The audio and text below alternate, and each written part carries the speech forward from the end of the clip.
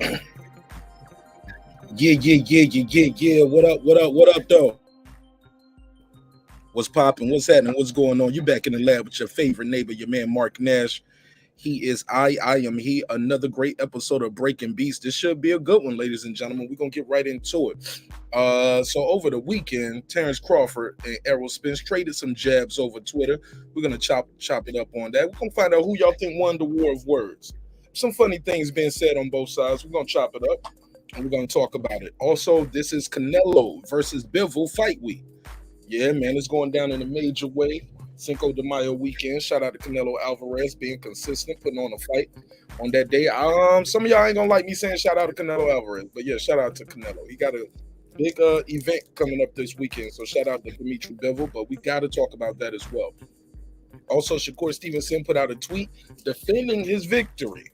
It was pretty much a flawless victory. I think the young man only lost one, maybe 2 rounds. Some people gave Valdez 3 rounds, but he put out this tweet explaining what seemed like he got to defend his victory. So we'll talk about all of that and more. Shout out to everybody who's pulling up.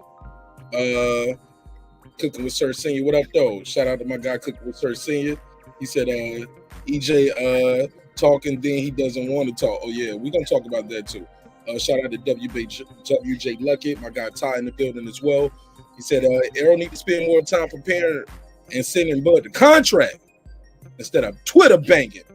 Oh yeah, we're gonna talk about it. Somebody said Kingpin Crawford. Shout out to my guy Rodney. What up, though? KP said EJ all day. Salute. Shout out to my guy KP from KC5 and the incomparable. Shout out my sister girl behind the mic. Truly phenomenal woman right here. Thank you so much for everybody's time and energy. Without further ado, man, this should be a good one. Let's run that 30-second intro. I ain't gonna run the long intro. Let's get right into it. Let's go. Actually, hold on. Let me share this. Boom, right here and put it over here. My bad. Put my show in a couple of different places real quick. Trying to decide, should I share it there and there? Oh, yeah, that'll work. All right, without further ado, let's run this 30-second intro. I'll be right back. Let's start the show. It's your man Marq Nash, Breaking Beats. Let's get it.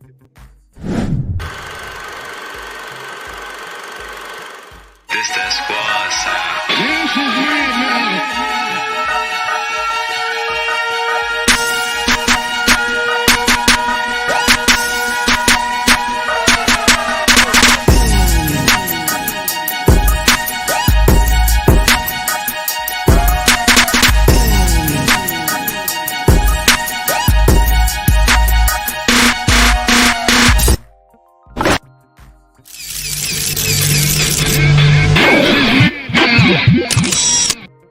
Yeah, boy. What up, though?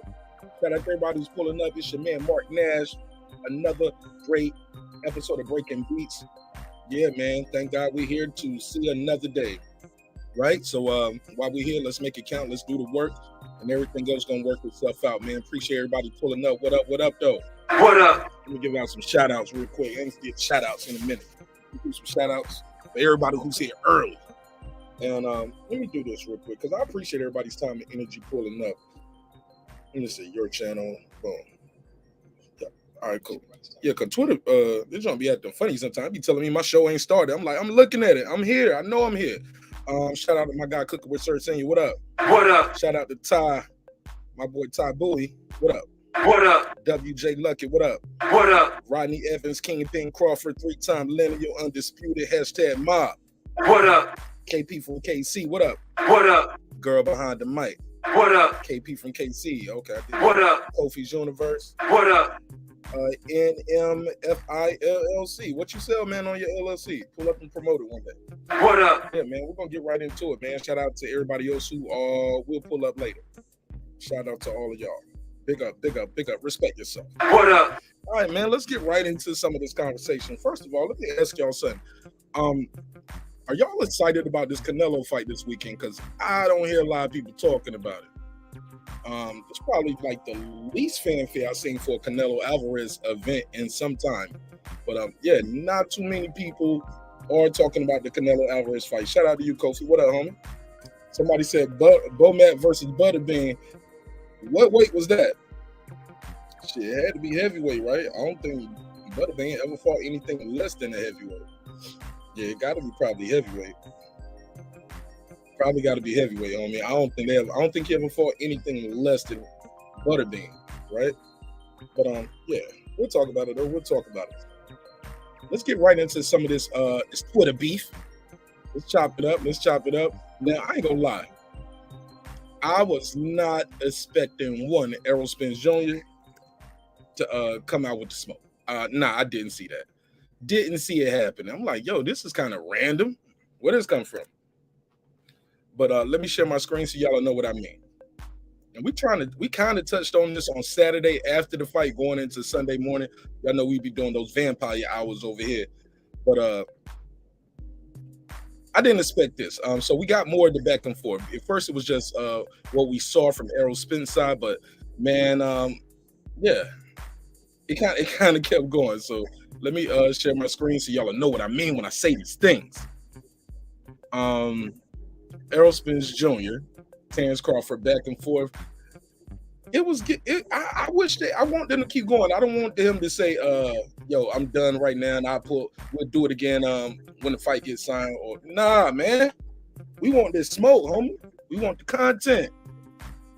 You already know we're gonna talk about this shit up until the fight and after the fight, during the fight, the whole time. Shout out to my brother, D-Bevel the champ. What up, though? Somebody said, no, I'm not excited. Shout out to my brother right here, D-Bevel the champ. And shout out to the whole Bevel family, Champion Heart, as well as Lauren and everybody over there. Shout out to the whole Bevel family. Absolutely. What up? Appreciate you, man. Thanks for the donation. That's how you start the show off proper, homie. I appreciate it, man. Let me give him the $2 drop. Let me give him the $2 drop. That's how you start the show off right, bro. Thank you so much for the love and support. I'll give you the $2. You give him the $2. All right, pay him the $2. Oh, pay the $2. And I got a super chat. I'm gonna do this one a little bit later, but I'm gonna take a screenshot, put it on the screen. Shout out to Ben Israel, though. Ben Israel is everything he said he was, homie. Appreciate the donation, Ben Israel. It's 50, 50, 50, 50. Ben Israel came through with the cash app. We call this here a little twin. Wow. Nigga. And the 5. So I got 5 on it. Man, shout out to Ben Israel. Sent $75 donation cash app yesterday. So thank you, Ben Israel. Appreciate you, my brother. I got one yesterday. So I'll take a screenshot, put that on the screen to give him all his credit and all his props. But he told me I got to buy some Errol Spence Jr. merch with it. He was like, man, you got to buy a hat or something with some of this Marq Nash. You be hating on EJ. Why you be hating on EJ? You want to know why I be hating on EJ? Because he be doing that soft shit. You know what I mean. He doing some soft shit, but it's all good. It's all good. And it ain't hate. It's just constructive criticism. But look, let's get right into it. So Errol Spence put out this graphic right here. He put out this graphic. It's Bo Max, which is Terence Crawford's trainer, Brian Lamont McIntyre. And he just captioned it, this bum ass nigga, ha ha ha, with some crying smiley emoji, right? It shows Bo Max box rec is not the best record, right? KP from KC loving this one. He was like, yeah, he put his ass in the dirt. He said, somebody said, Mark, you like Canelo more than Errol Spence Jr.? Nah. I ain't gonna say I like him one more than the other. Shit, Errol Spence undefeated, homie. Say what you want to say. Ain't nobody cracked the code yet. So I seen Canelo get beat. And I seen Canelo arguably lose against Laura. Some people say he might have lost to Triple G in one of those fights. You got to give Errol Spence his props for matchmaking. Like, the kid ain't lost no fight, so I got to give him credit for something, right? Can't be a straight up hater and be like, yo, I hate the kid, and all he's doing is winning. Then I would be like the rest of those dudes. So no. I got to give Errol Spence his props on me. I got to give him his props, but we are going to be critical of him. We got to be critical. Somebody say, when Bud loses, Bo Mac get free Big Macs for a year? Yo, let's make sure I got these phone lines up too. Smash the like button on the way into the room. Consider subscribing if you're new to the show, or if you want to chat, you got to click the subscribe button. Please subscribe to the show. Subscribe. I don't care how many subscribers he has. Support him. So he made all this possible. Thank you, Dr. Marq. He made this. Thank you, Dr. Marq. But really, God made it possible. God made it possible. God made it possible. All right, let's get back to the show. So, Errol Spence put this clip up. He put this thing on. It was like, you bum ass nigga.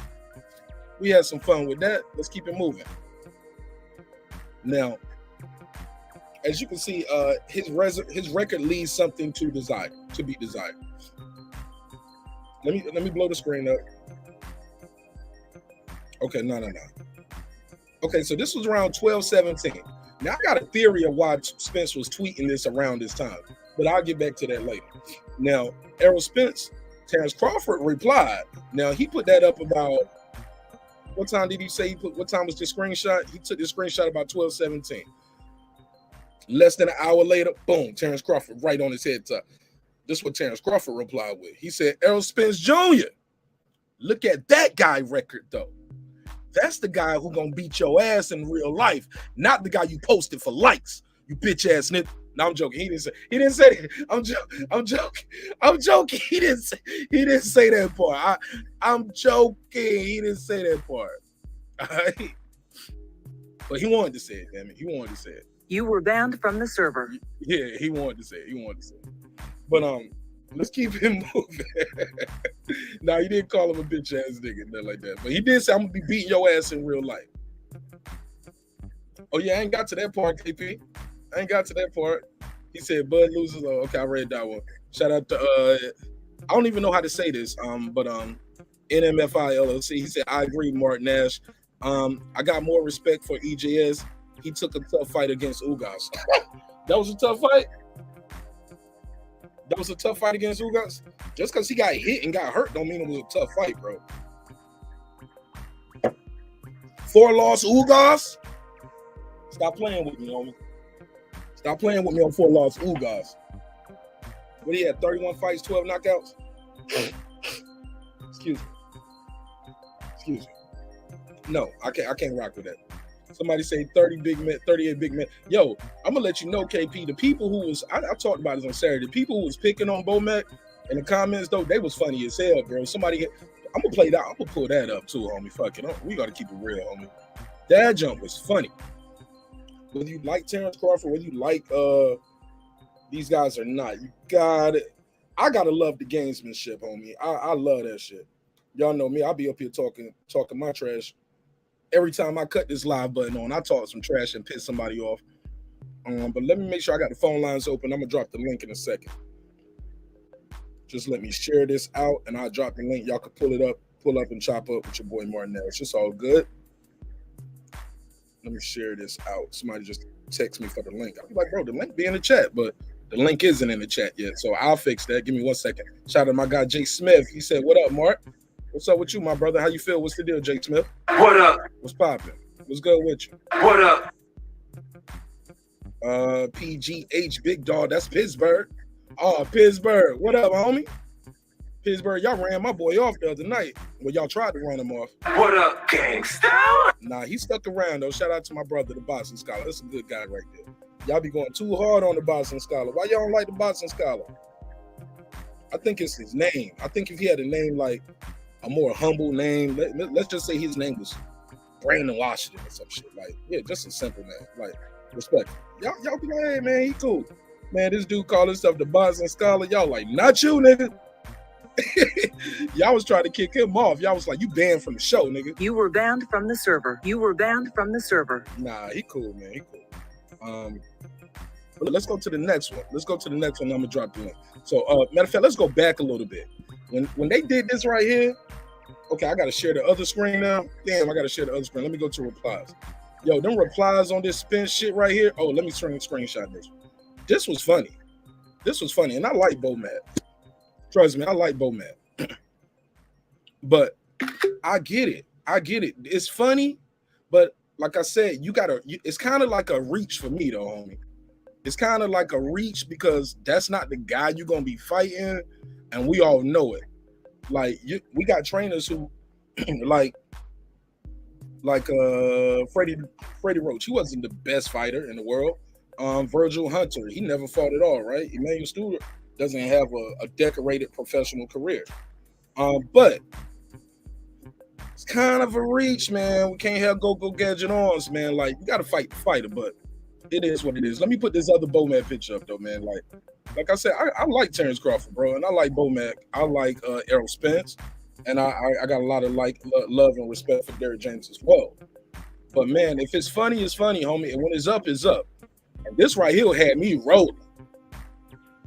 This shit had me rolling. I was like, yo, why y'all doing this to my boy Bomac? Somebody made this shit right here. Now, this is hilarious. He 2000 all knockouts. He knocking out that McDonald's, that Papa John, that Burger King, that Krispy Kreme, Papa John's, Popeyes, Taco Bell, In-N-Out Burger. Man, he coast to coast with it. In-N-Out Burger, that's some West Coast shit right there. Respect. Man, so this should be funny, man.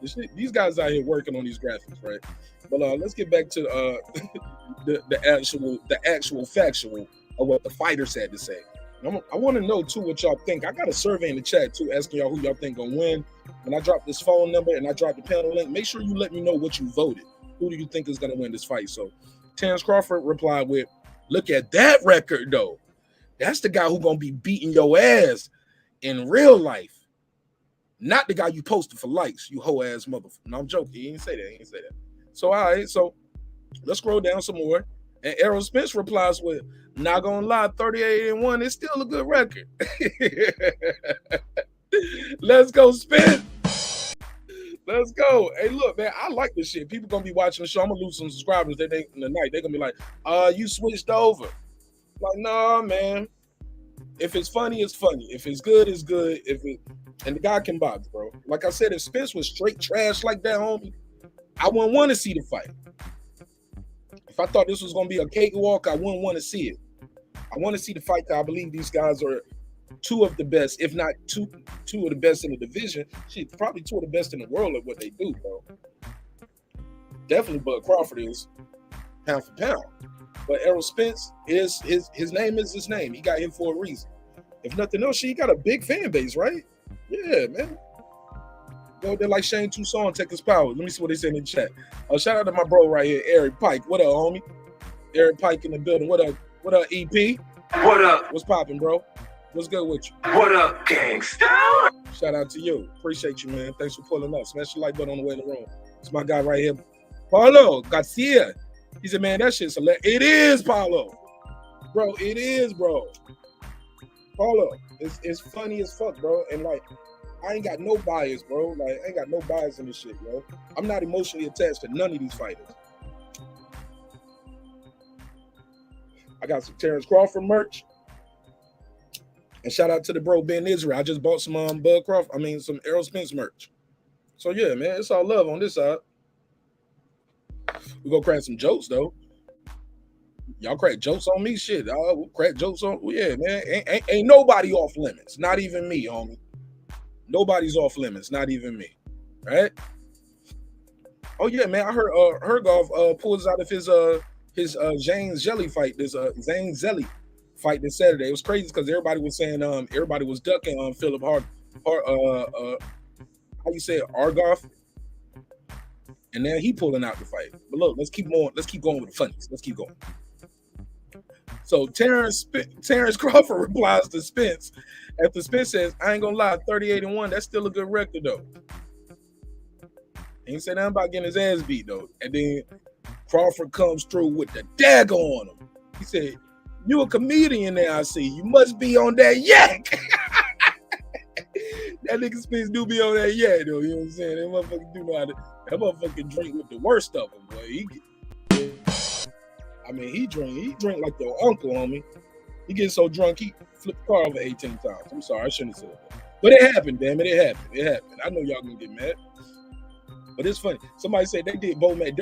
Bro, that shit is funny, though. If it's funny, it's funny. I'm a comedian. I can take a joke. I can give a joke. I can take a joke, man. I'm okay with it, homie. I'm okay with it. It's all part for the course. Because let's be clear, Bomac be talking shit.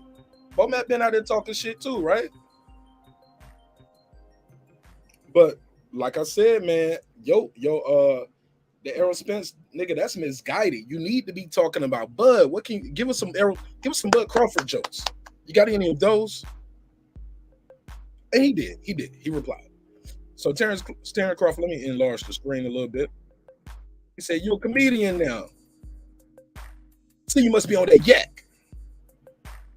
Errol Spence replies with, "Nah, laugh out loud. Nah, we saving it for after I beat your ass. But you know, ain't shit gonna be funny when you in that. What do you say? Ain't shit gonna be funny for you when that bell ring." That's what I'm talking about. We need that energy. I like that energy. Look, these guys are, and what makes this so dope, if you're not a boxing fan and you just like to support the content you pulling up, what makes this so dope, because these are two of probably the most quietest guys in the division, like, or in boxing, as far as their level and their stature, they don't talk a lot. You know what I'm saying? And when they do, they're going at each other. That's why we got to see this fight. That's why this fight is important. But I like Errol Spence's reply, homie. Look, I'm non-biased, bro. Non-biased. I just got my pick. I got my opinion. But this is funny to me. He said, laugh out loud. Nah. We saving it, but I beat your ass. But you know ain't shit gonna be funny for you when that bell ring. Ooh, talk that shit. You gotta back that up, though. You gotta go in there and do that now. Yeah, we got about 30 people watching. We only got 10 likes. Smash the like button. All right, so here we go. Let's go to it. Kylie. Let me do this. Shout out to everybody pulling up. So let's go to the next one. Then I'm gonna drop the link, open the panel, open the phone lines. We're gonna get the first take on this. Terence Crawford said, "Not at all. You right, because I'm gonna be busy whooping your ass. Then I'ma laugh when I see your facial expression when you know you getting your ass whooped, and there's nothing you or anybody can do to help you." Ha ha! Crying emoji. Oh yeah, it's going down, bro. I love the back and forth. Let me see what they say. Somebody said, I'm flying back to the Big O in 2 weeks. Going back to Oregon? Where you at? Yeah, I ain't opened the phone line up yet, but I opened it up, girl, behind the mic. I ain't even got it open yet. She don't drop the phone up. Let me go and open the phone line, though. I'll open the phone line up. Absolutely. It's a live show. And it's an interactive show. So it's all cool with me. Let me make sure I got the right one open. Thanks. So,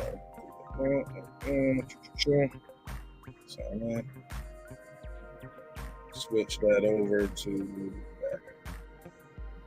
All right, so boom. It's up, girl behind the mic. Appreciate you, sis.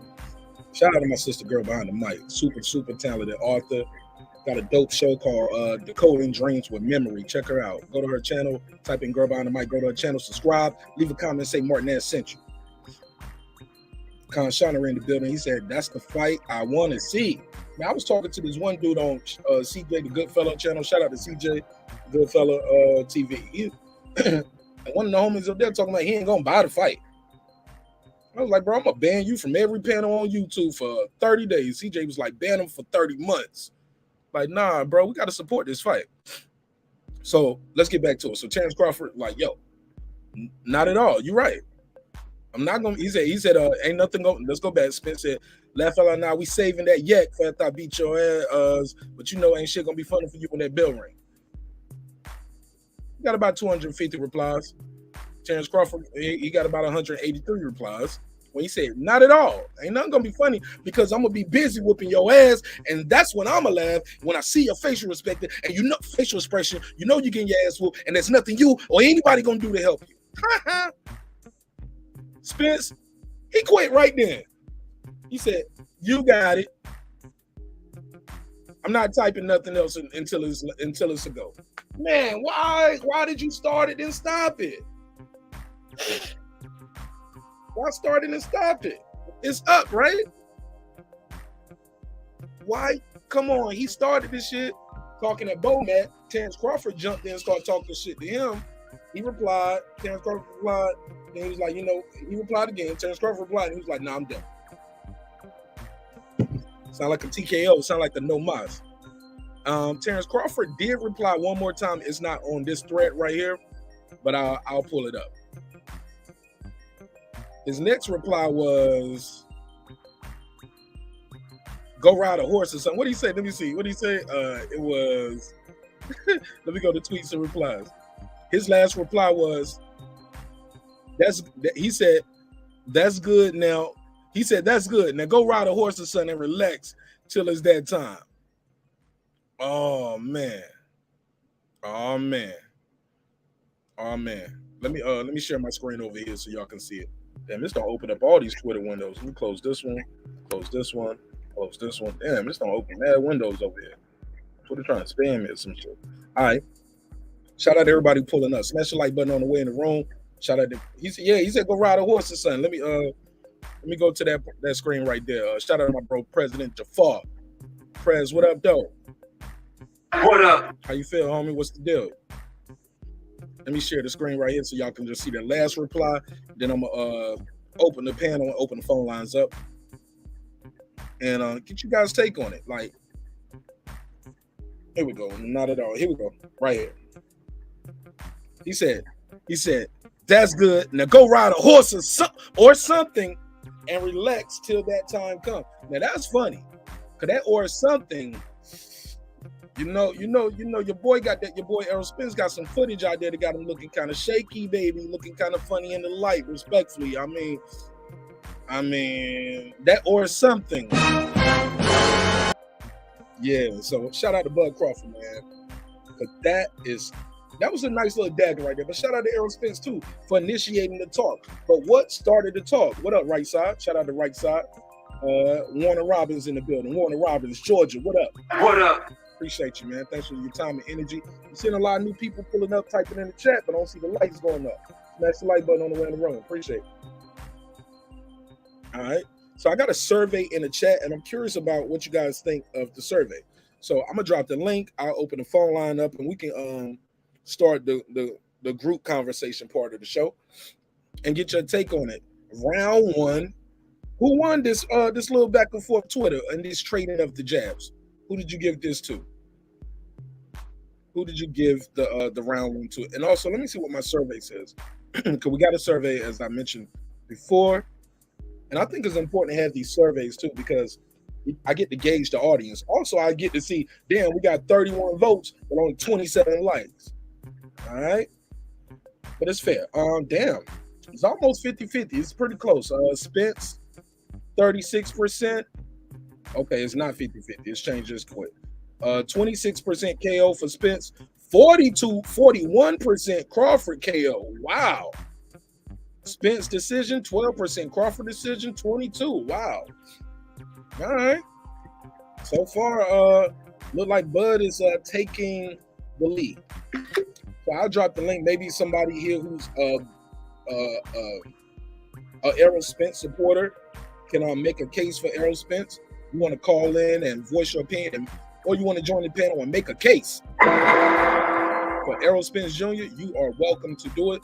I always believe in an open channel, open panel, open dialogue. And as long as we keep it respectful, we can come back and do it again. And even if it's not disrespectful, I'm tough. Let's do it. However you want it to go, homie. So, yeah, I'm all for it. Shout out to my guy, Ben Israel, again, for being a super supporter to the show and sending that cash out, bro. God knows we need it, and God knows we appreciate it, Ben Israel. Matter of fact, let me text Ben Israel, too, tell him we live pull up. Because he's going to pull up with that drama. He's going to pull up with some smoke. And I like it. I don't run from it. Never hoid of it. Been scared of some smoke on some YouTube shit? Nah, homie. I've seen some real teens in real life, man. Real teens in real life, man. Shit don't bother me. But yeah, let me send him a text. But while I'm doing that, I gotta let you guys know. Again, if you don't know, Canelo Alvarez got a fight this weekend, and a lot of people aren't even talking about it. They ain't even talking about it. Like, are you guys gonna watch the Canelo fight, or is it like, nah, we don't even care about that? Gotta know. Do y'all even care about the Canelo fight this weekend? Bear with me, man. I'm texting somebody the joint to the show. Let them know we up. All right. So boom, bam. Let me share that out. Text it to them. All right, cool. President Jafar said he got Bud. You got Bud winning, or you thought Bud had the funnier jokes than this back and forth? I ain't gonna lie. Bud brought that nigga drinking that yak into that shit. It was like checkmate for me. I'm sorry, bro. I'm sorry. That was like a low blow. It was not fair. But I'm from that era, homie. Where I'm from, people would joke on you. I think we talked about it on the show. Bro, where I'm from, bro, they joke on your crippled mama. If your mama crippled, they be like, yeah, your dead sister and your one-legged grandmama. And oh my God, like they had no fear. Where I'm from, homie, they talk shit. And when they talk shit, they talking cash shit. They don't care nothing about your feelings. So yeah, when it's up, homie. So I don't feel bad about Bomat having to take a couple strays. I like Bomat, but shit, sometimes you gotta take a couple strays, homie. That's why you gotta be careful who you stand beside, because sometimes them bullets ain't for everybody. Right, President Jafar said, I'm an 80s baby. That's my era. Right, homie. Did nobody care about your feelings? You better not have no big fat mama. That's gonna be the go-to. That's day one. They can't wait to talk about your fat mama, your brother with Down syndrome or some shit. I remember I knew this brother and his sister. They looked so much alike, and their mom and daddy looked so much alike. People used to just always say your mom and daddy was incest. Like they would say your mom and dad was brothers and sisters, yo. Like, cause they looked so much alike. Low key was deflecting because some of them niggas didn't have no daddy, but I get it. I understand. I definitely understand. Somebody just text me. Who this? All right. No, I mean, I'm live right now. I'll text him. Back. Yo, it's gonna be crazy. As soon as I go live, that's when my phone start going off. He said, your mama comments are my go-to whenever I wanted to hurt. Absolutely, bro. They go raw. Nobody got no love for your mama, man. Not when it's in no war. War words. Oh man, I'm surprised he didn't bring the car crash into it. Or the eye popping out his head. Like, shout out to Spence though. Somebody said facts. Fuck your feelings like Eddie Murphy's couch. Yeah, man. It's all love, but when it's up and we cracking jokes, it's on. Yeah. Oh, homie, where you from? You call them snaps. He from a different era too. He call it snapping on you. I think in the Midwest in Chicago, they call it signifying. Down south, they call it joning or ranking. Like they ranking on you or joning. Yeah, man, I'm all for it, homie. And like I said, the person who put this up, this was hilarious. This was probably funnier than what Errol said. Now, I was talking to Get This Smoke, aka Get This Bike, aka Get This Slap, on Saturday. He was like, yeah, this is cool, but what Errol put up was true, so that was funnier. Nah, man, this is funnier. 2000 all knockouts. Come on, bro. That's funny, man. That's funny. I ain't mad, though. I ain't mad. Oh, you from Chicago? Yeah, they call it snapping. We call it snapping and signifying. Shout out to Carl. Carl, what up, though? Shout out to my guy, Carl. Peace to you, homie. What up? Appreciate you. Appreciate your time and energy. Smash that like button on the way in the room. God knows we really need the help. Yeah, that like button goes a long way. So look, let's move on to this. If you want to pull up, chop it up on that, we can talk about that. I'll go on to the next topic. And we can move this forward. We're moving right along. So still no fight time. That's another part of the topic. Before I get to the Shakur and the Canelo and the Bivol. Also, shit, Jamal Charlo, I think fighting next Saturday for Undisputed. Nobody's talking about that Undisputed next week, right? I talked to people like, what y'all think about the Undisputed? They was like, who fighting Undisputed? It never heard of it. Like, damn, like Charlo? They were like, Charlo? It never heard of it. I'm like, damn. Yeah. It's an Undisputed match. Got an Undisputed. It's going to be on regular Showtime. So we definitely got to check that out. I'm going to watch that. And just because it's on regular Showtime, we need that. Shout out to the Queen, Karma Serene. What up, sis? He said, salute Mark and the chat fan. What up, though? Let me give it a try. What up? Peace to you. Thanks for your time. Thank you for your energy. Really appreciate it. Somebody said, did you see Shakur last tweet? when he was talking about the fight. This one?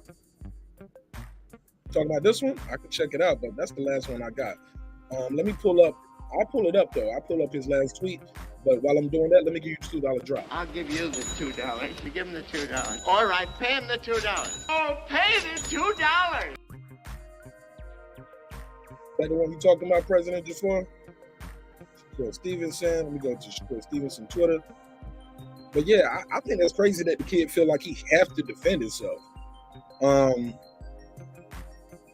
I see he retweeted something about this. Somebody said, "A prime Shakur outclasses Castillo 10 times out of 10." And matter of fact, I'll share my screen so y'all can see it. Let me share my screen. Appreciate you, though, President Buffet. So this is the last tweet I saw. He retweeted somebody saying a prime Shakur outclasses Castillo 10 times out of 10.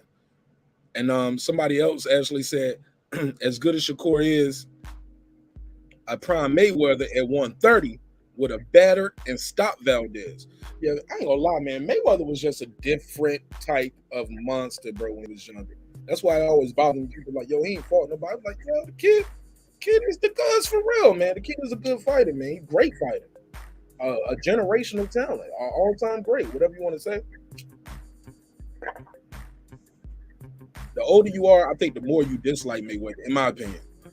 It's almost like guys who like basketball, like this era, they'd be like, yo, Jordan can't beat LeBron or something like that. But you'll have the people, the Jordan era saying he would have beat, Oscar Robertson and all those guys. So, but Shakur Stevenson 2 hours ago said, the moment I stop having fun, I'll be done with it. That was a reply to Jalen Love. Shout out to Jalen Love, man. Bro, I met Jalen Love. The first time I met Jalen Love, I met him in New Orleans. He had just fought in like Biloxi, Mississippi. He won the fight, and then they drove over to New Orleans, and I just happened to be on the strip. I just watched them fight like some hours earlier, and now I'm on the strip, and I just see him, Silent Bob. Who else was there? There was a couple people there from the Mayweather camp, but Jalen Love was cool. I was the only one who knew him in the crowd. I'm like, Jalen Love, what's up, bro? I just saw you fight, nigga. You down here? having a drink. I think he was drinking one of them damn hand grenades. One of them y'all ever had one of them hand grenades in New Orleans? Should be all right. But yeah, I see Shakur right here retweeted with Dan Raphael. Okay, this was 7 hours ago. Dreams turn into a reality. I'm done playing with y'all. I'm ready to step into them shoes. All right, let me click like on all of these.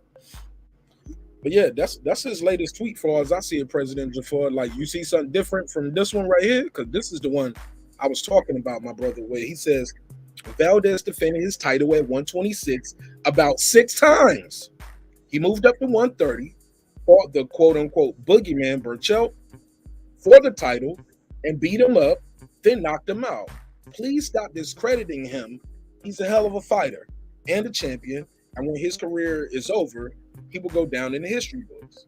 So this is very respectful. Shakur Stevenson still giving his opponent Valdez his credit. So you got to admire that, right? Being fair, even in victory as well as defeat. That's always cool to see. Shout out to my guy Andrew Charles. Charles in charge. What up, homie? Charles in charge in this bitch. What up? What up? Smash the like button on the way in the room. Appreciate it, man. Charles in charge. What up, gangsta? Appreciate you, homie. Yeah, D-Ray Promotions. What up, homie? Salute to my guy D-Ray. D-Ray, don't wait till the end of the show to call in, man. D-Ray be waiting to the right to the end.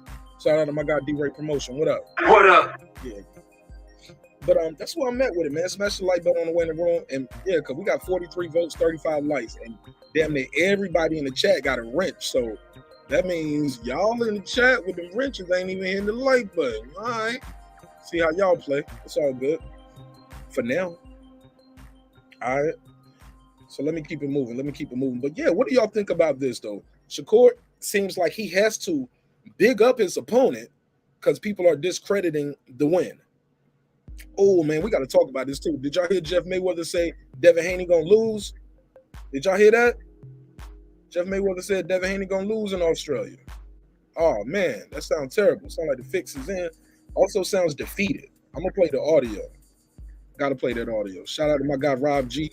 Right side, what up, though? What up, though? What up, though? What up? What up? What up? Appreciate you, man. Yeah, man. It sounded a little defeated. I know I'm bouncing all over the place, but it's all good.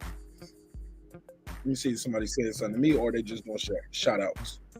You say, yeah, that's the tweet I was talking about, Mark. Absolutely. Yeah. What you think about that, President Jafar? It seems like he has to big up his opponent because people are discrediting his opponent. And then some people are actually discrediting him and saying, yo, he got hurt. He got beat up.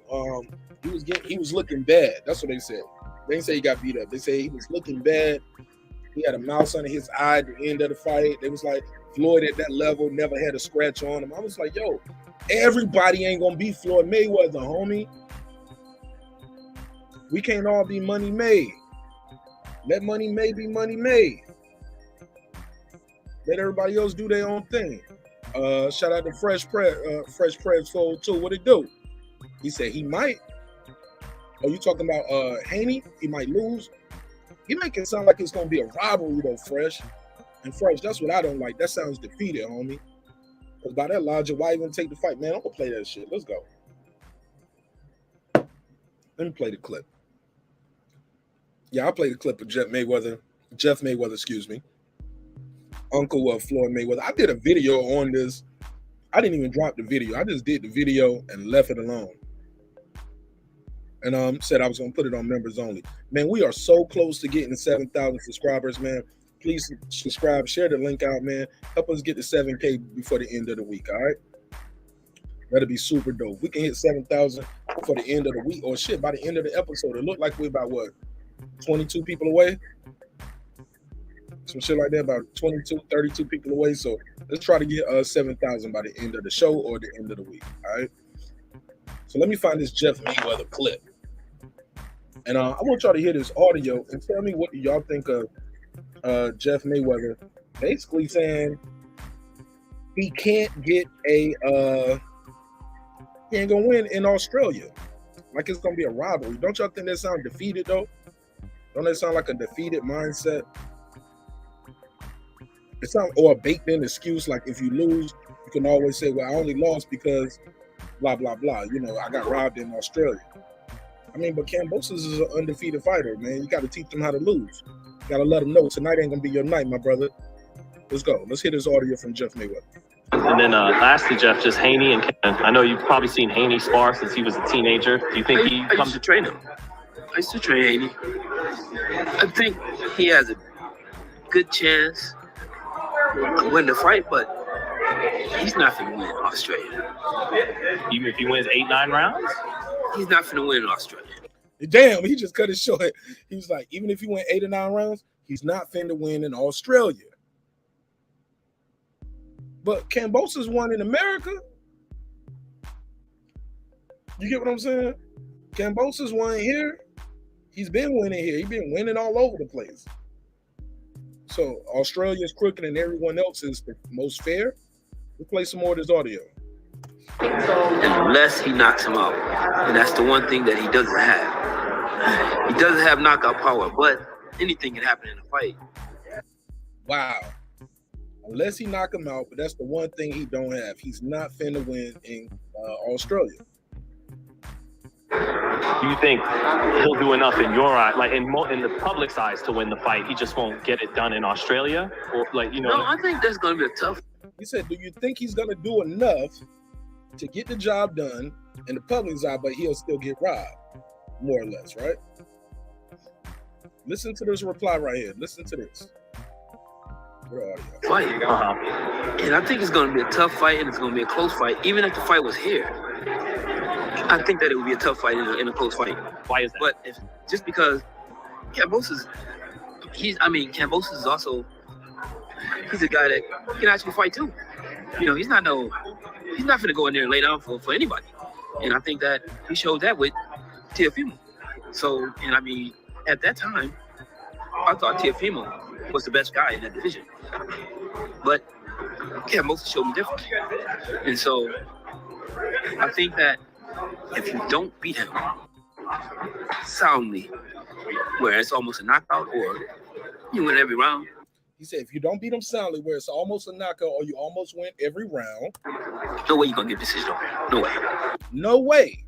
Haney cannot get a decision in Australia. Do you agree or disagree? Let me know what y'all think. Phone lines are open. 470-705-9507. 470-705-9507. Or you can click the link and join the panel. Let me know what you think as we move forward. Cool. The link is open. Matter of fact, I think the link got it pushed out. I'll drop it again. Shout out to my guy Bruce Gas in the building. Bruce Gas, what up, though? It's my guy right there, Uncle Bruce. What up? What up, though? What up, gangsta? How you feel, Uncle Bruce? Talk to me. Shout out to you. Shout out to everybody pulling up. Shawnery, what up, though? I Know Boxing. What's up, I Know Boxing? It's my guy right here. What up, I Know Boxing? What up? How you feel, homie? What up, gangsta? Yeah, man. So we was talking about the Errol Spence and Terence Crawford, who won the little Twitter war, but still no fight is signed. I hate that. Who became? Somebody said he became Money May because he didn't knock out anybody. He didn't knock anybody out, and he didn't want to take any more damage, especially after Judah almost dropped him and Mosley caught him. He fought Canelo after that, though, bro. He still was taking some tough fight. Canelo wasn't no easy walk for him, bro. It wasn't no easy fight that people wanted him to take. I don't know, NFMI. I don't know about that one, but I appreciate you, though. Somebody said, I think Haney has talent and the athletic edge. I think Cam is tougher mentally, and he can scrap. Time will tell on that. We don't know who's tougher mentally, I guess, not yet, right? Right? Like, what will give you that? Like, when we go into the hearts and minds of men, like, saying he's scared or he can't, he's tougher mentally. That bring me to that Bob Arum shit. What did y'all think of what Bob Arum was saying? Bob Arum was talking about Bud Crawford not being mentally, like mentally able to beat Errol Spence. Like, don't that sound like sour grapes? Do y'all believe Bob Arum? I don't know. I don't know about Bob Arum saying that, bro. Talking about my man ain't mentally tough. How you know? I'm sure he ain't talking to you on a regular basis. Y'all ain't kicking it. Goddamn sure ain't kicking it. Say Arum doesn't matter, bro. They bring Bob Arum up in every debate I have over here, every conversation, something like that. It comes up with Bob Arum. Bob Arum said this, but Bob Arum said this. Bob Arum said this. Also, Thurman is still trying to squeeze into the mix. Did y'all hear that? About Keith Thurman saying he really wants to. He want to fight Bud Crawford, and the winner of them supposed to get Spence. What the hell is Keith Thurman talking about, homie? Keith Thurman, hold it. That shit funny, Keith Thurman. Matter of fact, hold it. There we go. What the hell is wrong with Keith Thurman? Don't nobody want to see Keith Thurman fight this dude right now. But I'm looking at my Facebook groups, and I see some people on Facebook saying, nah, we want to see that. No. Not me, homie. I don't want to see Keith Thurman fight. I don't want to see Bud Crawford have to fight Keith Thurman to get the Errol Spence shot. Like, we still on that? We still on that? Keith Thurman trying to weasel his way back up in there? No, Keith Thurman. You might want to see that shit. Not me. I'm sorry. I'm good on Keith Thurman, bro. He had a chance, bro. He had a chance to fight him when he was at top. He chose to make the money play. Instead of going for Undisputed, he got his ass beat by Manny Pacquiao. Bro, he's still young. Somebody said, come on, Mark, young guy. Call in, bro. Call in. Because that's an excuse, man. That young Canelo was kicking everybody else's ass, bro. Ain't nobody else beat him then or now. So if he lose now, it'll be an old Canelo? No, man. Canelo's Canelo, bro. Whether you like him or love him, the dude be winning. He only lost to Mayweather. I remember it was Max Kellerman started that shit. He was like, yo, and Skip Bayless and Harold Letterman and those guys, they was the ones out there saying, oh, he caught him at a good time. He was too young. Man, that young dude was kicking ass, man. Show more. What up, homie? Yeah.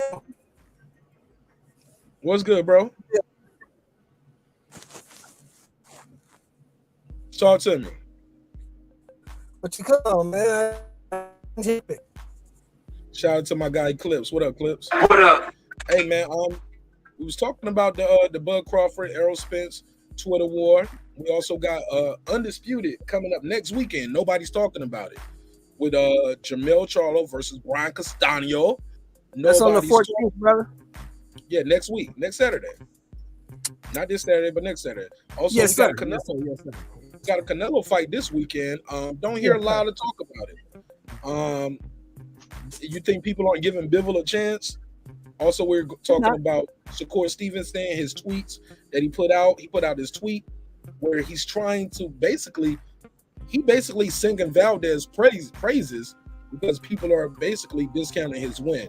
His tweet reads as follows: Valdez defended his title at 126 about 6 times.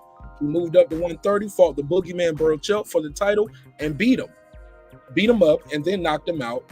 Please stop discrediting him. He's a hell of a fighter and a champion. And when his career is over, he will go down in the history books. So it's a lot of topics on the docket. But get in where you fit in, bro. Well, sir,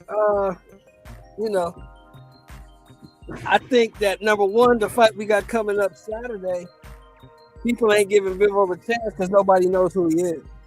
They just think it's another guy they set up for Canelo to knock out. I beg to differ. And I think you'll find that out Saturday night that Bivol just ain't some other guy. As far as the Bud Crawford Spence Twitter war, all that's good. Make the damn fight. Because last I heard, now you heard those narratives I heard, right, Mark? That he signed with PBC, 2-fight deal, blah, blah, blah. What happened to all that? People got to stop making shit up just to fit their narrative, bro. Shakur Stevenson is actually right. A lot of people spent a lot of money flying down there, driving down there, making all kind of crazy bets. They just knew Oscar Valdez was the guy. And when he got shut down, got all his tools taken away, and got made to look ordinary, then they jumped on the Navarrete bandwagon. So now Navarrete is the guy that's going to cover. I don't understand the guy that's been at 30, knocking people out, couldn't beat him. But they think a guy coming up from 26 is the guy to beat him. It's just funny to me. But, hey, people think what they think. And like I always say, bro, if everybody liked the same guy, the world would be boring. Continue. Go ahead. You cooking.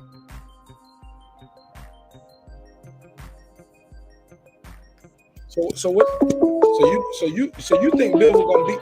I think that was you I was talking to about. You said you got Canelo. I think Bivol might possibly stop him. All right, hold on. Let me take this one. 847. You got the weapon. What's your name? Where you calling from, homie? Hey, Mark. Nick from Chicago, man. What's up, Nick Castellano? Nick, what up, bro? How you been, man? What up? How you doing, man? I was watching the last show, man. That was great, man. Ben Israel and the Scholar going at it. Okay, see, man, I thought I lost some people with that, man, because that shit kind of got a little crazy, man. Some people was like, and I was on there for 7 hours, man, listening to this. This was crazy, man. I was like, oh, wow. Did you hear me and Get This Smoke go at it, too, man? Get This Bike, a.k.a. Get This Slap. You heard us going at it. He hung up on me and ran off. I ran him off the panel. Get the bike is gone? Yeah, I ran him off. Like, I mean, he hung up. He hung up and ran off. I ain't block him though. I think he still got a wrench. I ain't gonna block him. And if he don't got a wrench, I'm gonna give him a wrench. Cause I don't want nobody to time him out. Oh, yeah, man. Shout out to G Funky though. But go ahead. So with this fight this weekend, man, nobody even knows it's going down, man. This man's supposed to be the face of boxing. We don't know the fight. Nobody knows that he's fighting this weekend. It seemed like it, bro. Or they think it's just so a far gone conclusion that he's gonna be victorious, so they're not really excited about it. I mean, to be honest with you, I don't think he's a face of boxing, man. For real. Like, I think. I'm sorry, say that again. You said he's not what? I don't consider him the face of boxing. Canelo Alvarez? You what?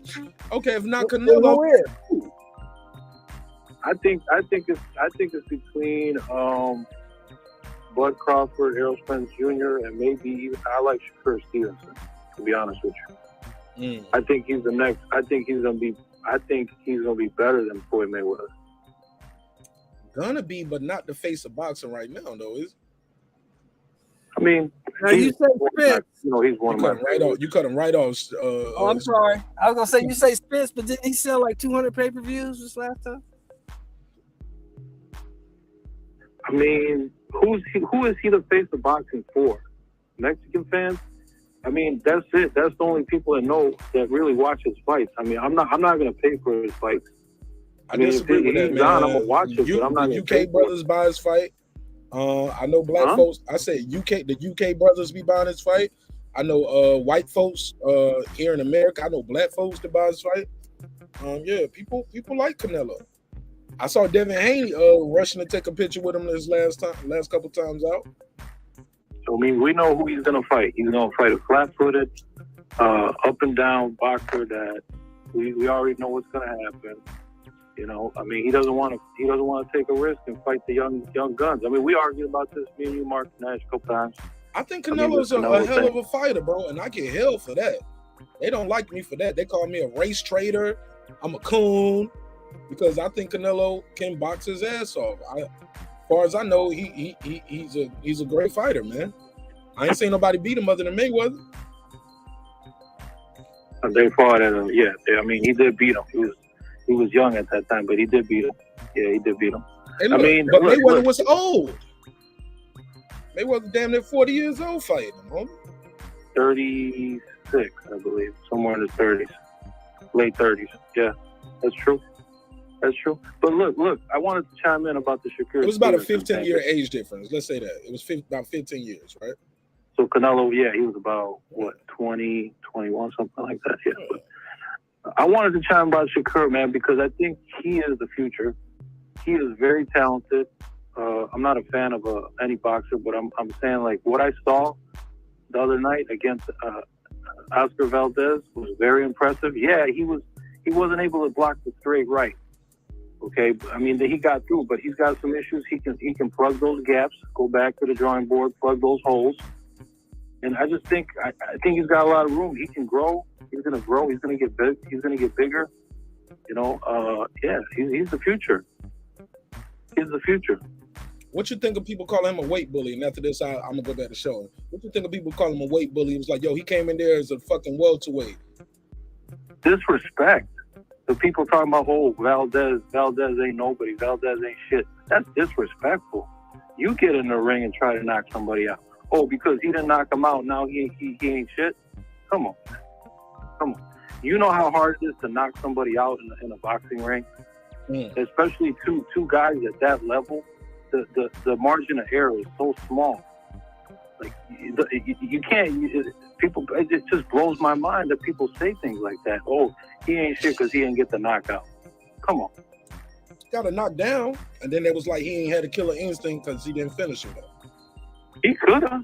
I think he could have. I watched the fight with you guys on the chat. He could have stopped him if he really. I think he could have stopped him if he wanted it to. Don't you? I think if he could have, he would have. But I think he was being safe, being cautious, being smart, taking his time, not trying to. Because we seen Burchell hurt Valdez try to go in for the kill and got hurt his damn self. I thought he was trying to be smart. Right. That was a good. I mean, look, Valdez has power. I mean, that's no slouch. He stopped Burchell. I mean, the man, you got to give the man his props. But to say that Valdez ain't this and Valdez ain't nothing, like, the kid ran right to him. I mean, I think I gave Valdez maybe one round. That round he came out with that straight right popping everywhere, right? Yeah, I mean, he caught him, but he didn't hurt him. I didn't see Stevenson hurt. I mean, I don't know. I mean, Both. It was a great fight. I thought it was more interesting than that Ugas and Spence fight. You know, I thought that should have been a standing 10 count, in my opinion. But when Ugas hurt Spence, that should have been a standing 10 count. A standing 10 count is a knockout, homie. Well, I mean, you didn't standing 8. Hey, You what? standing 10. Hey, I gotta get you on the phone. There, you don't say the standing 10 count. You should have the fight should have been over. Nah, we ain't gonna do that, bro. No. But it's no he standing. wasn't hurt. But So my he brother, wasn't hurt but Nick, it's no Nick. It's no standing 8 counts in the championship boxing. No, there's not? No, it's no standing 8 counts. That's part of the rules. No, at that level, it's no standing 8 counts. But what the referee could have did was ruled it as a knockdown, saying the ropes held you up, like Tony Weeks did versus Kell Brook. It was Crawford versus Brook. Crawford hit him with like a half jab, half hook. I think he called it the juke. It was jab / hook. Hit Kell Brook, timed him. Kell Brook flew to the ropes. Crawford went over there, ran to him, and started doing work. But Tony Weeks was already stepping in and saying, "Yo, that's a standing knockdown." I mean that's a 8 count at least because the ropes held you up. But it's no standing 8 count. My bad. Yeah, no, I didn't know that. No, it's all good. Yeah. It's all good. That's why we're here for. We're gonna help each other. Yeah. So I mean, it was a decent fight. You know, I mean, I thought Spence came out real strong with a high work rate. I never seen him come out that quick. I was very impressed. I wasn't a Spence fan before that, or any. I mean, but I really like him. I mean, I think he's got talent. He looked in great shape, phenomenal. I mean, he was working hard. I mean, the kid's. I don't know what's gonna happen. I really don't know if that fight's gonna happen by the end of this year, but I hope so. Anyways, you gonna buy the fight? I told you I don't pay for no fight. Damn, man, we gotta ban you from the panels, bro. Damn, you ain't gonna watch the fights. I mean, you ain't gonna buy the fight. You ain't gonna support him. I got the link. You said I got the link. Got the hook up. Man, we gotta support these fights, bro. We can't be up here talking shit and then we don't support these fighters, bro. I'll pay for the Crawford Spence fight. That's what I'm talking about. Yeah. I think that's gonna be maybe as big or bigger than I'm gonna say Hearns and Leonard, something like that. I got to get you off the phone now. Now you tripping. Call back, man. Call back. Put the weed down. Hey, look. In the words of Stephen A. Smith, matter of fact, I'll let Stephen A. Smith tell you himself. Because brother, you are tripping, and you know I got love for you, Nick. But Nick, I understand, man. You can't smoke weed. Period. Marq, I'm kind of mad at you, man, because I know you support Canelo, but you don't call him out on the fact that he took his contract to fight Bivol and Triple G, but he didn't take the contract to fight Charlo and Andrade. But I'm a little mad at you, man, but still got love for you, man. Give me the smoke. What you mad at me about? I mean, once it's over, what I supposed to do? I mean, once it's signed, it's signed. I mean, I did a show about it. Did you miss that one? I might have missed it. Oh yeah, we had a reason for it. Shawn Moore can tell you right now. Shawn Moore, why do you think Canelo took the zone deal to fight Triple G and Bivol instead of signing the PBC deal? Because Bivol is a better fighter than Andrade and Charlo. Not Andrade, Benavidez and Charlo. He's a better fighter than Benavidez also. Who is? Bivol is better than Benavidez. Bivol is better than Charlo. Tougher fight. Oh shit! Shelton, I didn't say that. Hey Nick Cassiano, click the link and pull up so I can open the phone line back up. Click the link, pull up. All right, thanks. All right. Shut up. Go ahead, break that down though. Why you say that, Shawn? Bivol is an undefeated, long-standing 175-pound champion. Charlo hasn't even fought a champion in his own division.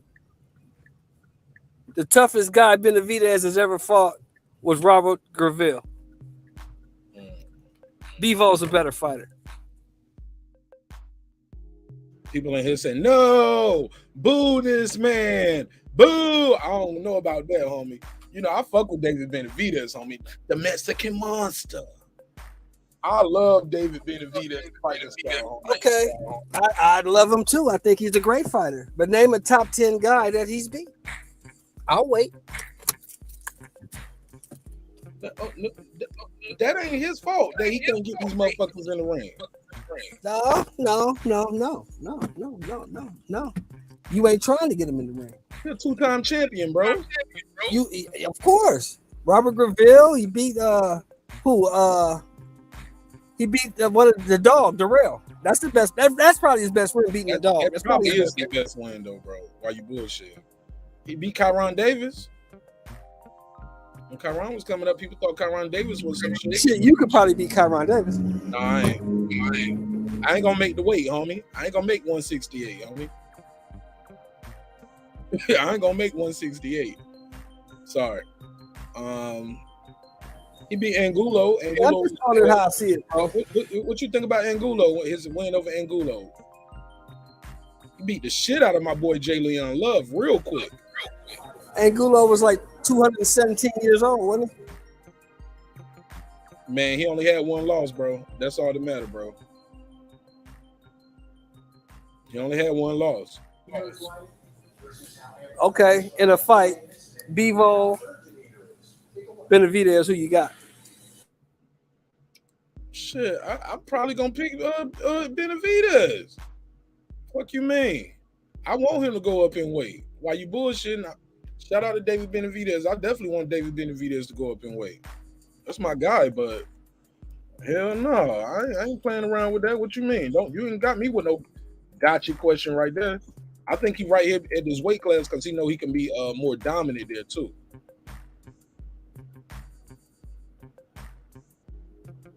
No. Shout out to this brother right here, Riviera's Drift. Yeah, appreciate you, man. Thanks for. No, I'm here. I was at the store. I'm here. No, you good. Shout out to Riviera's Drift and everybody pulling up. Smash the like button on the window room. Shout out to my bro Pablo. What up, Pablo? He said he opened for Canelo body shots and doesn't move his head. We'll see brain damage. Damn. He said Canelo gonna fuck Bivol up, man. That's why they gotta fight, bro. If we knew who was gonna win, they wouldn't have to fight. That's why they fight. So how much you got on the underdog? Because Bivol is the underdog, even though Canelo's moving up in weight. I got 350 out on Bivol. 350 out already? You want to make a little bet already Nash on Canelo real quick? Something light. Say what now? Want to make a little light bet with me? I got Canelo, man. You want to make a little light bet with me? Yeah, I'll make a little light one with you. We can go 50. All right, let's do 50 on it. Let's lock that in. Like you, bro. You got it. Because I'm gonna lie, I ain't met nobody yet that was going. Yeah. When I'm talking, you got an echo, so I'm gonna mute your mic in between us talking, so I don't hear myself twice. So I'm gonna hear myself twice. So let me say this: you the first person I met that'll take this. Who's betting against Canelo? Go ahead. You think Canelo's slowing down, or you think the size is gonna be too much? I just don't believe that this guy gonna keep at 5'7". He's gonna keep going up against these 6'6'1" guys. This is a 6'6'1" guy who can actually punch, who can actually box, who's a better fighter than Caleb Plant.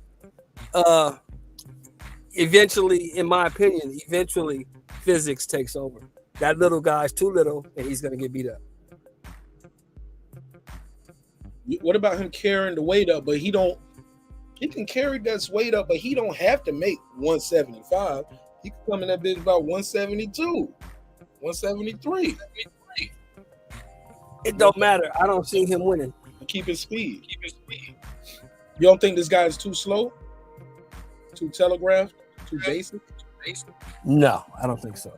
I think Canelo's very basic. Canelo only fights one way. People act like Canelo got these myriad of boxing styles. Canelo fights one way. Hey,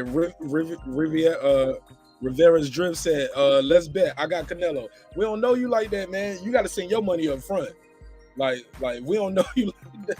You got to send your money up front. And we yeah, you got to send your money up front, and somebody got to hold it. Yeah. We don't know you, dude. Yeah. Me and Sheldon Moore, we met each other at the fights, at the weigh-ins. We don't kid it a couple times. We super good. But Rivieras, but I agree with you, homie. This is my lick, man. This is my lick. Don't be up here trying to get in on my Canelo lick. Look, who else want to bet against Bivol out there? Let me know. Shit. G Funky, pull up, man, if you want to, man. This is my guy right here. You ever check out G Funky Boxing? They got a dope channel over there. Him, D-Style, Yeah, I heard of Causing Panic. Cool dudes over there, man. Always show me love and support. And I'm always reciprocate. I gotta pull up on shout out to D-Style. He sent me an invite, but the days he had, I wasn't available. But I definitely want to pull up for y'all for some of this Canelo talk. I know y'all, the Hispanics causing pen is the ACP crew. I know y'all gonna be turning up for this one because your boy is back. So what you think about the caller saying Canelo isn't pound for pound number one? If he's not the face of boxing. If he's not the face of boxing, who is? Give him that. I think it's Tyson Fury. If it ain't him, who is it? Tyson Fury? Everybody in America. Say it again. No, I said everybody in America. You chopped up. You said everybody in America. What? Everyone in America knows who Canelo Alvarez is. He is the face of boxing in America. Now, I don't think everybody in boxing know him. Now, arguably, some can make a case for it. Your boy Floyd Money Mayweather, even being retired, is still quote unquote the face of boxing right now. You can make an argument for Floyd still being the face of boxing. Like, if you don't watch boxing, but you still know who he is, that's who the face is, bro. What you think of that sentiment?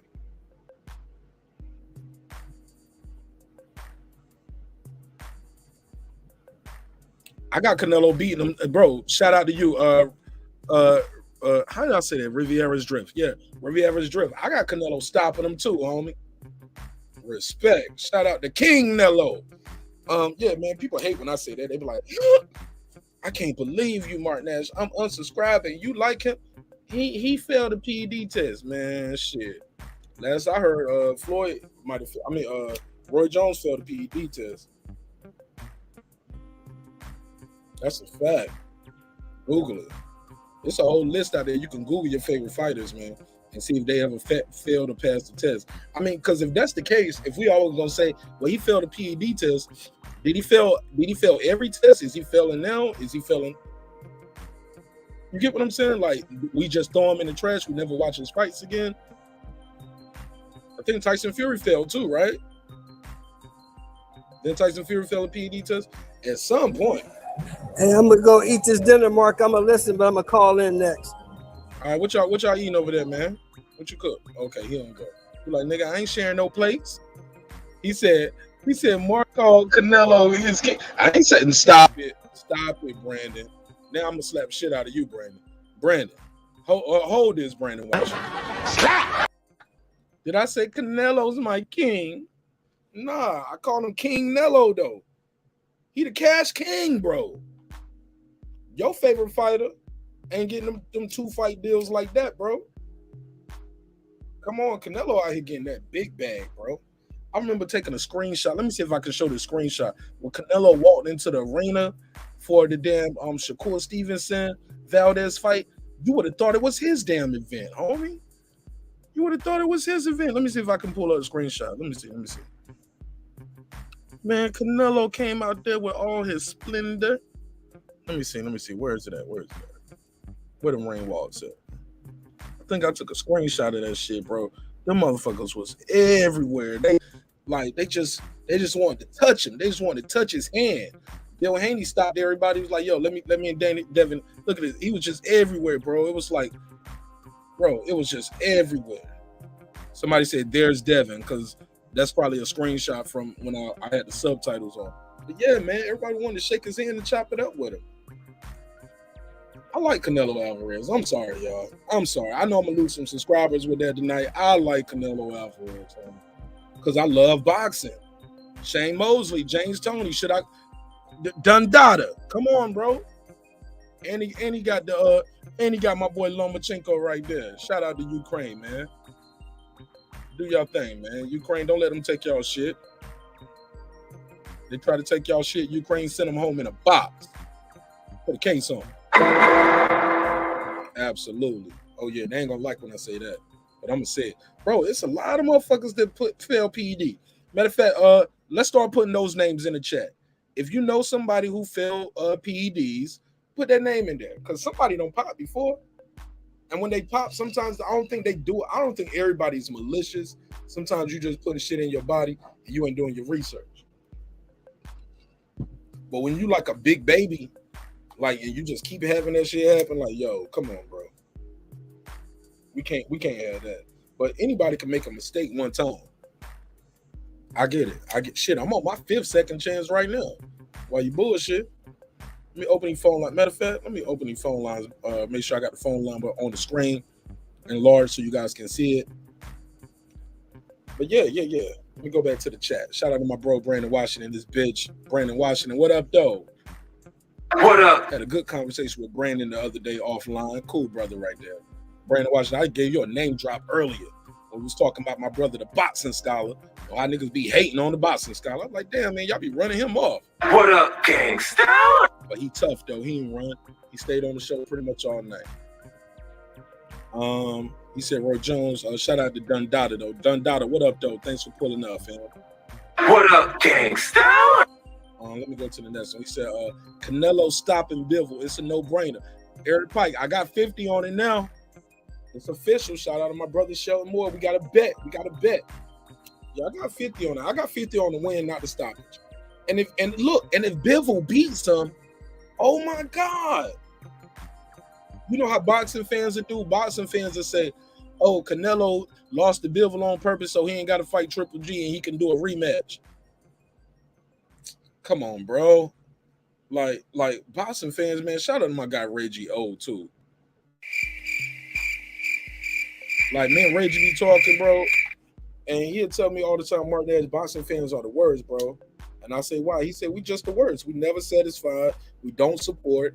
Everything is race. Like, if you lost, you got robbed. Motherfucker have a good fight. Win damn near every round out of 12. Probably only lose 2, maybe 3 rounds max. Man, he got a lot to work on. He gonna get his ass kicked when he moved up. Like, we just can't win, bro. Look at my guy, Eric Pike. Alexander Povetkin, he popped. Tony Yoka. Yurikis Gamboa. Oh, yeah, watch. Tyrone. Come on, call Tyrone. Roy Jones. Ryan. Saddam Ali. Chavez Jr. Jarrell Miller. Oh, no, I know what he mean, though. He said, there's some suspect spelling going on here. I know what he mean. He running them names off. Motherfuckers be out here cheating. Louis Neary, Tyson Fury. Oh, he making it rhyme now. Louis Neary, Tyson Fury. Absolutely. He said, sorry, Ty. Nah, get your bars off, Eric Pike. You ain't got to explain nothing. I don't know about that. Somebody said Muhammad Ali pop. Who? Muhammad Ali pop dirty? You never heard of it. Shit, give me the info. Look, email me the link right now. My email is scrolling at the bottom of the screen. And my email is in the description block of each and every video. Yeah, let's talk about it. No, it's all love, Shawn. Shanareach. Somebody said Russia, Cambosis, and Ukraine, Tiafina. I don't even get it. I'm sorry. I'm sorry. I don't get the joke. I'm sorry. Is that a reach? Go gadget arm. Are we reaching now? I don't get it. But it's all love, though. It's all love. Who am I calling bother? I think I'm gonna call him bother Brandon real quick. Nigga in the chat talking shit, yo. Talking about Canelo, my king. Let me call this motherfucker. See if he at work. I'm like, I'm at work, Mark. I'm gonna call you back. I'm like, nah, fuck that. Answer the phone, nigga. I'm about to call Brandon Washington.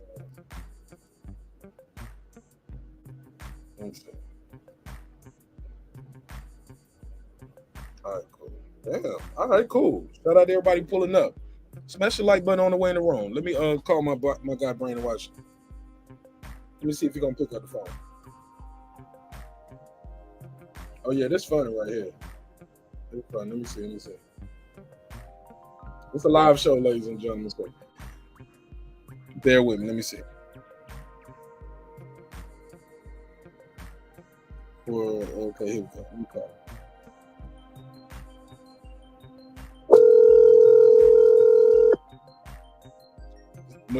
When he pick up, I'm gonna talk to him like Joe Budden do. Yeah. Hello, Brandon Washington. This is Marq Nash from Breaking Beats. You're live on air. How are you doing, sir? I'm good. It's working. What you got going? I see you got a nice live show tonight. Man, every show's a good show, long as the neighborhood pull up, right? Indeed. All right. So what's this shit you was talking in the chat, homie? Brandon Washington, you a hoe ass nigga.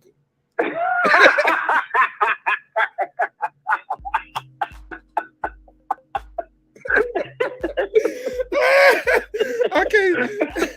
You a whole ass nigga, Brandon. Talking that shit in the chat.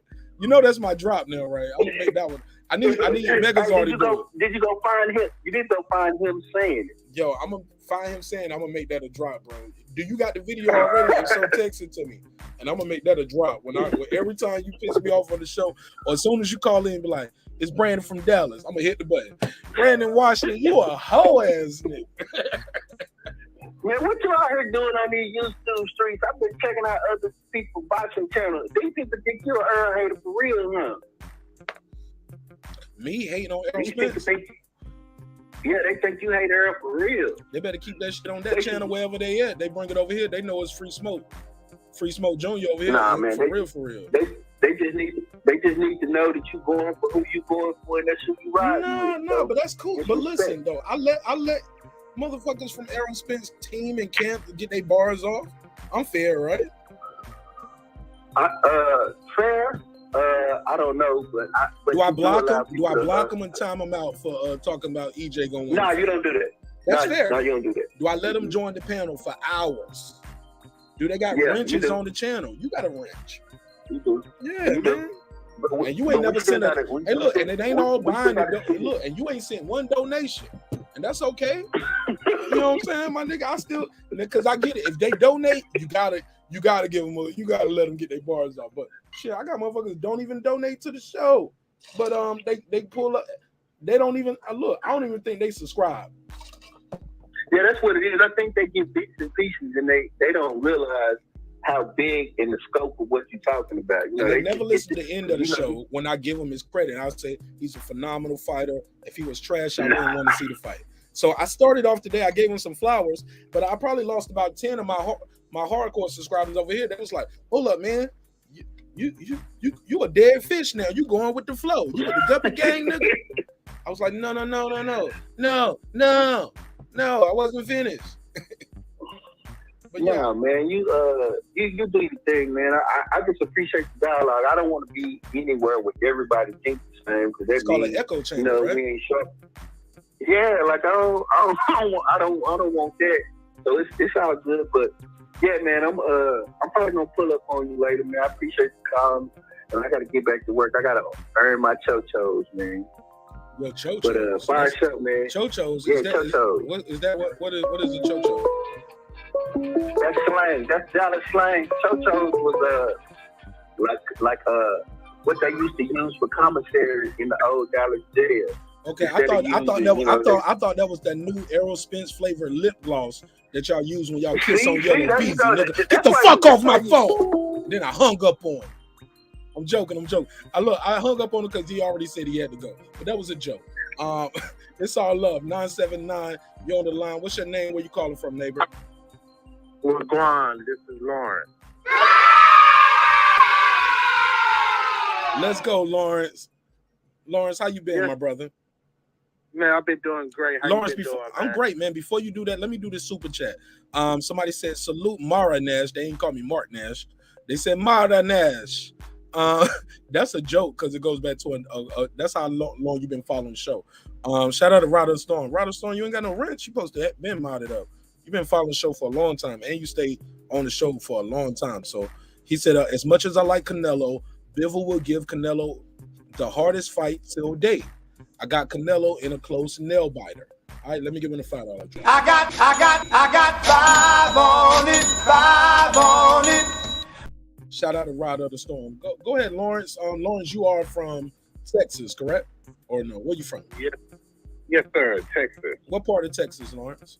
Houston, Texas. All over is my city. Oh, H-Town. Everywhere. H-Town, boy. H-Town is a very tough, dangerous city. Speak up a little bit, Lawrence. Your mic sound low. I'm doing a mic test while we're talking right now. Yes, sir. Yes, sir. So talk to me, Lawrence. I remember, Lawrence, you called me a coon before as well, right? I said the channel was cooning at the time, man. Yeah. Not you, but Lawrence, but I didn't block you from calling, though, did it? I appreciate that, man. Nah, That's real. man. We gotta disagree, bro. I disagree with my daughter. She want to eat candy all day. No, you know what I'm saying? It's all love over here. I mean, get your bars off. What's on your mind? Yes, sir.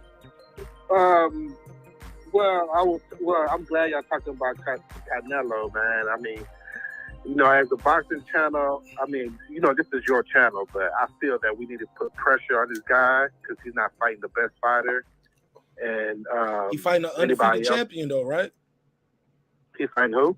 He's fighting an undefeated champion at a larger weight. Yeah, nobody knows that. Nobody knows him. I mean, let's be fair, though. Has Errol Spence ever been the undefeated champion? Nobody claiming Errol Spence is a pound for pound king. Oh, absolutely, they are. But they're not saying he's the face of boxing. Somebody said it tonight. You missed that? You missed that? Yeah, but okay. That we ain't talking. That's old media. You know, that's the propaganda. It's a white guy too. I think it was a white guy that said that. It was Nick Castellano.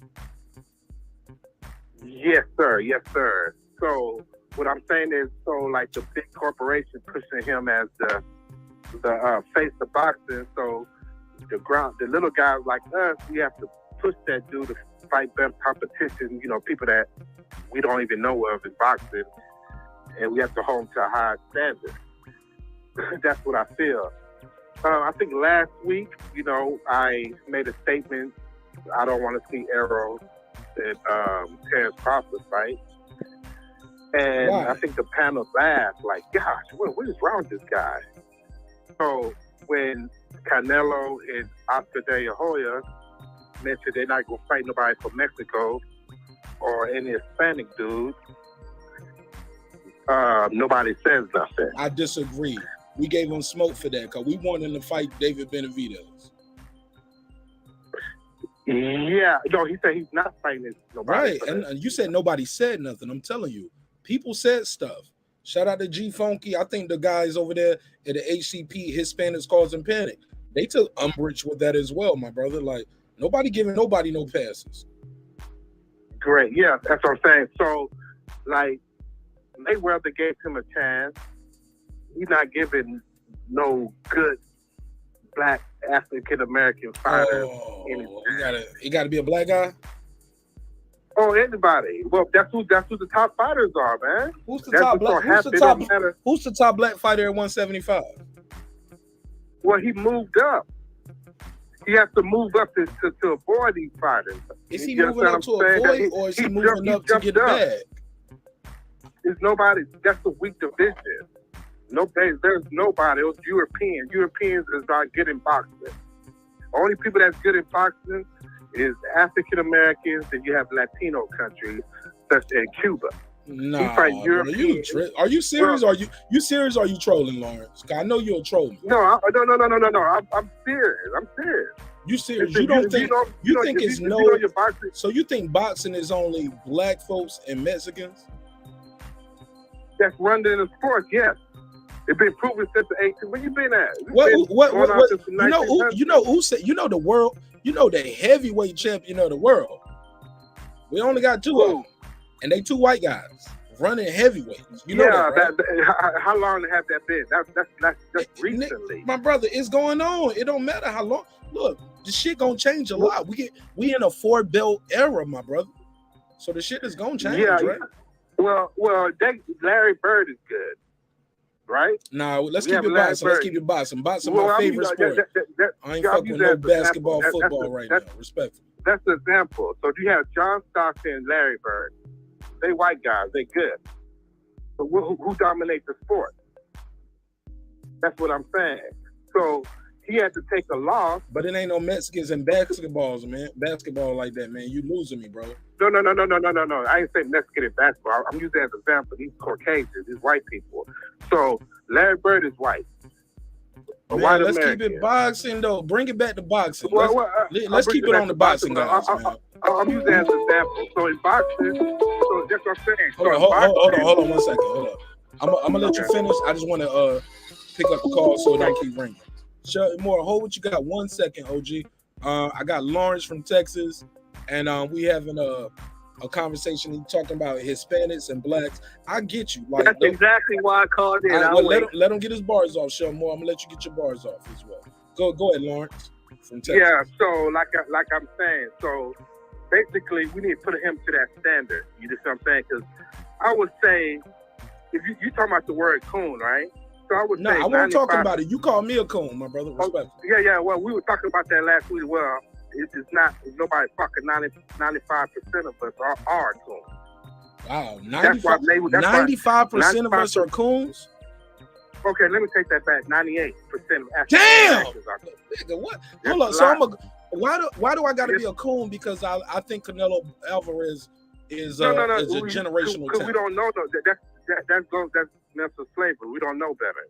So that's why Mayweather gave Canelo the face of boxing instead of another one. It gave him the chance to get to be the face of boxing instead of one of his own. Now he regretted because he was saying coon himself that he didn't know no better. But like I was saying, so the sport is dominant. That's why they avoid these type of fighters. That's why they have to sacrifice. Who's that fighter with the Canelo camp? With Stevenson, Shakur. So they had to sacrifice him because if he didn't fight it, they were gonna big him up as the face of boxing, and he's weak, trash. He missing hooks and all that stuff. Stevenson made him look like a kid, made him look like a fool. So you see what I'm saying? So we have to as a ground root people to be real, we have to put the pressure on these people. So you can't go around wearing the crown and you're not fighting the best. And you saying you the best, you the face of boxing. Well, you have to wear that. You have to wear. Everybody gonna come at you. And whoever come at you, you have to fight them. That's been with all of us, all the way down from Muhammad Ali to Mike Tyson. Fair enough. So if you have the belt and you the face of boxing, you have to fight the best competition. I appreciate Thank you for letting me. No. I'm gonna let Lord stay with me though. Stay with me. Go ahead, because I think the caller wants to either agree with you or disagree with you. We got two callers. He probably disagree. Well, he betting on Bivol, so who knows? And Bivol is, and just to be fair, Bivol is an Asian man, right? Who lives in Russia. Well, we ain't really talking about race. Well, that's what I'm saying. Well, you was, and it's okay. I like that race talk. Let's go. Use that as an example. So just like karate, right? So are you gonna put Chuck Norris as the face of karate, or are you gonna put the people who's the face of karate? Or you gonna put Bruce Lee as the face of karate? In 2022, whoever kicking ass and taking names, they're gonna be in charge. Like, I can't just always give it to Bruce Lee. It could be a black guy right now. I don't follow karate championships and tournaments. I'm sorry. I follow boxing. And boxing, Canelo is the cash cow king. And because of Mayweather. Not even just that. Look, Mayweather took the fight because the kid was kicking ass and taking names. But hold on. Let's be fair. He was a white Hispanic. It's like, you didn't see that movie, The Great White Hope? He's a white Hispanic. They don't want no black face as the face of boxing. No, you can't say that, bro, because Ali been the face of boxing for decades, bro. He's still arguably Ali is still the face of boxing, not Matt Schmeling. Exactly. That's after he got brain damage. So don't get it twisted. They didn't like him. Nope, they didn't like him. Ali was selling all kind of endorsements, though. Didn't Ali have endorsement deals and shit like that? Man, Muhammad Ali was a Muslim, down with Malcolm X. He was the public enemy number one. I don't know what they told you. Just like when Martin Luther King You might died. be a little older than me, so you might have been there. I wasn't there. So I ain't gonna lie. And I'm being fair with you because I'm getting revisionist here. See what I'm saying, bro, Mark. And after this, I'm gonna go to I got another caller who's been on hold for 5 minutes. So I gotta go to this is one word. So if you don't know your history, you ain't gonna know your future. I'm not too much older than you. I'm just saying that that's just history that we have to know. They did not like Muhammad Ali. He was the enemy. He was public enemy number one. They wanted him drafted. That's why he got brain damage. So if he didn't get brain damage, they would try to kill him. So he was too outspoken back in the 60s. All right, let me go to the other caller. Hold up, bear with me. Stay with me. Go ahead. Shelton Moore in California. Go ahead. Well, he's actually right that Ali was hated during his reign. He was the most hated man in America. Everybody wants to see him lose. That's why he made so much money. But he was the face of boxing. Everybody universally agreed that Muhammad Ali was the best fighter in the world. It wasn't, he got brain damage because he stayed too long. He should have retired after he beat George Foreman, but he fought 5 years after. So he shouldn't have retired after the Foreman fight, but he kept fighting because he needed money. But that's another story. Hold on. Go ahead. Okay, I was trying to let him finish a little bit, man. Yeah, he kept fighting because he needed money. That's why he kept fighting. And that's what gave him the brain damage, because he stayed too long. Because after you notice after the Foreman fight, he was still talking straight. He was great. He should have never took the Frazier fight. He should have never fought after George Foreman. But anyway, you can't say that this guy isn't the face of American boxing, because you can walk down the street and talk to 10 people. They'll know who Alvarez is. They won't know who Charlo is. They won't know who Benavidez is. They won't know who Bud, Spence, none of them do. They don't know none of them cats. Yeah, they don't know who that Charlo is. Let him get his bars on. Like I said, hold on, Shawn Moore. Let me say this. Hey, Lawrence. Yeah. The brother waited on hold for 5 minutes, Lawrence, while you did your thing. You gotta let him get his bars off, all right, Lawrence? So let's be fair, all right? Yes, sir. You're right. Let's be fair. Let's not cut him off. Plus, he on that Obama phone, so this shit gonna cut off anytime. But respectfully, go ahead, Shawn. This cat is the cash cow. Everybody's chasing this dude because this is the dude that's gonna get him paid. You make more money fighting Alvarez than you make fighting anybody else. That's a fact. Can't deny that. All right, go ahead. Now you said he's a boy. Like I said, man, that's Hollywood, man. You go down the street. That's the reality. That's not Hollywood. That's the reality. No. If you go down the street and ask people or Canelo, who's gonna get you paid? Down the street, Charlo? Look, y'all can't hear each other if y'all both talking. And yes, sir, but if you go down the street and he's trying to make a statement. Who Hulk Hogan is, they would know who Hulk Hogan is.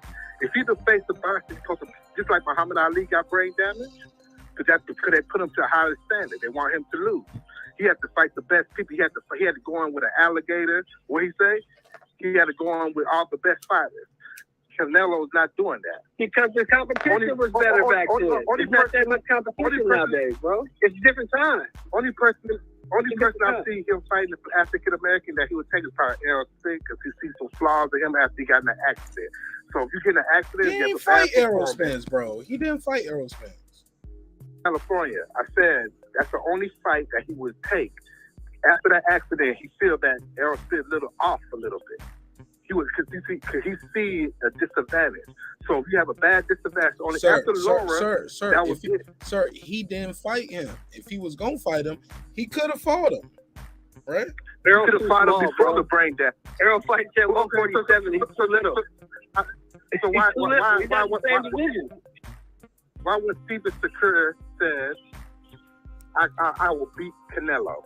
Canelo only had if he was at my weight. If he was at my weight. Exactly. He's not at 130. Canelo's not fighting at 130, bro. Canelo fights at 168, 175. He chooses what he wants. Because he could choose what weight class he wanted to fight in, man.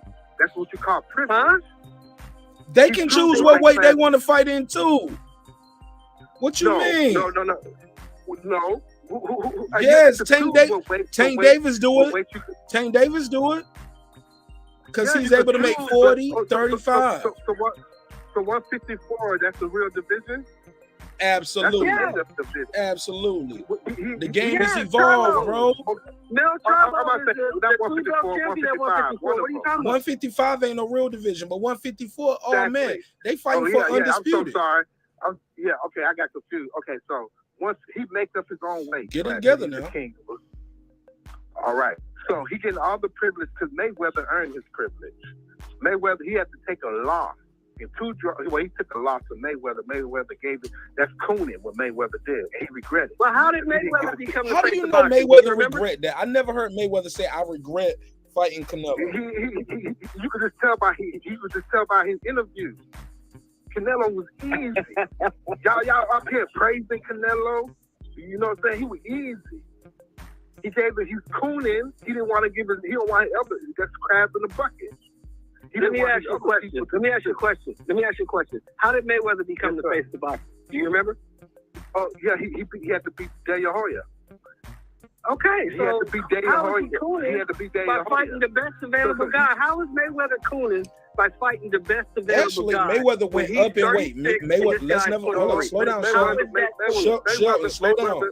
Mayweather went up in weight. That wasn't the best guy for Mayweather. Mayweather went from 47. It was a guy at 47 he could have fought. Let me tell you something. Mayweather, a black guy, but he took the big money fight. You remember back in the days, it was all about heavyweight, right? Man, Mayweather brought it back. Nah, man, the little guys been popping too. You ain't never heard of Sugar Ray Leonard? You ain't never heard of Sugar Ray? Bro, they call 47 the glamour division. Yeah, that's the 80s, bro. Well, you said back in the day. You just said back in the day. Hold up. Homie, never heard of Sugar Ray Robinson? Homie said back in the day. Boxing, boxing originally known for heavyweights, right? But heavyweight has changed too. You had a motherfucker walk around 195 was a heavyweight back in the day. They didn't care. They didn't really care because after Sugar Ray Leonard, Hispanic was controlling because they naturally. Wait. Stop. He moving the goalposts, bro. He moving the goalposts in real time. Answer me that. Yeah, I did it for a reason. Who's the best fighter of all time? Greatest fighter of all time. Who's considered the greatest fighter of all time? Well, I would say, people say Muhammad Ali. No, we asking you. We ain't asking what people say. We talking to you, Lawrence. Jackie Johnson. Jack Johnson from Galveston. You said Jack. I thought you said Jack Johnson. Okay, well, to let you know what most boxing scholars and people who've been following boxing for 50, 60 years, they all unanimously agree that Sugar Ray Robinson was the greatest fighter. Sugar Ray Robinson, bro. He created the pound for pound shit. Yeah, and I respect that. I understand that. But he made this possible. Hold on, real quick, Lawrence. Hold on. Let me get shout out to the OG Dr. Martin Stern. He cussed me out this night on the show, but this shit was funny as hell though. Let me give him the drop. Yo, he made this possible. I see we got a lot of new people in the chat, got a lot of new comments, but the likes ain't going up as the same rate as the survey. So smash the survey, but also smash the like button, whether you agree with me, agree with the caller, agree with the other caller, agree with the panel, smash the like button so we can continue to do this show at a high level. Shout out to Dr. Martin Stern. Subscribe. I don't care how many subscribers he has. Support him. So he made all this possible. God made it possible, but it's all good. Go ahead, caller. This is my guy, Lawrence from Texas. Go ahead, Lawrence. Yes, sir. So they had to earn that, sir. So they had to earn it. They wasn't handed to him like Canelo had. He had a country guy. See, Mayweather wanted revenge after how they did his family. It was his domestic. What's his name? Chavez beat up his uncle. They call him domestic assassin to what's his name? Chavez beat him up. So Mayweather seen that as money into that. So that's why he made himself a villain. And he said that's why he stopped fighting brothers. He started fighting Hispanics because he knew He could capitalize. He could be hated, and everybody wants to see him lose. Mayweather's smart, but he gave the crown to. He didn't deserve that. He gave. He didn't. He was fighting all those undefeated, just like Chavez. He was fighting in Mexico. So, bro, so bottom line up front. Let's pass the mic real quick. Okay. If Canelo is not, hold on, let me ask you this. I'm sorry. Who is the face of boxing? Who's the face of boxing? Who's the face of boxing? Mayweather's still the face of boxing to me. Okay. Mayweather runs it because I don't know how Canelo did not earn it. If he would have even after he lost, he didn't take the best, the great. He ain't fighting the good fighters. He's not fighting the top fighters, man. He's moving up. He didn't clean out his division. He's taking weak opponents. He doing like what mostly Mexicans do in California. They probably jump them and say, "Oh yeah, we beat up the dude." They jump people, and they lose, but they won't pick on the. Oh no! If I jumped you, we still beat your ass, though. I'm sorry, homie. I've been jumped and I've been part of jumpings. Like, look. When we jumped you, we beat your ass. Well, they choose the weakest link, basically. No, man, but we ain't talking about jumping. In the boxing ring is one-on-one. Mano a mano. I know it bothers you when I say mano a mano. That's Spanish. I'm talking about, I'm using an example, man. Sometimes talking parables, but I'm using an example. No, I want open direct. Let's keep it boxing. Bro, you don't take it basketball. You don't take it the niggas getting jumped in the street. I'm just saying. No, well, we use that as an example.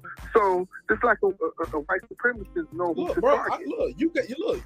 I'm not your enemy because low key I agree with you on some shit. When you say, yes, sir. I think Mayweather, you made a hell of a case. Well, you ain't make a hell of a case, but you can make a case. Put a case on it. That's the sound.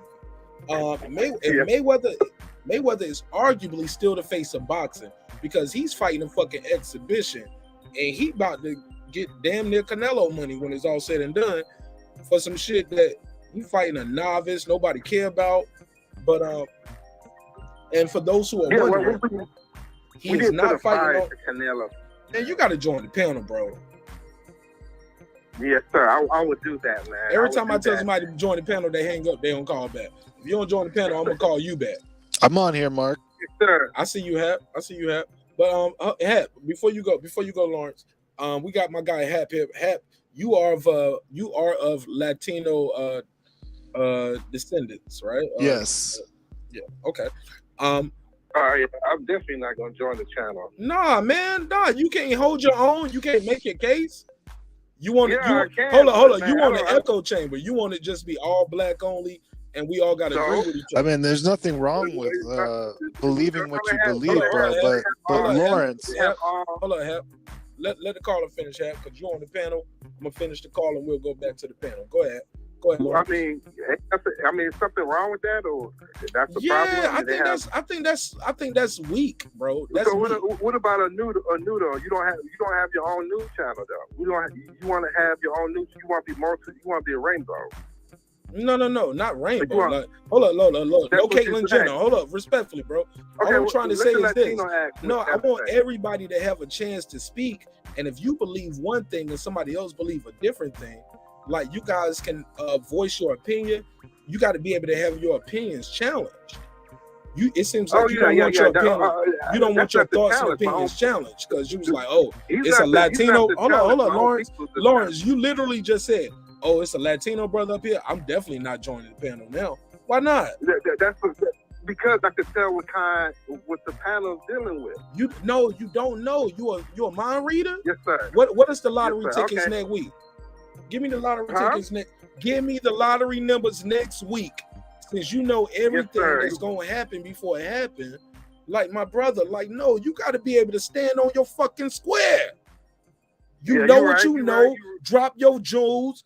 You reply, he reply, and it's a conversation. But you can't just. I don't like them echo chambers. So I'm sorry, my brother.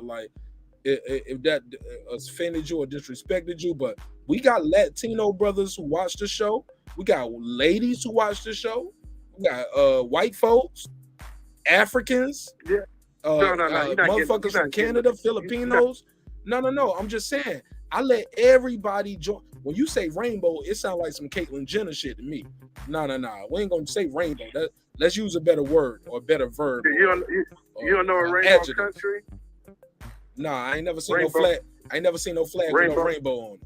But I do believe when we talking about boxing, no, Lawrence, boxing is a worldwide global sport, homie. Yeah, like see, you the world just champion. Like, you ain't the black man of America champion. I agree. That's why I said, I said football is a worldwide sport. Man, you keep bringing analogies to other sports. Stop doing that. Yeah, but I mean, what football? American football? I want to see what he's trying to say. Which line you on? Let me see which line you on. All right, hey Lawrence, hang up and call back my other line because you're on the main line right now, and that means I can't take no other callers. So call the other line. I got your number right here. I'm gonna highlight your number. I'm gonna call you. Copy. All right, cool. Shout out to Lawrence from Texas. Good call. We do not agree. I'm sorry. I'm sorry. I gotta say it, man. I like Lawrence. I like Texas. Look, I'm pro-black, but in boxing, all I see is wins and losses, homie. I'm sorry, yo. I like Canelo Alvarez. And boxing is a global sport. And if you just want to keep it on the black guy in boxing, shit, like, man, like, you can go through the weight classes. Your black ass ain't about to make 112, nigga. Unless you 12. We just built different. Troy Graham said horrible call. No, I ain't gonna say horrible call. I like people to be passionate about their opinions. Hey, look, be prideful. Like he has a lot of pride in his race. And I get it. But boxing, like I said before, boxing is a global sport. What up? I got my guy Haplo right here, right? Yo, Mark. Yeah, I just mainly jumped on to try to talk to the dude Lawrence because a lot of the stuff he was saying was. Get your bars off, and I'll call him on the other line. Can you hear me? Man, you sound like you standing right here beside me, bro. Shit, turn your mic up a little bit. But shit, fucking speak up a little bit. Because you sound low. Speak up a little? Okay. Yeah, I was just trying to talk to him because, like, a lot of the stuff he was saying, like, there were tidbits of, like, little truths in what he was saying, but a lot of what he was saying was pure bullshit, bro. And I just came on here to, like, tell him, bro, look, when you're looking at two fighters in the ring, they're two fighters, man. Once you step through the ropes, all that political shit and all, like, what race you are should go out the window, and it's about who's the best in that ring, man. And, you know, like, for my money, Sugar Ray Robinson was the number one fighter of all time. And, you know, I'm Puerto Rican, okay, but I'm not going to sit here and tell you fucking Sixto Escobar was better than Sugar Ray Robinson. That doesn't, it shouldn't be a factor. But the thing is, right now, dude, the guy who's doing the most in the sport is a Mexican dude. And believe me, Puerto Rico has a huge rivalry with Mexico. Doesn't make me happy that it's not a Puerto Rican guy, but I can recognize the greatness of what Canelo is doing at the moment. He's doing the most. And that's just the facts, bro. And if you want to sit here and argue with me that it's someone else, please tell me who that person is. That's what I'm saying. If not Canelo, then who? Let me get this one. 979, you're on the line. Go ahead. Hello? Talk to me. Yes, sir. I gotta talk to that guy, man. Hold on. Let me call you on the other line. Hang up and I'm gonna call you right back. Yes, sir. All right, that's why I got Lawrence from Texas. Thank you. Okay. Yeah, no, I got you. I'm gonna call Lawrence right back. But that's what I've been asking. Like that's what I'm saying. If not Canelo, then who? Like, you ain't gotta like everything he's saying and doing, but shit, I ain't gonna lie. I like the kid Canelo. You don't even have to like Canelo. It's just facts. He's doing the most right now, bro.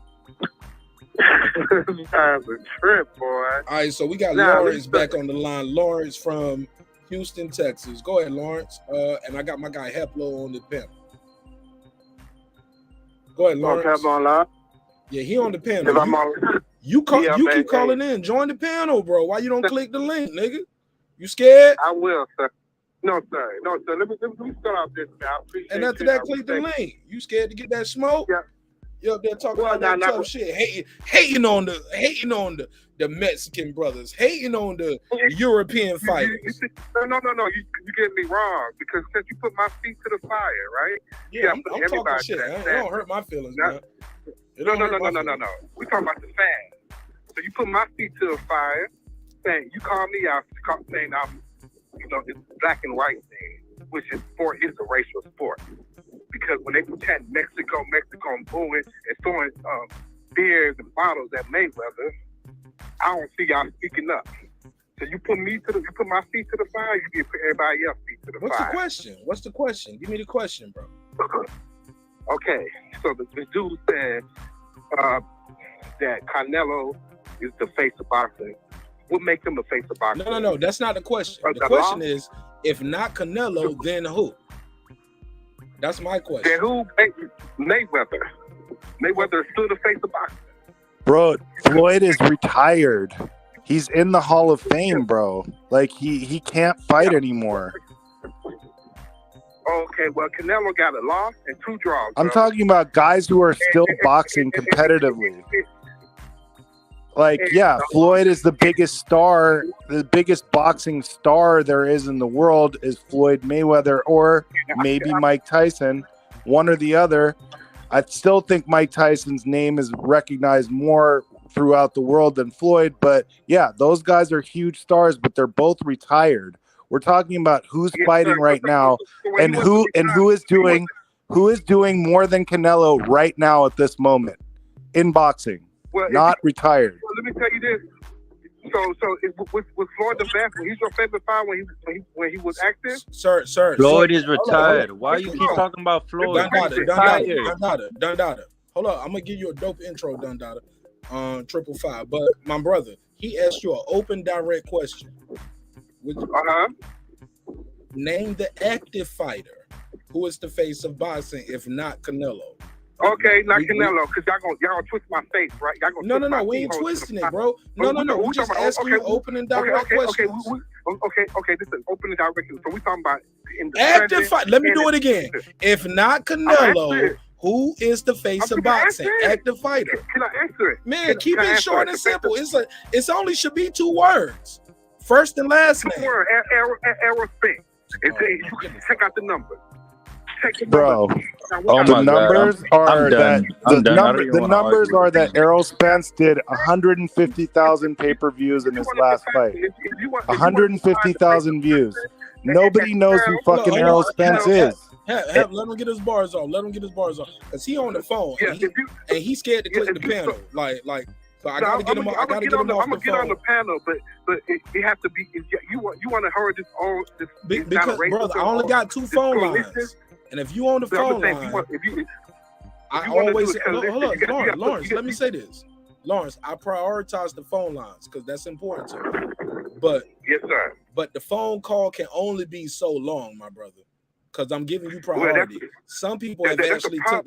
That's what I'm saying. You have to hold everybody to that thing. If you want to do equal, you want to claim this equal rights stuff. If you want everybody to be fair, you have to hold everybody to the fight. Yeah, but you the only person on the phone line. Everybody else click the link and join the panel. Yeah, that's what I'm saying. So get your bars off and let's go back to the. Yeah, click the link, nigga. Let's go. Oh yeah, I'm gonna click. Get on the panel, Lawrence. And I'll let y'all can have y'all full debate, free smoke. You know what I'm saying? Get your bars on. But on the phone, it's not fair to them, and it's not fair to you. So I gotta let you get your bars off, but you gotta land your plane. This is what I'm saying, man. So we can get other calls. He was a supporting man. He was the one that was probably calling Mayweather a monkey and throwing bottles at every time he went. What? You can't say that. Hey, dude. Hey, don't try to fucking put words in my mouth, homie. I got it. Let's not do that. No. Let's not. No. I'm being fair, and that's not fair for you to just name one fighter that says Mayweather was the best fighter. Sir. Let's not make one. Sir. Okay. Sir. Let's not make those assumptions and assume somebody is throwing like you just said somebody assaulted somebody. Like they're throwing bottles at him. You don't even know this dude. He was. How did I know he was at the fight? I said he was probably one of those guys. That's what I'm saying. But fuck all the probablys, though. Just have the conversation. Well, most of those Puerto Ricans do that. They want to claim, just like most of them Puerto Ricans do that. They're going to ride with Lawrence. Lawrence, click the link, bro. Okay, it's a race. Lawrence, click the link. Bro, Lawrence, you're a fucking clown, bro. No, don't do that. Don't do that. I'm gonna let y'all get your bars off once I hang up the phone. He just said I called Mayweather. I got you. I gotta mute your mic, Lawrence, because you cutting me off now. Lawrence, finish your bars, land your plane, wrap this up, click the link, join the planner, or let's have a real conversation. But it's only it's not even fair to the panel. That's because you're on the phone. No, because it's not fair to the panel, and I'm giving you priority because you're on the phone and I'm not letting them talk. So, and that's not fair, Lawrence. That's not even being fair. So it's you got the floor and you've been talking for 6 minutes and I ain't letting them say shit. You know what I'm saying? They're gonna say, Marq Nash, you ain't letting the Hispanics talk. No, I gotta be fair, Lawrence. And this your second call. Come on, bro. I'm being fair. Yeah, you are. But if you want to have that free smoke with him and say, wait, he was the guy that did this and he did that, click the link, join the planner. But if not, he gonna give you this free smoke as soon as you hang up this phone. And he gonna call you. He said that's fair. Why he didn't held his people accountable just like you held me accountable for what I'm saying? You're not telling them. He didn't tell them that's wrong what they was doing to Mayweather. You don't know what he did, bro. You don't know him. You got to ask him that question. Pull up, ask him the question. Anybody who thinks Canelo's a face of boxing, something's wrong. That's something that they whitewash. All right, fair. They whitewash. Fair. Thank you for your call. That just telling me right there. You consider Canelo, and he didn't fight. He didn't fight nobody since Mayweather. Yeah, I would say Laura. That's it. Nah, I thought he fought Laura before me. Well, but regardless, no, he fought Laura after. But regardless, though, he fought Triple G, undefeated. 10 years ago. He fought Rocky Feldman, undefeated. Triple G, which did 1 million pay-per-views. Chavez, which did 1 million pay-per-views. Yo, y'all cutting me off, bro. Like, the panel's cutting me off. Let me get this nigga off the phone, man, and get him on the panel. Y'all cutting me off. I'm gonna give y'all spot. Come on, man. Please stop cutting me off. Don't cut me off, right?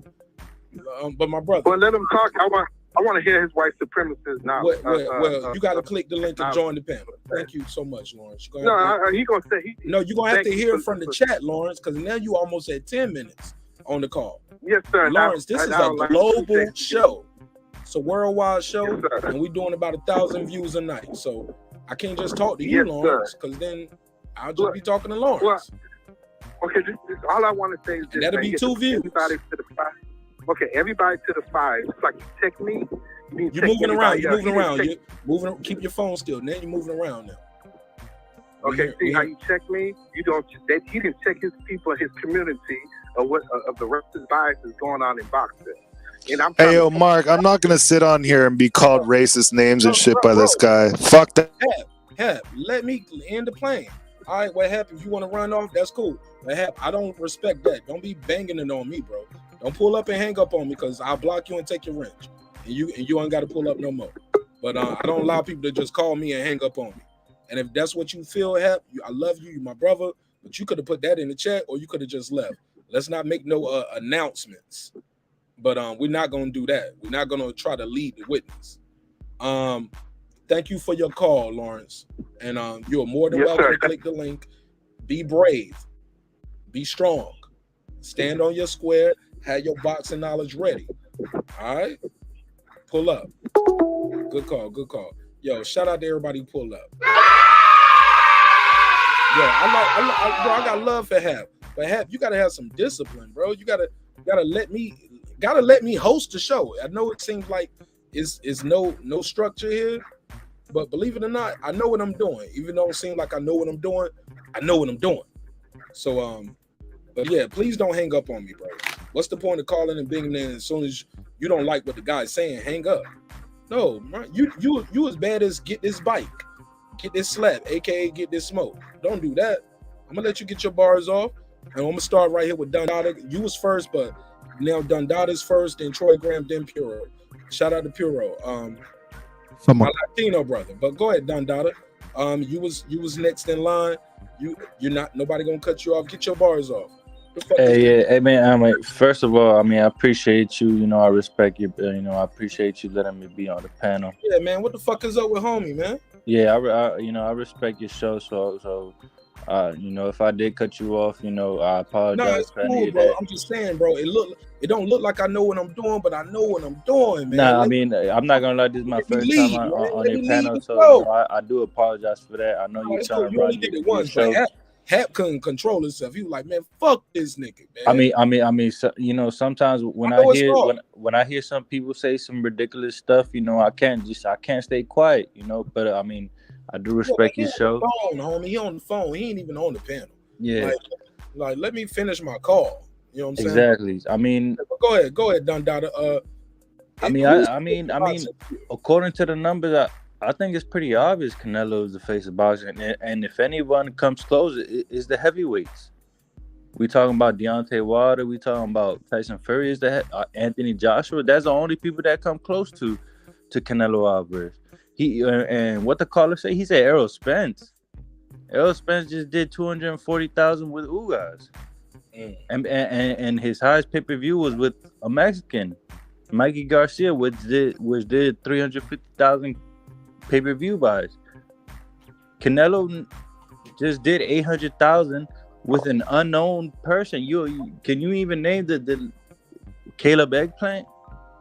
He just did 800,000 with Caleb Eggplant. Come on, man. The only numbers that come close to it is the heavyweights. Tyson Fury versus Wilder, Anthony Joshua in Britain. Come on, man. We all know who the face of boxing is, whether we like who Canelo is fighting or not. I mean, we know who the face of boxing is, and it's Canelo. Simple as that. The numbers don't lie. Simple. I don't even gotta say no more than that. Fair enough. Sure. All right. Hell of an opening statement. That's my guy Dundada. So Canelo's the face of boxing, right? In your opinion? Easy. I mean, easily. But yeah, go ahead. He ain't the face of boxing. He definitely the cash king, right? Definitely. I mean, he gave. Come on, hold on. Let me say this. After this, we go to Troy Graham in Baltimore. Hold on. Let me say this before you go on to the next. He gave Caleb Eggplant $10 million. Has Crawford or Spence or anybody else in America have made $10 million except Deontay Wilder? He gave Caleb Eggplant $10 million. Come on, man. That's all I gotta say. Fair enough. Go ahead, Troy Graham. What's on your mind, bro? Wow. You know, the one thing social media does reveal the pure ignorance of people, period. No matter who you are, white, black, whatever the hell you classify. Just a little bit, Troy. Just speak up just a little bit. Right. Let me sit up. I'm laying down. I said the one thing social media does is that it reveals. Can you still hear me? Yeah, go ahead, bro. Yeah, it brings out the true ignorance in everybody. It don't matter who you are, right? Because on one end, you're saying that, okay, all blacks are the same, right?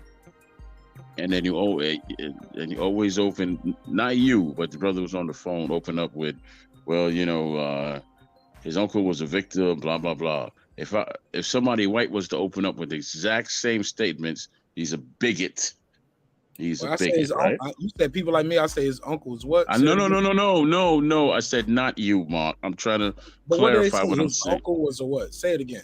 He said his uncle was, he said his uncle was a Mexican assassin, but he was defeated by Chavez, and he didn't have a chance to do X, Y, Z. Right? Who said that? Lawrence. Okay. He was talking about Roger Mayweather. Roger Mayweather. About Roger Mayweather.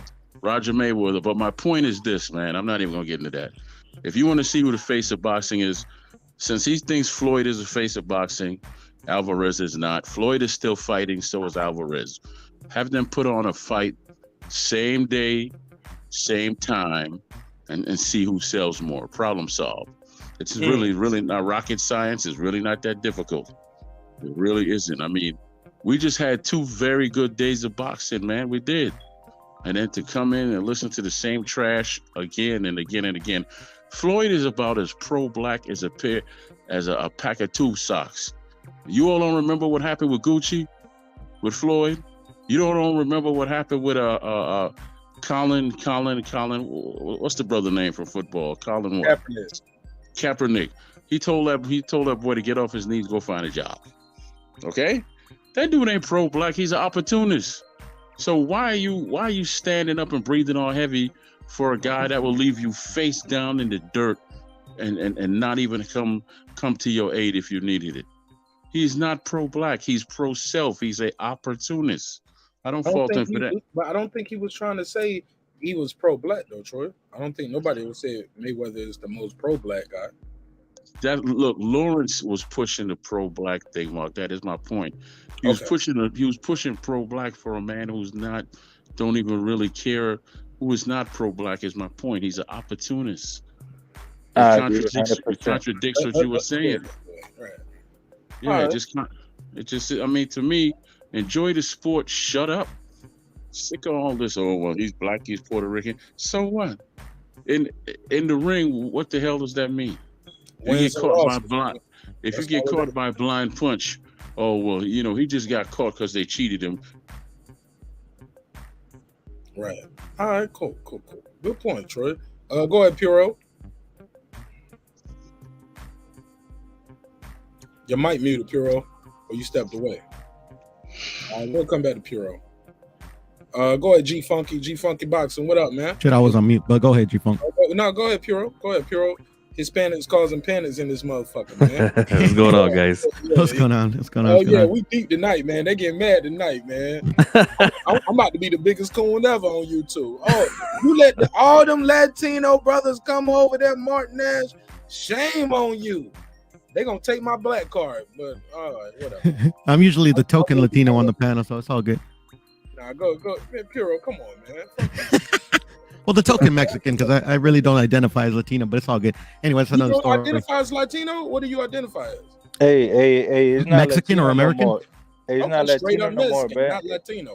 Hey, it's called I mean, this is like old school, like. Now, why do you not identify as Latino versus identify strictly as Mexican?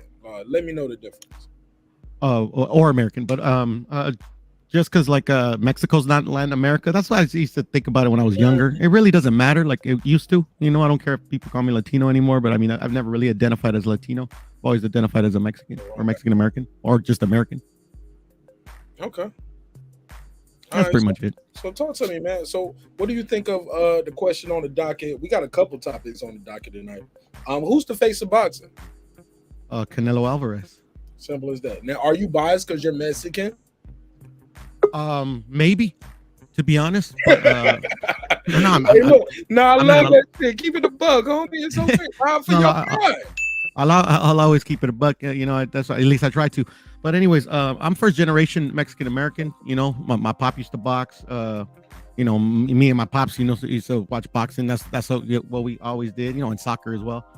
But I was kind of raised the way they kind of raised, like if I was raised in Mexico, you know what I'm saying? It's a sense of national pride, to root for a fellow Mexican fighter, but also like I got that from my mom too, to be proud of where you come from. I've always been proud of being American. So, obviously root for the American fighters. Floyd Mayweather is actually my favorite fighter of my generation, even though Chavez, like, when I was a kid, I looked up to him like he was like God, but I just the caller that was calling before, I mean, I think he's to save your grandma from cancer or some shit. Like, what's up, brother? No, you heard me. No, I didn't. I didn't. No, Like you can't call him a god. Like you don't pray to him to heal your grandma from cancer or some shit. Yeah. Well, I mean, like I held him in high regard when I was a kid. 270, hold the line. I'm coming right back. And coming right back to you. Go ahead, Pierre. Finish your.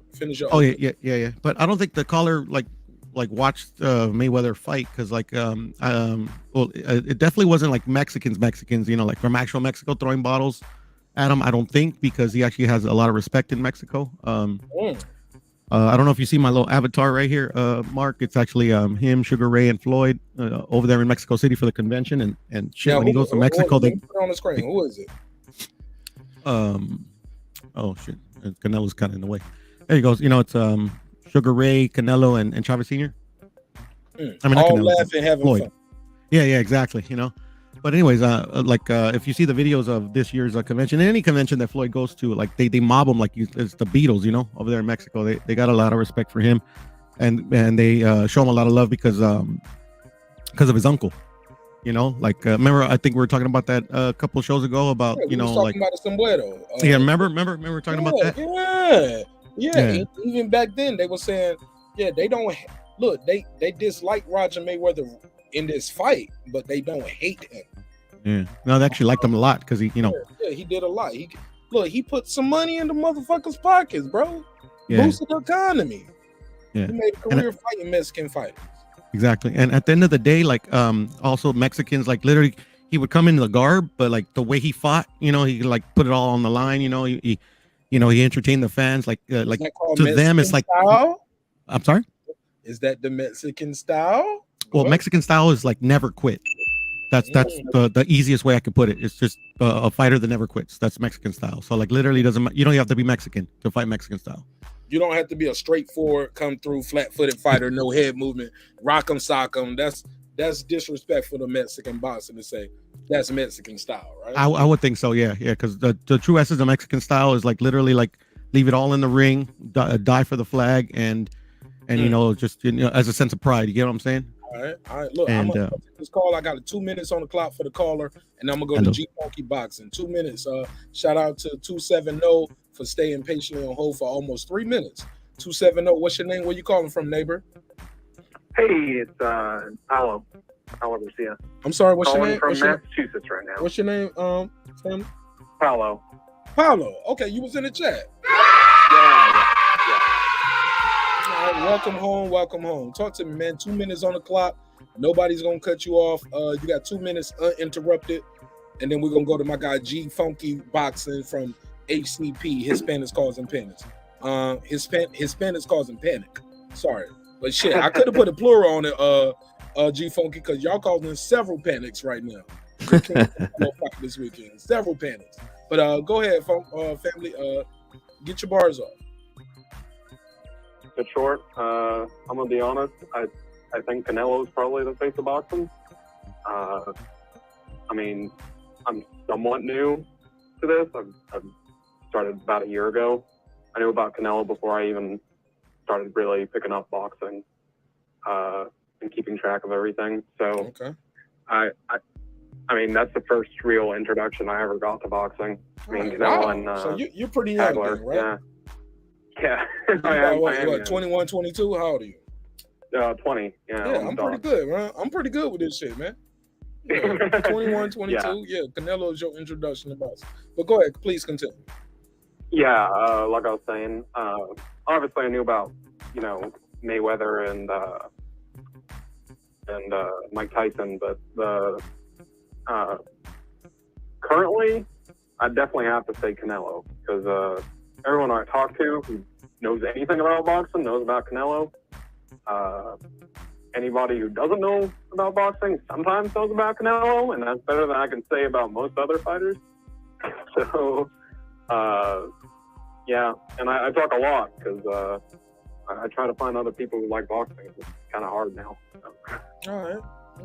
Okay.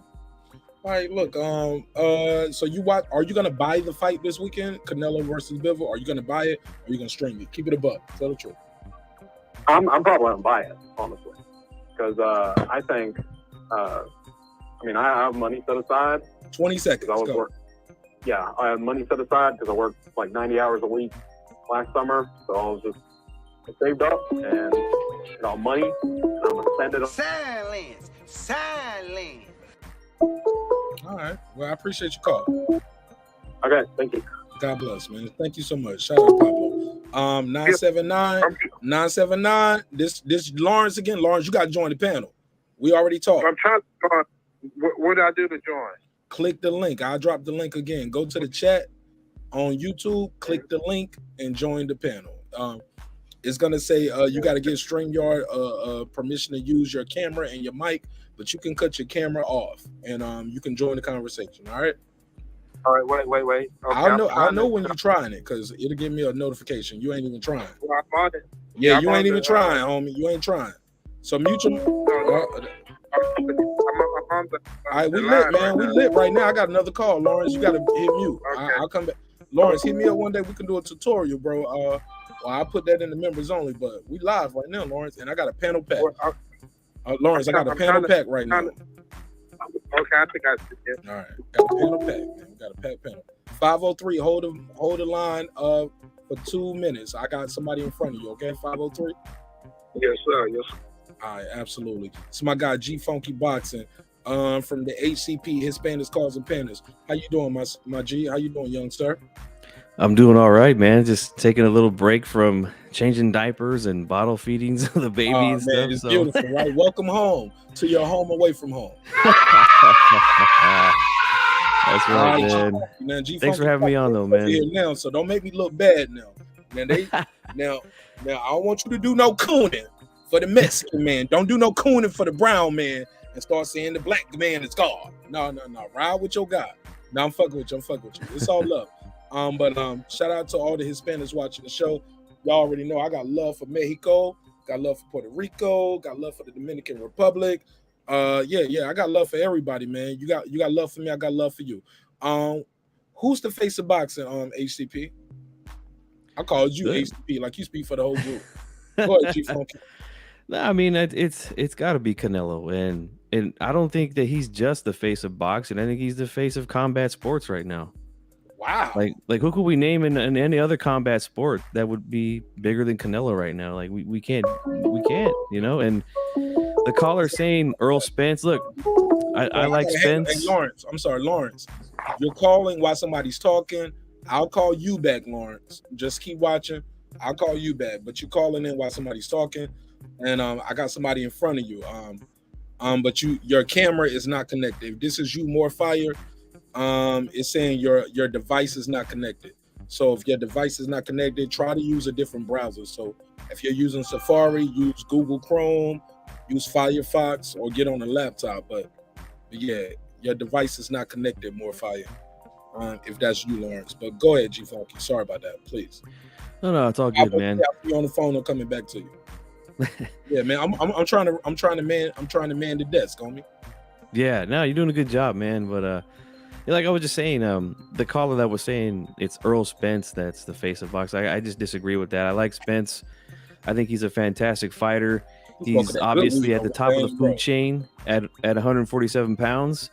But I mean, look, Canelo went into his hometown and put 73,000 people in that stadium, you know, against Billy Joe Saunders. So I mean, I feel like it's pretty cut and dry, you know. But you know, it is what it is. People are going to have their own opinion, but I think it's pretty clear, man, that it's Canelo. And look, I'm not the biggest Canelo guy myself. Top three. If do we got a 2 and 3, or is Canelo and nobody? No, I think you could probably maybe put Anthony Joshua or Tyson Fury maybe up there. Tyson Fury's global, bro. He's huge. Yeah, yeah, both of those guys are. So you could put those two in there as well. Spence could, you know, maybe be top 5, something like that. But I honestly think having him on pay-per-view every fight is really hurting his growth, man. Like you got to get this guy more exposure. Like the numbers are dropping. Like he did pretty decent numbers with Mikey Garcia, and then since then the pay-per-view numbers have just been going down and down and down slowly. So he needs more exposure, man. But he could be a big star, you know, especially if he beats Crawford, which I don't think he will. But you know, he could definitely be a big star in the future. But they got to stop hiding him on pay-per-view, man. A lot of people don't want to pay $80 every time they see this guy fight, you know. Canelo, right? All of them. I think I'm not paying for this fight this weekend. I'm sorry, I'm just not. I'm only going to pay. Wait a minute. Hold up. I'm only going to pay for a fight. I know I didn't hear my Latino brother up here talking about he ain't going to support his fellow Latino. No, man. I put boxing first, man, and we need more super fights, man. We can't have fights like this. Like, nobody knows Bivol. Like, look, I think Bivol's a good fighter.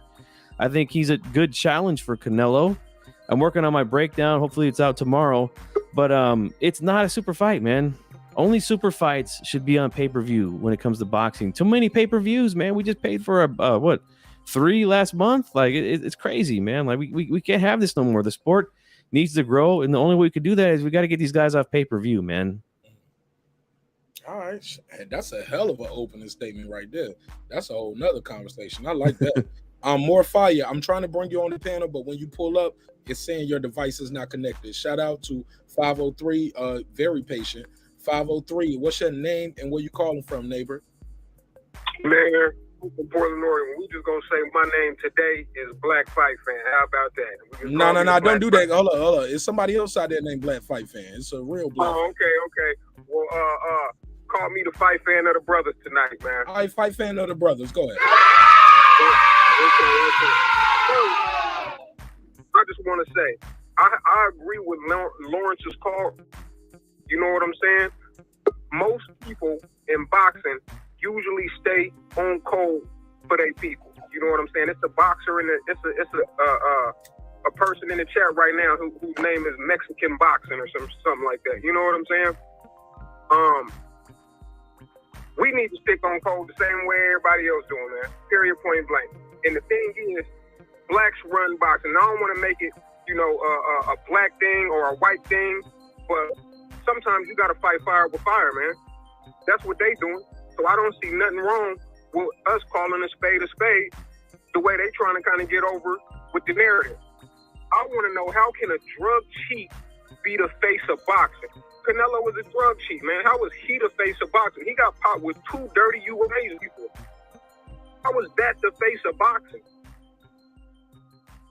I need to know what the definition of face of boxing is. Can anybody tell me what the definition of face of boxing means? Please finish your call. You got a minute left. Go ahead. Oh, okay. Well, I wanted to have a conversation. I didn't just you got to join the panel for that. You got to join the panel for that. Like when you call in, I ISO your call and let you get your bars off. Okay, that's fine. I'm gonna try to hurry up and get my bars off a little bit. Canelo also vacated his belt to avoid another undefeated black fighter, Charlo. He didn't vacate it, sir. He got elevated. Man, ain't no such thing as elevation. Man, that the franchise champion. Come on, man. That ain't no elevation. That's witness protection. Okay. Man. I don't like it, but it's their belt, man. They do what they want to do. And that's my point exactly. They get to do whatever the hell they want to do, man. And they change the rules as they go along. At first, it was a designation. You know what I'm saying? It was something where. Go ahead. You run out of time. I'll give you 10 seconds to land your plane. And you got to join the panel, or you're going to have to call back. Because I got to let the panel react to your I'm call. on the road right now, so when I get home, I'm going to end up joining the panel, man. But my thing is, Canelo fight nothing but the easiest fights out there, Marq and Caleb Plant, man, and he ducked all the real fighters like Benavidez, which ain't even black, but he still won't even fight a Benavidez. He ducked Boo-Boo, he ducking Charlos, he getting whooped by Mayweather, he's getting gift decisions from Lara and Triple G. That dude ain't the face of boxing, man. I'm gonna get home and I'm gonna join the panel, man, but that's pretty much my call with that 2 minutes, man. Shout out to 503. Appreciate you, homie. Good call. All right. Good call. I ain't got to agree with everything. I got Troy Graham here, G Funky, Haplo is back, and Nick Castellano. More fire. I see you backstage, but your device is not connected, so it's not allowing me to bring you on. Your device ain't connected. Everybody else's device is connected, though. You can cut your camera off, but you gotta allow it to use your camera. Turn your camera off after that. Haplo, you back? You still mad at me, Haplo? Because you hung up on me earlier. You mad at me, bro? I wasn't mad and I didn't hang up, bro. I just wait. I'm patient, bro. I'll sit on the panel and wait my turn, bro. But when you got a guy on there, okay, who I came on to have a boxing conversation with, and you're letting him sit there and fucking say that I would call Mayweather racist names and shit, I'm gonna say, hell no, I wouldn't. Hap, did you hear me interrupt? Did you hear me interrupt? I told him. I mean, said, you put me on mute and you kept letting him say that shit. I put you on mute and I told him, I said, sir, you don't even know this guy. You don't even know if he was at the fight. Just because he started off just for saying, the Hap. Yeah. He started off with saying, you're probably one of those people that threw bottles at Mayweather. I said, sir, you don't even know if he went to the fight. You don't know this man. He didn't even know your name. No, but, I did cut him off. Hap. Yeah, but he kept going on it. He kept going on with that shit. And I'm not just gonna sit there after 15 years. I've been on here longer than anyone on the panel or in the chat. Been on my channel for 15 years. You know, I've been on YouTube for that long talking boxing. And ain't nobody can say I ever said a damn word that was racist about anybody, bro. But if you can't sit down and listen to someone talk about your fighter and make a few little criticisms and hear that without going all crazy and saying crazy shit like that guy was saying, bro, you're a fucking casual fanboy. That's what he is, bro. He's a casual fanboy. I started my part by saying I don't, once two guys are in the ring, I don't see race. I see who's winning and losing. And any race of fighter can be great. Right now, at this particular moment, Canelo is doing the most in the sport. And my question to him was, who's doing more? And his answer was Spence. Come on, bro. Fair enough. This guy just cleaned out a division in like less than a year. Spence still hasn't cleaned out 147. He's been there for fucking forever, bro. Fair enough. Crawford has come in and done more in a shorter time. So give me a fucking break and don't be calling me a racist on fucking YouTube. Yeah. You gotta let me sometimes handle that for you, man. Like I fuck with you. Like he don't know you. But before you do that, G Funky, plug your channel before I let you go. This is my guy G Funky. Right? You got the Lopez boxing channel. And we need a poolside boxing conversation. We gotta get this summer, man. We gotta get back poolside, spring and summer, bro. Oh yeah, I'm getting it prepared right now, man. It's just right now we got weather that's like. Sorry, I'm sorry. I muted your mic. Somebody else's mic is bleeding that thing. Go ahead. Yeah, now once the weather's more consistently warm, then I'll start doing more shows outside. But yeah, parental duties are calling, man. So I got to roll. But I mean, I might be back on. Yeah, I might be back on a little bit, but G Funky Boxing, like you see it right here on the screen, right here on YouTube, and subscribe. I do a post-fight call-in show after every fight. I do predictions. I try to do them for every fight, but it's kind of hard to find time. But that's it, man. If anybody wants to subscribe, go ahead. When do you do your lives? When do you do your live show, bro? Oh, after every fight, after every this Saturday after the fight. You don't do a live show if it ain't no fight that weekend. I might start doing that, but we got a jam-packed schedule, so it's gonna be like every weekend for the next couple months. So you the competition, then you the ops. I got to get you up out of here. Now I'm fucking with you, man. It's all love. Yeah, all good, man. But thanks for having me on, man. Shout out to the panel and everybody, man. And I'll be listening in, man. Won't have it no other way, bro. Thank you so much for giving me an opportunity. When I was first getting started, bro. I appreciate you. For sure, man. Thank you. Salute. All right, go ahead. I got Troy Graham in here, and then we're going to Nick Castellano. Go ahead, Troy Graham. They thought you ran off earlier. Troy Graham said, I ain't scared of none of y'all motherfuckers. Let's go, Troy. Nah, it's just, listen, ignorance seems to be bliss in boxing talk. Now, it just seems to be these cunts, they come on and they just attack. Right? They just attack in groups because they too weak to stand alone. I was on somebody else's show with a whole panel of cunts and they just attacked with it. But one of them even said to the brother, you ain't gonna make no money tonight.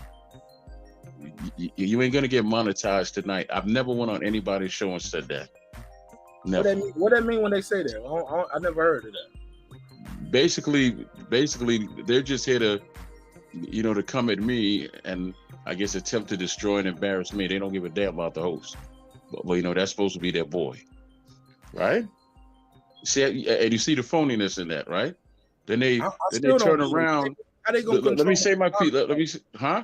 No, I'm asking you a question. What does that mean when they say you're not gonna get monetized tonight? How do they control that?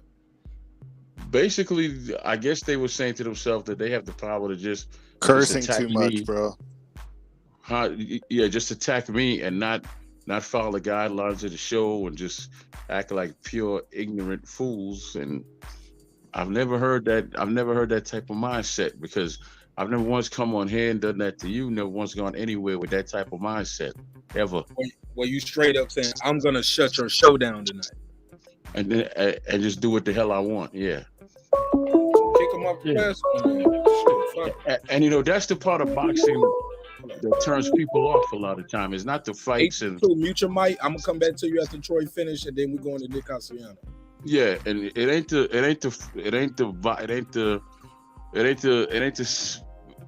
there's a whole lot of other things in boxing that turn people off, but that's a part of it.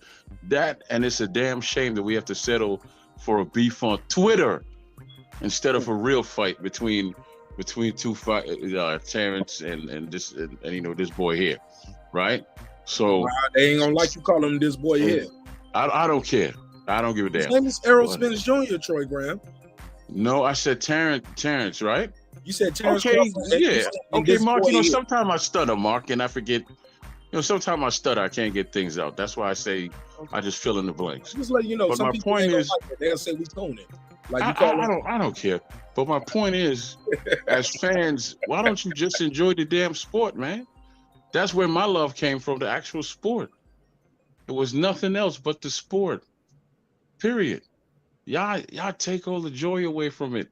And then listen, you might as well drop dead, because you're never gonna change your mind. You're never gonna change my mind or push me down or anything like that. So you can keep coming, but you're never gonna be able to break me. Fair enough. Sorry, it just don't work like that. Fair enough. 832, 2 minutes on the clock. What's your name? Where you calling from, neighbor? 832, what's your name and where you calling from, neighbor? Yes, sir. You already know what this is. This is Lawrence Morefire.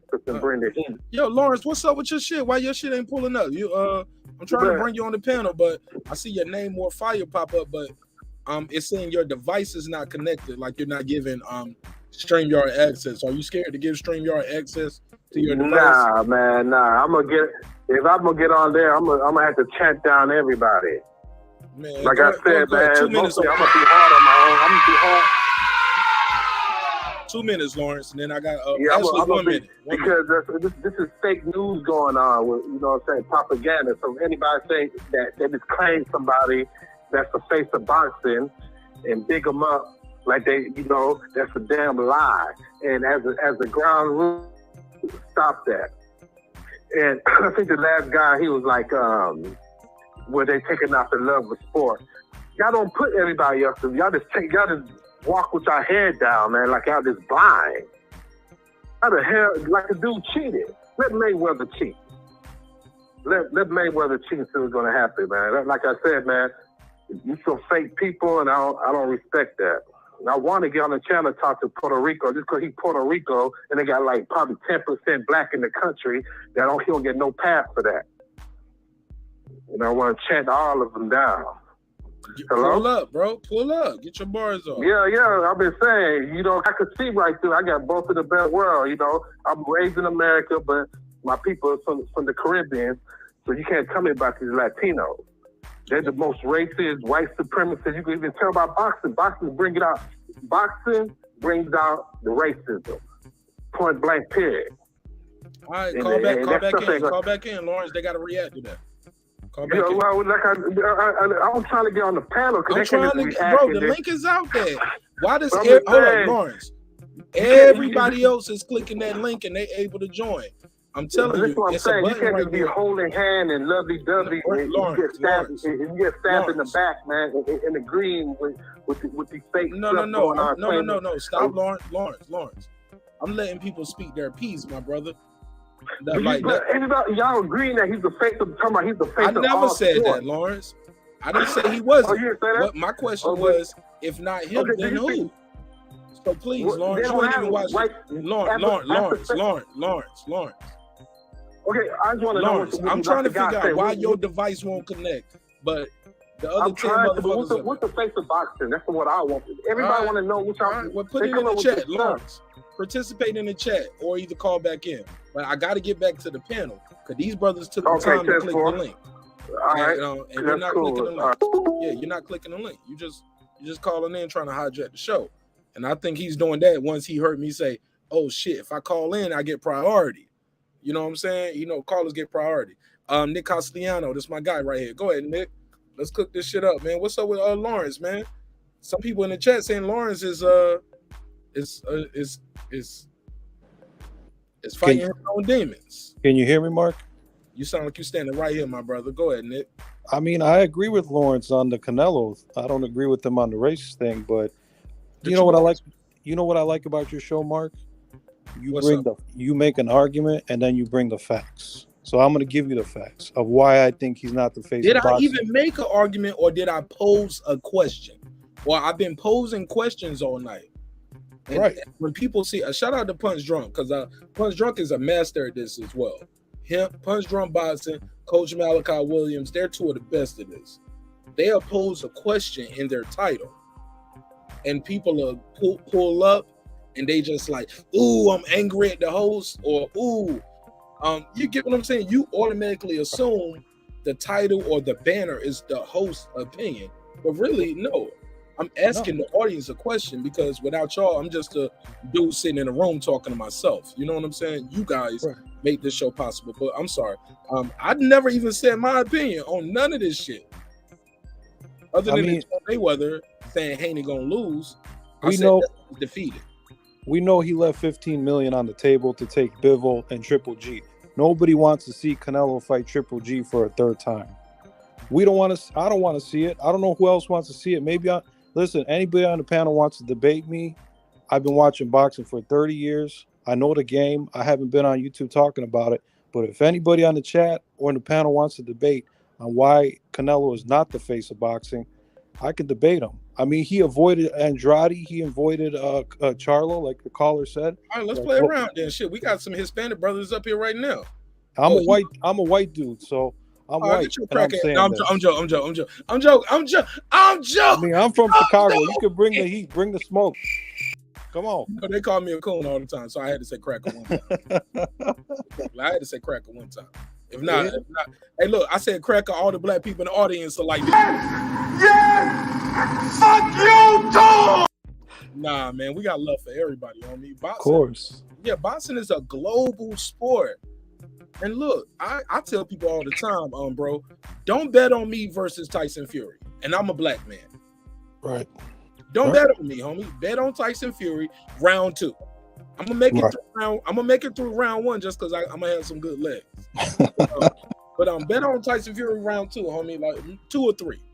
I ain't gonna make it. I'm not gonna make it. Because I just want to hit him one time, just say, yeah, y'all, I punched Tyson Fury in the face, bitch ass nigga. You know what I'm saying?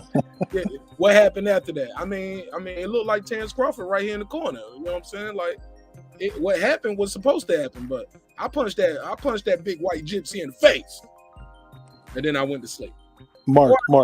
They're gonna say I took a dive. I'm probably gonna take a dive. I ain't gonna lie. All right, my guy Dundada said he got some smoke for you though. Go ahead, Dundada. What happened? What did you say? You said you got some smoke for him. You said you want the debate right now. Yeah, whatever. I'll take it too. Whatever. It is what it is. He said something about Andre, right? Nah. He said Canelo. He said Canelo dug Andre, He right? said Canelo's not the face of boxing. Man, stop pussyfooting. Let's go. No. He said Canelo dug Andre. Okay, are we gonna talk facts? Or are we gonna? Yeah, let's go. Talk are you gonna debate? Or are you gonna ask questions? Like, I'll debate him. Real quick, everybody don't mind. Everybody got their mic muted. I got Piro unmuted. I got Castellano unmuted.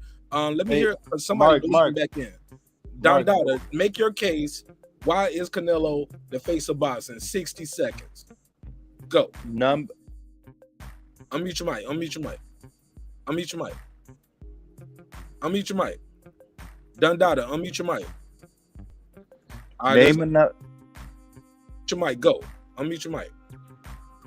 Can you hear me? Go. Name another person doing numbers like him. Like math don't lie, man. Come on. Y'all tripping. This not even a question. This man said Errol Spence is the face of Errol Spence just did 240 against Ugas. Come on, man. Errol Nah, Spence bro, numbers that are was declining. 150. Let him get 150,000. his 1 minute. Let him get his 1 minute. Hap. Come I got on. you, Hap. Errol Let him Spence get his numbers 1 are minute. declining. Come on. The only people, if we talking about numbers, if we want to talk about facts, we talking about facts. We're not talking about opinions. We're not talking about my favorite fighter, your favorite fighter. The only fighters coming close to Canelo is the heavyweights. Wilder, Fury, AJ. Come on, man. It's no question Canelo's the face of boxing. He just did 800,000 with Caleb who? Caleb who? Come on, man. Like, I don't even know how this is a debate. It's not a debate. 2, 1. All right. Go ahead, Haplo. Get your bars off, Haplo. 60 seconds. Yeah, I agree with Dada. Haplo, when I start the mic, when I start the clock, it's gonna mute your mic. So unmute your mic. 60 seconds. Let's go. Unmute your mic. Damn, I gotta. All right, so I'm gonna give you to 110. Unmute your mic, Haplo. Haplo, unmute your mic. Unmute your mic, Haplo. Haplo, unmute your mic. Now, then who is? Because I want to know, and aside from making money, who's doing what he's doing? Unifying fucking divisions like that in a year, less than a year, jumping up weight classes, fighting champions, knocking them the fuck out. These are undefeated champions. You realize now that this is the third undefeated champion in a row that he's going to be facing. And people are out here saying, like Shelton Moore, my good friend, saying that Bivol is going to beat the shit out of Canelo. So you got some people saying Bivol ain't shit and he's ducking people. You got other people saying he's ducking Charlo. So, like, come on, man. Which way does he want it, bro? Like, because right now Canelo is doing the most in the sport. I wish it was someone else, just like you do, but it's not. It's him. Oh shit! He said I don't even need all the clock. One more round. We actually could do 2 more rounds. Dundada, when I start the mic, unmute your mic. Start the clock, unmute your mic. Unmute your mic, Dundada. Let's go. Next round. This is a good debate. Let's go. I mean, it's no debate. There isn't a debate because I mean, time after time, right. Canelo at all the active fighters has done multiple pay-per-views with a million buys. Name another active fighter other than Floyd, which everybody wants to say Floyd this, Floyd that. Yeah, but he's not an active fighter. Canelo has done multiple 100 plus, 1 million plus pay-per-views. I mean, come on, man. It's not even a debate, man. It's too easy. Whoever wants to debate me it's too easy, man. Come on, man. I'm not debating him. I agree with him. Right. It sound like y'all saying the same thing now. Before it sounded like y'all had different things because somebody was I said I didn't like Canelo. He does, I guess, but I So don't just like because him. so just because he sells out the most, you guys consider him the face of boxing. Just because Canelo can bring the draw, bring the crowd. I gotta mute somebody, Mike. Somebody got a double. I think that's Puro. Turn your Errol Spence barely sold 40,000 in his own hometown. Canelo just came through with Billy Ho, and did 70,000. Undefeated champion too, though. Come on, man. Because it don't even matter who he's fighting. Honestly, Canelo could fight your local taco vendor, and he'll still do 70,000.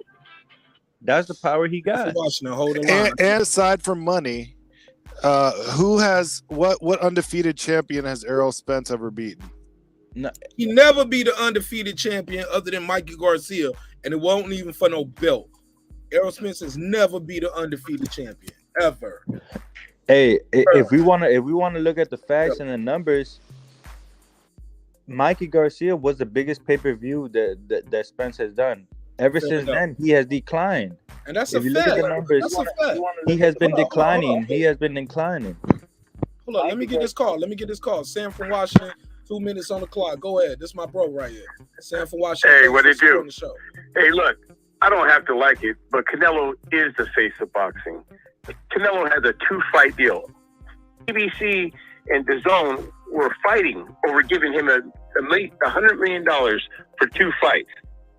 Errol Spence gets 1.5 million guarantee and pay-per-view numbers. But it's prize fighting. That makes him the face. And the facts are, here in America, the Latino community is huge. Mexico is right across the border. They're passionate about boxing. Numbers don't lie. Like the man on the panel said. I don't have to like it, but that's who Canelo is. And right now, Canelo has that Mayweather effect. People want to tune in to see him lose. Hold on. You call him what? You what? Put a case on him. You call him Mary. Sorry, my brother. It sounded like you said Merriweather, but go ahead. Go ahead. Mayweather. Put a case on it. Hold on, Sam. That was my Latin. Nah, get your bars off. Go ahead, Sam. Let's go. But the whole thing is, look, people tune in to fight Mayweather. People tuned in to watch him lose. And that's what Canelo's got going on now. And Floyd made money on it. That's what Canelo's got going. We don't have to like it. But shit. Did you see him at the fight? Wearing pajamas? Oh, they loved it. Come on now. That's when you pimping. All right, shout out to Sam from Washington. Sam, you got anything you want to plug and promote before I let you go? Yo, when I'm talking to the caller, man, like y'all ain't got a good mic, man. Like you gotta respect the call, man, because that should be bleeding back through. You know what I'm saying? We're trying to have a high quality show. Sam from Washington. You got anything you want to plug and promote? Hey, just the Marq Nash show. Hey, I'm out. Hey, look, he done went down in life. You used to say, I just want to support my shout out my Lord and Savior Jesus Christ. Man, he just said Marq Nash. I'm like, damn, man. Don't pray to Marq Nash. You're gonna lose. You know what I'm saying? But that's a joke. That's all up. I'm shout out everybody pulling up. Yo, the lights are going up, but they not going up to match the show. And we reaching. Go get your on. We reaching for that 7K by the end of the week. We're trying to get 7,000 new subscribers, and we need y'all to smash that like button. Go ahead. I think that's Nick Castellano. I haven't heard anything except that he does big numbers. Now everybody talking about he doing big numbers. Well, what about Tyson Fury? He does big numbers. He's a heavyweight. What the hell are you talking about? I was talking about more than him having big numbers. I was saying that he's fought 3 undefeated champions in a row and knocked them the fuck out. And he's about to fight another one right now. He's got more titles and more different weight classes. Can I say something real quick? You asked a question. Everybody talking. We don't even know who talking, yo. I need to respond, man. This is some bullshit. You guys had 3 minutes. But I didn't even finish. Well, I already killed Don Dada, so I'm address. Nah. You didn't kill Don Dada.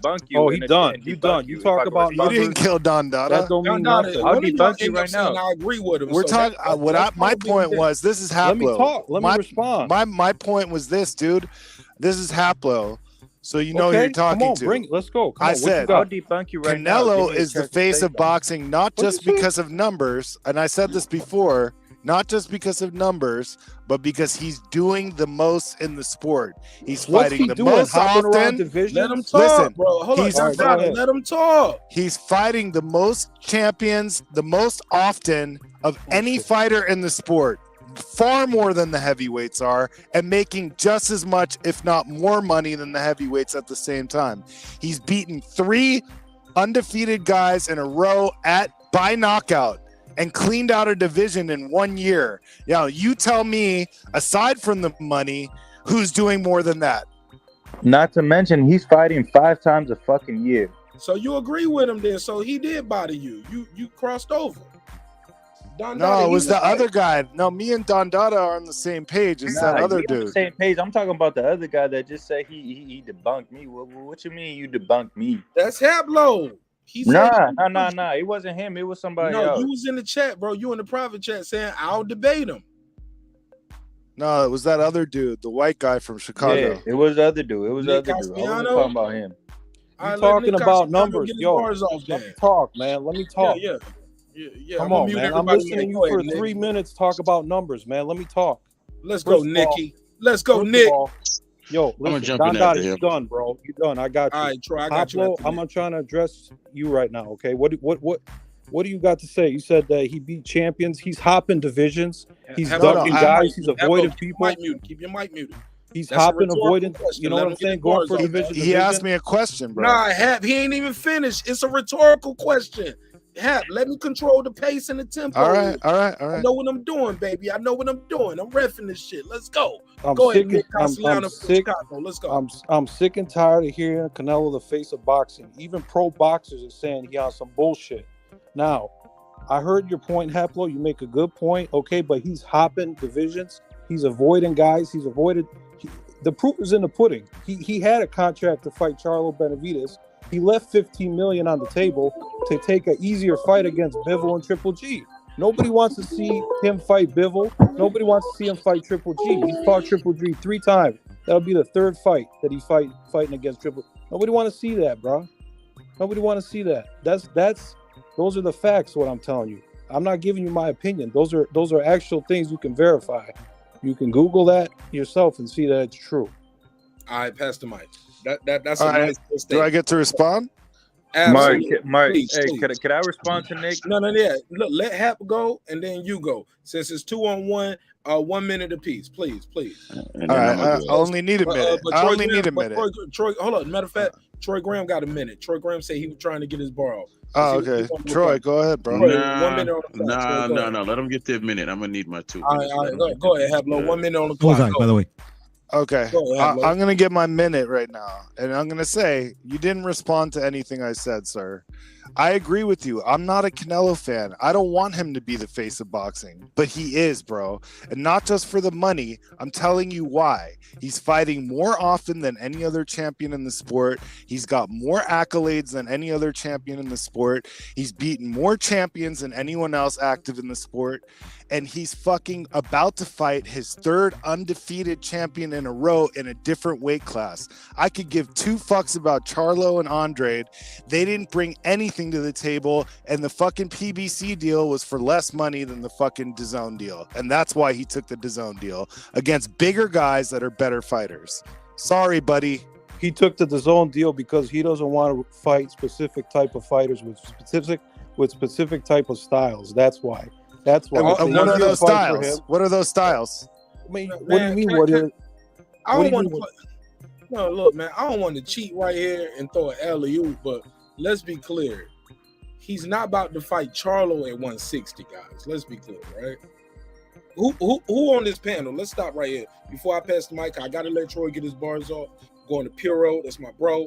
But where is the title? There's no title for Canelo with that PBC deal, guys. Look, I want to be fair, and I want you guys to get your bars off. And I ain't trying to lead the witness. Somebody in the chat gonna say, Marq Nash, you a coon. No, I'm just being fair. It's no title in that PBC deal. That DAZN deal has a grudge match with Triple G that people still say he lost. Is there anybody on the panel that think Canelo beat him 2 out of 2? Because if we got one person up here saying Canelo lost one of those fights, that's part of the reason why he's taking that deal. Not to mention this, hold on. Not to mention the business side of boxing, where we know Triple G got that deal, and he signed that deal thinking he was gonna get that fight with Canelo at one point. He thought he was gonna get that third fight, bro. So, and they put up the most money. And they put up the fucking bag, man. It was like 100 million versus 85 million, some shit like that, right? Or is it? I think it was 165 on the DAZN deal and about 100 on the PBC. Whatever it is, Errol Spence and Bud Crawford ain't getting them numbers. Ain't nobody else getting. Tyson Fury ain't getting them deals. I don't know. Did you watch the Murata Triple G fight? That man's 36 years old, man. Come on now. I watched every round of it. Now you're gonna put him in again. I saw Triple G losing his hairline in the middle of the fight. And they know that. Canelo's camp knows that. But the man's getting old. Look. But so fucking what?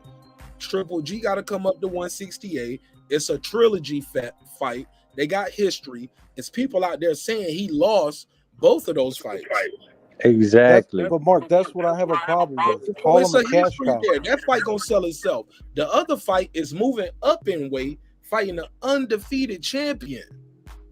And if it was so easy what Canelo's doing, why the fuck Charlo ain't doing it? If he everything y'all said he was, why the fuck Charlo ain't doing that? Charlo ain't taking no risks. And I'm talking why about why the fuck Benavidez not moving to 175 or Caleb Plant?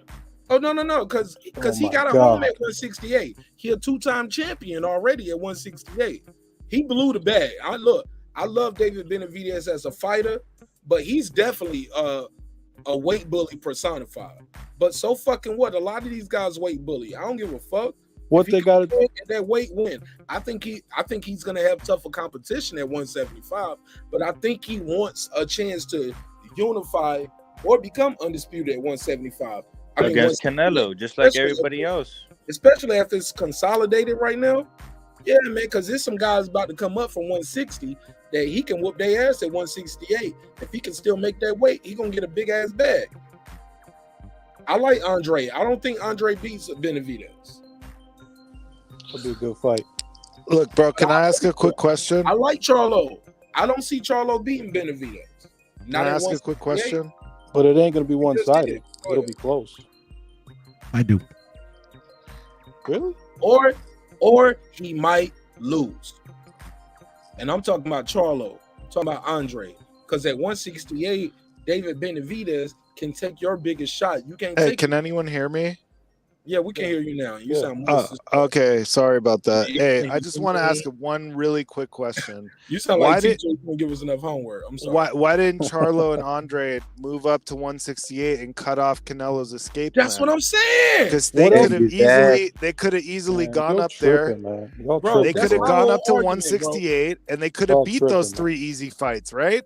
If it was that easy, he's the cash cow. He's got to give him the chance. He's the guy who makes the decision. Bro, they could have moved up before him. Fucking Charlo was in the division for 5 years. We gotta let Troy get in at some point, y'all. Go ahead, Troy. But I agree with everything y'all saying. If it was that easy to move up in weight and be undefeated champions, why didn't Charlo do it? Why Andre didn't do it? Why all these guys didn't do it? Go ahead, Troy Graham. Nick, I got to because I don't know if Troy bleeding in through you or me. All right, but go ahead, Troy. Well, this is an easy fix, man. What you do is I think Heyman is still sitting on $100 million that Charlo didn't take. So okay, you put on a card. Everything's hypothetical. What? We don't know what they did with the money, how they spread it out. Exactly, Mark. Please, man. I've been sitting here for I don't know how freaking long. Yeah, but you started off with a hypothetical. Look, this whole thing. Troy, it's me, homie. If anybody gonna cut you off, it's gonna be me. There's no need to cut me off. Everything everybody's saying is Troy. Go ahead, get your bars off. But I have a conversation with everybody, every panelist. I got you, but there's no need to have one with me right now because I'm just trying to get my point off. I'm just trying to get my point off, man. Yeah, but we're gonna have a conversation, Troy. If you don't want to have one, go ahead, man. No, that's good. We don't know he's sitting on 165 million. We don't know. I said 100 million. You just said it. I said 100 million. 100 million. That's what I said. So you got 100 million that he offered Charlo. So here, this is what you do: Caleb Plant against Andres, Charlo against David Benavidez, all on the same card. You put Floyd on there as the headline of fighting some 19, 15, 16-year-old, whoever, whatever the hell he's doing with his stupid ass self right now, right? Then, okay, you put that side by side on the same night on Cinco de Mayo with a Canelo fight. And you let the numbers tell you who's the face of boxing. Listen to me. When it comes to Charlo, David Benavidez, and Andres, no man could avoid them because what you're saying is the man who's more accomplished than them is avoiding them, and they have done what with their careers since. What has David done?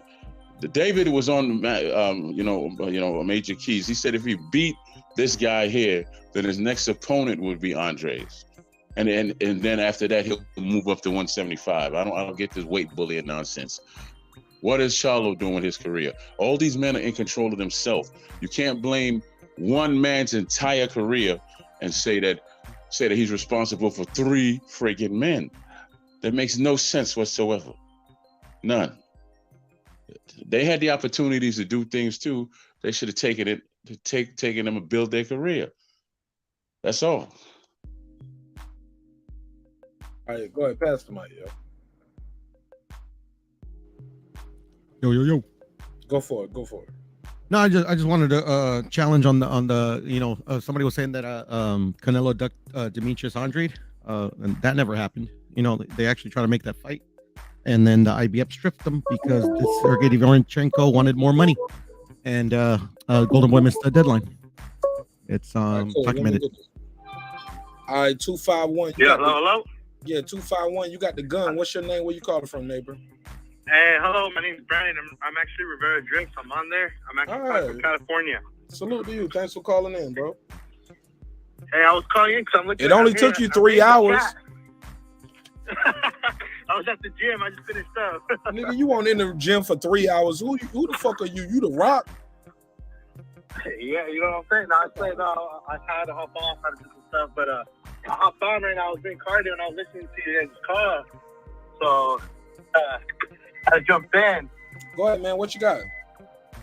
Hey, well, I mean, I'm listening to a lot of people saying that, hey, Canelo's dunking Charlo and them. Look, this is all I gotta say.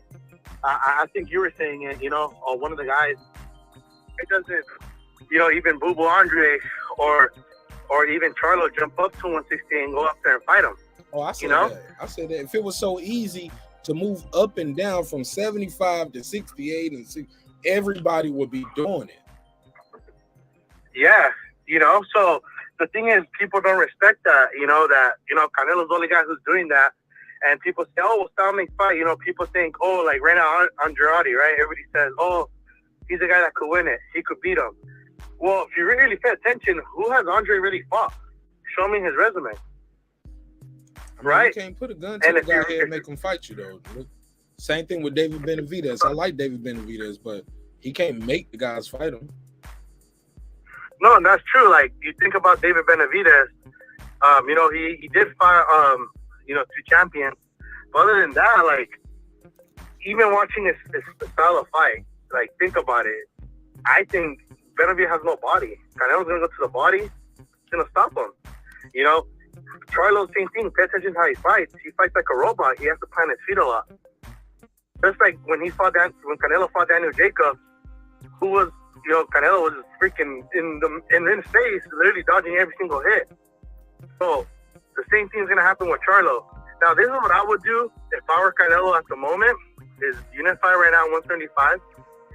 Next year, go out there, fight Charlo, take his belt, beat Benavidez, and beat the whole division. And if I were him in that scenario, I would just clear the whole division at 168, have them go up and fight him. And at the end of the day, he'll shut everybody up. Because, like I say, nobody, I promise you, nobody right now out there is going to beat him. He said the same thing with Billy Joe Sanders. Oh, Billy Joe Sanders is going to beat him, blah, blah, blah, blah. What happened? Put him in the dirt. Retired his ass. You know what I mean? Same thing with Caleb Plant. Oh, his footwork. Hey, I said it. I told everybody, timing is everything. He's going to time him. Guess what? Put his ass in the dirt. Well, I mean, stoppage, right?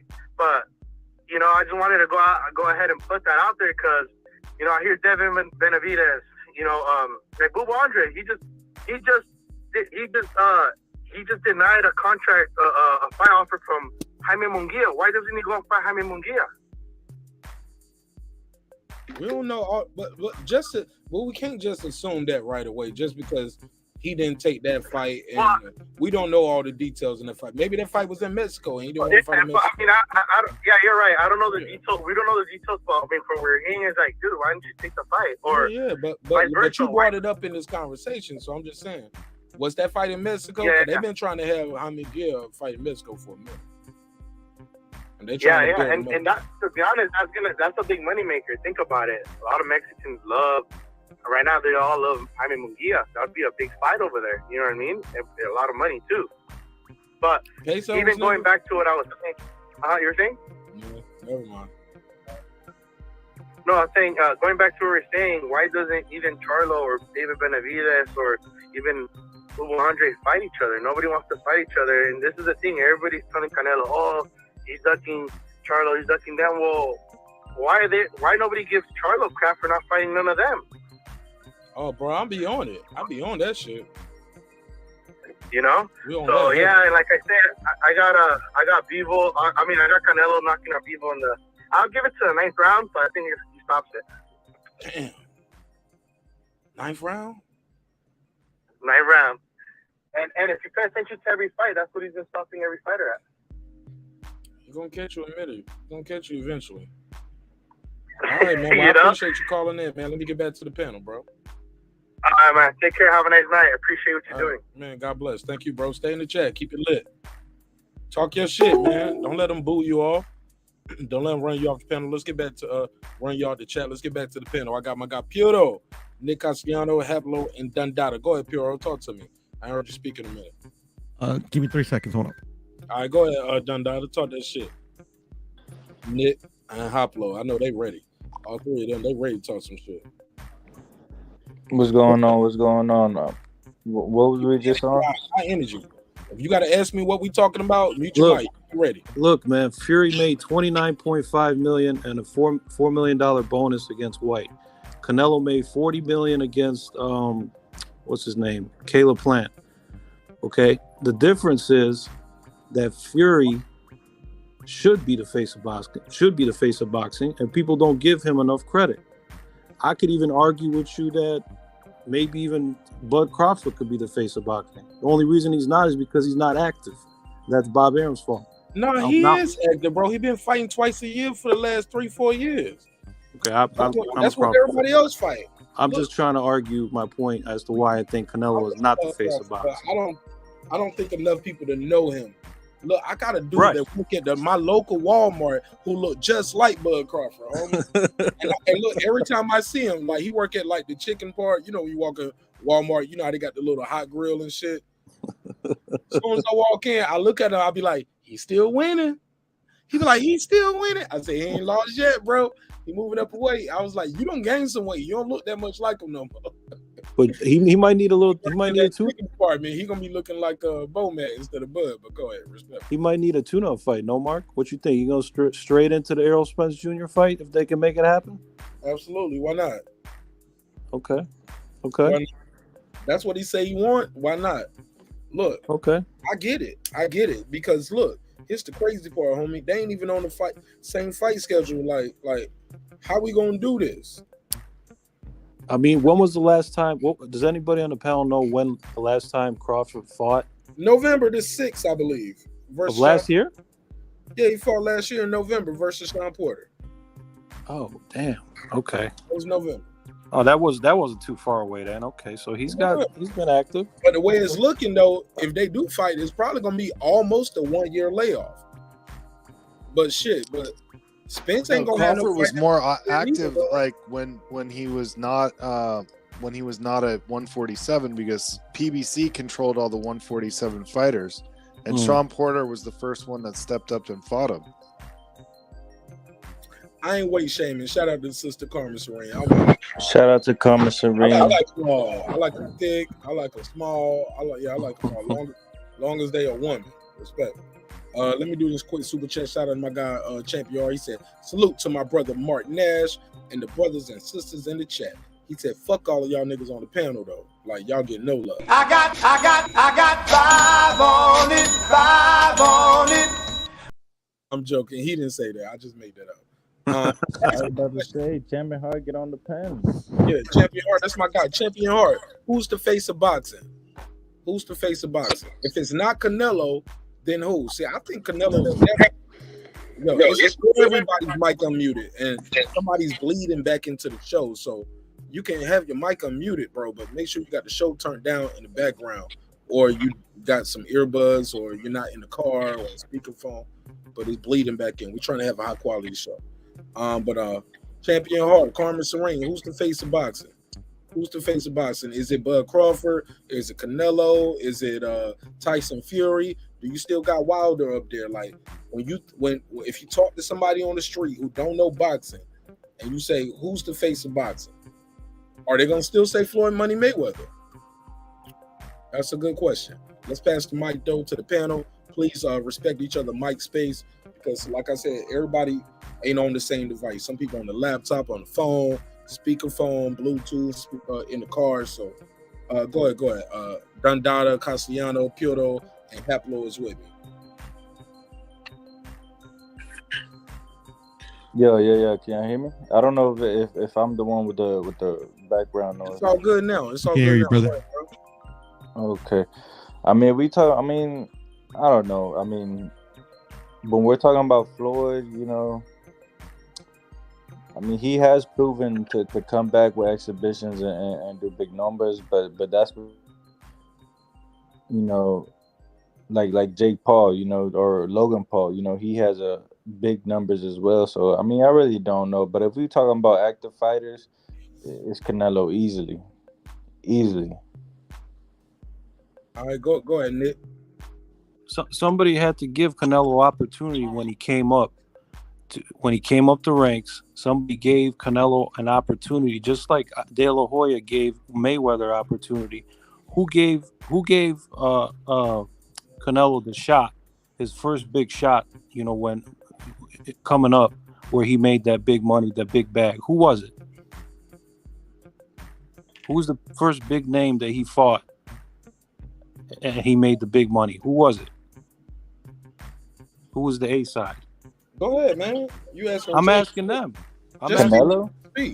You could say people, you could say people were the A side, but when you're looking back from a point of revisionist history, you're gonna see Floyd as the guy who gave him the opportunity. Okay. Because Canelo was who beside else could Cotto give as him that well. opportunity? Canelo was But Canelo Y'all was talking over making each other now. I can't even hear everybody. Canelo was making a Y'all ton of bleeding. money before Floyd. Why do you think Floyd wanted to fight him? Not He nowhere wasn't near the A money. side. Come on, He not wasn't nowhere. the A side, but he was making good money. He was the biggest name for Floyd, and that's why Floyd caught him, and he caught him at the right time and a good time, and they made good money together. Yeah, but he never made But that look much at money. Floyd's next pay-per-view after that. It was like God. half as Can I much. talk, man? Can I Floyd's respond? next pay-per-view after Canelo was like half as much. Nick, you gotta So let them Canelo was go responsible too, for those. Go ahead, pass the mic, Nick. You gotta let them speak too, though, Nick. Go ahead. I think Puro was ready too, and Dundada. Go ahead. Whoever's ready first, Puro or Dundada. I'll let Puro go first. Go ahead, Puro. The thing is, at the time that Floyd and Canelo fought, I mean, Canelo was arguably the number 2 in the sport of boxing among fan base, you know, sales, especially because he was they put a excuse me, Golden Boy put him on a lot of Floyd undercards. That was short. Go ahead, Dundada. Yeah, I definitely agree. I mean, Canelo was basically the next in line to get the torch. He was put on a bunch of undercards for Floyd Mayweather, so they was building that fight. That just wasn't. I mean, Floyd picked Canelo. When Floyd picks you is for a reason. That's all I gotta say. Nah, be specific though. Like what? I mean, when Floyd picks you is for a reason. He was at that time. He wasn't Pretty Boy. He was Money Mayweather. He was picking the fighters that he would think would make money. Okay. And y'all gotta remember also. I got this. Y'all also gotta remember. At that time, wasn't that when he around the first where he got the Showtime deal? And he had fought somebody and he didn't do good numbers. Somebody say the names. Hold up, man. I think it was Robert Guerrero. There you go. Robert Guerrero. Robert Guerrero. What did he have to offer? And nothing. And so he was a champion, bro. But it didn't do good numbers. Stop. Robert Guerrero had a title belt. No. I'm not talking about whether he was a good fighter or not. I'm talking about numbers. You just say I said what he had to offer. You said nothing. No, I'm not. I'm talking about numbers wise. No, he had a title. Okay, well, what did Birdo have to offer to Mayweather? He had That's what I'm saying. That's what I'm saying. He ain't no draw. So why did Mayweather do that then? By your money man theory. that you just said. So after that fight, he had to make a big fight. Like the point is, he made half as much with Guerrero than he did with fucking Canelo. Why you saving him? Why you saving him? Don't save him. Let him make that shit make sense. Berto didn't have no fucking belt, and Berto was not a fucking a Canelo type draw. He wasn't even a Robert Guerrero draw. He won't bring in the country with him. Barely brought the city with him. That's what I'm saying. So what I'm trying to say, for your narrative, make that make sense, bro. What I'm trying to say is, after he fought Robert Guerrero, he seen Showtime seen the numbers wasn't right. So he looked at Canelo. He seen Canelo have that big fan base behind him. So they made the Canelo fight. He even said that. He was like, "Yo, I told Showtime we'll get the money back." But exactly. Look, That's my point. That. My G. But here's the thing: why fight Berto? Well, wasn't Berto like one of the last fights that he had contract with Showtime? It was no, bro. Berto was the last I'm fight. asking you, why fight Berto? He's not a big draw, and he don't got he ain't got no title belt. Like, make that part make sense with your same logic, where he's Money Mayweather and he was picking people based off who would sell. I can explain that, Mark. I don't want you to save him. I want him. Oh, come on. Let me take that. Nah, he said I want him to defend his point. I want him to defend his point. I mean, wasn't that the last fight on that deal? Wasn't it the last fight on that deal? Let me take that. I'm done, man. Hey, you know why he took? I'm asking him questions. He answering questions, and I think my boy Nick Castellano, he said I had all I could stands. I can't stands no more. Mark, you know, let me tell you something. Why he took that Berto fight? It's the same damn reason that Canelo took the Bivol Triple G fight, because it's an easier fight.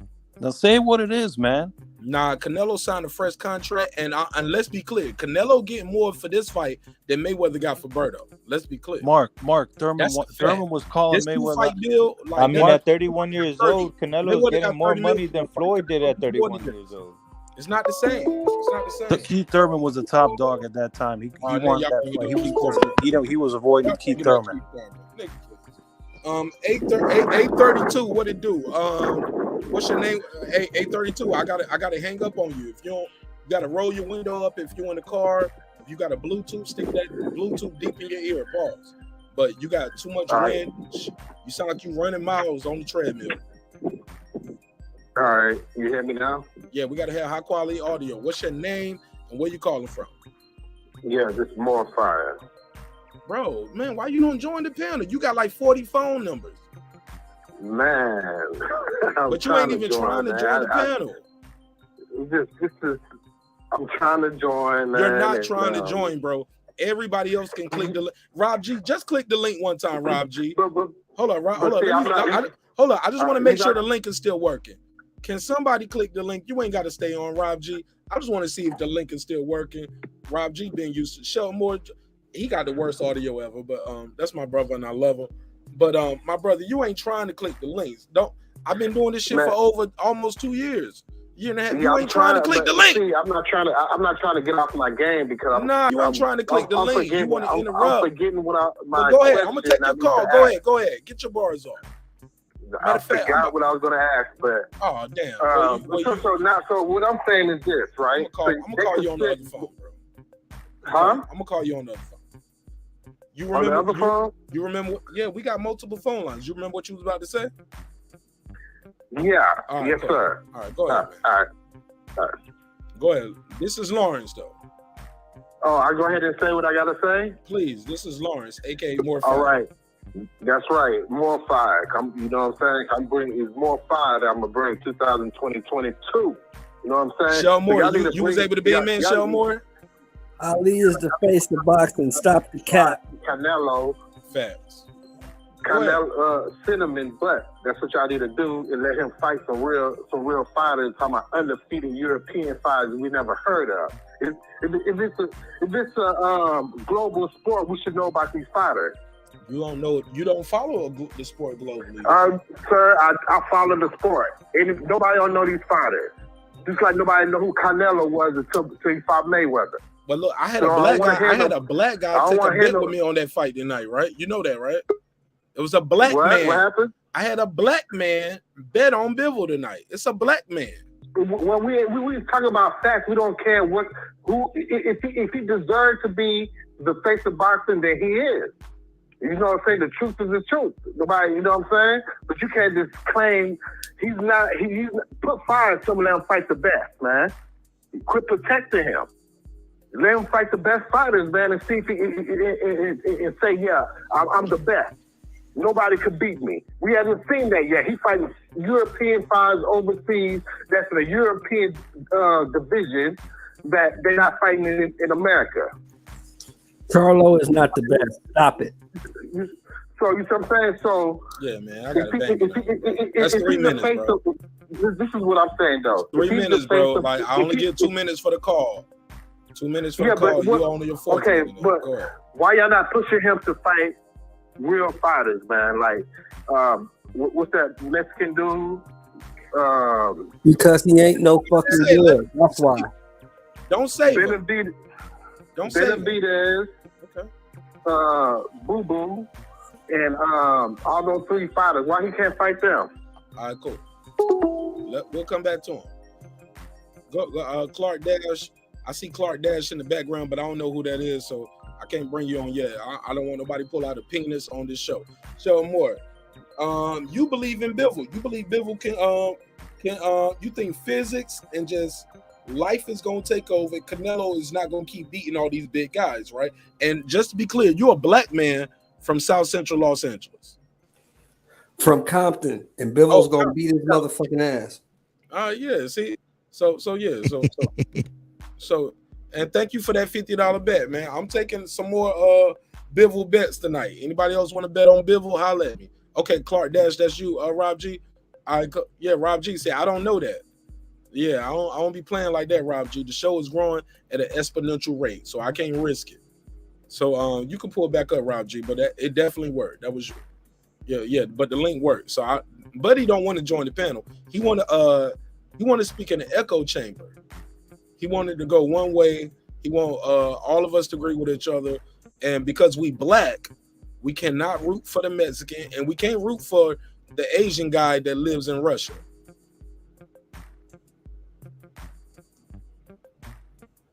I'm sorry, bro. I'm putting my money on the guy I think gonna win. And then when Charlo gets his ass kicked, or Benavidez or Boo Boo get their ass kicked, he'll have another excuse. Yeah, if he decides to fight him ever.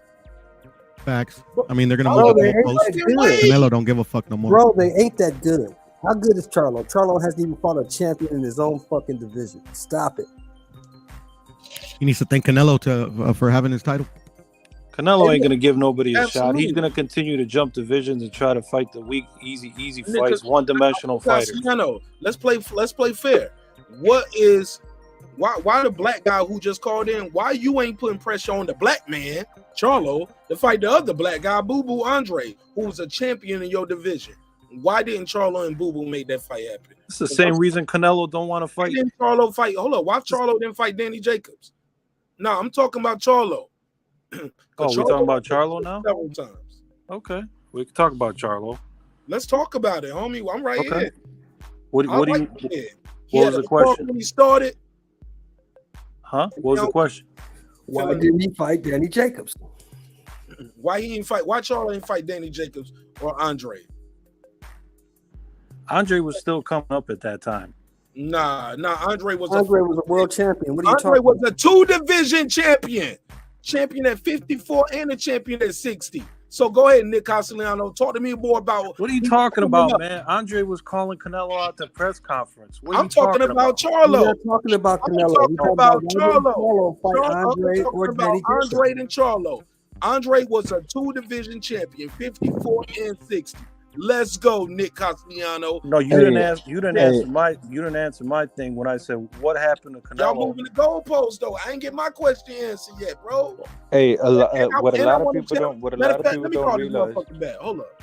A lot of people don't realize Dmitry Andrade is the only champion in all of the sport of boxing that has not fought another champion. Bro, that's not his all fault. The of champion's the got to give him sport a of chance. boxing. Come on. Just like Mayweather gave he had opportunities to fight. That's wrong, bro. Charlo hasn't fought another champion either. I think we just got a case. Charlo hasn't Look it fought up. another champion Mark, either. Mark, look Max it up. Shelton, facts. Mark, Hold on, look it up. we might have a case on you, Dundada. Look it up. Look it up right now. Right now. Look it up. Demetrius Bro. Andrade is the only champion that has not fought another champion. Dundada. Dundada. Hold on, fellas. Jamal as well. Dundada. When did How many Charlo? champions has Hold on, Jamal hold on, slow Charlo down. fought? When did Jamal Charlo unify? At 54 or 60? I missed that.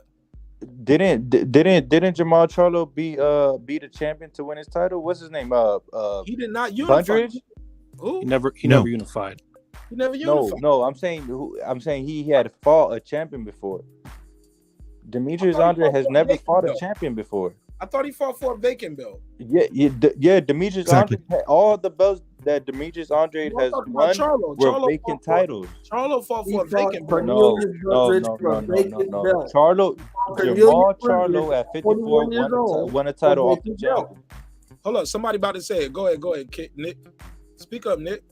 No, I was gonna. I mean, look it up, man. Look, Mark. Can you just said it. Look it up? He hasn't fought a champion. Man, no, you.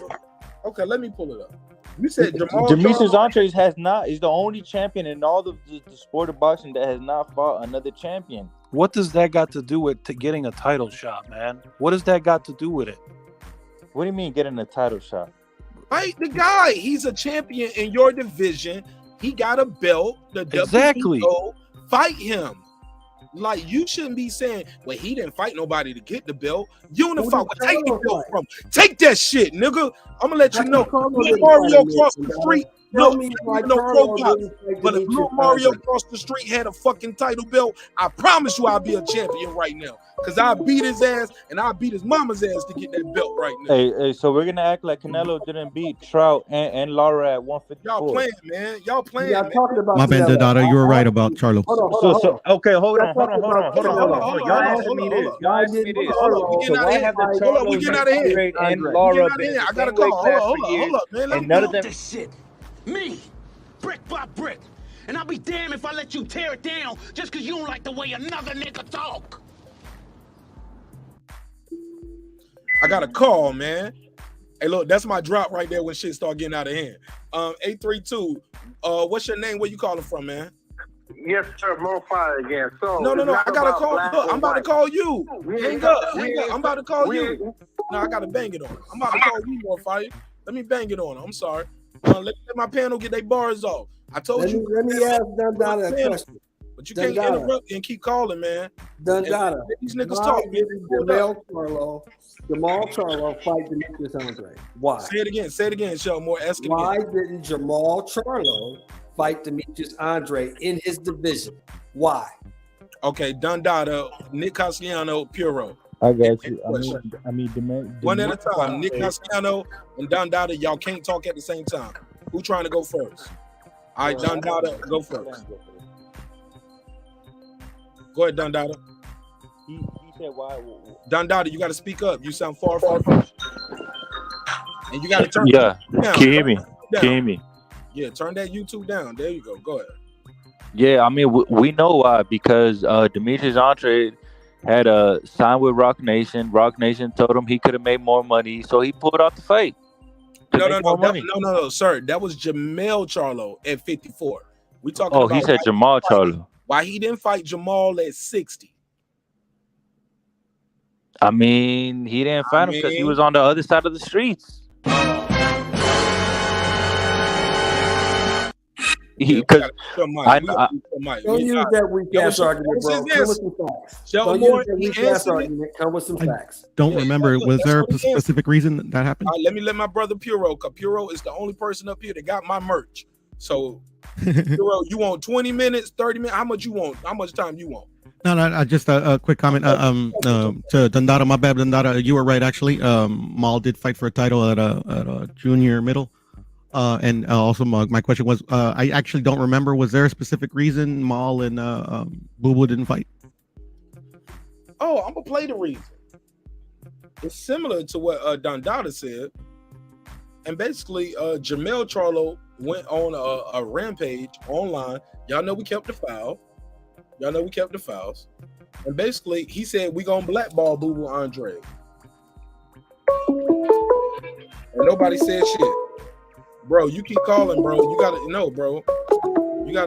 I remember now, Mark. I remember now. Bro, I'm hosting. I can't let you keep calling and hijack the panel. I don't want to block you. So please stop calling. I will call you back. I gave homie about 8 calls tonight, right? You know what I'm saying? I gave at least 8. I gave him about 8 calls from 3 different numbers. We're gonna call you back. But you gotta click the link, join the panel, be a part of the conversation, bro. You know what I'm saying? But we gotta reserve that phone line and let other people call in too. And we gotta chop it up with the people who are on the panel who took the time and energy to click the link.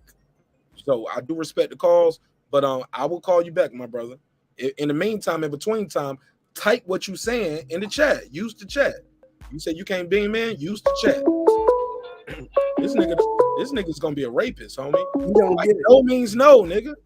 You don't get Damn. it. No means no. Like, what do we teach our children right now? What are you gonna teach your young son and your young daughter? No means no, homie. I said no. Mark, hey, I thank you for having me on the panel, man. Respect me, yo. Hey, Next time you tune in, I'll be on here, but I gotta go for tonight, man. Thank you for having me on the panel. Dundada, give me your final thoughts, man, on anything we talked about. You said what? Give me your final thoughts, bro. I mean, my final thoughts. I mean, it's obvious Canelo's the cash cow, and if anybody wants to compete with him, it's gonna be the heavyweights: Tyson, Deontay Wilder, AJ. That's all I gotta say, man. Hey, thank you for having me on the panel, man. I hope I can come back. I won't have it no other way. Dundada, you gotta stop, bro. I don't want to block you, bro.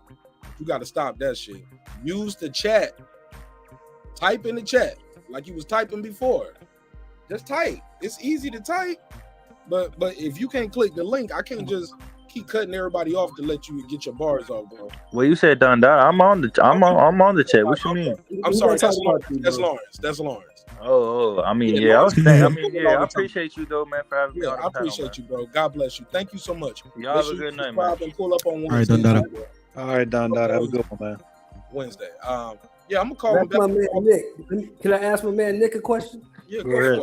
And I'm gonna call homie back, but homie, you gotta use the chat.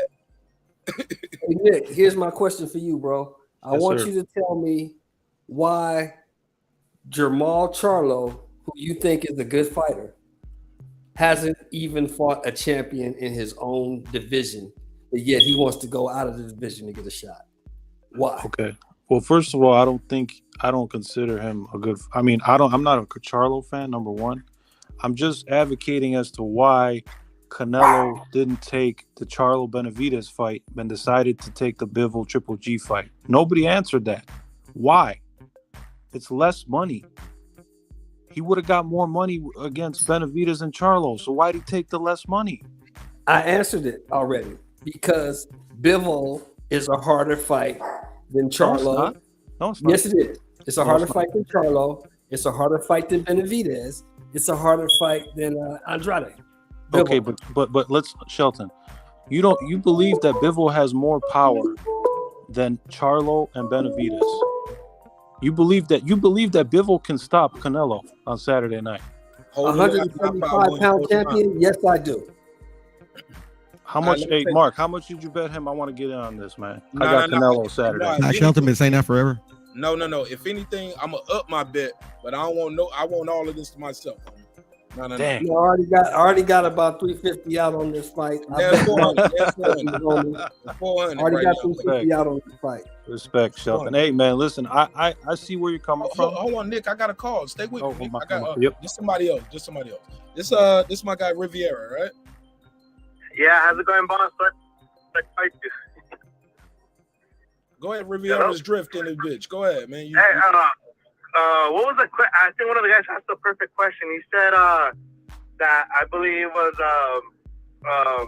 about Charlo. Yeah, fighting. Who has he fought anybody in his division? No, a champion. It was a champion in his division. Yeah. Why he didn't fight Boo Boo Andre? Yeah, and to be honest, why didn't Charlo even fight Triple G when you have the opportunity? I mean, Triple G has the IBF. nobody talks about that. He was available to fight, and he would have drawn a lot of people. And look, simple one thing. Charlo's wants payday. Simple. He's not going to beat Canelo. Nobody's going to beat him right now. And I say this 100%. You keep making your money. Trust me. Make money on the haters. Nobody's going to beat him.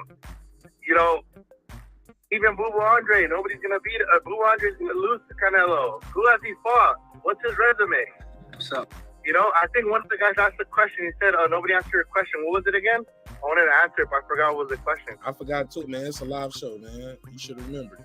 Yeah, but hey, me. I just wanted to say, like, hey, like, come on, like. The question. I remember it was, why didn't Jamal Charlo fight Boo Boo Andre and unify at 160?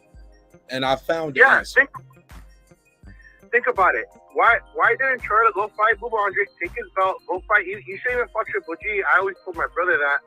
I was like, he could take the IBF. Now he would have just fought.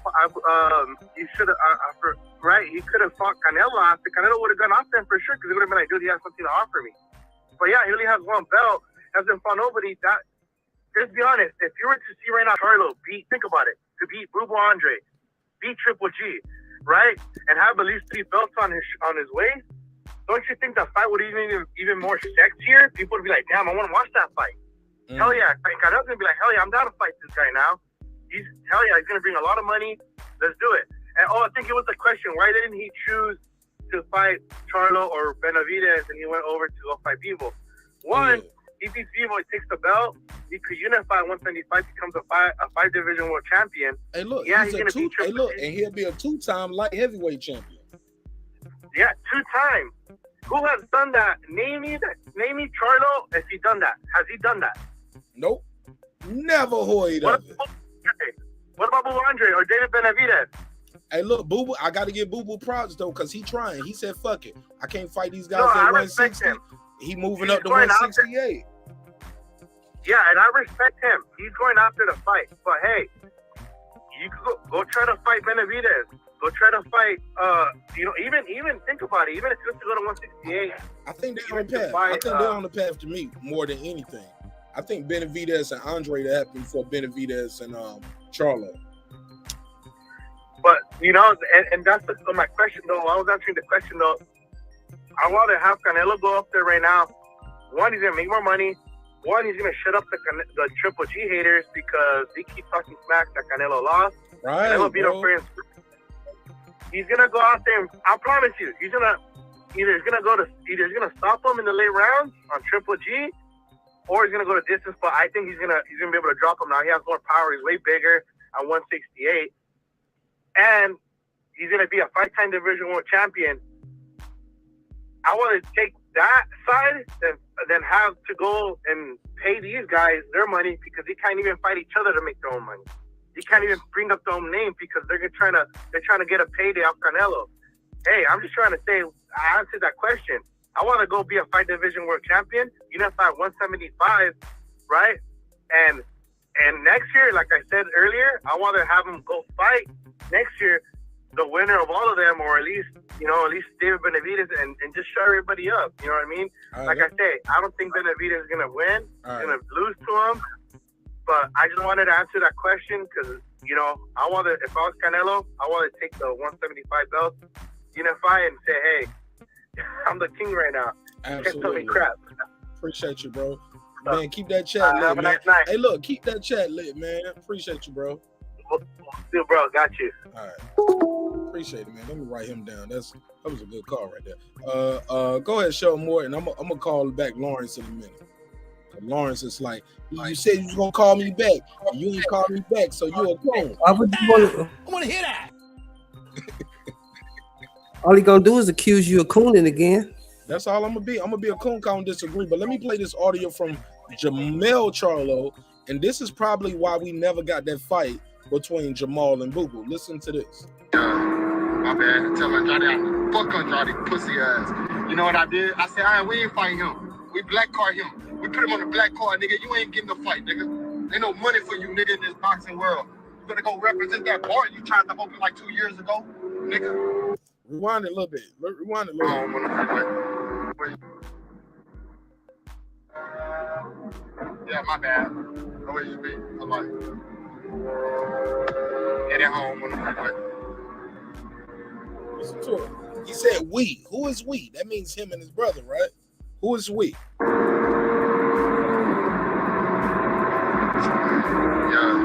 my bad. Tell Andrade I'm fuck Andrade, pussy ass. You know what I did? I said, all right, we ain't fighting him. We black card him. We put him on the black card, nigga. You ain't getting a fight, nigga. Ain't no money for you, nigga, in this boxing world. You better go represent that bar you tried to open like 2 years ago, nigga. Fuck wrong with you, Rhode Island ass nigga? That shit weak. I fought up there. That shit weak as fuck. Nigga, ain't nobody up there. Ain't no real niggas in Rhode Island, nigga. Fuck wrong with you? Fuck out of here. I hate Andrade. Nigga's a bitch too. Today I'm in my bag. Yep. And that's probably when we ain't getting the fight. Jermell Charlo is on record as saying we're not giving Andrade the fight. We're black carding him. Checkmate, homie. We call that checkmate round here. You black carding him. You blackballed him.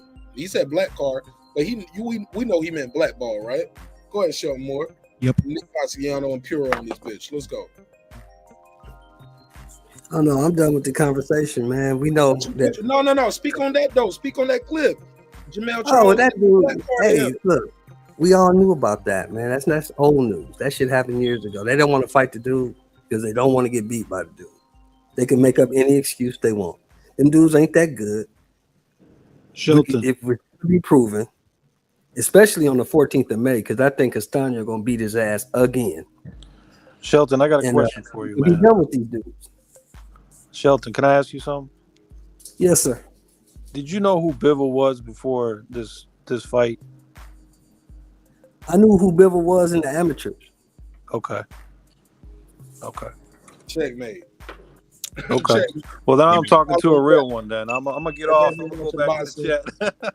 You've been watching boxing since you was in diapers, probably, bro. Just checking. So, but go ahead, make your point though. All I'm saying is the regular boxing, because you ain't get the answer you was looking for. right? Well, the regular casual boxing fans, the guys that don't really know boxing, Casual boxing. Go ahead. Okay, don't know who the hell Bivol is. I even had to look the man up. That don't mean he ain't good though, bro. I understand, but you guys are saying he's got to be popular. He's got to bring the money for Canelo to fight him. We didn't say that. No, but okay, but I'm trying to make a point. Got to be a WBA 175-pound champion for Canelo to fight him, and that's what he is. He's the WBA 175-pound champion. If yeah, you man. Be Joe Smith or better, Beef. I mean, Joe Smith. Come on, he got a title, bro.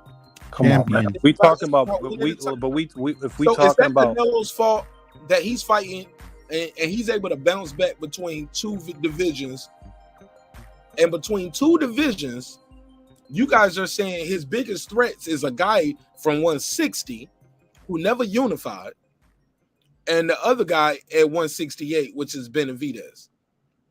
That's sad when y'all saying those are his two biggest threats. That's not Canelo's fault. And if it was so easy to go between 60, 68, and 75, back down to 68, it would be more people doing it, bro. Can we agree to that? Can we at least agree to that, Nick Castellano? Yeah, we can agree, but he never once said, Canelo never once, if the facts are there and they presented him the fight, why didn't he want to, if he's about his legacy, you're telling me that he didn't want to fight Charlo Benavidez because they don't have belts? That's the reason? No. I mean, they didn't got no big enough name. I'll answer. Nobody knows who the hell Bivol is in the U.S., man. Nobody knows who Charlo is, to be honest. Come on now. Charlo's a bigger name in the U.S. Nick, let me ask you a question. Here's the answer. Canelo's already been champion at 60. He was the 3-belt champion at 160 pounds. And he was the franchise champion. There's no reason to fight Charlo. Charlo doesn't have anything he wants. He moved up to 68 and beat all 4 of the guys who had the belts. Cleaned it out. Billy Joe. It's not Canelo's fault. It's not Canelo's fault that Benavidez lost his belt on the scale, and he lost his belt because he used coke. That's not Canelo's fault. These guys had the belts. He beat those guys. Now he's moving up another weight class, to fight another champion. Where does Charlo fit in that mix? He's already been the champion at 160, bro. That's a valid point. Valid point. Is that so? That would be the reason why he didn't take the 100 million. Wouldn't that be the reason why you wouldn't take it? Wouldn't that be the reason why you wouldn't take it? I mean, no. I mean, it's different. Like I feel differently about it, but I mean, I see your point. You speak in facts. I've already been the champion at 60. That guy needs to clean up his division first if he wants to fight with me, then move up. Because I fight at 168. I don't fight at 160. So you don't think Charlo? So Charlo's fights at right 160. Now 160. So he would have to move. They can meet at 168. He'd have to move up. Has Charlo moved up yet? For 50 million, I mean, how much he's going to get? He probably get 15, 20 million for that fight. I would expect him to move up. Nah, he ain't getting no 15, 20 million. All right, we'll say 7. We'll say 7. Caleb Plant was given the last piece to the puzzle to be undisputed. They maxed him out at what, 10? Caleb Plant got $10 million. And he had to fight to get that. He had the belt. He had the last belt to be undisputed. Like, Charlo ain't even got the last belt to be undisputed. He's not unifying. He want, bro, he want a free ride in a fancy car. He think the fan base is gonna galvanize the troops to get him the Canelo fight. But bro, you ain't selling crazy numbers, right? You ain't even selling out in your hometown like that. They put 2 Charlos, twin champions, on the same pay-per-view card, and that shit flop. That ain't me picking on even do 100. That's a fact. They didn't even do 100. Bro, that's a fact. That ain't me picking on the kids. That's a fucking flop. That's a fact. You got 2 twin champions. They ain't even selling out. And you put them in what I think they fought in New York, and one of them lost. I got a question for you, fellas. I don't know if you guys know it. The contract, that they offered him to fight David Benavidez and Charlo. Did any details come out? Did it say what weight class it was going to be at? Well, we already know Canelo ain't going to move down to 60. But Charlo, why would Canelo move down to 60 for fucking Charlo? But that's my point. Like maybe that was like a sticking point for PBC. Why would he has to come down. No, I would think he would not do that under any circumstance. That's why he signed with the zone. He had to acquiesce for Mayweather. He would not bow down and kiss the ring of Charlo. I ain't doing no catch weight with you. I ain't doing nothing. Bring your ass up here to 68. I'm gonna show you the difference to what that 8 pounds do. That 8 pounds of pressure on your motherfucking head. Which is why I'm saying, like, I think that's maybe why he took the zone. No, man, come on, man. The zone shit, bro. The zone had. No, that's why I was asking. Is anybody did they come out with the details? No, deep Puro. Let's rewind the clock. What did y'all remember what the zone paid Triple G to get him over there? And Canelo had that damn Oscar De La Hoya deal. And then he sued. Like, hold up. Y'all can't be making me fight nobody over here. Like, no. I didn't agree that ain't in my contract. That ain't saying I ain't signed up saying I automatically have to fight Triple G. No, what the fuck he do to deserve this fight? I'm gonna get this bag. I'm gonna go for greatness. I'm gonna do what the fuck I want to do. And he took that shit to trial and he beat that shit. You know what I mean? People forget that part where he broke away from Oscar. But what was tied into that deal was he was supposed to fight that Triple G fight. But the zone had already locked Triple G in. And Triple G was gonna sue them like, yo, y'all motherfuckers told me I was gonna get Canelo if I come over here. And I ain't got him yet. And I don't know if you guys knew, there's also a gag order just on Canelo's side.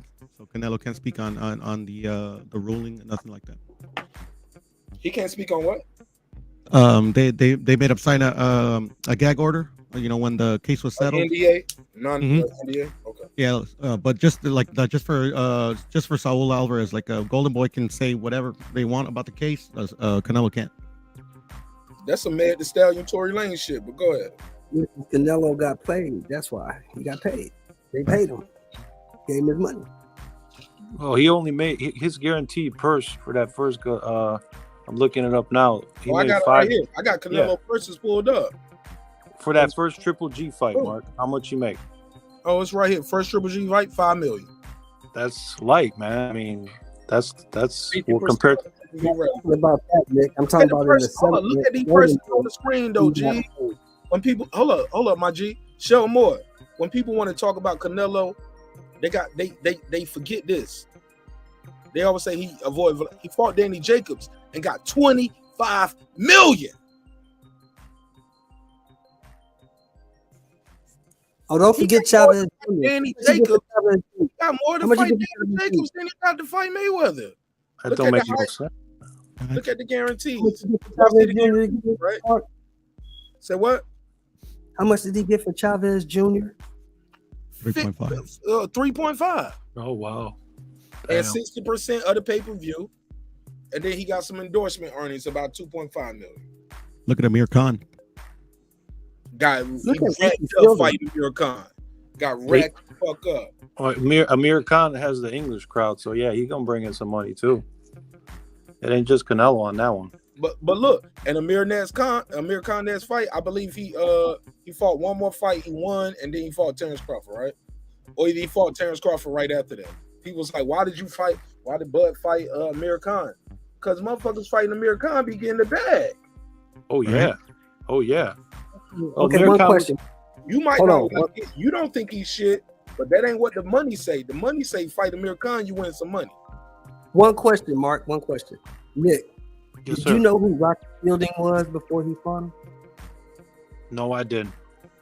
Okay. How much did he get for Rocky Fielding, Mark? Oh, it's on the screen. What it say? I'm on another window. What it say? 15 million. Big bet. 15 million. Nobody ever heard of. He got more for that fight than he got for both Triple G fights combined. And people was like, he ducking. He fighting somebody. He fighting an undefeated champion at a higher weight. Some would call that a risk, a calculated risk. No, I never said he ducked Triple G. I'm saying he's ducking Charlo Benavidez. No. People saying Rocky. Like people say, these UFC fight ain't shit. But look at the money, bro. He fought him for a reason. Somebody wanted to see him fight him. Somebody paid him. I just want to know, why do you think he would duck Benavidez? Who is Benavidez's best win, Nick? I like David Benavidez, so I got an interview, so I'm gonna fall back. Who's his best win? If I tell my truth, y'all ain't gonna like it. Benavidez fanboy. No. I'm just fucking with you, Mark. Y'all ain't gonna like it, like the people who set me up with that. I'm asking Nick, who is Benavidez? David Benavidez ain't got no Canelo record, homie. Fuck it. You want to tell the truth? Let's tell the truth. He's knocked out. Hey, Shelton, he's knocked out 4 out of his last 5 opponents. Okay, Who's so best guy. Okay. His best guy. Hold on. Let me take this call, y'all. 1 minute on the clock. 8:32.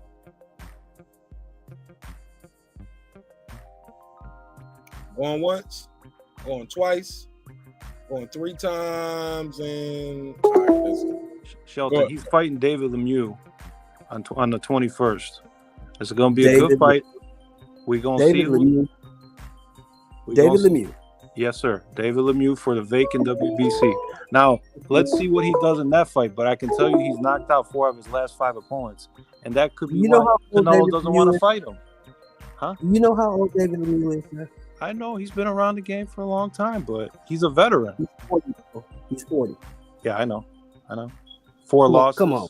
I mean, okay, but I'm telling you, 40's the new 30. Shut up, Shawn Moore. Okay. You ain't okay. shit, What about man? 40? What about I'm gonna call you back. I'm gonna call you right back. And I'm Shelton, who has Bivol knocked out? Does he have how many KOs does Bivol have? You supposed to know that. Fights. And all 11 of those guys were 175-pound fighters. Okay. So he's knocking out bigger guys. No, but I'm making the argument that we don't know who he is. Make an argument. Lawrence, man, you gotta let me call you back. Lawrence, use the fucking chat, bro. Yeah. My point is, my point is, Bivol is the champion. When I look at the belt at that weight, Canelo Alvarez is moving up to his division. Right.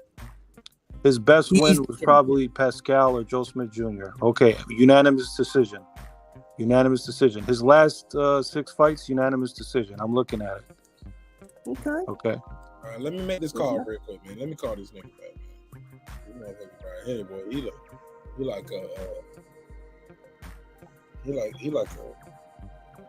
like a big bitch that you got that tax refund from her, and she's still calling you in the summer. I be like, baby, it's over. 832, what it do? What's your name? Where you calling from, neighbor? You live on air. 832, what it do? What's your name? Where you calling from, neighbor? You live on air. Hello? 832, what it do? What's your name? Where you calling from, neighbor? You live on air. Yes, sir. Appreciate for calling back. Calling out of Houston, Texas. H-Town. Talk to me, Lawrence. Hey, Yeah, Lawrence, so after, real quick, man. after Canelo win, Man, when I Saturday, say, hey, Lawrence, real quick, man. When I say, hey, I'm gonna call you back, bro. Don't keep calling though like that, man. You're right, bro. You calling like you rent a center or like nigga, like yeah, I owe you some for the furniture. Lawrence calling you like you a bill collector, man. Yeah, my nigga, you was on some. Yeah, man. I said I'm gonna call you back, bro. But like, damn, I got the panel up here. We cooking, bro. Let us cook. I'm gonna call you back, bro. But like, please don't do it like that, especially when you ain't clicking the link. When you can be right here beside us. So go ahead. Go ahead, man. Yeah, so after Canelo don't ask no questions though. I know you didn't. Hold up. I know you didn't do all this calling just to ask questions. I hope you called in with some declarative statements. Can you make some declarative statements and just voice your opinion, please? Or do you voice my opinion? Yeah, just voice your opinion. Or do you need a call and response? You want to ask somebody something? No, I was gonna ask who. I mean, because I'm really trying to see. I'm not biased, man. So I'm just trying to see what your point, or are y'all just going by what the world saying and ESPN and propaganda saying, or y'all going by the truth? So my question is, who Canelo after he wins Saturday, who you think would be a good fight for him? Who would you match him up with? Well, we already know who he's gonna fight. You gotta win Saturday first, brother. Saturday ain't here yet. He only fight people that he gonna beat. Like, I don't know that. I don't know who he's going to win. I don't know that. Fight with him. I don't know that. I don't know he's gonna beat this guy. I don't know that. You know that. I know. We know he only fight people that he could. Stop, my brother. Hey, look, hey Lawrence. The guy you talking to is a black man who got 400. What that have to do with you? Because nigga, you brought up race earlier. Because you brought up race earlier. No. What you black gotta do with anything, though? Okay, see, Lawrence, that's what I'm about to bang it on you. I'm keeping it a buck with you, homie. You brought the race into the shit early. Did you forget that? No, I brought. Oh my gosh, what you mean? I brought life, reality into stuff. No. You brought race into it. You said only black and Mexican can fight, and everybody else is a man. Go ahead, Shawn Morris. Say what you was about to say. See, because he called in. You said only black and Mexicans can fight. But I'll still mute his mic. You said only blacks and Mexicans can fight, and everybody else that's in the sport is a man. You said that only blacks and Mexicans can fight, and everybody else that's in the sport is a plant by the man. That's what you said. That's what you said, bro. Go ahead, 832. Go ahead. Yeah, I do not bring racism. I don't care if he's black or not. Yeah. They have black slave owners too. You're missing the point. That ain't what you said earlier, but that's a whole nother conversation. Talk about it don't matter. I'm just trying to find out the truth. If he's the king of boxing, he's the king of boxing. That's not gonna make me rich or broke or nothing. But Lawrence, listen to this. Lawrence, this is what I'm saying. Getting the point what I'm trying to. No, Lawrence. Yes, Lawrence, the guy you're talking to, I said that to make a point as he got 400 on Bivol. You're not gonna win that argument right now with him until after fight, and then we can. He got 500 on Bivol. 400. 400. He got 350 out here in the streets, and he got $50 bet with me. We met tonight. Well, so I don't even know. Crazy. So you keep calling, but you ain't even listening to this fucking show. You spending more time calling the show, ready to talk. You ain't even listening no more, my brother. That guy got $400 on Bivol. Yeah, that's a dumb move. All right. So now you. Why would he put? That is a dumb move. Why would you put? That's not proving. He's proving himself to be ignorant. I mean, not ignorant. Well, that's the word. Why would you? You didn't even know they're gonna put fighters that he could beat. I don't know shit. You telling me what I know. Lawrence, let him reply. 50-50 Lawrence, let him reply. You don't even 'cause know just that called- dude. Hold on, show more. I got you.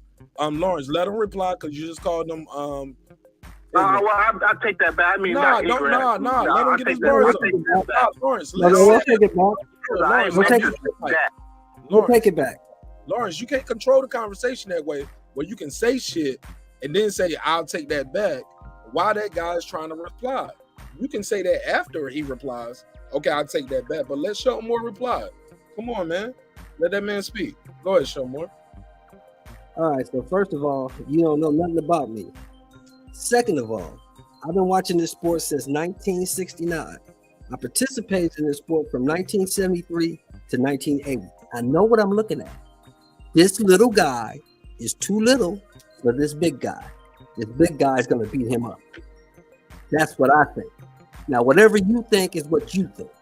But I think this little guy is going to go up to 175 and get beat up. All right, Lawrence. And then after that, I got to let my guy Puro and Nick Castellano talk. Hold up, Lawrence. You talking before I even unmuted your mic. Listen, bro. You don't even want to listen. Lawrence, get your bars off. Get your bars off.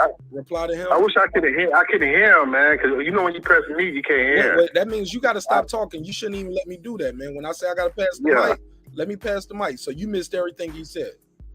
Well, yeah, just go ahead and clear up what he said. No. I'm going to let him say it again. Lawrence, let him finish, bro.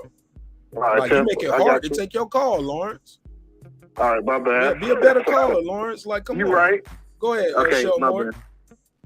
Go ahead, show more. I said I've been watching the sport since 69. I participated in this sport from 73 to 80. I know what I see. This little guy is going to go up to 175 and he's going to get beat up. He's too small.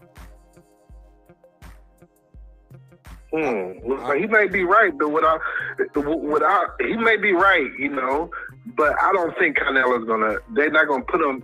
I don't know the dude. So I can't even say who. But if I would have said, I wouldn't bet against Canelo, not with him, because I don't know that guy. Never even heard of him. Yes, sir. Lawrence, now this fight has been made for months. You are a boxing fan, correct? Yep. You're hardcore or you're casual? Oh, hardcore. Why? If I was a casual, I'd be going for Canelo. Okay, well, let me ask you something. Hardcore fan. Mm-hmm. Why you don't know this guy, or why you didn't do your research on him before this fight? I did do my research. Lawrence. Oh, okay, go ahead. Listen, man.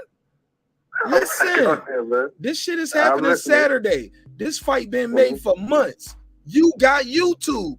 You ain't do no research on Bivol. You just up here just talking. Not worth it. Who is this guy? Is not worth it, man. No. That's what a casual would say. No. It's not casual because if he was having a name for himself from the beginning, it's boxers you don't even know what that's champion. You know, comes around. You missing the point, homie. You missing the point. Sir. You said if you was a casual, you would bet on Canelo. You're not a casual. Yeah. No. I ain't saying I would bet on Canelo. If I was a casual, I'll be a Canelo fan. No, that ain't what you said. We ain't say the fan. We said picking Canelo. Well, that's what I'm basically saying. This particular fight, every fight Canelo have, I'll be going for him if I was a casual. Okay, but no. But you're a hardcore fan, so you have not done any research on Bivol by your own acclamation here tonight, sir. Sir, why would I want to do a research to get a flat European? You don't know about him. You just, sir, you just said you don't know shit about him. I don't. He's an Asian. He's an Asian guy who lives in Russia. Did you know that? He's an Asian guy? He's not. Yeah, he's Asian. From where? Half Korean. You're hardcore. You tell me. He's Asian. Okay, you say Asian like he's from Russia. He could be from Russia. I don't care if he's from Mars. Okay. I don't care. I never heard of him. From Moldova. But you a hardcore fan. He's a fucking. He's from Mongolia, bro. He's Mongolia. But look, Lawrence. Once the fight is made, your duty as a hardcore fan, if you don't know this guy, you need to do your research and find out who the fuck he is. as a I did hardcore my fan. research, and he fought he's not. You just he said didn't no. fight You can't nobody. say you did your research. You already admitted you didn't look him up. You don't Sir, know who that's the just fuck like he is. that's just like Man, the movie you lying. Rocky. And That's just either like you the lying movie or you Rocky double when he talking. fought Apollo. Nobody know who Rocky was. And they were taking him. You moving the goalposts. You moving the goalposts. Moving the goalposts. Okay, no, sir. Either you Yeah, I'm watch not- it, either you are a hardcore fan, and once these fights are made, it's your duty to say, you know what, I'm gonna figure out. Yeah, Puro, put that picture back up of Canelo with all the crowns and all the jewels on it. Yeah, put that picture up. Let's make him real mad. Put that picture up. Let's make him real Man, mad. that's some bull, man. What y'all Let's make him real mad. Let's make him real put mad. Put Keep that that on. picture up, Put that Puro. on. He fighting nobody. Puro, get Puro the full screen. Shit, they're on to me now. Let's make him mad, Puro. They making me mad. I know, picture makes them mad all the time, bro. When you That's don't what I call was it doing. 14 times tonight, you Hold definitely on, let me made ask you the 14th call. Let me ask you Fuck Let me ask you Be mad at something. Hold on, I don't have control over. Nah. Let me ask a question. Let me ask a question. Nah, Canelo got mind I'm control not over mad you. at Canelo. Canelo got mind control over you. Hold on, I got another call. No, I got another No. call. I got another call. And if I put you on hold, you said you can't hear nobody. So are you gonna mute your own mic, or do I gotta do it? Can you mute your mic? Can you mute Yes, your sir. mic? I'll mute my mic. Yes, Please sir. have some discipline. We got Okay. Brandon Washington from Dallas, Texas. This is my guy right here. He is definitely a Errol Spence fan, and he is not a Marq Nash fan.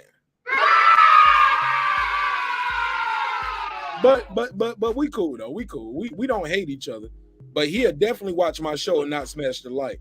Like, I can't support this shit, but I'm gonna call in. But go ahead, Brandon Washington. What's good? I'm a Marq Nash fan. Salute. All right, what cool, up to everybody on the panel? Salute to everybody on the panel. Turn your mic up a little bit, man. Salute, Brandon. Hey, everybody, mute your mic real quick, because this shit Is sounded that bad better? already. Hey, Brandon. Is that better? Hold up, Brandon. Yes, sir. You got it on speaker or you on a headset? How you got it?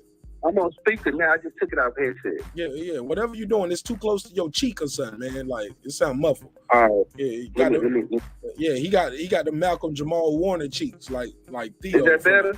Yeah, perfect. Hey, look, and we got 138 votes, 82 likes. Y'all get it to 100 likes tonight. Let's do it. Go ahead, Brandon Washington. Now, I just want to say first to the guy that keeps calling up, mad that Canelo is in the position he's in. Hey, man, it is what it is. You just got to accept it. I mean, when you talk about face of boxing and pound for pound and all that stuff, it's all subjective. So you shouldn't really get too hell-bent on it. It's all subjective. Is Canelo doing big numbers in boxing? Yes. Is Canelo the cash cow who generates the most eyes /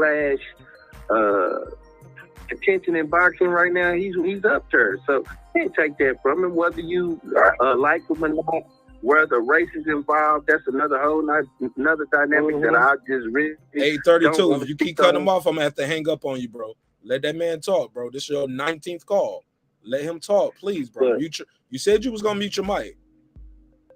Keep your word. Mute your mic. Let that man talk, sir. Go ahead, Lawrence. Please keep your word. Go ahead, Brandon Washington from Dallas. But as far as Canelo being where he's at, I mean, don't get mad at it. Somebody got to beat him. I mean, he took a loss from one of the greatest boxers ever, and he damn near is in the position that one of the greatest boxers ever was in, and he lost to him. So kudos to Canelo, man. I mean, I'm a boxing fan. I mean, I might not be the biggest Canelo fan, but I watch every one of his fights. When he's here, I try to go to his weigh-in. So it's about being a boxing fan first for me. But race is always there, but it's about being a boxing fan, man. That's number one. Number two is I just wanted to let you know this because I just saw it. And it looks like it's going to happen. It has nothing boxing related. I just want to let you know this because I'm pretty sure that I would like to talk to the girl behind the mic about this. Well, you know you got my personal number. You can text me. So technically, you're doing this on purpose. Like, you got my personal number, and I can choose to do that. And I ain't going to change the subject. Yeah, but you're doing it right now, respectfully. But go ahead. You're right. No, I text you what I just read and saw. It's not boxing related. They're getting ready. No, I want to hear it now since you brought it up. What is it? Nah, Shawn, I can't let niggas do that. They'll do it all night, and Brandon know better. But fuck it, we here now. Go ahead, Brandon. But never do that again, Brandon. It was just on my mind. It was just on my We in the mind, midst Mark, of and a I deep just boxing read it. conversation. He was Oh, like, yeah, Brandon, what is it? Nah, fuck that shit, more. I got to pick on this nigga. He an Errol Spence fan. That's what they gonna do. They always trying to What swim. is it, Brandon? You know what he probably trying to tell me? He probably want to say, "Oh, they just came out with the new Fenty, Savage Fenty collection with the new lip gloss." Girl behind the mic. That's what Errol Spence fans call up here for. I don't know what is it is. Is that a drink? Yeah, if it is, you know it because you're an Errol Spence fan. That's what y'all do. Y'all get drunk and want to fight. That's wrong right there, bro. Nah, man, I'm What fucking. is it, Brandon? Hold up, nah, man, I'm fucking with him. This is my guy. See, you don't. You call me a coon. Brandon Washington called me a coon. That's what the man said. The man on the phone said you was a coon. No. He called me a coon. The other dude. The man on the phone said that. The other guy. That's Lawrence who don't know how to mute his mic, so I'm gonna hang up on him. Because like he don't know, like you are a friend of the show. And he keep talking over you and he didn't like my joke. But yeah, man, you're a friend of the show. It's a joke. It's a fucking Come on, Mark. You ain't got but bro, he's not a friend of the show, bro. He'll watch the show all night. He won't even he the nigga that watched the show and won't even click like. You get what I'm saying? And being disruptive. He want to be a part of it, but he won't join the panel. You get what I'm saying? He won't click the like, but I call all night and disrupt this shit. You get what I'm saying? I know the vibes, homie. This ain't my first rodeo. But outside of that, so what's the news, Brandon? Yeah, what's the new news, Brandon? Go ahead. The United States Supreme Court is about to overturn Roe versus Wade. No. Yeah. Wow. You got That's the abortion one, right? I figured. Yeah, that's abortion. That's abortion. Yeah, so they about to overturn. They about to make abortion in the United States of America illegal pretty soon. I just read something. No, where it they ain't said gonna be. It's still gonna happen. It's just gonna What's go next? back to What's those next? things. But yeah, that's what I wanted to say. But I had just read it, just piqued my interest. Like they got that on the docket, but you know, Brandon, they've been trying that for years. They keep trying. I know. I think they got it this time with the conservative justices on the court. Even with the new black They chick say that they just got in there. Yeah, she ain't about nothing. Oh man, she just ride. She just riding, Mark. On this, she just a passenger in the car. Oh man, we got to do a whole nother episode. What time is it? Do I got time to do one more tonight? I might have time. I might have time What's to do next, it. man? What's next? Only way I'll do this though, if girl behind the mic is in the chat and she want to talk about it. If she don't want to talk about it, yeah. But I gotta have a lady on the panel for that, and I gotta have a lady of the house to maintain the order. But I'll give it an hour. If she want to talk about it. Salute. I'm gonna jump back in the chat. I'm gonna if girl behind the mic jumps on that subject, that's a subject that I'm interested in. And if not, we can do a pop up. If she don't want to do it tonight, we can. She got my email, but let me know, girl behind the mic, if you want to talk about that. But Brandon Washington, you brought it to the neighborhood, so you got to bring a lunch too. Now, bring your lunch. Yes, sir. Yes, sir. All right, God bless. God bless. Thank you so much, Brandon. No, thank you, there, Brandon. And that's new news for me. Somebody said goodbye, Lawrence. I like Lawrence, but come on, Lawrence. Lawrence, use the chat, homie. I need you to use the chat more than anything. Like, these guys are friends of the show. I crack jokes with them. They crack jokes on me. We don't get to the point of calling each other coons because we disagree. Like, you violating, homie. But I'll still let you call, and I'll call you back. But you got to try. She said, just came by on Rewind, and girl behind the mic, listen to Brandon Washington's last call. He said something about the Roe v. Wade, and they're trying to make that illegal. I said I'll give it an hour if you want to talk about it, but I won't do it unless you're available. So if you got an hour for it, I got an hour for it. If not, we can email. You can email me and we can set that up.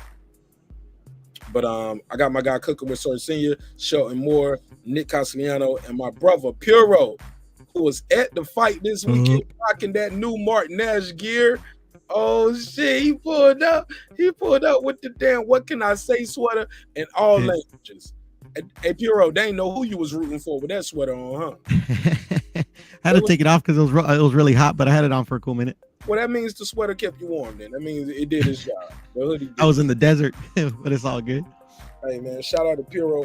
Sir Senior, what's up, my brother? How you feel? What's the deal? And I like Lawrence. I'm gonna call Lawrence back before the show over. Lawrence, stay by the computer, stay by the phone. If I clear the pen out, you'll be my last call. All All right, if unless something else happens. But go ahead, Sir Senior. What's up, bro? What's up, bro? Man, it's a great show, man. But that boy Lawrence, boy. How's your new beautiful bride, and how's the baby doing? Before we start, Yeah, they doing good, man. They doing good. Is it a girl or a boy? Do you know yet? Yeah, it's a boy. It's a boy. Oh my God, you can't miss. Yeah, I'm in there like swimwear. You feel me? Yeah, you Alonzo from Training Day. Yeah, you can't miss. Respectfully. You on point right now. Go ahead. Go ahead. Yeah. Go ahead, Sir. Say what's on your mind. But yeah, I want to jump in. Like I usually don't do this, but I find it interesting that this is usually the same people who hating on Canelo for doing whatever he wants and fighting whoever he wants, while so-called chasing glory how he decided to do it, be the same one capping for they fighter, if it's from the aerosexuals or whoever else it is. It's funny to me that Canelo, he need to fight the toughest competition right now. He don't need to wait. He don't need to take a date. He just need to make the fight that we want to see and listen to me. But when, for example, EJ, I ain't even gonna call him drunky fish this time. I ain't gonna call him kissy fish this time or clown fish. I'm gonna just say EJ. When EJ do the same thing and go on the other side of the street and fight everybody and their mama and some people who he blatantly said before he even made the fight that he know he could beat, it's okay. And he doing what he's supposed to do. But when Canelo do it, oh no, he messing up boxing. Make it make sense. All right, fair enough. Good opening statement. Go ahead, Shell Moore. I see you ready. Go ahead. Or is that Nick Castellano? Go ahead, Nick. No, I was just going to respond. First of all, congratulations on your son and your child, man. But I wanted to say that even pro boxers are calling him out. Who? I mean, Keith Thurman, Shakur. Huh? Keith Thurman and Shakur said what about? I read it a couple weeks ago. They've been saying that Canelo been ducking. He ain't taking the tough fights. They've been saying that themselves. So if the pro boxers, the guys, respectfully, was that? I mean, Keith Thurman he's a one division champion. He's been babysitting at 147 for the longest. Yeah, but these are professional boxers, Mark. We ain't professional boxers. Yeah, we just talking about it. And Keith Thurman got his own. People have accused him of ducking too, right? That's true, but I'm just addressing what Sarah's saying. Well, Shakur's on another level, man. That man. No, he just got here. Well, I mean, he can give us a point. He can give his opinion, right? Canelo was a world champion when Shakur was in junior high, middle school. But he's not allowed to have an opinion. No, I ain't saying nothing about his opinion. It don't mean it's fact. You spoke it like their opinion means it's gospel. You said in professional boxers said Keith Thurman and Shakur Stevenson. The way if they said that means it got to be true. No. Well, didn't those same two fighters say that EJ should have been fought Bud? Respectfully, they don't want to talk about that. I don't know for sure. I haven't looked that up. Absolutely, he don't know now. He don't know. Devin Haney did a lot of shit talking to Canelo on Twitter. I'm sorry, I couldn't resist. Get on 60 people in. I had to get. Nobody answered the question why he took less money to fight Bivol and Triple G. Nobody ever answered that question tonight. I've heard a couple scenarios. You want to hear a couple? Go ahead. Some people say because he didn't want to drop. No. I heard they PBC offered 85 and they offered 100. 100, right? 15 million. Well, I mean, I guess Canelo got money like that. Hold on. 15 million don't mean much. I mean, that 15 million is 15 million in the bank. But it obviously don't mean nothing to him, man. No, it's more money. It's more money. It's a bigger deal. But also, let's add to it. Let's say he getting up front money in PBC. Motherfuckers, he fighting from PBC. They damn debit card declining at the Waffle House. You don't want to talk about that. Canelo don't fuck around with that back end money. I need my paper up front. That's true. Amigo, how much I'm getting right now? That's true. At the pay-per-view, and you get your back end. He say, "Here's my back end. Kiss my ass. Kiss my back end." I'm just saying, like PBC always playing that back end money game. Maybe Canelo don't want to play the back end money game. Is that fair? That's very fair. Very fair. Also, championships. David Benavidez, Canelo already got his title. I like David Benavidez, but he blew it twice. When we check the interview online on this website, on this channel, I asked David Benavidez, Major Key Boxing, we both asked him. Like, God damn, bro, Major Key asked him about about cleaning up the sport, about staying clean. I asked him, I was like, yo, you see now how hard it is to get a title shot, right? Like, what are you gonna do to make sure this don't happen again? Because you don't blew it twice. I ain't say that, but you blew it twice. Cocaine and not making a weight on the scale. Those are personal. That ain't Canelo's fault. That is not Canelo. Those are self-inflicted wounds, bro. And if we're gonna keep it fair and get mad at Errol Spence for flipping the car over 18 times, like, man, we gotta hold David Benavidez, my Latino brother. Shout out to Mexico. Shout out to Arizona, because he's really from Arizona, but I get it. But it's all love. My brother, you kind of put yourself in this position. Like, don't play victim, homie. Like, we ain't gonna do that. This ain't Canelo's fault that you lost the WBC twice. Mauricio Suleiman, get mad at Mauricio. Because Mauricio is the one saying, like, God damn, man, you fucking up the money. Cocaine, which is also a masking agent in professional sports. You can't hide what you really doing. You're a pot for cocaine, but you might have had something else. I ain't trying to say he was on nothing, and I ain't trying to put no case on him. I'm just saying, bro, that's not Canelo's fault. And am I wrong? I'll pass the mic. Go ahead. I mean, Mark, if you're Canelo, you want to fight. Wouldn't you want to fight somebody who doesn't have as much power as a Benavidez or even a Charlo? Who's to say they don't? They bigger guys. They 175. He fighting a guy at 175, bro, who's gonna blow up to probably about 185, 190 the night of the fight. Who's bigger, David Benavidez or Bivol? Okay, then bet the KO. Then bet KO. That's something different. Well, then bet the KO that Bivol's gonna knock out Canelo. No, that's something different. But okay. No. You bet the KO. No, I ain't betting the KO. I'm just making a case, homie. I'm making a case. Where you talking about the bigger guy with less, but this guy got a lot of knockouts, and he knocking out bigger guys. Just like Shawn Moore said, he's knocking out guys who weigh 175 the night of the weigh-in. The next day they weighing 185, 182, 190. Canelo gonna be fighting a dude he gonna be fighting a damn near cruiserweight. It's not gonna be easy. Definitely not. Well, yeah, I don't think it's gonna happen. I'm just saying, bro, like, what are we talking about here? Like, let me put the picture back on the screen. Do you see this shit? Look at this shit. Look at this shit, man. He gonna be bigger than this on the night of the fight. He gonna blow the fuck up, bro. Would that make him slower? Possibly. Is it gonna make his punches heavier? Damn sure. Canelo gotta not get hit. He gotta swim and not get wet, homie. He gotta hit him more than he hit him. Gotta hit him cleaner. Gotta hit him more times. He trusting his skills. I'm just sorry, bro. I just don't think it's easy to say that, especially when motherfuckers say, I don't even know who Bivol is. You ain't do your research then.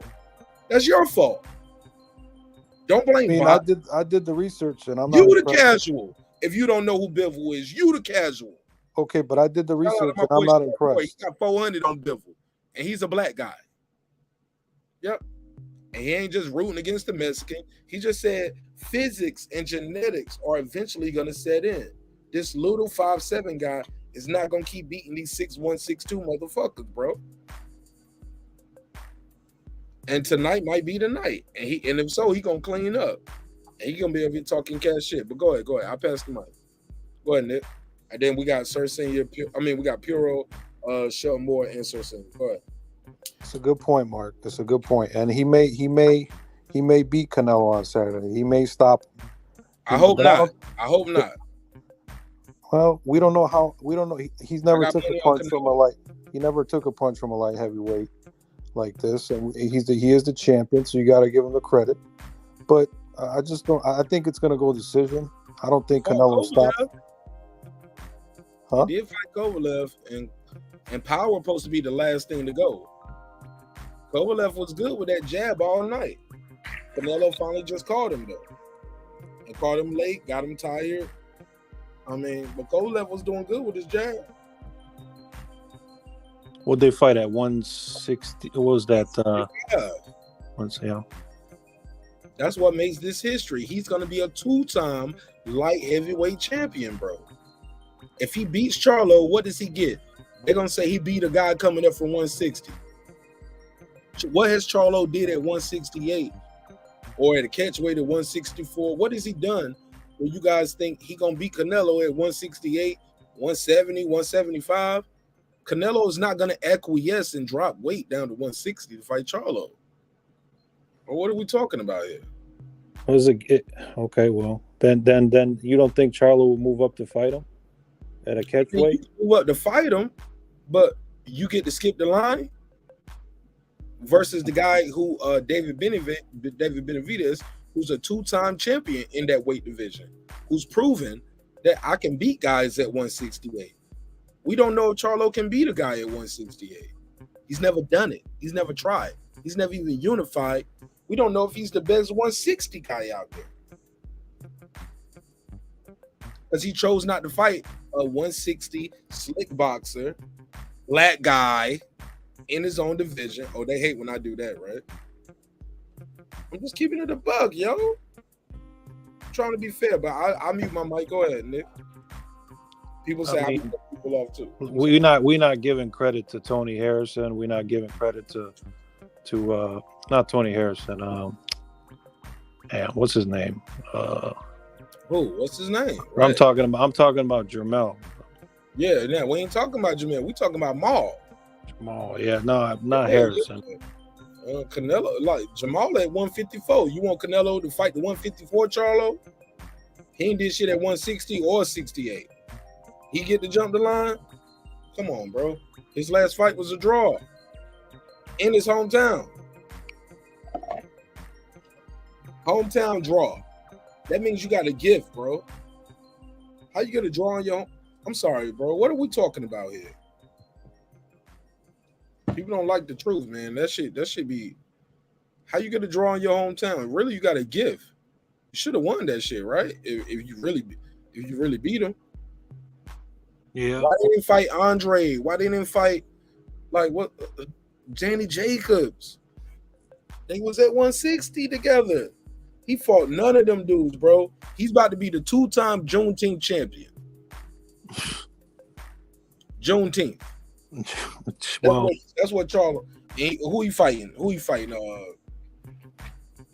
Masia Sulecki. Probably get his ass beat. I hope he get his ass beat now too. June 18th. Get your ass beat, man. Go out there and lose. Go and stick the joint up. I saw his brother looking drunk at the other fight. He got to fight in 2 weeks. Let's see if he win that shit. That's gonna be a tough fight. That's gonna be a good fight. Puro with the graphics. That's gonna be a good fight. That's all you got. It's gonna be a good fight. Pass the mic. Go ahead, Puro. What's gonna be a good fight? Which one's gonna be a good fight? Castano and Charlo.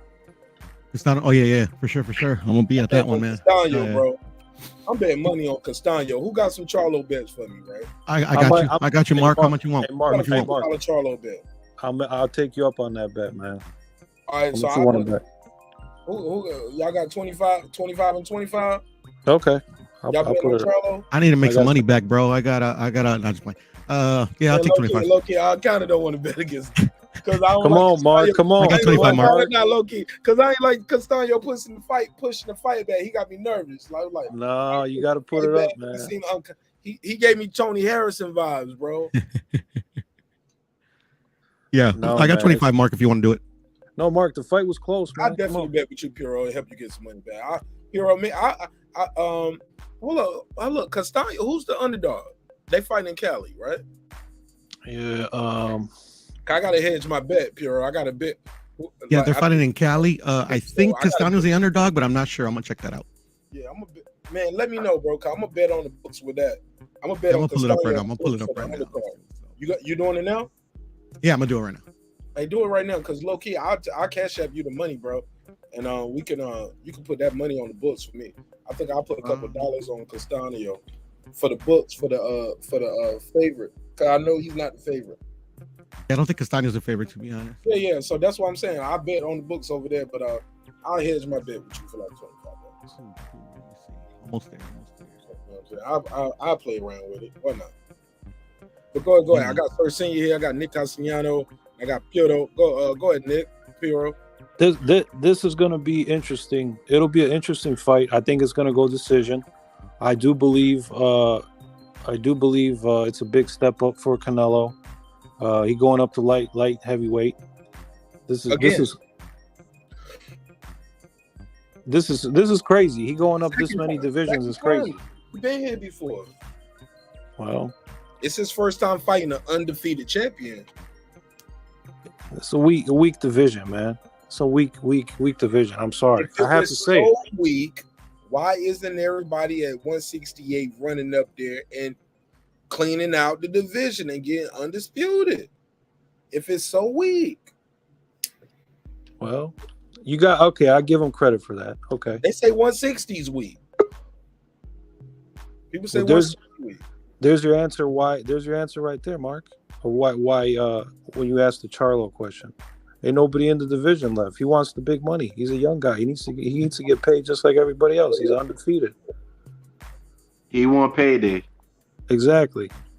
But you gotta fight these other guys, man. You can't just sit on the porch and let everybody else fight each other, man. You gotta mix it up with them dudes. I'm gonna pass the mic real quick. I got my guy from Warner Robins, Georgia. His name is W_right side. Don't do me like that, Mark. Don't do me like that, Mark. I'm trying to lay the red carpet out. Okay. No, all good, bro, man. I'm from Warner Robins, Georgia, Right bro. side. I like right side. We disagree often. You know what? People told me, shout out to Puncher and Boss. He said, Marq Nash, stop doing that. I be doing the disclaimer. I'll be like, yo, shout out to such and such. We disagree all the time, but blah, blah, blah. And he was like, man, you ain't got to do disclaimer, man. If you fuck with me, you fuck with me. I fuck with Man, you. you know, I was just gonna say it's crazy. Me and Marq Nash, we don't always agree, but I rock with him strong, bro. Nobody knows other than us. You know what I'm saying? It's Yeah, facts. Hey, man. I did apologize to you for that. If I didn't, Nah, you good, bro. We ain't gonna do that. We ain't gonna do that tonight. We ain't gonna do that tonight, bro. It's all love. No. I was too.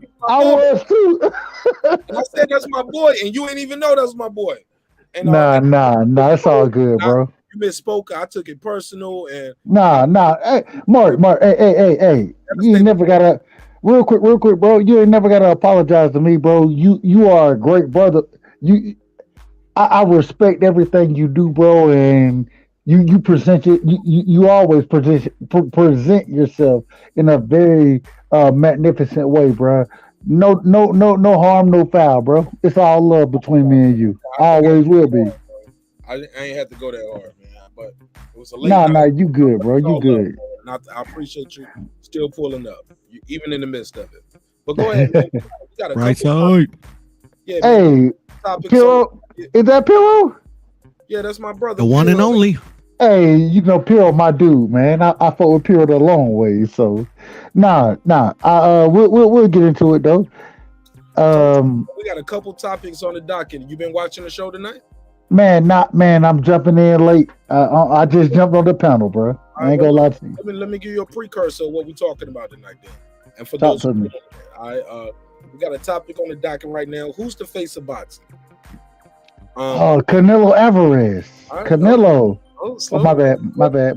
Look. So that's one question. That's one topic on the docket. Also, we was talking about the Twitter beef that was going on between Errol Spence and Crawford. We asking who won that battle, but also What is stopping the fight from being made? Canelo's fighting Bivol this weekend, but it seems like a lot of people are talking about it. Also, we got a Undisputed fight next Saturday. Charlo and Castaño. People aren't even talking about that neither. Go ahead. You got the floor. 2 minutes on the clock for your opening statement. Go ahead. What you got? I'm gonna ramble through it, man. The Canelo fight, I'm excited about it. I don't think people give Canelo the credit he deserves. I think that this is going to be a very tough fight for him, but I like Canelo to win that fight. When we're talking about Charlo Castaño, man, I thought that Castaño, I had to fight a draw, but I thought Castaño did a lot of things that made Charlo or that negated some of Charlo's strengths. And so what I look for in that fight is can Charlo keep his back off the rope? Can he keep it in the middle of the ring? Can he make it a boxing match? If he does that, I like him to win it, but I think that's going to be something tough for him to do. I like Charlo to win the fight, but I think it's going to be another close one. Starting to sound muffled. Say that last part again. I said I like Charlo to win the fight, but I think it'll be a very close fight. You know what I'm saying? So him and Castaño. So damn. I spoke on Canelo. Shit, I don't know, Mark. Go ahead, bro. Go ahead. I ain't got all the topics on my mind like I need to. Another topic. Canelo Alvarez. People are arguing. They was like, yo, you can walk down the street and some people still don't even know who Canelo Alvarez is.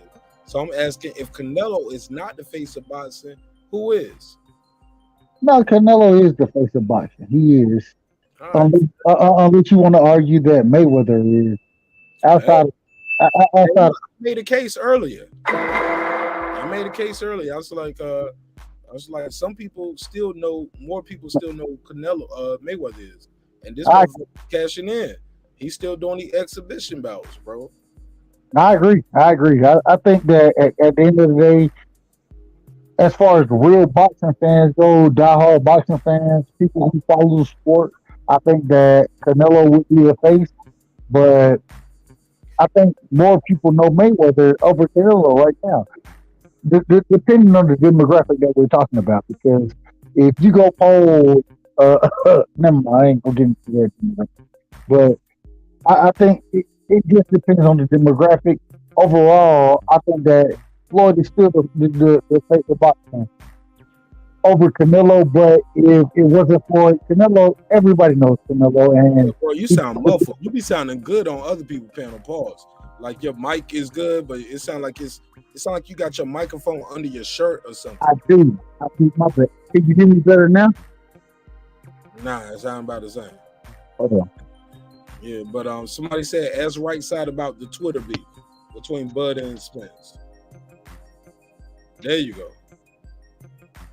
Guarantee when you say 1-2, it's gonna sound clear now. Cause I can hear the beat clear. Right side, did you see the Bud Crawford? You better, bro. Yep. There you go. Hey, look, did you see did you see the Terence Crawford versus Errol Spence Twitter beef? Who won? Matter of fact, let me make a new survey while you do that. Go ahead, bro. I saw kind of the beef. I really didn't see the whole thing. I ain't really on Twitter like that, but I saw, I believe EJ brought some shit about Bomac and his boxing career. Don't really care about that. I didn't really see anything that really moved the needle for me as far as the fight would go. I didn't see all of it though, so it may have been more going on. I'm not really sure about that. I can't speak on it. Okay. Let me. What about anybody else on the panel? Because I'm a. Yeah, I see. What was the question? My bad. Oh. The Bomac, Errol Spence put something out about Bomac. I know it was about the his boxing history, but I don't think they got shit to do with nothing. So. Yeah, we were making fun of that yesterday, huh? All right, so look, I'm gonna make two jokes about that. I mean, I'll give it a forward choice. Terence Crawford, Errol Spence Twitter beef. Who won? Terence Crawford, Errol Spence, the fans who want to fight, or trolls. Y'all think that's fair for the 4 options for the next survey? Yeah. I'm trying to get. I need 4 choices. Sounds good to me, Mark. Yeah, that sounds good. Terence Crawford, Errol Spence, the fans who want to fight, or trolls. Who won the Twitter beef? For those who don't know, I'll share my screen and I'll go back to it. And and this is how we'll close the show as well.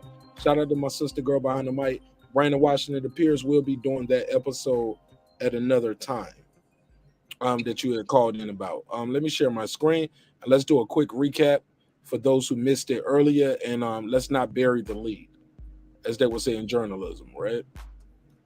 Here's the Twitter beef right here. Errol Spence put out Brian Lamont McIntyre's boxing record. Put it out on Twitter. Let me share my screen so y'all know what I mean when I say these things. There we go. And he said, "This bum ass nigga." that's my voice that I'm using for it. Like, this bum ass nigga, or this bum ass nigga. Like, I know you ain't talking. Like, yeah, it's something in between A or B. It's somewhere in between there. Yeah, it's either real come like this bum ass nigga, or it's either this bum ass nigga. Like, it's probably no in between. It's either A or B. But he put up Bomat's boxing rec. Terence Crawford replied. His reply was this. You see the timestamp too. About well, you can't see the timestamp here, but it was about Errol put this up about 12:17 a.m. 12:57 a.m. Terence Crawford replies with this. He said, "Look at that guy record though. That's the guy who gonna beat your ass in real life, not the guy you posted for likes. You gotta like that Terence Crawford clapback. Let's stop right there. Let's go to the panel. What y'all think of Terence Crawford's clapback?" Oh, he murdered him. Genius. I heard genius. I heard he murdered him. Nick Cassiano, right side. What y'all think of Terence Crawford's clapback so far? I like it. It's smoke. It is what it is. It's smoke. So It's a fact. And it's a fact. Like, yeah, you put up a fact right here. Like, you could call my trainer a bum all you want to. But then Bud put his. I never seen a boxer post his own box rec. Like, I ain't gonna lie, I never seen nobody do this before. Where he was like, "Yo, what about this guy?" And he talking about himself, saying this the guy who gonna beat your ass in real life, not the guy you posted for likes. I thought that was big for Bud and for Spence, because I'm thinking to myself, where's this coming from with Errol? Okay, we got my guy Alonzo. Alonzo, what up? Yo, what's up, my boy? Man, your shit clipping and chopping, bro. You on the iPhone? Yeah, I do, dog. Damn. The iPhone should be acting funny. Like, sometimes you got to beam out and beam right back in. So you know what? I'm gonna kick you off the channel, and then just click the link again. Usually the iPhone takes twice to acclimate. You know what, Mark? I think that fight with Spence and Ugas, when Spence dominated the way he did. Man, we got to get back to this smoke too after this, man, because we got some more jokes to get to. But please keep it short. Go ahead. I'm gonna fall back in the chat, but I wanted to just say. Oh, you gonna leave? I want somebody else to get a chance to talk, man. Everybody can get a chance, but we got to get to these jokes because some people didn't see it. And this. Go ahead. Sorry, go ahead. No. Finish your point, please. I was gonna say when he dominated Ugas the way he did, I think he got a little bit more confidence now because he wasn't doing this before. He wasn't coming out here and calling Bud's trainer this and doing all these antics. You know what I'm saying? But now since he got his biscuit back, now he's doing this. Calling him out. Knockout in what? How many years? Like, I mean, he didn't have. What was his last fight against? Almost a year and a half ago. Yeah, he had, but even then though, he didn't knock him out. He did not Shakur out. He did not Michael Garcia out. Right, he got his biscuit now, and now he's trying to call everybody out, but he's barking up the wrong tree. I mean, this man he's a beast. Terence Crawford's a beast. I don't know if you want to bark up that tree and wake that animal up. I can't wait, bro. I can't wait. Hey, look, low key between me and you, and 1,000 people gonna see this later. I'm betting my channel on this shit, homie. Oh, on it, homie. Damn. I'm putting the channel on the line. Yo, I don't bet, but that fight, Put it all on the line, homie. I just know what I see. that fight, I'm going with Bud. Channel bets. Motherfuckers gonna shut me up. Look, I got somebody out there who gonna take this bet. It's $1,000. I'm betting Bud, so I'm a Bud fan. I mean, Then I got somebody out there who gonna bet this 5 G's. Hey, Mark Nash. Gonna bet this 2,500 to a 5 G's, and that means I can't go live for the whole month. I gotta shut the fuck up.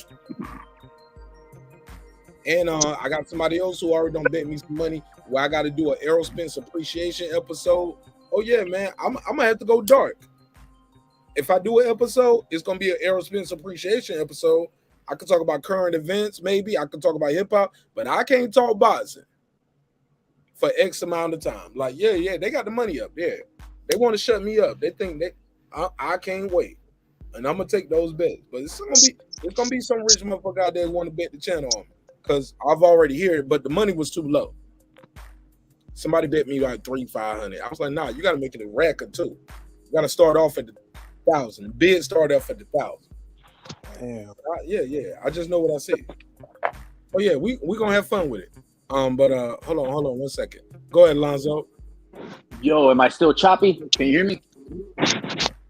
Nah, it just sounds like you moving around, or your mic is rubbing your shirt, or your earbuds ain't tight in your ear. Yeah, but go ahead. I got the AirPods on. Yeah, just make sure look, that's the thing about the earbuds. They got to be tight in your ear. If not, like it'll pick up the sound and rub in your ear. But go ahead though. Go ahead. Let's hear it. All right. What about now? We'll work with it, man. Go ahead. Just get your bars off. Okay. Now, like I said, I'm glad that this year's a really active year in boxing. You know, we're getting more what we want. It'd be great if we'll get Spence and Bud this year. That'd be awesome. We can knock that out. We can knock out more Undisputed. I would love to get that Estrada and Chocolatito trilogy. And, you know, like I said, let's get these fights made. You know, like I said, as in for, just wanted to get my thoughts on Valdez and Stevenson. You know, most what the people projected, they were right. You know, I got to give props to Shakur. I'm not a big Valdez guy anyway.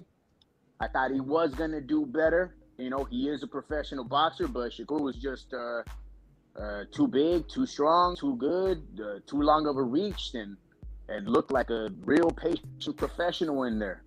You know, so other than that, I'm hoping that, you know, Canelo will edge Bivol. It's going to be a tough fight, but who knows? You know, Bivol could surprise us. You know, like I said, I know his fights were definitely hard to televise at one point. You know, and then we'll see if he either knocks out. He gets to you know, chunk it up with either Triple G or Better Beef, and let me see what else. Damn, hypes for Haney and Cambosis. Davis and Romero. Oh man, I'm gonna have to go with Tank, man. Yeah, Tank's gonna mop him up. All right. All right, man. Try to beam in one more time, man. But this shit real sound clippy, man. We can't even have a good conversation. I'll come back. Oh yeah, absolutely. All right, appreciate it. But let's pass it around. Anybody agree, disagree? What did y'all hear from that conversation? What I want to say is Shakur Stevenson put out this tweet. I'll put the tweet on the screen, and I'll read it off one more time. He said Valdez defended his title at 126 about 6 times. He moved up to 130. He fought the boogeyman, Burchett, for the title and beat him up, then knocked him out. Please stop discrediting him. He's a hell of a fighter and a champion. And when his career is over, he will go down in the history books. Why does Shakur Stevenson feel the need to do this? It seems like people are discounting his win. What do you guys say? Piro first, please. I I don't know. For me personally, I don't know. I mean, but he's been doing this since the. I mean, shit. I don't want to say since the fight got announced, but maybe excuse me. I don't know, for the last 3 weeks, saying that, you know, like well, at least on YouTube, you know, all I was hearing was like, you know, yeah, Shakur's gonna kill him. You know, Shakur has no chance. I mean, excuse me, Valdez has no chance. He only has a puncher's chance. This, that, and the other. And to be honest, like the one that was like defending Valdez the most was actually Shakur Stevenson before and now after the fight. I don't know, maybe he watches social media. I know a lot of people are criticizing Oscar Valdez. You know, I thought he laid an egg, but you know, I don't want to take nothing away from Shakur. He won the fight. But some people aren't happy, you know, but at the end of the day, I mean, you ain't gonna make everybody happy. Absolutely not. Let me jump back into this part before we move forward. So for the people who didn't see this Twitter beef, I'll scroll through it. Errol initiated this shit, and I told y'all I got my own theory on this. And I'll play this shit from Bud Crawford Instagram. Bud Crawford was out and about with Keyshawn Davis. He was out and about with Shakur Stevenson. He was out and about with Floyd Money Mayweather. And I think Errol Spence got a little upset. He's like, I'm the big fish. This me, Marq Nash. This is my opinion. If you disagree, I'll let you get your bars off. So he started the trolling of the trainer. Bud Crawford, in the midst of what he's doing, replied with that, hey, look at that record, though. That's the guy who's going to beat your ass in real life, not the guy you posting for likes. Errol Spence replies, he said, I ain't going to lie. No, he said, not going to lie. 38-1 is still a good record. You know what I'm saying? It's funny. It's a joke. Still a little respect there. Bud Crawford comes back with the ultimate disrespect. He says, you a comedian now. You must be drunk off that yak.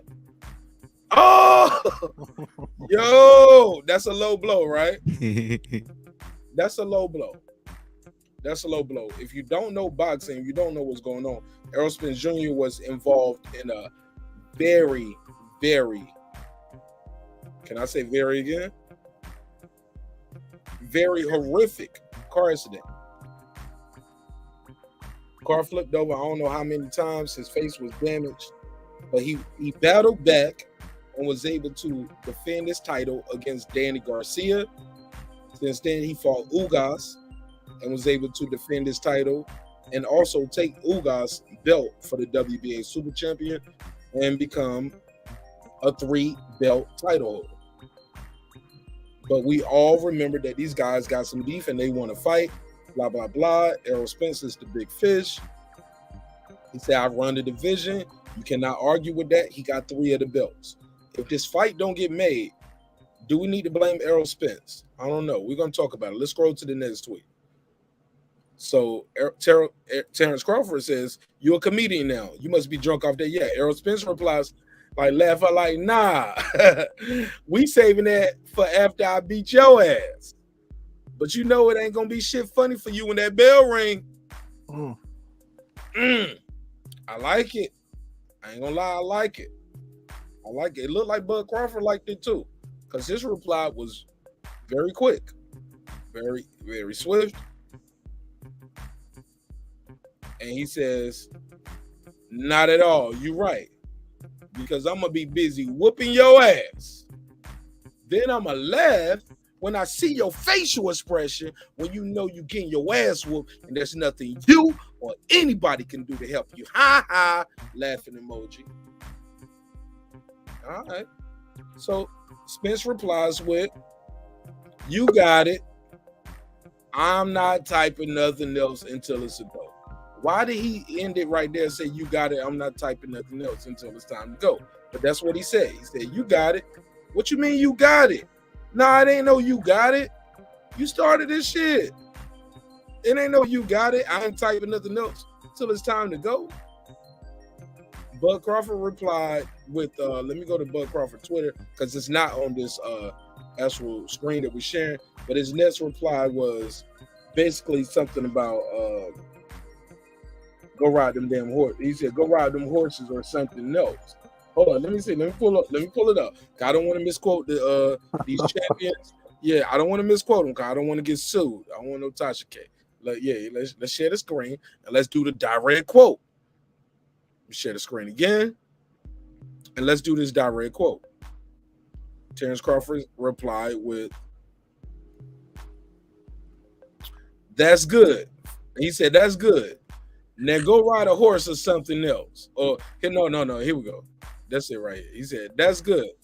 Now go ride a horse or something and relax till that time comes." Quote, end quote. Oh man, we got the box. My G, you killing me, man. You killing me, bro. Same dude. Keep telling me, bro, join the panel. Like and you know I'm talking while you calling. Like, come on, my G. Like I told you, it's an open phone line, open panel, but like, bro, we got people here, man. Like, I'll take your call. I'm gonna call you back at the end of the show. You'll be my last call. But we gotta let other callers get in, and we gotta chop it up with the panel who just got here. You get what I'm saying, bro? So please respect the show, and use the chat. I don't want to block nobody's phone number. Use the chat, homie. Please use the chat. Salute to the executioner. Appreciate you putting up. This nigga don't know no means no, huh? Dude, he just called from a different number. My brother, use the chat. Let's go to the panel. Let's go to the panel. If you want to join the conversation by clicking the link, or you can call in. I see why Ness, shout out to Ness the Gibbs at the bottom voice. I see why he put a limit on the phone calls. For the same person will call back all night like that. You get what I'm saying? Total disregard of you hosting the show and having a panel with, without even trying to join the panel. It was like, fuck that. I'm gonna just disrupt. No, it's all love, homie. But go ahead. Let's go back to the panel. Now that we went through the tweets and the chats. What do you guys think? Let's go to Sir Senior. Cooking with Sir Senior first. Go ahead. Yeah, most definitely. I think that Errol Spence decided I need to stop this right now because this man is getting serious. It's not somebody I can just pump. And I don't want to get him upset because I see what happened the last time. But Errol Spence started this shit, though. Hold on, sir. Terence Crawford just minding his own business. He had the fights. He out there meeting and greeting fans. He with the young champion and the young fighter. Like, he hanging out with Floyd. Errol Spence initiated this shit. He was out there on his past, present, and future. With the past being Floyd, the present being Bud, and the future being Shakur. Yeah, most definitely. Like, Errol Spence initiated, so like, let's. I gotta give the big fish some credit right here, because he was like, without Errol Spence sending that tweet, man, like, come on, man, he gave us something to talk about for a week. Go ahead. So I got. Yeah, he did. Him running away from a fight he started. We definitely want to talk about that. I'm sorry, swimming away. Gotta respect big fish. All right, go ahead, right side. Right side, you there? Unmute your mic. Going once. Right side, you there? Going twice. All right, let's pass around. Castellano, go ahead. Talk to me. I mean, Sarah Senior's right. I mean, how many times did Bud go to the fights, call this dude out, wanting that fight? How many years ago? A couple of years ago, he was always showing up where Spence was, looking for a fight. And like I said, I think because he walked through Ugas, now he's a little bit confident, and he feels like he can call him out, call his trainer out. So, like I said, I don't think that's. I don't think you want to bark up. I mean, he's a dog, man. Bud's a dog, man. You don't want that with Bud. I don't know what it's gonna be a good fight. It's gonna be a good fight. All right, go ahead, Puro. I mean, to me, I don't read much into it other than like I think I voted in your poll that it was good for the fans, that want to see the fight and stuff like that. Good comedy, but I mean, Bud already cleared the air. Errol cleared the air. I mean, these guys are going to fight more likely this year. And it's just a build up. Mute your mic. It's not. Got one more person in front of you. Go ahead. Was that Nick? I got Nick. I got right side. Right side, you still there? All right, well, let's go to 469. Go ahead, 469. It's Brandon Washington from Dallas. Go ahead, Brandon. Yeah. We're talking about the big fish, so let's go on put it in perspective. one thing we do know, it ain't no party unless Errol Spence show up. And right, he gonna bring all the liquor. Yeah, he ain't got to be jealous of Bud because he already hung out with Floyd. He sparred Floyd, beat up Floyd. That's been years ago. Years ago. Wait, hold on. Years ago. You just set the table with somebody hanging out with Bud. I mean, hanging out with this. He doing this. He doing that. Why did he? To the party. Brandon, he's late to the party is what he is. First of all, who late to the party? Bud. What's called already got a relationship with him, so he's late. Who is what you call it? Come on, old nigga. Mayweather. You up there saying what you call it all together? Who is what? Mayweather got a relationship with every fighter who trying to chop it up with him. Just because Bud didn't spar with Mayweather, don't act like Bud ain't got multiple times where he don't call Floyd on FaceTime. It's like, can I spar with him, Floyd? Can I beat him up? And Floyd was like, yo, who's that recording in the background? Tell them to turn that camera off. Have you ever sparred with Terence ever sparred with Floyd that we know of? Hello? Nah, not that I Did I know lose of. the signal? Not that I know of. And that ain't a knock on, but that's not a knock on Terence or Floyd. But I'm trying to show you is that a knock on Floyd or is that a knock on Terence? Why would he be jealous? I'm finna explain the point. That could be Floyd getting the easy word. Hold on, let me finish. Why would he be jealous of him when you missing it? You missing it. But bro, you talking about him sparring with Floyd about 8 years beat him ago. up. Beat him up. Nah, we don't know. He beat him up. Nah. You've heard the story. You ain't gotta know. You heard it. How about this, Brandon? Let's play the game. I'll play the game with you. Let's say he did beat Floyd up. Let's say he did beat Floyd up 5, 6, 7 years ago. Mm-hmm. Maybe that's more of a reason why it bothers him that Floyd is hanging around with this young gunner. Nah, man, Terence Crawford, we could get buried under the cornfields in Nebraska. Nobody's worried about him. We about to Jimmy Hoffa this dude. We about to bury him in the cornfields of Nebraska. So we ain't worried about that. Number two is you on the team. You on the team? Goddamn right. Did you see my shirt? What shirt you see me on with the picture? It said Errol Spence man down. Your shit said OnlyFans, like his trunks. You say, man, there you go. Your shit said OnlyFans. and low key, I thought it said Only Mans. I thought it said Only Mans. See how you do now. And we all know that this fight is not going to get made unless Errol Spence makes it. Everything is on Earl to make it because we know Bud don't carry no weight. I'm glad you said that. Let me write that timestamp down. Bud don't carry. Hold on, let me finish. Bud don't carry no weight. I don't even know what Al Haney and the team was in the contract and when him landed on top rank, when him staying top rank favor so much, he might as well drop that fake ass lawsuit because it don't. Bob's gonna be like, if I'm so racist, why the fuck is he out of my fight? Why the fuck is he in my place? Why the fuck is he around me in my company if I'm so racist? You see, no. That's two different things. Hold on, let me finish. No. It ain't no. Let me finish, nigga. This is a conversation. And I'm telling you, you so right. No. You so right. No, just cause I got free. If y'all want to call it the plantation, don't mean I can't support my brothers. Like, don't mean like Bud got his own fucking gym. He got B&B. I tell you this: when people he fight. No, look, these dudes. If I was suing a man and I called him and his company racist.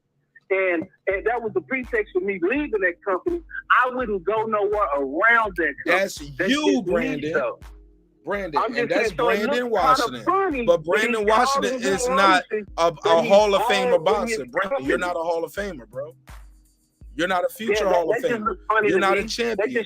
You haven't met. No. Brandon, when you divorce a spouse, and I'll treat this boxing contract and this relationship like a marriage. You don't divorce the kids though, bro. Those still your kids. Why not? Nah, they still your kids. No, sometimes you divorce your kids, Mark. Nah, man, they still your kids, man. Them kids ain't did nothing but call you daddy. Nah, man. That's why you still fuck with the struggle shop. Like, you know what I'm saying? You know what you're talking about. No, I don't, man. Why you keep putting me in the beauty shop? I don't go to the beauty shop. I don't even know what beauty shop is. I know what struggle shop is, but go ahead. I call it the beauty shop. But go ahead. Yeah. So this, what we all should do is sit back and thank Errol Spence for being in the position that he's in to let Terence Crawford have a fight that his promoter could not get him. You missing the point, man. Is he gonna make the fight, bro? Who? Is Errol gonna make the fight? He's gonna do everything this time. And if the fight don't happen, like you said, we gotta blame Errol, right? Yeah, no, I didn't say that. Let me finish. And then we gotta see how much in debt to Daniel Cunningham is Bud. Because Bud is in there with the mob, so we gotta see if he's free or not. You know what I mean? So we don't know. What does that even mean? What does that mean, Brandon? What does that mean? What does it mean is, okay, this is what this means. One of his advisors, or so-called advisors, has been basically... What is so-called? Bring it home, Brandon. Are we going to talk in definite or are we going to talk in speculation? We're going to do both. Because that's all we all do. No, let's just talk in speculation then. Go ahead, Brandon. All right. Basically, Bud's gonna have to answer for that Daniel Cunningham relationship. I would like to see when the paperwork comes out, how tied in Bud is with him, and would that hinder Bud going to another promotional company without anybody having financial options on Bud? Because we know that Bob Arum stole Bud from another promoter, and Bud lost in court when he had to pay that promoter. We know that, right? Is that out there? Do we know that more? That's a fact. That's not speculation. I'm going to let you speak your piece, and then I'll talk about it. Okay, so what we need to do is thank Errol Spence and say, Earl, you and your team, the great Al Haney, y'all make the fight and find out who Bud is with, and then we can send Bud over a little contract. But outside of that, Bud has no power. Bud has nothing. Don't think he got that little bullshit belt that he's been sitting on for 20 years. Now it's time to step into the big leagues and fight real top-level competition, because he has yet to fight top-level competition. He's either fought a leftover or a former champion. Bro, why you keep... No. To be fair, now, you know you're not speaking facts now, right? And you're just talking. Man, if you bring up Jeff Horn, man, I'm about to hang the phone. Please don't bring up Jeff Horn, bro. I can... Hey, look, okay, let's just be fair. Your guy, Errol Spence, has never took any belt from any undefeated champion. Those three belts. Hold on, no. These are facts. It don't matter if they were No. it don't matter. No. It matters, Brandon. It matters when you just said, Brandon, you just said leftovers and beating up champions. That's what sir, that's what you just said. Let me explain something to you. No. Elaborate on what you just said. Holders. Who in the fuck has Terence? Let's go through his welterweight. Okay, well, sir, stop right there. Stop right there. Sir, I didn't even get a chance, Brandon.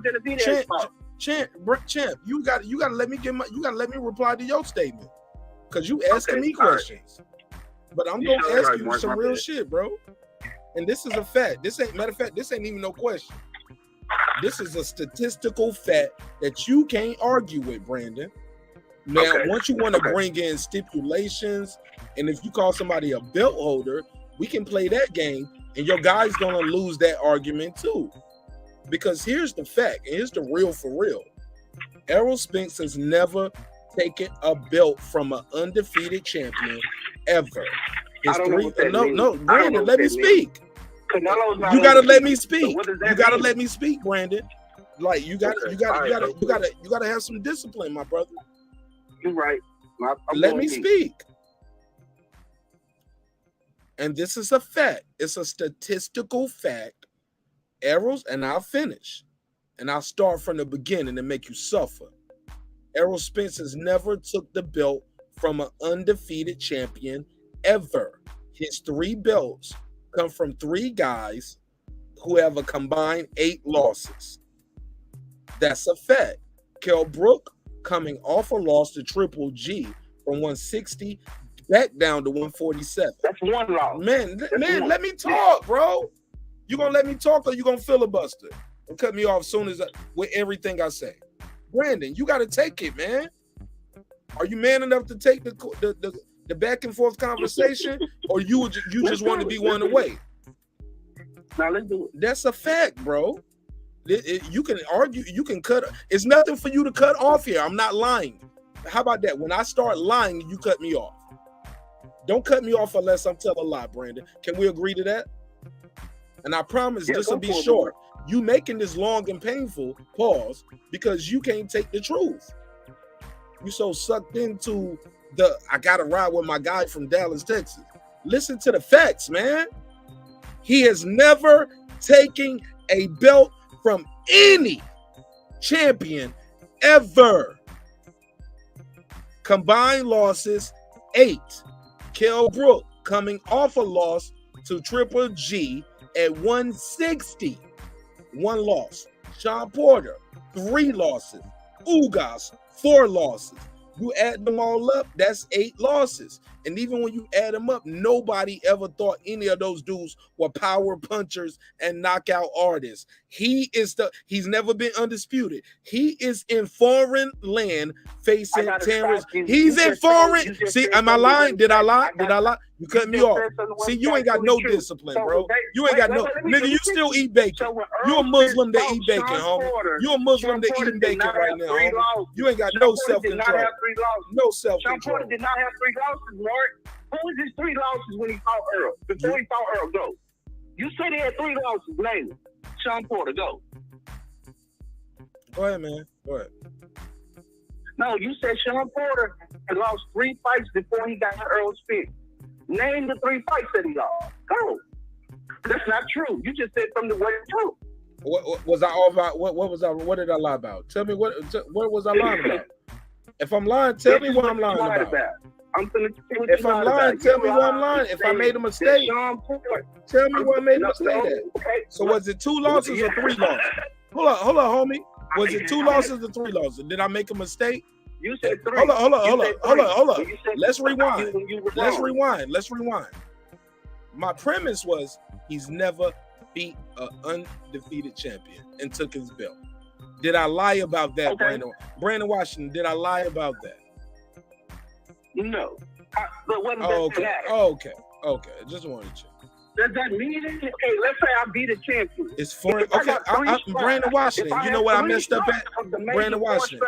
Brandon, you know what? Checkmate, Brandon. Checkmate, Brandon. Because you know what? Checkmate. And I'm going to tell you checkmate. Tell me how.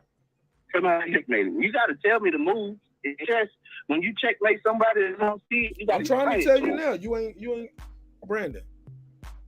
What Shawn Porter? Take away that 1 loss. Shawn Porter still had a draw, right?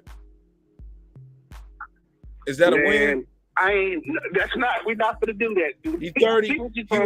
No. But regardless, my brother, the checkmate is this: he has never beaten an undefeated champion and took his title. That's the checkmate. That's the whole point. No, my brother. That's the checkmate. No.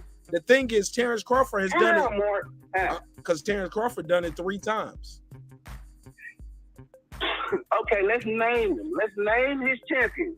Name him. Right? It happened. It's a fact. How many fucking fights they done had afterwards? One thing we know, he's fighting top-ranked tomato king. That's what it is. He's a top-ranked creation just like all the rest of them. Hold on. If that's the case, well, why did y'all praise Errol Spence for fighting Danny Garcia? Because Danny Garcia beat Matisse. Victor Postol beat Matisse and stopped him. Danny Garcia was one better way from doing Pacquiao fought Matisse.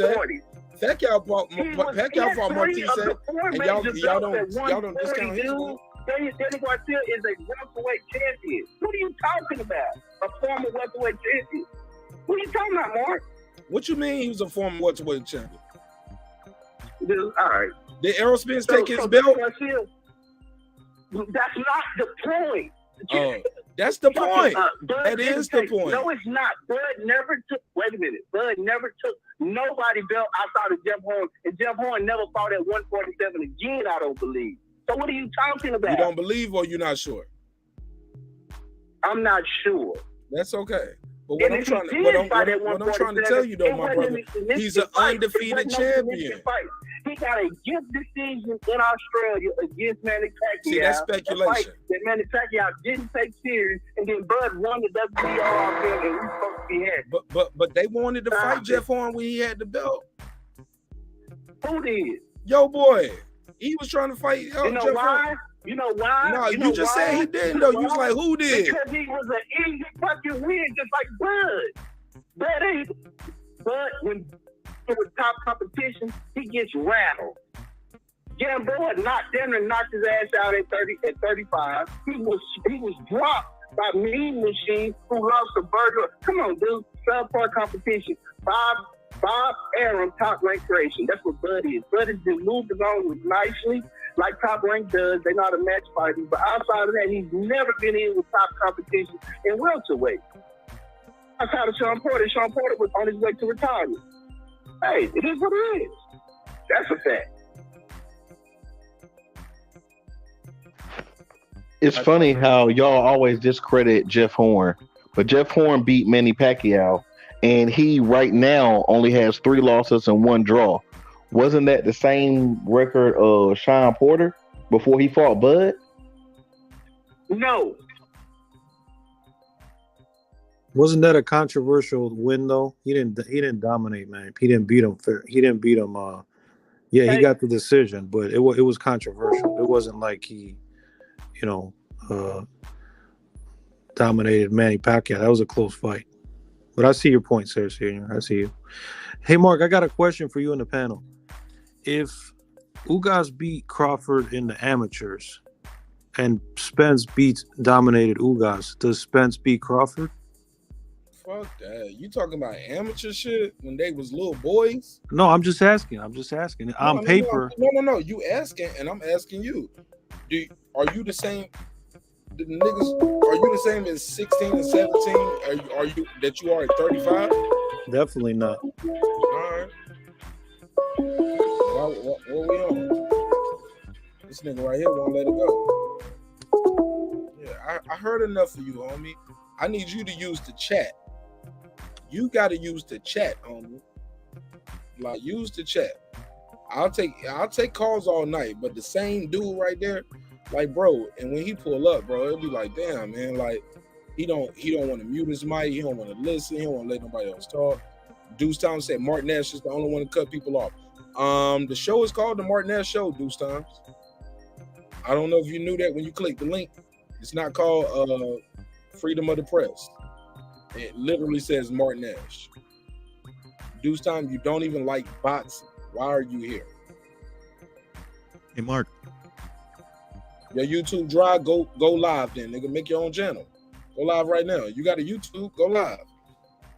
Can you hear me, Mark? You drive right now, homie. You drive, nigga. You the problem, Deuce. Goofy nigga. Can you hear me, Mark? All the time. But I gotta fuck with Deuce, though. I gotta troll him.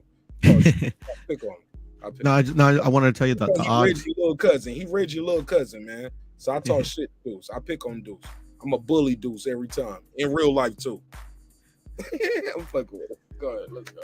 I just want to tell you the odds for the Charlo Castaño. It's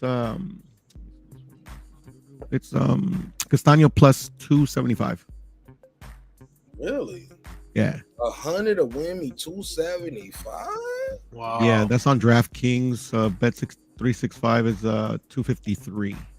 Nice. That's a nice little bet right there, yo. Actually, it is because even though I think you got 25 on it, right? You got 25 on Charlo, right? For sure. Oh yeah, I'm gonna send you that money right now. I see you 25 for Charlo. I'll send the bet too. And the winner Mark, I'm just gonna donate $25 to you, man, because I appreciate you. Man, I fuck with you, man. Like, but nah, man, I do want you to win some money, bet, man. If Charlo win, man, I want you to win some money, bet. Who, me? Than Valdez. Who you talking to? Me? Is that Puro? Oh, Puro, yeah. No, it's Nick. Puro lost all the money on Valdez. Oh. Yeah, he bet on Valdez, homie. He bet a lot of people on Valdez. Well, Puro sounds like Yeah, Girl, man. you sound like you know about boxing, and all these people talking about. He had some fuck you money, and then he went to the casino and cleaned up at the crap table. He made about $1,300 at the crap table. Yeah, no, I made all my money back, but yeah, I lost. Nice. I mean, I know a little bit about a little bit. You know, I just bet on the other guy I thought I was gonna win. It didn't happen. Yeah, it happens, man. 'Cause I was gonna bet on Ugas, but glad I didn't. I thought he was gonna catch him. I thought he had him in that when he was wobbling out on his feet, but. I mean, he spit the mouthpiece. He got the mouthpiece out of him. I can't believe what that ref did, man. And then I just don't understand it. What happened in that fight? It was crazy. It's crazy. The better man won, bro. Yep, better man won. Hey, Mark, I'm gonna fall back in the chat, man. I want to say I really appreciate you giving the time and respect to Puro, Sarah Senior, chat, everybody, Reggie, Brandon Washington. Appreciate you giving us a panel to talk about boxing. Oh no, yeah, man, it's all love, man. I don't give a fuck what Reggie little cousin say. that nigga see the thumbnail, he see the title, he see the description, and he clicked the link just to pull up and say, "I hate boxing." Like nigga. Oh man, if you don't like boxing, I don't know. This ain't gonna be the channel for you, homie. Like, why are you here? When I do a hip hop show, I'll tweet it to you, but. In the meantime, in between time, bro, if you don't like boxing, you ain't gonna like this show. If you ain't down for a good banter, a good joke, this ain't gonna be your show, homie. Like, but I appreciate your time and energy, bro. Thank you. Thanks, Mark, and looking forward. Anything for you go? No, man, just thank you for giving us the opportunity, and I'm looking forward to the rest. I'm looking forward to Davis Romero, and looking forward to Camboso's Haney. And that's going to be a great year. And I'm hoping this fight happens at the end of the year. So you all have a good night. All right. God bless, homie. Take it easy, brother. Reggie laughing. Reggie like, leave him alone. That's my little cousin, Marq Nash. That's my cousin. Fuck your little cousin, nigga. Your little cousin be in this bitch trolling. And if he controlling the chat, he better be strong enough to take that shit. You name the bitch copping, please. I never said I didn't like it, Marq Nash. Shut up, bitch.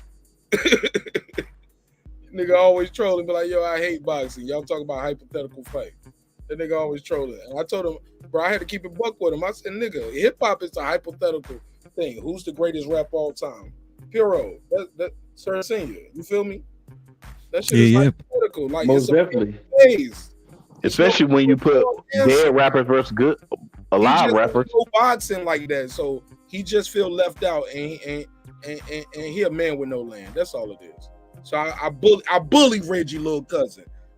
Look at a little orange faced deuce. He ain't even got no avatar. Get your goofy ass up out of here, nigga. And Reggie, I respect you, but your cousin gets no love when he come up here talking shit in my chat, nigga. I'll talk to him like I talk to him.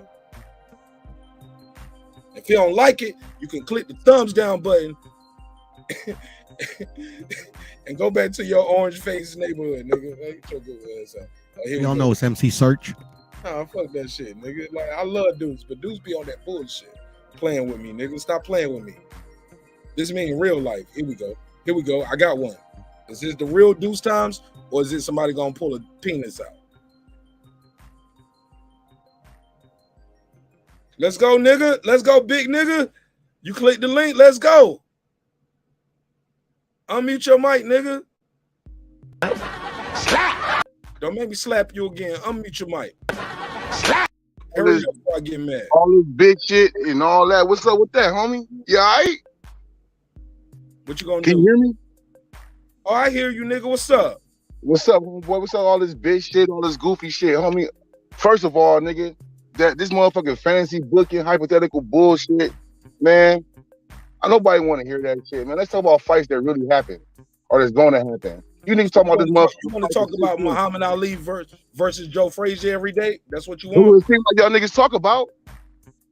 Who was the top heavyweight to win a fight on a Thursday night last Thursday in June?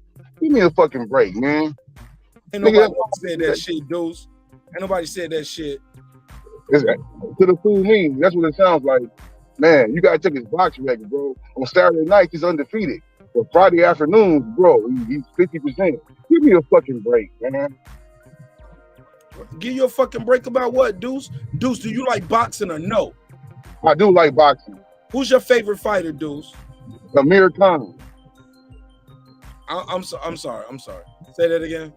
Amir Khan. Never heard of it. No, I'm joking. Well, now, why is Amir Khan your favorite boxer, dudes? I like his fade, man. He take his fade, nigga out there and scrap. I like quick hand dudes, you know what I mean? Even though a nigga get knocked out, a nigga still line his fade up. He ain't running, he ain't ducking, he ain't holding, he ain't grabbing. Nigga out there scrapping. That's what I like to see. Take a fade or fade off. What's up then, dudes? What's your problem with the content tonight? What you don't like about the show tonight, dudes? What did you hate tonight? I don't like this Crawford Spence talk. That's what I said. What did you hate about it, dudes? Did you see the tweets? Yeah, I seen the tweets, bro. I'm on Twitter. Talk about it. What? We can't talk about the tweets, dudes. We can talk about the tweets, bro, but y'all talking about who the fight's going to be made with and if the fight's going to happen. This guy said this. This manager wears green shoes. Man, give me a fucking break, homie. Dudes, you got my email, right? Yep. Have you ever sent me a topic and say, Marq Nash, this would be a good one, man. We need to talk about this in the neighborhood. Have you brought anything to the neighborhood? Or do you just I can bring plenty of topics, bro. Do you just pull up on the block with some negative shit, nigga? No, I didn't say that, bro. You said that. I said it. Yeah, I said it, nigga. This me. You pulled me into this shit. I don't like how you treat Brendan Washington. My brother. What I do? You his keeper? That's my homie. What I say? You was cutting them off and shit. One of my brothers spit his facts.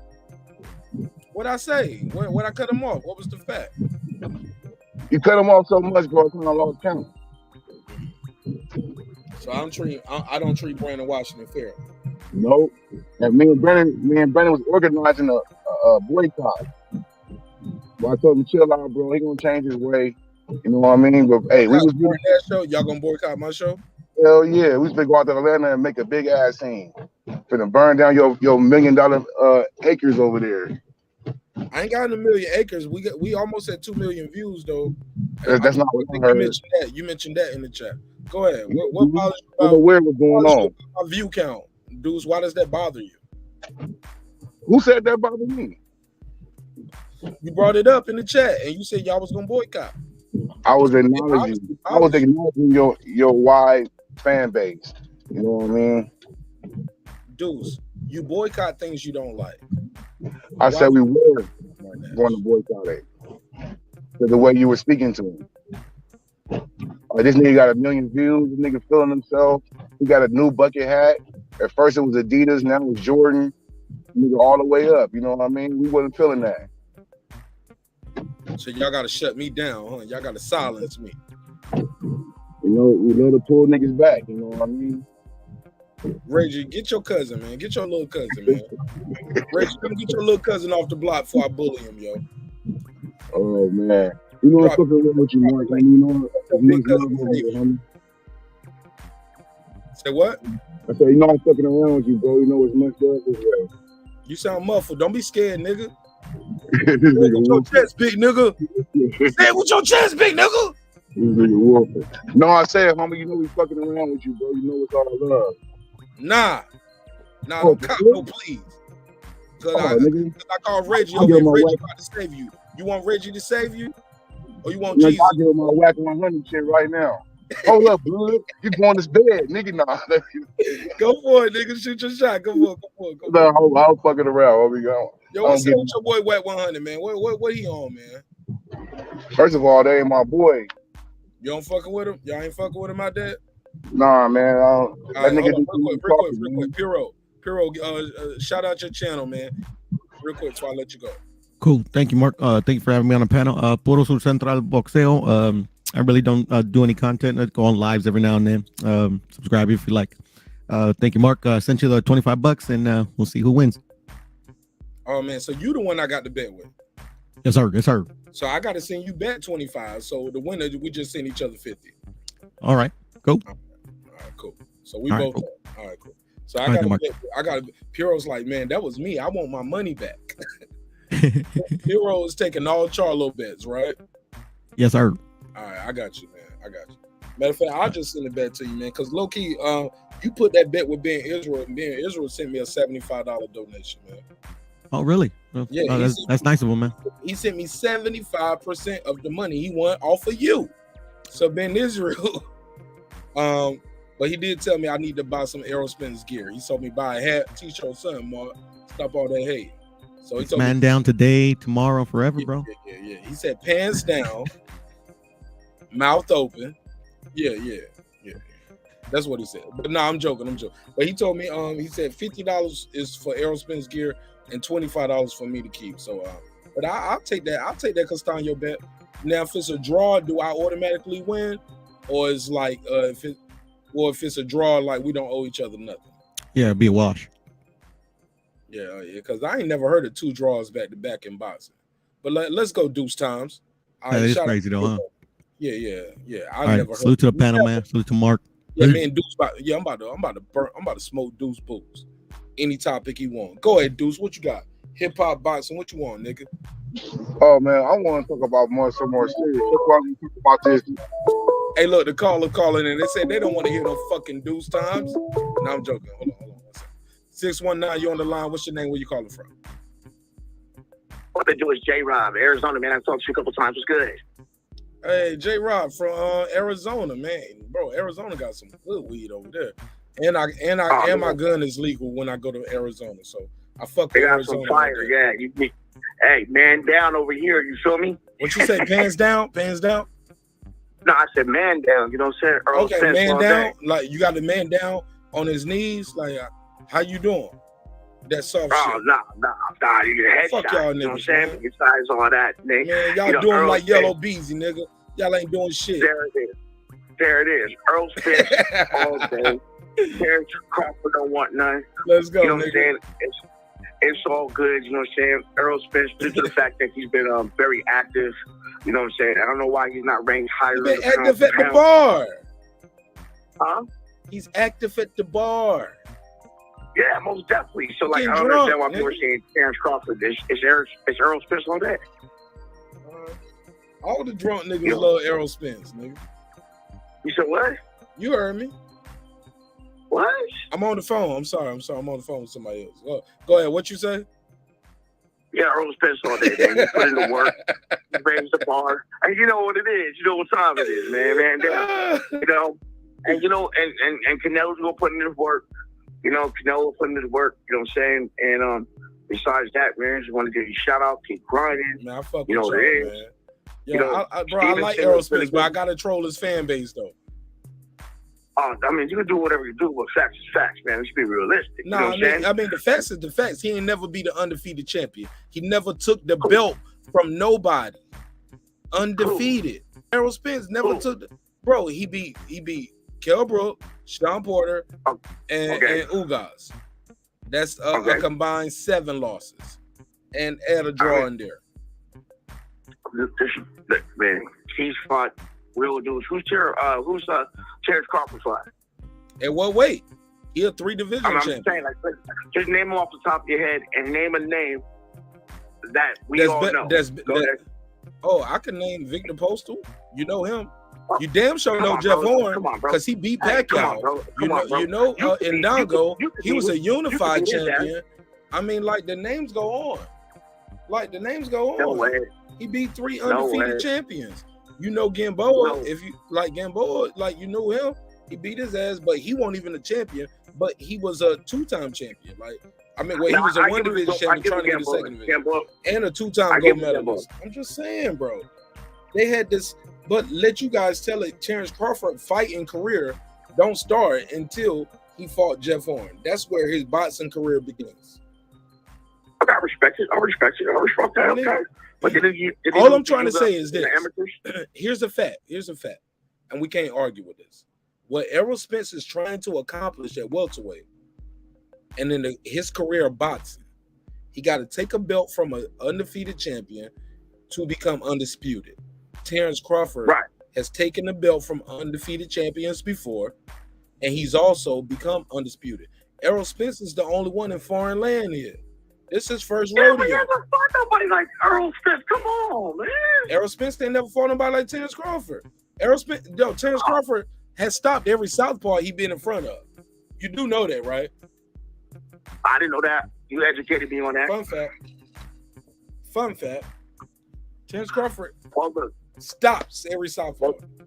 He's a chameleon. He becomes the southpaw. When they go head to head, they fight. I will make sure I call you that night. And it's gonna be a man down. I'm not going to the fight. I already told y'all I'm not going out there. I don't want to go to the fight. I want to be right here in all my glory, my splendor. I'm gonna have all the Beijing. I'm gonna have some champagne and this bitch popping off. I'm gonna buy a pay-per-view. I'm gonna give away a pay-per-view. I'm gonna buy one for me, and I'm gonna buy one for a lucky fan that night. Yeah, bro, we're gonna give away a laptop or something that night. Like, yeah, we're gonna do some crazy shit that night. I might give away, instead of a laptop, I might give away about 3 tablets instead of 1 laptop. Oh yeah, we're gonna do some giveaways. Yeah, man. Yeah, I'm gonna be super lit, homie. I ain't running from the shit. I have more fun watching the fight here, but I go to fights, homie. Well, I'm letting you know, man. If you have the live, man, I'm gonna hit you on that live that night. If God keep me alive, I'm gonna be here, bro. All right, most definitely. All right, we'll get the fuck out. Respect. All right, hey, keep it easy, man. Keep grinding, dude. I'm talking shit. That's part of it. All right. I don't want to be like, I'm gonna hang up and click the block button. Go ahead, Deuce. What you got for me, Deuce? You got some hip hop talk for me before we close the show? Got some current events. What's on your mind? Yeah, I got some current events, man. I want to bring up content. You hate the show. It's the worst show on you. Hey, man, are you really sensitive tonight, bro? You need a hug? Nah, nigga, I don't want your ugly ass to hug me, nigga. Bring a bad bitch. I don't think I'm ugly, homie.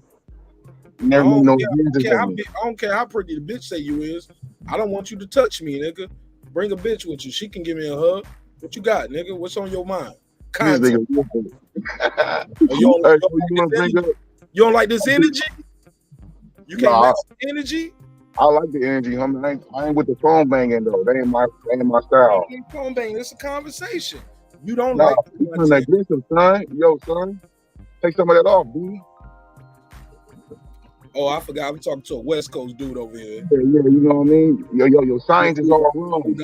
Who don't like anything East Coast. Your science is all wrong, son. The mathematics ain't breaking down. What you want me to do? What energy did you bring to me? What science and mathematics did you bring to me? Or did you come here trolling my show like you always do? And I called you out and I hurt your fucking feelings, and then you click the link and then you talking to the guy. Yeah. Part of we missed. Talk, Yeah. man. Ain't nobody here. Me and you. Me and you. We doing our thing. What you trying to argue with me or something? What you want to argue about? I don't want no argument. I want some understanding, Deuce. Oh, I understand. I want some understanding from you. I understand. What you want to understand about me? I like long walks on the beach. No. What do you hate about boxing conversations? I don't hate the boxing conversation. I hate the hypothetical talk. I hate talking about stuff that don't happen. All about that action, boss. You know how we do it on the West Coast. If it ain't popping, you don't even talk about it. You know what I mean? But you want to talk about what I want to talk about. I want to talk about how it's going to be such a great thing that Elon Musk is buying Twitter, so we can finally get free speech back. Don't let these Democrats. Excuse me?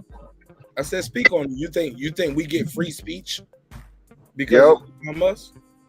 Yes, on Twitter. Dudes, go ahead. You got the floor. On Twitter, we're going to get free speech back. We're going to talk about that stolen election, this damn scandemic, this damn hyperinflation, all brought to us by the Democrats. Yeah, we're going to bring all this shit up. That fake-ass war. We're going to bring all that up, homie. You sound muffled, Deuce. You sound muffled like your mic moved. Oh. Can you hear me now? I had to phone away from my mouth. Can you hear me? You got the mask on while you talking to yourself? No, I don't have a mask on. I had the phone away. I ain't wore a mask since last September when I went to Vegas. I refuse to wear a mask. So, dudes, talk to me, man. What's on your mind? Like, why you hate when we talk about boxing, bro? You be like, yo, it's all hypothetical. Y'all niggas always on that. Because it is all hypothetical, homie. I just said that. Yeah, you were sounding muffled, homie. That's why I'm Okay, yeah, it's all hypothetical. You know what I mean? You guys don't talk about things that's happening. You guys talk about things that most likely don't happen or won't happen. And when we do breakdowns of the fights, when I do breakdowns of the fights and all that, that's cool. When you do a pregame and all that, let you know what's going on, that's cool. When you guys start a fantasy booking and this guy should go to 178, this guy should be 138, all that shit is whack as fuck to me. I keep it real. But the real shit I talk about, yeah, I'm educated, you know what I mean? Megazar get up here and spit some shit. Reggie get up here and spit some shit. You know, you learn about that shit. You spit your shit, you got your facts and receipts and all that about things that's going on, all that's cool. But we get the fantasy booking and drawing up fighters who don't fight and bringing up Floyd Mayweather. Yeah, man, all that's kind of sideways to me. But Deuce, you don't think people are allowed to have an opinion or shouldn't have a platform to voice their opinion? Oh, I'm all about that. I'm all about opinion. But logical opinion. Logical. That's perspective, though.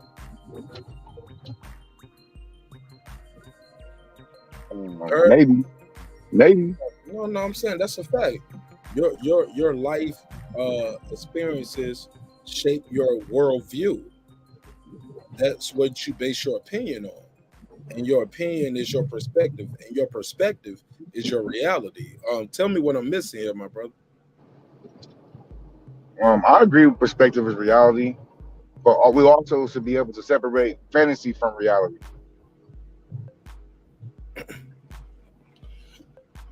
Bro, you and I sit up here and we talk about hypothetical hip hop albums and beefs and beats and who's a better producer. Dudes, that's an opinion, bro. But based on work, you know what I mean? We're not making up albums. Oh man, what happened with Tupac? Not only that, bro, it's based on your worldview and your opinion. You No, think but Smalls we is can, trash. but we can debate. We put out work. You know what I mean? You guys talk about fights that don't happen or ain't gonna happen. Bro, you and I talk about hip hop battles that ain't happening and ain't gonna happen. No, bro, we don't talk about hip hop battles that ain't happening. We talk about album for album, song for song, genre for genre. We don't talk about shit. We don't make up like, oh yeah, what if Biggie had 3 6 Mafia beat? We don't do that shit. Say it again. You sound muffled, bro. No, I was saying like we don't say whether like what if trying to fix it. You just saying it again. Just move your mic a little bit. Whatever you're doing, it just sound muffled. It sounds like you got something covering the mic. You hear me now? There you go. Yeah, no, I was saying, what if we don't say what if Biggie had 3 6 Mafia beats? You know what I mean? We judge Biggie work for what Biggie work was. We don't make up shit. And that boxing shit, I feel like y'all make up shit a lot. Am I humble respectfully, right? Yeah. But don't think I hate yourself. I don't hate Brandon yourself. Watson said, I'm riding on Deuce. Don't ride on Deuce, homie. That's weird. He said, I'm riding on Deuce. When he said, let's go, Deuce, he got a smiley face with 2 heart emojis over the eyes. B-Dub, that's my boy. Heart emojis with the eyes. All right. So, Brandon, what can I do personally to make it a better show for you? Oh, it's not about me, bro. No, because you are important. Because you are a moderator on this show, and your opinion matters. So when we do the show, and we're talking about boxing, how can I do the show to make it better for you? Preview upcoming fight. You sound muffled again. Go ahead. We want to preview upcoming fight. Which is Terence Crawford versus Spence, right? That is an upcoming fight, right? Is that fight time? Is it time? No, it's not. It's not. So it's not coming up. They could be on that Manny Pacquiao for Mayweather shit. Muffled, bro. Why your audio crazy now? I don't know, man. I'm driving right now, so maybe it's okay. That's cool. I'm driving Atlanta, Georgia right now. On the I-5 or what's that shit? The 110 or whatever. What's that major freeway out there? The 10, right? I mean, you're on the highway, nigga. You tell me what highway, nigga. I ain't trying to holler at you for no fucking date, nigga. Don't ask me what a highway is. Use your map quest, bitch. Man, you make this nigga crazy. Respectfully. This nigga make a lot of homosexual overtones, like bro. use your Googles, nigga. Don't ask me where the fuck you going. I don't know where you at. Holler at me, nigga. Nigga, that's like the 8th time you talk about me hollering at you, how pretty I am. Nigga, you got some kind of fantasy or something? You stare at my Twitter account? I never seen nothing on your Twitter account other than what you had. It's like the 7th time you said something. I didn't even know you was coming to Atlanta. Why are you coming to Atlanta? I want to get hyped up, homie. I'm going to that mall, Atlantic Mall. You driving all the way to Atlanta? Hold up, you coming from California to Atlanta to go to the fucking mall, nigga? Yeah, I want one of those 4 PF chains. PF Chan's? Like a restaurant? No, 4 PF chain. What's that shit called? I heard PF. I was like, PF Chan's. I'm like, nigga, you going to PF Chan's, nigga? Like, I don't ever eat Chinese food, homie. I don't even know what that is. That's a sneaker shop or something? What is that? I think it's like little baby shit. 4 PF. I don't know. I can't hear you. Say it again. You sound I muffled. think it's little baby shit. 4 PF. He got a store in Lenox Mall? That's what I heard. Damn. So what? He got like his own like brand like Crenshaw or something? Like what is he doing? I never heard of it. Never, bro. Right? Like me neither. Let me give him a drop. Never heard of it. So you dropped in Lenox Mall to buy what? Like, what are you trying to get from Lenox Mall that you can't get in California or anywhere? Out, man. Bling blow, bling pow. Some jewelry. My grip on, You getting jewelry? Yeah. Okay. Shit, I was talking to Brandon Washington. He told me y'all got a whole like a dope ass diamond district there that he flew from. Well, I don't know if he drove or he flew, but he said he went to California from Texas to Cali for y'all jewelry. Nah, man, I want little baby's jewelry. Okay, shit. You brought your pistol with you? Nope. No pistol, homie. All hands. I'm like Suge Knight. I'm invincible. You shoot me 20 times, I'm still gonna live. Okay. All right. Somebody said we got jewelry in LA, nigga. What you doing? Hablo said we got jewelry. Nah, Atlanta more popping, all right? I ain't gonna lie, you can get some jewelry for the low here in Atlanta. I ain't gonna lie. Real shit though, too, right? Yeah, super real shit. Like niggas. That's what I heard. Yeah, I ain't mad at you, but to it all, homie. Like they got some spots here we can get some jewelry, man. Dude said he want what little bird like Brandon Washington was earlier in the chat saying you his brother. And then he in the chat clowning. He said, dude said I want little baby jewelry. You sound like you about to pull up. It sound like you one of them Cali niggas about to pull up on a lick, nigga. Hey, there you go. Come on, man, Pac Mark. Nigga, you ain't coming to buy jewelry. You're coming to acquire jewelry. It's a difference. Right. Hold on, man, Pac Mark. Don't put that out there like that, bro. Respectfully. That yeah. Yo, I'm going to Jamaica next week, homie. I might be mid Pac Mark in Jamaica. I don't suppose some mid in Jamaica, but you know, Jamaica got dispensaries now, right?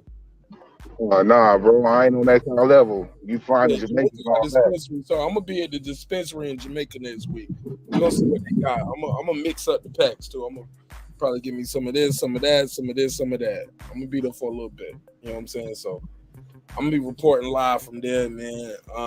It's my wife's birthday, it's Mother's Day week, so we're gonna do some dope moves, man. But members only. I don't even know if I'm gonna do that. Some of those lives. I'm gonna probably do a couple lives, but definitely gonna do some members only. And I'm gonna have that members only set up by next week. So if y'all want to check it out, man, fuck with it, man. But it might be some boxing talk, Deuce. I fuck with you, Deuce.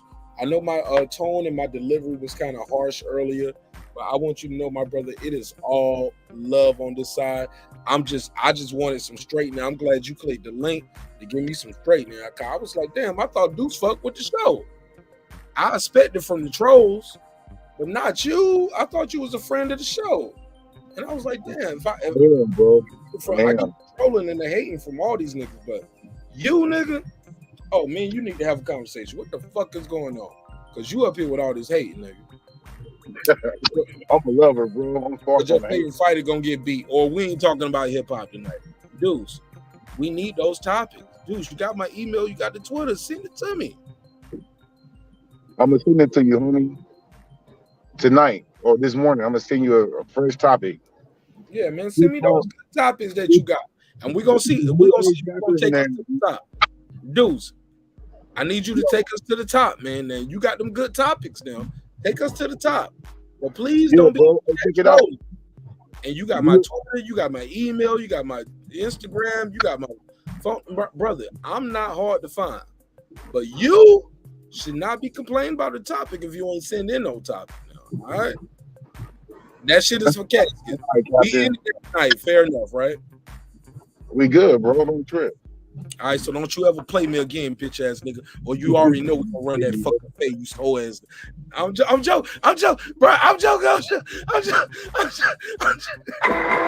Hey, look, put a case on me. I'm joking. Hey, the last nigga that thought those thoughts about me is still in the hospital. Remember that.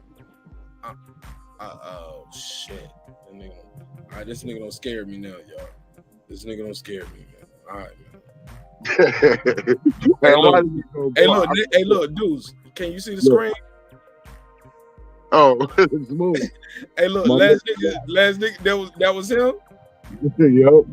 Yep. Bro, that's back in 1990. Deuce, does this look like a millionaire? I'm just sorry, bro. Let's just keep it above. He's a millionaire. He owned dispensaries in Oakland. He said it's actually gold threads in those curtains behind him. Dude, can we call cap on this shit, bro, and end this shit right now? What's up? That's some of them Sister Anderson who be testifying in the first row pew. Those some of them curtains. Nah, you sound muffled, man. I need to hear that. Say it again. I said that's some of them Sister Anderson who be testifying in the first pew. Or what's it called? You know, it got Sister Anderson and Miss Martinez and all them be up in there. That's some of them drapes. Never heard of it. Nah, man. This nigga up here capping, man. And we let this nigga live one night, man. And then this nigga on YouTube trying to cap on me. Bro, nothing about this background, that mustache, that computer, that fan, those curtains, that dirty ass computer desk speaks millionaire to me, homie. You are a bad representation of black wealth. Show goofy ass about it. I'm gonna end every show with get this bike. I'm gonna start calling it get this bike, get this. Bro, that nigga keep calling me a liar on other panel. Bro, was you in the panel on the chat that night where that nigga said he got slapped off his bike 14 times? Yeah, I was there that night. We were talking about he beat him up and police officers and shit. Every time he told the story, he changed the shit, bro. Remember I now I'm in Belize. It started off with defending yourself. And then by the end of it, he was in Belize. The guy who hit him was a cop. The cop knew martial arts. The whole community was out there. I couldn't do much. Like, bro. Yeah. I remember I was the one that said all the neighbors was fighting them, watching them fight like Craig and Debo. You sound muffled. Say it again. No, I said, remember, I was the one that said that all the neighbors watching them fight like Craig and Debo. Right. Yeah, I remember that shit. Bro, he painted a whole picture for this shit. This nigga's on panels because I keep calling him get this bike and get this smoke. He out here trying to run with it like, Marq Nash, you're lying on me. You're a liar. You're a liar. You're a liar. I was like, nigga, Tasha K my ass then. You a millionaire. You got the money to sue me. Sue me, nigga. Sue me. Nigga, you're lying ass out there. This nigga say he owned dispensaries. And I was like, well, what's the name of it? Because you know we can find out the owner, right, dude? We'll find out shit, right? You can Google that shit. Then he was like, I used to own it. Well, put the name of the old company, nigga. Let's find that. You won't drop it.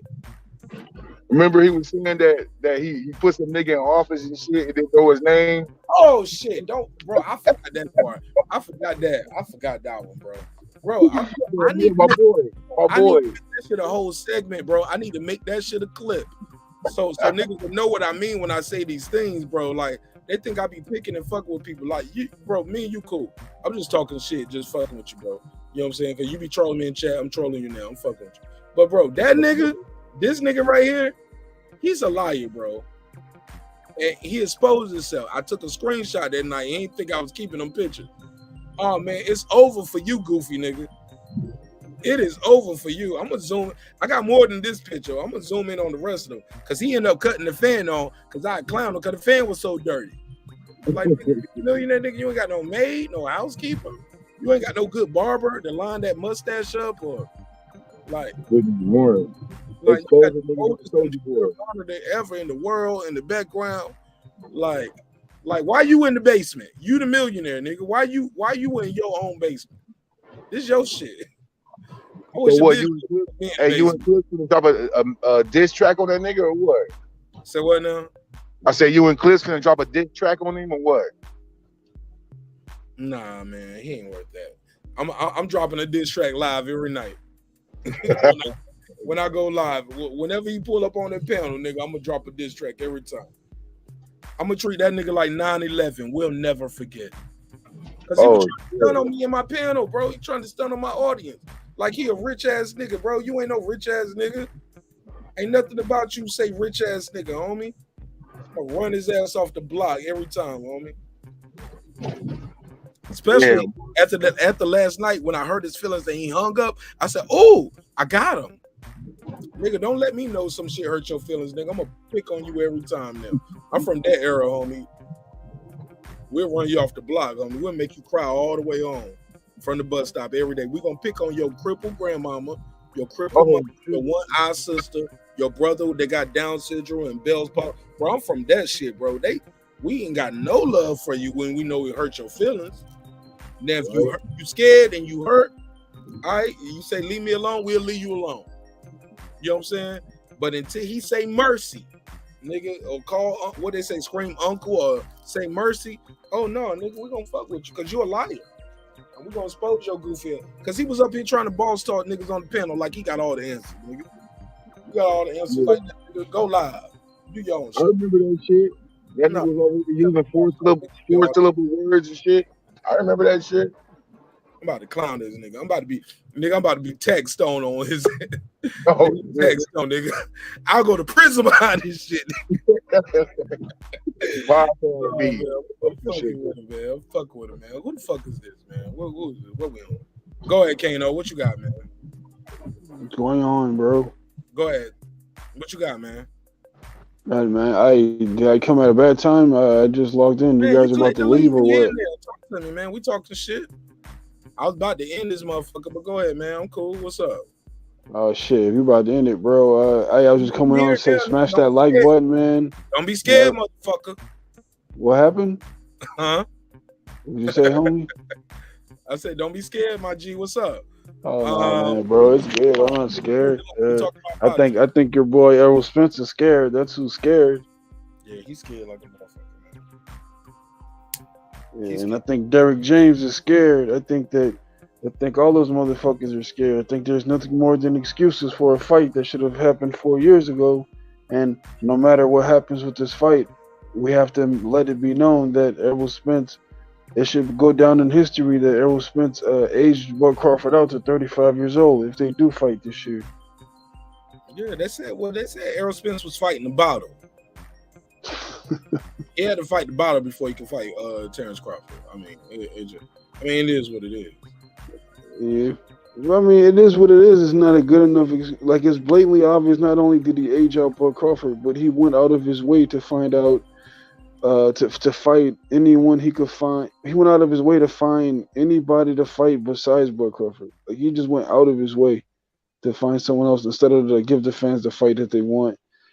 And I just wish that Marq Crawford was more of a petty person, man. Because if he was a petty person, I mean, he has more than enough ammunition to destroy Errol Spence. He could really destroy Errol Spence, man. All right. How you find the show tonight, Kano? Oh man, I saw it on it was suggested on the YouTube. On the side of the on the side where the suggestions are. I was watching a video about it was I think it was Terence Crawford and Bo McIntyre and Derrick James. It was something like that. Sure. And Let then me ask you something. Did you see Terence Crawford and Errol Spence going back and forth on Twitter?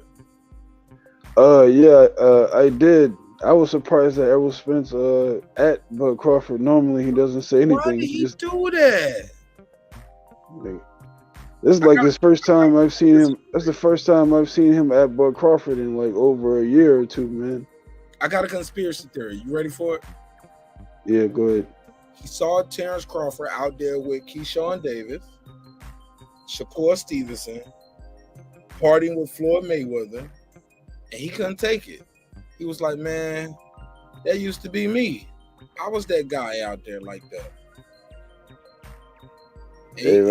I think that drunk hatred stuck in his heart. Yep, Brandon Washington. I said drunk. I still think he on that drunk. I still think he on that sauce. I still think he be drinking, having fun. And it's okay. But you ain't gonna beat this guy right here who don't drink.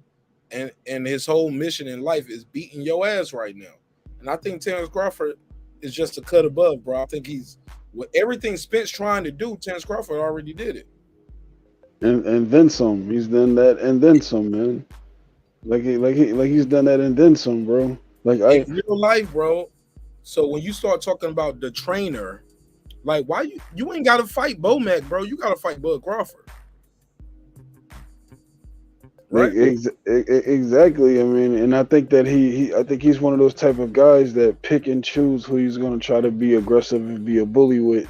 But when it comes to Bud Crawford, like I said, but the Errol Spence protector guys, these guys are fine. Like they're coming out of the woodwork and they're all happy because Errol Spence is finally showing some aggression towards Bud Crawford. But it took 4 years for that to happen, man. And I just don't see. I just feel like the fight was big already. You gotta be fair to Errol Spence. He was in a car that flipped over 18 times. And then his eyeball popped out in sparring. And that nigga eyeball didn't really pop out, man. Come on. They said his eyeball popped out. I'm just saying, I don't know if it's true. I mean, I could be wrong. Put a case on me. Put a case on me. Last time I heard, Stabler and Benson are still looking for his eyeball and his teeth. Shit. Yeah, the SVU, bro. He lost his teeth and his eyeball. You know what I'm saying? I don't know. I could be wrong. Yeah, I think something wrong with him because this is like what 2 fights in a row he got his mouthpiece knocked out. I think his teeth. I think like some shit's fucked up with his face, man, to the point where I think Bud gonna really hurt this nigga. Yes, bro. He gonna be based off that Ugas fight. I got motherfuckers in my chat right now. They in the chat talking that shit. But right after the fight, I ain't gonna say no names. But right after the fight, it was people in my chat who chatty patties right now. But they called into the show. And you know what they said? Nah. We need one more tune up before we fight Bud Crawford. Yeah, man. And I see that's crazy. I didn't hear that one, man. Oh yeah, go back and watch that fight. Spence Ugas. It's on the channel. And just fast forward. I need to go back and put timestamps. I'm gonna put a timestamp. Cause Brandon Washington, you a hoe ass nigga. I'm joking. I don't talk to people like that. That's an inside joke. He likes to joke. He laughs at it too. But I like Brandon Washington. But Brandon Washington, you a hoe ass nigga. And I say that respectfully. But Brandon Washington was that first call. He hadn't even left the arena. He called the show. He was like, Marq Nash is live. Let me call in while I'm walking to the car. And he said, Marq Nash, Errol Spence ain't ready. Not Crawford. But then about a week later, his YouTube daddy gave him enough confidence, or he watched enough YouTube shows where he got the confidence. So a week later, he called back and said, I changed my mind, Mark. I don't watch the fight about 15 times, and I changed my opinion. I think he ready now. That nigga said 15 times, man. Yeah, he watched the fight about 15 times. That's But a he lot of also fucking said- times to watch that always boring bring ass up Bob fight. Arum. He gonna bring up Bob Arum. Bob Arum say Terence Crawford ain't mentally fit. But Bob Arum say he ain't mentally fit. But Bob Arum allow him to be around his prospects, his young champion. He allow him to be at the gym. They skipped that part out. All right, the arena, like, you know. Yeah, let him come in the ring. He put the belt around the champion. Man, it seems like Bud, like, for all that shit they talk about, Bud this and the slave shit and all that. Like, I just don't get it, because it seemed like to me that, like, Bud always did what he wanted to do. It never seemed like he was controlled by anybody. It's just like narratives out there. But the shit you just brought up is some shit that's interesting. Something else that's very interesting I noticed is that It's Brandon Washington is a whole ass nigga. that nigga go come for you, bro. You better leave Brandon alone. My God, Man. that's my guy, man. What he gonna do? What he gonna do through the Wi-Fi? And they gonna shoot the AK through the keyboard or the mouse pad? What are you gonna do? I don't know. If you do you see Bud stopping Spence? Like, even at the age of 35, like, do you think Bud still got enough juice in the tank left? Yes. What I saw with Ugas, yes. Based off what I saw with Ugas, yes. I agree. Spence had mental lapses by his own words, not mine.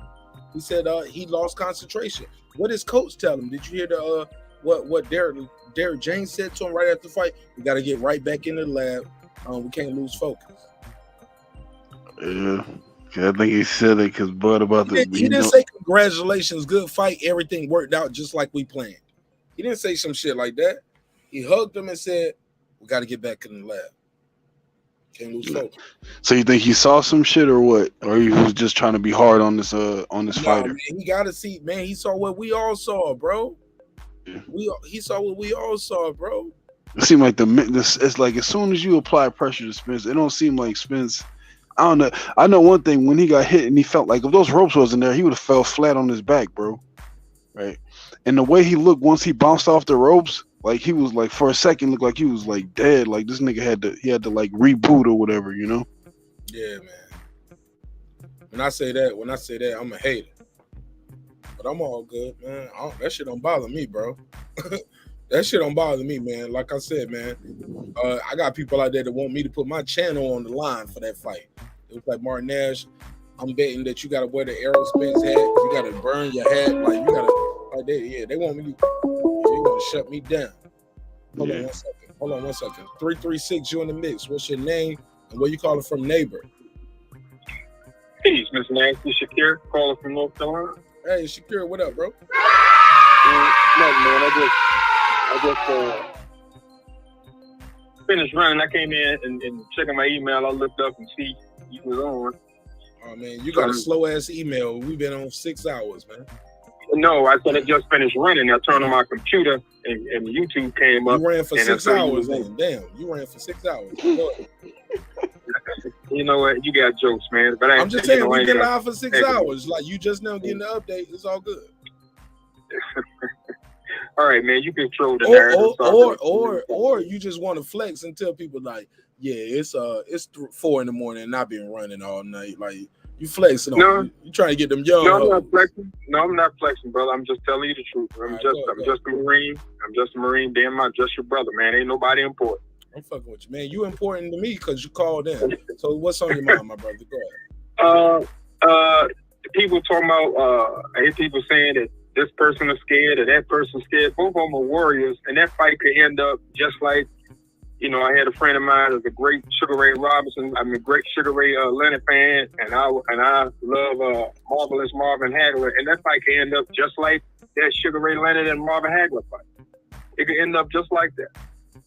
It just depends on who is willing to force whose will on the other, and what is the other's game plan? Can he operate it? So if you look at it, you know, like I said before, if Mr. Spence They can want for undisputed, and they want 2 undefeated champions, sir. Say it again now. I said that was not for undisputed, and that was not for There was not two undefeated champions, sir. Yeah, but I'm saying they were great fighters. I get, yeah. But we got a lot of great fighter matchups. I mean, but that's what made this special, right? Oh yeah, yes, sir. I mean, it's special because it's this era. But with all that being said, there's no buts, no exemption words. It's just that that fight could end up like that. A boxer could neutralize a punishing body mechanic, could neutralize him, or vice versa. It just depends on whose will is able to enforce on the other. So I don't dislike neither one of them. I just want to see a great fight. I just let the chips fall where they may. Now on the other hand, when they talk about so who is who in this fight? In your who is Sugar Ray and who is like the comparison don't fit, man. Because they don't match up. Because Crawford, by that comparison, the switch hitter will be Hagler, and I don't see him letting. And Spence is not the type of guy like a Sugar Ray. He's not a Sugar Ray type fighter. He's not a southpaw. Right. I mean, he's a southpaw, and he's not a guy that just the last 30 seconds of the round or the last 10 seconds of the round, I'm a flurry. Because even Sugar Ray, by his own admission with his corner, you can hear him say 10 seconds. So and they was giving him the heads up so he can rally. I don't see Spence ain't that guy, and Bud ain't Hagler in that. And I like Hagler. I love Hagler. He's damaging. He's thumping. But Bud is more athletic and fluid. Right. That's brothers, and he don't drink his fucking party. Your brothers can also say something else about that, just to add on and piggyback off of both of y'all saying. One thing I want to say is that also it doesn't fit in a lot of ways, not just the age thing, but also you got to look at the circumstances. Sugar Ray Leonard was coming up from welterweight. This was his first fight at middleweight, and he was coming off like a 2 or 3 year layoff because of the eye situation, and that was his second retirement. So Sugar Ray Leonard was coming from welterweight. His last fight was at welterweight. He had never fought at middleweight before, and he was coming off like a 3 year layoff, not a layoff, a retirement. And Hagler was only 32 years old when he fought him, and Hagler was undefeated. Sugar Ray had lost already, and both of these guys are just legendary fighters. They don't compare to like it's just not a good comparison at all. You know what I'm saying? Like they don't fit. I'm gonna sound like I'm backpacking, but yeah, skill wise either. That was perfect, bro. It's not a fair comparison to them, and a damn sure ain't a fair comparison to these guys. But I'm gonna take it a step level. I think y'all giving Spence too much credit. Who is he in this match? Is he Sugar Ray? No. Is he Hagler? No. He's one. Okay, let me say this. All I'm saying is this right here, right? Mathematics. We're looking for, most people when they do math, most people don't do mathematics, right? Meaning that when you look at anything, when you're trying to, if you give a person a mixed fraction, they'll look at it and they'll have a fit. But you got to find the least common denominator. What connects all of this is that you have one guy that's aggressive and one guy that is a boxer. Now, Spence is very aggressive, and Mr. Crawford is an excellent boxer that can bang. So if he gets to floating and moving and shifting and moving and every now and then come in and bang on his body, that could be a different fight. At the same time, if the aggressiveness of Errol Spence can be aggressive and stay on that man and not let him fight in space, then you're going to have an issue. So that's what I'm saying. That's all I'm saying. I'm finding the least common denominator, aggressive versus boxer. Boxer versus, like we always taught when I was growing up in the gym. But they both aggressive, Bud and... Yeah, both are boxers, but Spence has a naturally aggressive style. He comes behind that power jab. He's pumping that fucking jab all night long. Look at his jab output versus Ugas. Like, I loved it.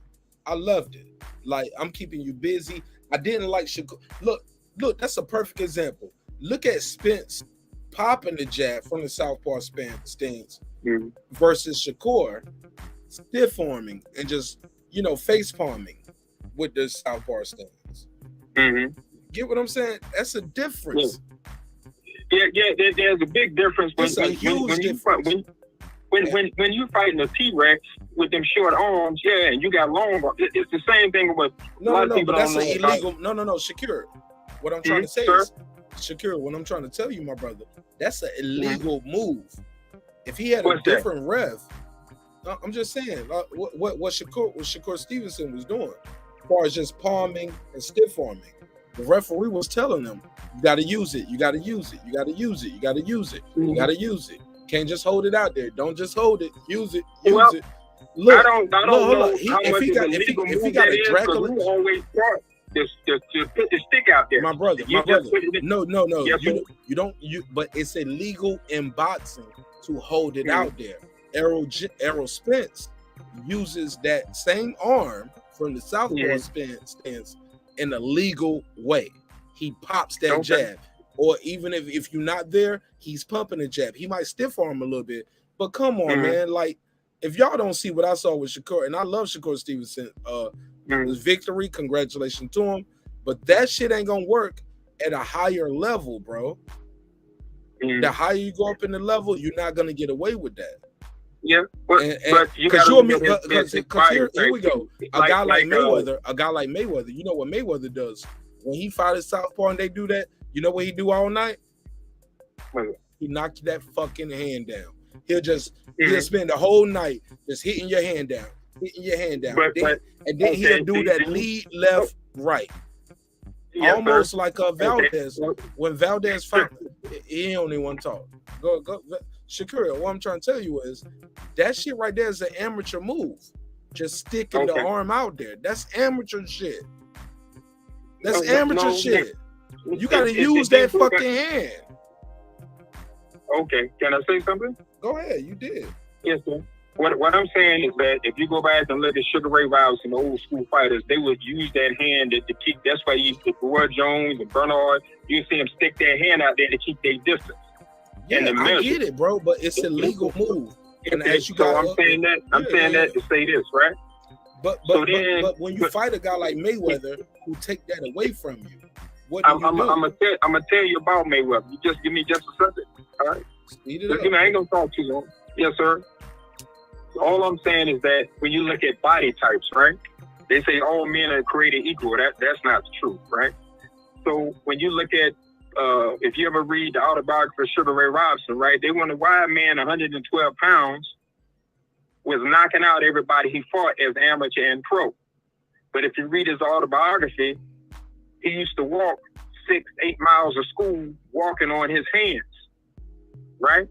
Do you know how strong you gotta be just for playing around to walk all the way to school 6 to 8 miles on your hands? Defined on your hands, like he did a handstand. Like a handstand. So his upper body strength. Who did that? Sugar Ray Robinson. Come on, bro.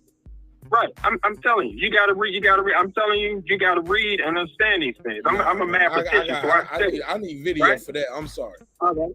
Now the other thing is that when you look at Floyd Mayweather, if you ever even if Sugar Ray Robinson lived across the street from the school, nigga, that would be impressive if he walked there every fucking day on the street. Come on, bro. Man, I ain't with that shit, bro. I just want to say this last part, man. Yeah, man, because you up here with some when you look shit at Floyd Mayweather, right? They said he walked 8 miles doing a handstand. Like, come on, G.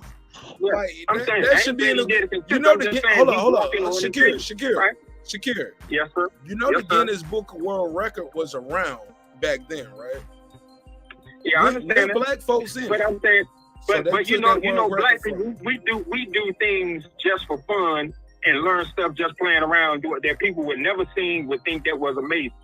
There's a lot of I'm things just saying, you see bro, that's the Guinness Book of World Record was around then. Like they didn't put him. It was the Guinness Book of World Record with black people was around when Sugar Ray Robinson was fighting. If he walked 8 miles on a handstand, homie, right? Somebody that nigga would be swole as a motherfucker. Bro, like, come on, bro, like, man. Let me bro. 60 seconds, gotta bro. believe me. You do the knowledge to the situation, right? 60 seconds, man. I gotta end this, bro. I can't. The last part of leave you alone, Mr. Mark. It's all the love, last man. part of that is that when you see Floyd Mayweather's father used to leave him hanging on the pull-up bar, right? That's why he's only about 5'7", 5'8", but with a long arm span of a man that's 6 foot, 6'1.5". He's got long arms. I get that. Elongating your muscles. I get it. Yeah. But So look, saying no matter how long his daddy left him up there, he wasn't about to have 8-foot arms. Hey, Mark. Hey, look, I ain't gonna try to talk. No. But you know that's a fact, though, right? Okay. All right. But no. You know that's a fact, right? No matter how long I leave you on that pull-up bar, you're not about to have 8-foot arms, 20-foot arms. Oh no, that's true. That's right. Like you got to be go gadget with the shit. Like, come on, bro. Like, yeah.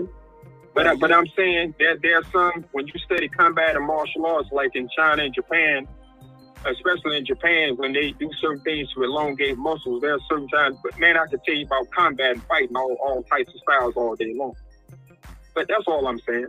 Nobody believes that story, Shakur, and we need some facts for that. I said you have to believe. I don't want you to believe. I want you to do the knowledge and research for yourself. Shakur, let's have a conversation real quick. Where did you get that information that he walked 6 to 8 miles doing a handstand? Like, do we have any sir? Do we have any verifiable facts? The only verifiable fact I got that was when I read it in his autobiography. I'm gonna read his autobiography.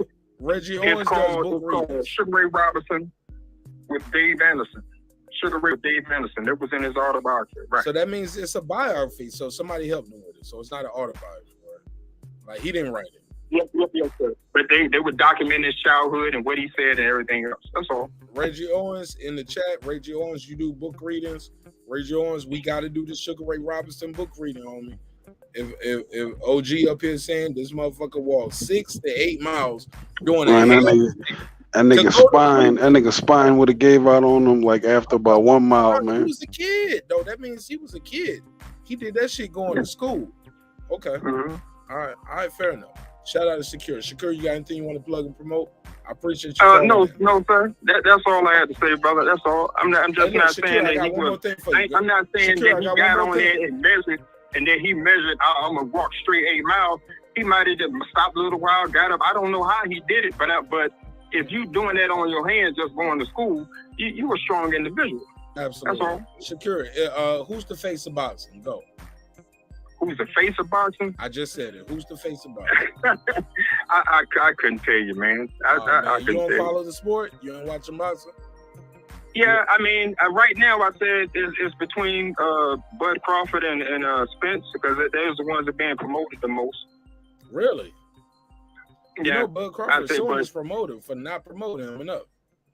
I'm just saying the face, as far as people talking about what's coming up. Bud Crawford suing his promoter for that shit right now. Okay. All right. Yeah. Between Bud Crawford and Spence, they the face of boxing. Yeah. All right. Shakur, man. Yeah. Shakur, thanks for supporting the show, bro. All right, man. Y'all take care. Peace, bro. This nigga sarcastic as a motherfucker. Who? Go ahead. You, Mark. No, I'm having a conversation, bro. I'm trying to have a conversation. I'm trying to be fair, but I'm trying to be realistic.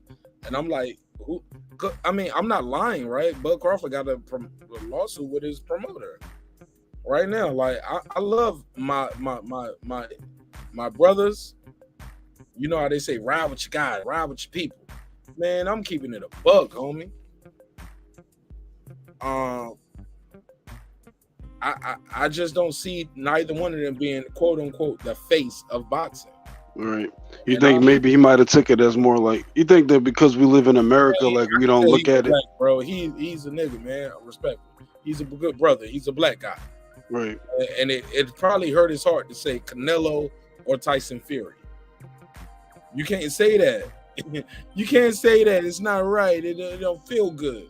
Well, those two guys you just named. That's the logical answers right there, most likely. Bro, it's kind of like what it is. Like, I'd say Tyson Fury's the face of boxing. I mean, I say actually between me and you and everybody listening, Floyd Mayweather is still, quote unquote, in my opinion, the face. When you say boxing, he's the logo, my nigga. You don't. And what I consider the face of boxing is this, Kano. You don't have to know the sport but you know who the fuck he is when you see his You recognize the face. You recognize the face. Right, that's the face of the sport. So look, I got a question for you. So would you say that Floyd? Would you say that Floyd's like you think is more recognizable than Mike now, or still Mike Tyson still? I think Mike Tyson is still more recognizable than Floyd Mayweather, though. But you know what? It could be even killed though. They might be like neck and neck, homie, because of the internet age. And Floyd has been out here since the internet age. Like he's the Bugatti guy. Mike Tyson had a Mercedes. Like I see what you're saying. Yeah, Mike Tyson had a 7 Series Beamer, bro. Like or a 6 Series Benz. Like he was like he the old school Beamer and other nigga the new Lambo and shit. Floyd the Lambo. Look, Mike Tyson is famous for having for biting a motherfucker on the ear and having a tiger. Right. Remember, Mike Tyson was the boxer that had a tiger. Like he was getting exotic animal money, but Floyd Mayweather is the $5 million car, $10 million watch guy. Like he's the guy that showed you like his boxing money is different from that rapper money. He at 50 Cent's peak, Floyd Mayweather made him look small. Hold up. So you gotta realize though. At the height of 50 hold up. When you say 50 was at his peak, we talking about we talking about what? You talking about his second album or his first album? We talk about after he got that vitamin water money, homie. Oh, okay. You mean when he made the business ventures and shit? Okay. Yeah, bro. After he made so that supposedly was like 200 million, right? And he was 50 Cent, Big 50, on top of the game, vitamin water money. Floyd Mayweather made him look small. He was still small beside Floyd, yo. I'm just saying, bro. Just off a couple of fights, Floyd probably made more than that nigga whole career probably made, right? I ain't even gonna say that. I'm just saying, like the statue, like the ambiance, like he just exuded some shit different from 50. That he just been that dude, bro. Before, during, and after 50 Cent. Floyd Mayweather old school, bro. Floyd Mayweather got old money now. Like Floyd Mayweather been a millionaire since the 90s, bro. Hold up, but when you say old money, like what you talking about? I'm talking about you talking about since yeah, you know what, you're right, because I'm thinking about it. I just said it. We in 2022. Floyd Mayweather has been a millionaire since the 90s, like 95, 96, 97, 98, 99. Go back that far. When we pull up it, like he's been getting these big paydays since the 90s. All the way through the 2000s. Then we're in 2022, and he got an 8-figure deal right now. Yeah, I feel you. Plus with inflation and shit, that money probably got an 8-figure deal to fight a motherfucker doing exhibition. I know Troy Graham was gonna call in once I start giving Mayweather his flowers. Go ahead, Troy Graham. What's up? Yeah, Floyd. You said Floyd is more recognizable than Tyson or something similar to that. I think they about neck and neck. Huh? I think they might be about neck and neck. No, Tyson is something that Floyd will never be. Just like Ali is something that Mike Tyson will never be, and he understands that. Both of them. Look, if you sit Tyson next to Ali, everybody knows who they are. They're like very equal in that sense. You sit Floyd next to Tyson, everybody knows who they are. But when it comes to overall status, Mike Tyson's status and legend will always be bigger than his, because Mike Tyson he opened up and just gave all of who he was to the people. He just threw it away. Whereas Floyd, he went in there and he fought, but his fights weren't that exciting for a 12-year period, and that's just a fact.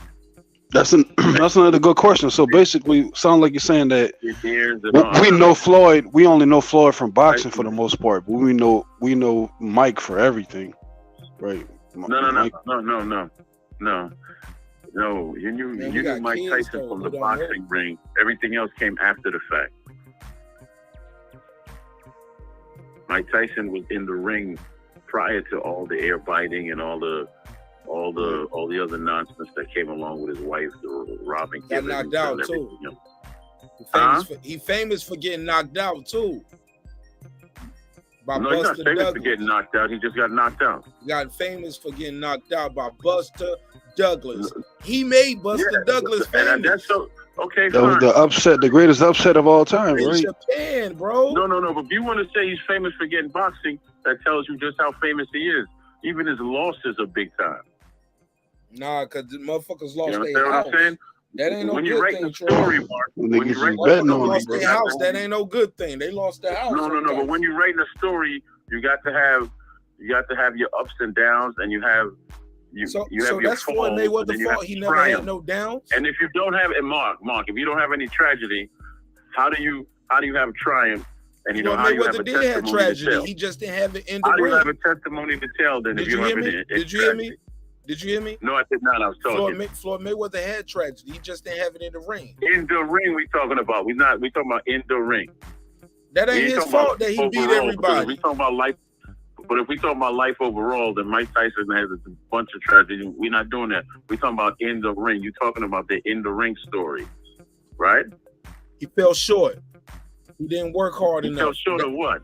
He fell short of greatness. He lost by his But Mark, but what about the popularity is what we talking about? No, though. He's a legend, so I don't know where he fell short at. Oh, you ready? Name You ready, me a Troy? heavyweight Troy, today. you ready for this one? Name me a heavyweight today that No, surpasses you Mike missed it. Tyson. Don't move the goalposts. Name me a Don't ask heavyweight me no today that questions, has- Troy. has surpassed Troy, Mike I don't Tyson. want to mute your mic. Don't He ask me fell no short. questions after you just asked me a question. Let me answer the other question first. Please, Okay. my brother. Okay. The brother fell short by his own admission. He didn't take the fight serious. He didn't train hard enough. He was fucking hoes, Yes. sniffing cocaine. I never heard Floyd Mayweather say, I didn't take boxing serious. I was fucking hoes and sniffing cocaine. That's why I lost. No, They're he two kept different winning. men. They're two different men. One of them, checkmate, nigga. One of them It's is over. controlled by money. Listen to me. One of them is controlled by money, and the other one is controlled by something else. You know, he's driven by something else. What's the other thing? Cocaine? Because Because he was driven by cocaine when he lost. I tell you what, man. I tell you what. You're at 7,000 now. Why don't you work on it? And one day you'll be sitting next to him. Why don't you ask him that to his face? I'm sure he'll be more than happy to answer you. Oh man, Okay? absolutely. Yeah. Because I don't have that damn answer for you. So I'm But sorry. I mean, both of y'all brothers are right. Y'all just coming from two different angles. Tyson didn't take boxing serious by his Right. own count. No. He didn't But take we that were talking about popularity for both of y'all. He didn't take that fight serious. Okay, Mark. How do you not take boxing serious and you become the youngest heavyweight champion and the youngest undisputed That's heavyweight then, champion? Troy, but you want to grow explain up. that to me? You start getting the money then. Once you get the Do you money, want you to? No. change. Do you want to explain that if you're not taking the sport seriously? Troy, he won't the same guy then. He ain't even had the same trainer or coach. What that mean? You do know that he was trained by Tommy Brooks too, right? Troy, that's something different, Troy. I don't Right. care, bro. You can be trained by Jesus Christ himself. If you don't listen to your trainer and your coach and you sniffing cocaine, fucking Japanese bitches, you gonna lose the fight. That was in the Buster Douglas fight. That's what we talking about.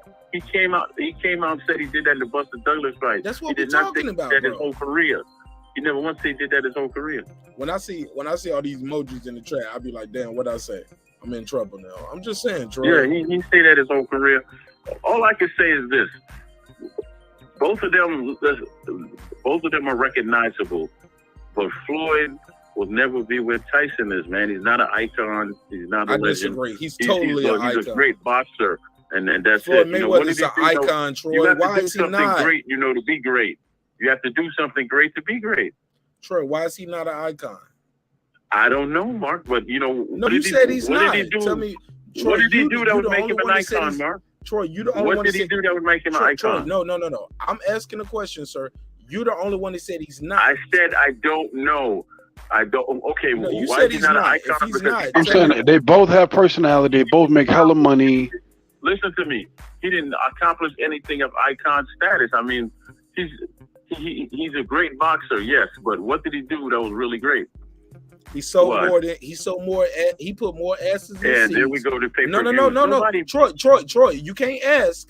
And once I answer, you cut me off before I even listed off. He got the highest gate. He got the highest pay-per-view. They said he would never reach Oscar De La Hoya's status. That's what HBO, Jim Lampley, and Larry Merchant said about him. They said he should be happy Like, bro, they told Floyd Mayweather, if you want to be the best and you think you're the best, you need to go to golfing. Because that's where golf is. All that, but what does that have to do with fighting and being a boxer? That's just Troy, what do you box for? You're a prize fighter. You trying to be if you prize. Go by only the, that's if you asses go by and only seat the and numbers, making the most money. Nobody's great. If you go by only the numbers, then there's absolutely no great boxers whatsoever. Absolutely not, Troy. That's wrong. Because I look, no. I can pull it up, Troy. I can pull up the data. Mark, Troy, do you want the data or do you want opinions? Everything you said about Tyson was done in the ring. All the stuff that he won, the air biting and everything else was done in the ring. What about Floyd? What did he do in the ring? He had his downs, right? What about Floyd? What did he do in the ring? What about him? I can't. He think won of everything. Undefeated, five-time, in the five ring. division champion. Troy, stop it, Troy. Floyd is out in the ring. He won in the ring. Okay, Brandon. Hold up, Troy. I'm with you on this. Hold up, Troy. I got your back on this, Troy. Cause Brandon, Errol Spence fan, nigga, I don't want you to talk about divisions no more. Cause when it comes to Bud Crawford, y'all cut out all his divisions. All y'all count is welterweight. I love Bud. I love Bud. Hold up. What you say? Said Bud's my guy. I love Bud too. I love you, Mark. No. I want him to say this for the audience because they think I hate Spence. They think he hates Bud. But I need him to say this for the audience. I love Bud. I go to Bud fights. Whenever Bud have fought in Texas, I've been there. I love Bud. I just think he's finna get buried under a cornfield. That's all. No big deal. No cornfields in Vegas or Texas or New York or Atlanta.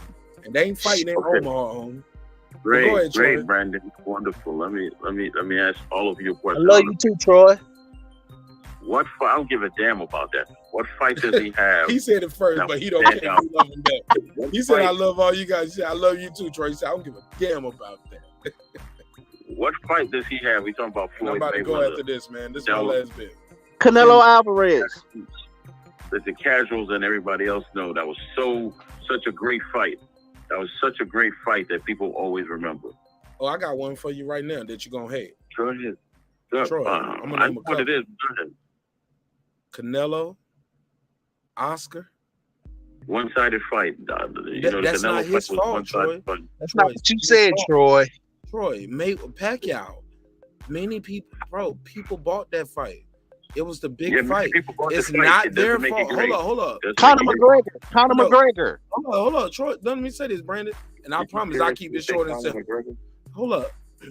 It's not Floyd Mayweather's fault that once you bought your ticket and you thought your guy was going to do something else, Floyd nullified him and made it a one-sided fight. That's something you realize after you bought the fight. Troy, that's not his fault. That Pacquiao's aggressiveness didn't show up. It's not his fault. He stayed on his jab. Was it a great fight, Mark? He stayed on his straight right. He hooked off the jab. He held when he needed to hold. Was it exciting? He fought in. But Troy, you don't know that when you buy the fight. Was the fight exciting? I saw the fight, Mark. Was it exciting? It was nervous, bro. I was on the it was exciting. It was exciting for Floyd. Now hold up. Was it competitive, Troy? Do you mean the word competitive? And that's a different adjective. Exciting. Sorry, was it that's exciting? A different adjective, different verb. Was it something that the fans would enjoy to sit down and watch again? Then that's something different, Troy. It don't. In the words of Bernard Hopkins, it don't matter if they want it. Hold up. In the words of Bernard Hopkins, it don't matter if y'all want to see it again. That's something different. I got paid tonight. He was talking about that mandatory that he had to fight. That's what he was talking about. No. But he was answering the question. He was answering the question, and Larry Merchant said, do you want to see? Do you think fans want to see this again, Troy? And he said, it don't matter if they want to see it again. Because, and he's right, because in a mandatory, I don't have to fight a mandatory twice. Pacquiao was not as a mandatory. He don't have to fight Pacquiao twice. This is a fight y'all wanted to see for 5 years. No. Troy, you asked the question. I'm trying to answer you in detail. That's what you're explaining, man. I'm trying to answer you in detail. I have a lot of knowledge about boxing. I don't need anybody. Allegedly. No. Ain't no damn allegedly. Well, Troy, you want to pull up for game night for boxing night? Hold up. But Troy, do you want to be a contestant on my boxing knowledge game show? Because we do this. Sure. All right, we'll sign you up, nigga. Members only. I might lose, but at least I learned something along the way. Or I might lose. You gotta win now. You know more more than me. The guy. Hold on, Troy. You know more than me. The guy who's making the questions. I can't stuck you in no boxing question, right? And you know that's not gonna prove anything, right? No. No. According to you, it do. Because you just brought it up. You said you don't have no more boxing knowledge. Troy. See, you pulling and tugging, but you don't. No, Troy. You pulling and tugging, but I'm putting you on the spot. And once I put you on the spot, put me on the spot, really? Why don't you come to Baltimore? Come to Umar, do a live from there. You on one side of the ring with a youngster. I'm on the other side of the ring with a youngster, and we giving them guidance, and we'll see which fighter wins. No. That's not the same, Troy. That's all How about. How's it not the same, man? Troy, it all boils down to your knowledge. boxing knowledge is your brain and what you know about boxing. What you just said was a avenue where it's all about another fighter's skill and applying the boxing knowledge. That's why I know you already lost. Checkmate.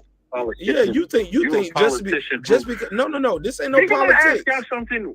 When did y'all become afraid to stand on your own? Which one of you is Reggie Owens, Brandon Washington, and Marq Nash? I'm sick of hearing checkmate. I disagree with them niggas all the time. Which one of you are Marq Nash? And I'm Marq Nash, homie. You talking to the boss. But I'm gonna let you know something, homie. I like to say checkmate. Because a lot of y'all dudes be playing checkers right here. And when it's game, set, match, it's over. It's over, Troy. Like, you lost. Let me ask you something, Troy. I got a better question. Why do y'all hate Reggie Owens so much? Brandon Washington. I love you, Troy. Why are y'all mad that I like Reggie? Like, why do y'all want me to beef with Reggie so bad? Why don't you just come to the gym and play some human chess? No, that's not human chess. Human chess would be me and you in the ring fighting, Troy. Troy, that's what that would be. That's me and you applying our boxing knowledge. You fight me. That's different. Yeah, but no. But me trying to get a young stud in the building, and you got a young stud in the building, I can't make him apply this shit. Like, you can have Devin Haney. I can have, respectfully, Kano. Kano just ain't gonna beat Devin Haney. I'm sorry. He just ain't gonna beat him. That don't mean you know more boxing than me. But Troy, when I bring you up on your trivia, Troy, let's just do boxing trivia, Troy. If you know so much about boxing, we can just do the boxing trivia. And I ain't gotta have my young boy from Baltimore mop your boy up. Okay, well, anytime you want to do that, shout out to Reggie Owens. Reggie Owens, they want me to hate you so bad. Anytime they hate that I'll fuck with Reggie. You bring the cat from Atlanta. You come to Baltimore, you'll get nothing but love and respect at Umar. You do the live. No, I'm gonna get love and respect in Baltimore anyway, because I'm good with my crew. Man. Checkmate. I used to live in Baltimore. Let me put a picture up. Let me show you me and the boys on the block in Baltimore. You're gonna be happy when you get there, man, to see the school and how it works and them smiling kids. And then you get in the ring, man. I'm about to go, man. And all of that stuff, and then go from there. Man, y'all niggas, man, I swear this shit entertaining, bro. Listen to y'all niggas talk shit. We create that good content. Ain't that right, Troy? I didn't hear what you said, Brandon. I said we create your mouth. Well, go ahead and talk, because you do this every night. As soon as you hear my name, you part your dry ass lips to say something. So just go ahead. Yeah, Troy. That's mean, bro. It's too early in the morning to be mean like that. Why you so mean this early? Damn, bro. Black lips. He wanted to say your big black crusty lips. He want. I hate you, black bastards. You stink. I hate the black skin. Negro lips. I hate Whoopi Goldberg's lips. I hate the back of Forrest Whitaker's neck. Most of all, I hate that black ass Wesley Snipes.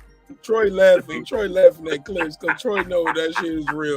That's what he really wanted to say. You bring your black crusty ass. I love you, Troy. And Troy, you know, and I mean that, bro. He hate when we say that. He was like, well, if you love me, you wouldn't go back and forth. You would just agree with me and shut the fuck up. I'm not agreeing with you, Troy. You're crazy as hell. I still love you though. That's clips. That's clips, Troy. Question, That's Brandon. That's Answer clips. the That's question. clips. That's clips. I mean, ask the question. I'm sorry. Ask. What is wrong with this dude, man? Ask the question. Man, I'm going to sleep, man. I'm about to leave y'all with the panel. Because I got a good panel up here. I trust y'all. Hey, Y'all Troy, what make you think I don't follow the, what make you think I don't follow the lessons? What did you say? Because Mark was talking, so I didn't catch all of that. I said, what makes you think I don't follow the lessons?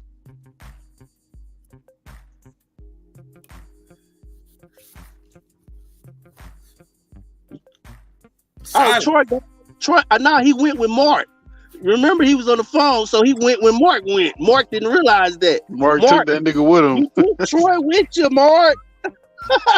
Take that Troy with you. You took Troy with you. And take Bring that Troy back. Bring Troy back.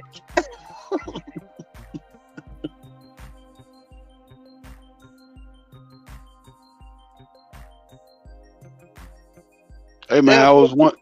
Oh, go ahead, brother. You pulled up late clips. What's up?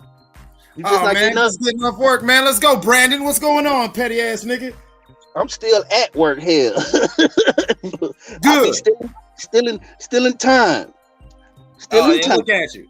Look at you hiding, talking about you in the bathroom. Nigga, you've been taking a shit for 45 minutes. Get out of back on the floor. Man, you know back on the floor. Man, you know I'm the supervisor. You know how that go. Boss, this one ain't working. Hell, who they gonna tell me? Ain't no boss here but me. Hey, you be sounding like me when I be at my jobs. People don't understand. I'm the safety man and foreman at my jobs. I don't be giving a fuck. Shit, what they gonna say? Who up in the middle of the night finna challenge me? Oh shit, no, see, with me at my job, it's so crazy because there are other managers and people that technically they can answer to, but they ain't about to say shit to me because I've already had that conversation with them to where they already know.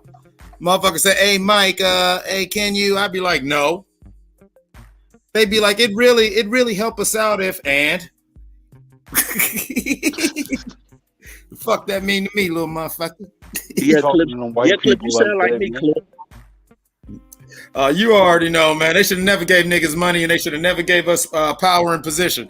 Because you know what? I do my damn job. That's the thing that they suck. I'm so good at my job that I can run around and talk shit. Because, you know what I'm saying, everyone be thinking I be bullshitting, but it's like at the end of the day, can't nobody match my numbers to where it's like, all right, well, go fuck yourself. Hell yeah, that's the production and shit, right? Yeah. Mm-hmm. Hey, but you ever ain't nothing worse than a nigga at work that like he got all the smoke for his co-workers or other niggas, like the black co-workers, the niggas the same color as him, but when it come to white people, this nigga don't have nothing to say to the white people at work, man. Like that nigga just do. Nah, you get a lot of them one-eyed Charlie. For me. Yeah, it's the other way around for me. That's what they call them, one-eyed. What'd you say? One-eyed what? One-eyed Charlie. That's what they used to call it in slave times. That old black dude who's going harder than the white boys just to try to, you know, catch a Freeman ass niggas. They say catch a Freeman. Yeah, right. Oh, y'all watch that episode. Don't act like I'm the only nigga who watch Boondocks. Oh, what happened to my boy? I see that. Brandon and Randolph. Yeah, he got to talking shit. I'll do what I want to at my job. Oh, hold on. Here come my manager. Hold on. I gotta go, y'all. I gotta go. Man, but what's going on, man? So I see we had a lit night, man. I was listening to most of it while I was at work.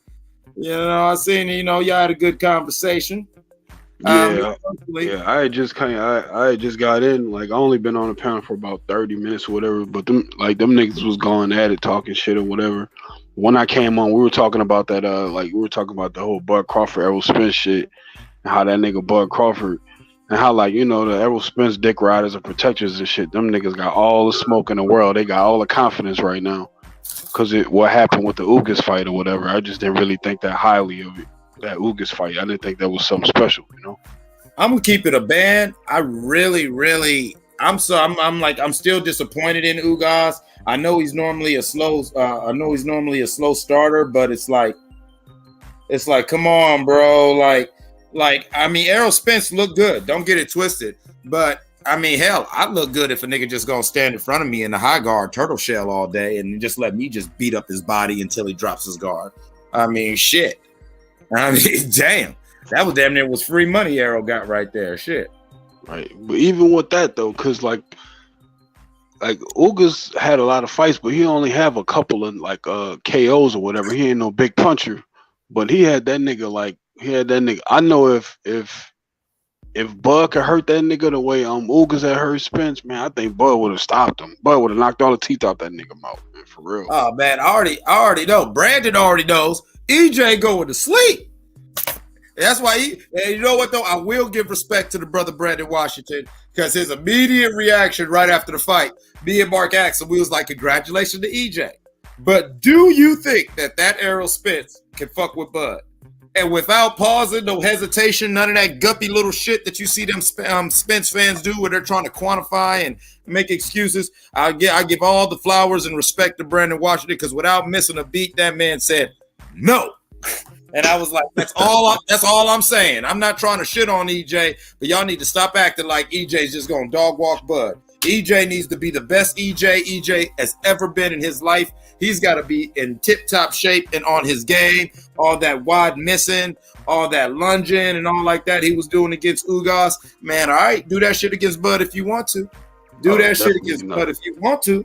Hell yeah. And not just that, Bud's a master counterpuncher. And every counterpuncher, every slick fighter, every counterpuncher, they want a fighter that's gonna come straight ahead and throw a whole bunch of punches. Because every time you're throwing punches, you're giving a counterpuncher a chance to counter you. You know what I'm saying? So I just think that in order for you to throw that many punches as Errol Spence throws, then you gotta take something off of those punches. You can't throw a whole bunch of heavy punches and have that type of output that Spence has for 12 rounds. So some of those punches or a lot of those punches are going to be pity pat punches. You pity pat punch with Bud, you go get your shit wrecked, bro. Like you pity pat around with Bud, you go get countered with some heavy shit, man. Yeah, man. And that's the thing. Like I heard somebody earlier on in the show mention how Bud throws that juke, that mixed jab and a hook. And man, EJ's such a sucker for that, man. Like EJ's such a sucker. Like in the last couple fights I've watched EJ, that punch has a home. That punch has a home. That punch has a home. And that's the thing. If EJ lets Bud get that off, it'll be a short night. It'll be a short night. But I'm gonna ask you. That's a good point. But I'm gonna ask you a question real quick. So if this nigga, all right. So Spence and Bud, they actually do fight. They fight towards the end of this year. So by that time, Bud Crawford will be 35 years old. Like, so if Spence, would you give Spence full credit if he beats Bud Crawford at this stage? The fact that Bud Crawford 35 years old, you're gonna get a homie on full credit for beating Bud Crawford if he does? Well, I will tell you all the way real. I'm not a guppy. I'm choosing Bud. I've been riding with Bud for a couple years now. I'm talking about not a couple, like damn near 3-4 years. I've been saying EJ don't want that Bud Crawford smoke. So if somehow EJ was to go in there and pull it off, first of all, I'm not a hater. I'd give him his credit. If EJ was to go in there and do something impressive, I'd give him all of his flowers. Now, if somehow he squeaks out a win on some fuckery or some bullshit, I'm not going to cry. I'm not going to whine. I'm going to say, run that shit back. I have a funny feeling that if and when they do fight, regardless of the outcome, unless somebody just completely gets just fucking dog walked, we're going to see at least 2 fights from them when they finally get into the ring, just because of outside of somebody just going to sleep, like Bud beats EJ beats Bud, nobody's just going to be like, oh, that's it. Like, even if one of them niggas want to move to another weight division, the fans are going to be, and the fans in the boxing community is going to be like, run that shit back. So, yeah, that's a good point. My whole thing is like, should this nigga be held accountable for holding Bud out for aging him out to the age of 35? What he does, I believe in the boxing gods and I believe in the law of karma. He deserves to get his whole ass whooped. You know what I'm saying? He deserves to get his whole ass whooped. And so, it's funny though, because like that's what kills me about the guppies. All that crying y'all did about what Keith Thurman did to EJ, and I was the main one. Like that was the one situation where EJ had all my support when it was the Keith Thurman thing. Keith Thurman clearly ducked him and clearly was playing around with the boy. and saying fucking up his time and trying to jam up his money. But then as soon as this man gets on top, after all that bitching about what Keith Thurman did, the first thing he does is the same exact shit. So on a lot of levels, I just don't feel that nigga. You know what I'm saying? Like, come on, bro. Like, I'm one of them type of people, when it's wrong, it's wrong. I'm not just going to be like, it's fucked up because it was my homeboy it happened to. If it happened, and it's fucked up. And, you know what I'm saying? But check this out, though. Good point. But for all the niggas that, like, support Spence regardless and protect him and shit, like you just said, like, that's not your homeboy like that. You don't know him like that. Like, these niggas ain't Errol Spence close friends either. Like, they don't like really know him either, but they're riding for this nigga to the point that they lying for this nigga. Man, I've said it before, on this show and on other platforms. Man, EJ fans it's so funny he's from Dallas because they're worse than Cowboys fans. Like, these niggas are really like Trump supporters. Like, you know what I'm saying? I am a Bud fan.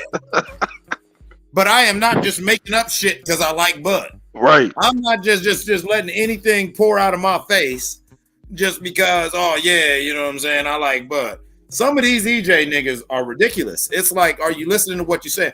Like, long after EJ's interview, where even EJ admitted all that talk about Bud and the 2030 and all like that, and all that was just cap. He's just talking shit because he really never had no intention of fighting Bud until now and all like that. Like, he was gonna stick to his plan, like he said, and try to grab up the belt. So I'm gonna call it a duck. I'm gonna give him, you know what I'm saying? I'm gonna give him his flowers. He stuck to his plan. Even he admitted all that shit was cap. We will still, till this day, let me talk enough EJ shit. Brandon or somebody's gonna jump on this panel and come out they face, man, he been made the offer. He been told Bud. The dude at PBC said there was no offers on the back channel. EJ out his own mouth said it was nothing. And they still talking about Bob Arum and all like this, when goddamn it, out King Nemo's mouth himself, all that was cap. All that was just talk on the internet. Call that nigga King what? King Nemo. That's Nemo. That's Nemo, little flounder ass. You know what I'm saying? Oh, goldfish ass nigga, right? Yeah, right. Uh-huh. Oh, kissy fish. You know what I'm saying? You lucky I can't get Mark's drops up here. I start putting out, you know what I'm saying? Mark taking a break. I just have this yellow beezy running until Brandon Washington fucking have a seizure. Yeah, I see Brandon in the chat. He don't like that shit, bro. Brandon got some smoke for you. Oh, Brandon always got some smoke for me. Let's go, Brandon. Let's go, Brandon. I ain't ducking no smoke. God damn it. I'm motherfucking But the comment in there, niggas saying that nigga Brandon said that niggas is mad. He's saying we mad because EJ got fans. Dog, we don't care nothing about that, bro. Like, if you notice, the Bud Crawford fans, we have consistently said the same thing. We want the fight. We not lying for Bud. No, like, we the ones that want the fight. It's the Errol Spence niggas that talk about everything else but the fight, bro. That's my point, and that's why I'm so hard body in the paint. You feel what I'm saying about shit like that, because it's like, fuck these niggas for real, man. You know what I'm saying? Respectfully, you know what I'm saying? Respectfully, with all disrespect, fuck them, because these niggas really, they just saying shit. No one's saying EJ a bum. We saying EJ needs to bring his bitch ass in that ring. Right. And hey, one thing I always noticed though, like, since Bud arrived at 147, like, Bud was always offering something that the rest of that he can still offer right now. Like, if any nigga pick Bud, they go get their biggest payday, and it's been like that since he got the 147. You go get your biggest payday. You go get a unification bout if you have a title. If you don't have a title, it's still going to be your biggest payday. It's going to be a pay-per-view fight. This nigga was offering all that shit from the jump. And when Bud first arrived at 147, none of them PBC niggas had pay-per-view fights under their belt. Not Keith Thurman, and Keith Thurman had 2 titles. Not Errol Spence. Errol Spence didn't have any pay-per-views either. Neither did Shawn Porter or Danny Garcia. Ain't none of them PBC niggas had a pay-per-view, had any type of big pay-per-view fights or anything like that. Had never been on pay-per-view or nothing. Al Heyman didn't invest one penny on them niggas on the pay-per-view event. When Bud Crawford got to 147, he was offering that to all them niggas, man. Plus, if you beat this nigga, it's a guarantee you get on the pound for pound list. And still to this day, he offering that. Them niggas still hesitant. Thank you. You said it. You said it all right there. Like, you know what I'm saying? Like, you know, they keep wanting to talk around the fact that, yes, since Bud came into the division, all he's talked about was EJ. All he's done is do what Bud does, deliver exciting fights, and he has ducked no smoke. Like, you know what I'm saying? Like, that's, you know, that I mean, it's just crazy how they reach and they search for certain things. Now, I will agree with, even though he's a guppy, I love the brother Born Supreme. He's got a point right here. Like, right now, this EJ and Bud thing is turning into some blood and crip shit. Like, they need to fight this year, because if they fuck around and put it off, these fans are going to be so chippy that when they do fight, niggas might tear up the arena. I know I'll be there, and I already know, nigga. Look, you better try to sneak something in the box cutter or something, nigga, because them niggas like it's gonna get chippy. Like, look, I feel like a preview of this shit was probably that Bud versus Porter fight, because nigga, that was all niggas in that bitch. Like the and it was a sold out arena too, but it was all niggas in there. Now you know Bud versus Spence, like, because you know niggas got all this beef. You know niggas gonna be in there scrapping. Easy, bro. Yeah, for real. You know what I'm saying? For real. Like, yeah. Like, imagine everybody's all hyped up and it's a Mike Tyson, Michael Spink shit, where it's like a 90s. Man, niggas will tear that goddamn arena up.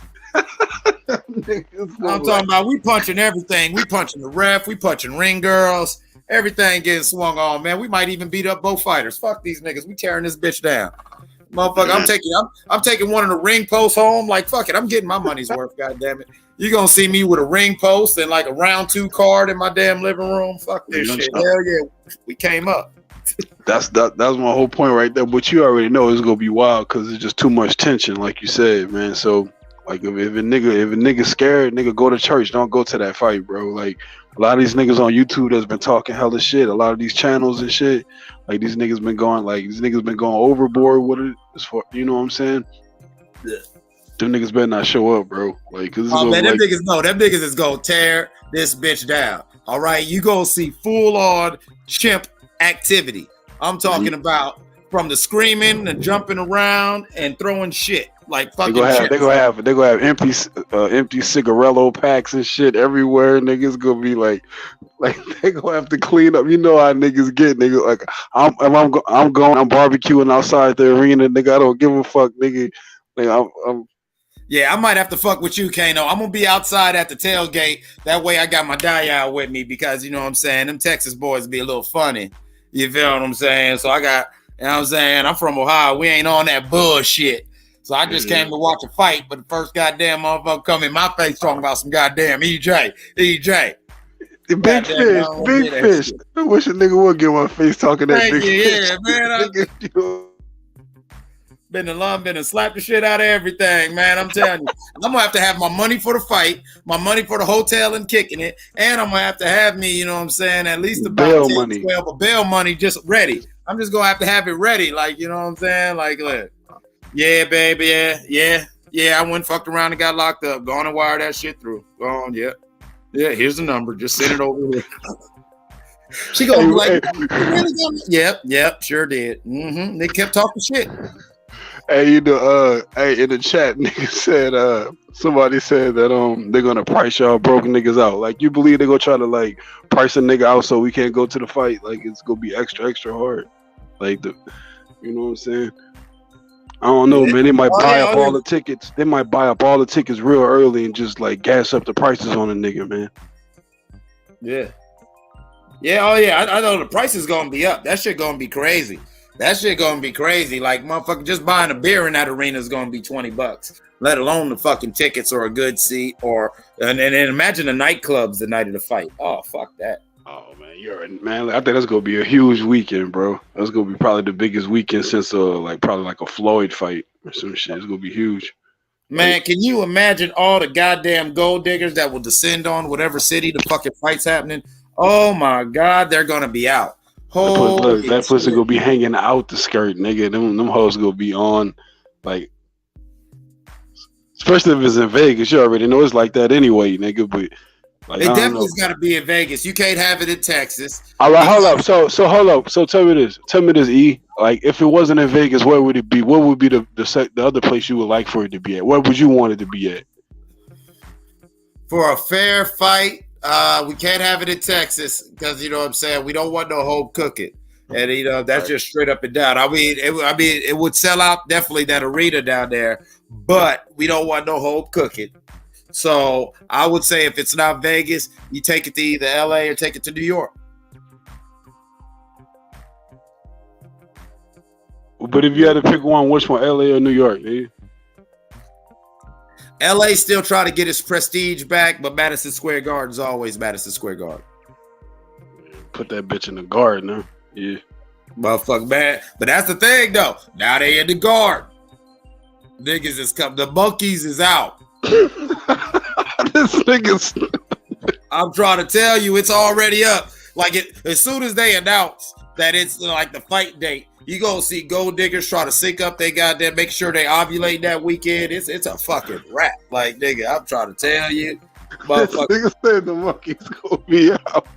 Goddamn, Yeah, I know what you talking about though, nigga. Shit gonna be real out there, bro. But like, I just figured because I know they're gonna try to put that bitch in Vegas, but like, if they put it in Vegas, man, I think they're probably gonna have to try to put it in that fucking the NFL stadium, the one they just built. Yeah, for the Raiders, yeah, that worked. Do you think they gonna sell that bitch out though? I don't think they'll sell out that whole arena, bro. I don't know. Man, first of all, not only do you have all the African American and black motherfuckers who, you know, but then this is something that if you even a passive boxing fan, oh my God, like, it's Vegas. The Mexicans alone. Right. Now, that's a good point. They gonna fill that bitch out too. They gonna fill up whatever remaining seats and shit. They gonna be there. Yeah. Man, Mexicans alone.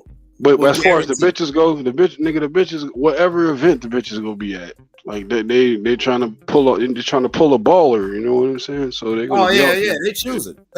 They got a plan. Little do you know, she's already pregnant. She made sure she got impregnated 3 nights before the night of the fight. She's just looking for a sucker to go swimming with no floaties so she can put it on him.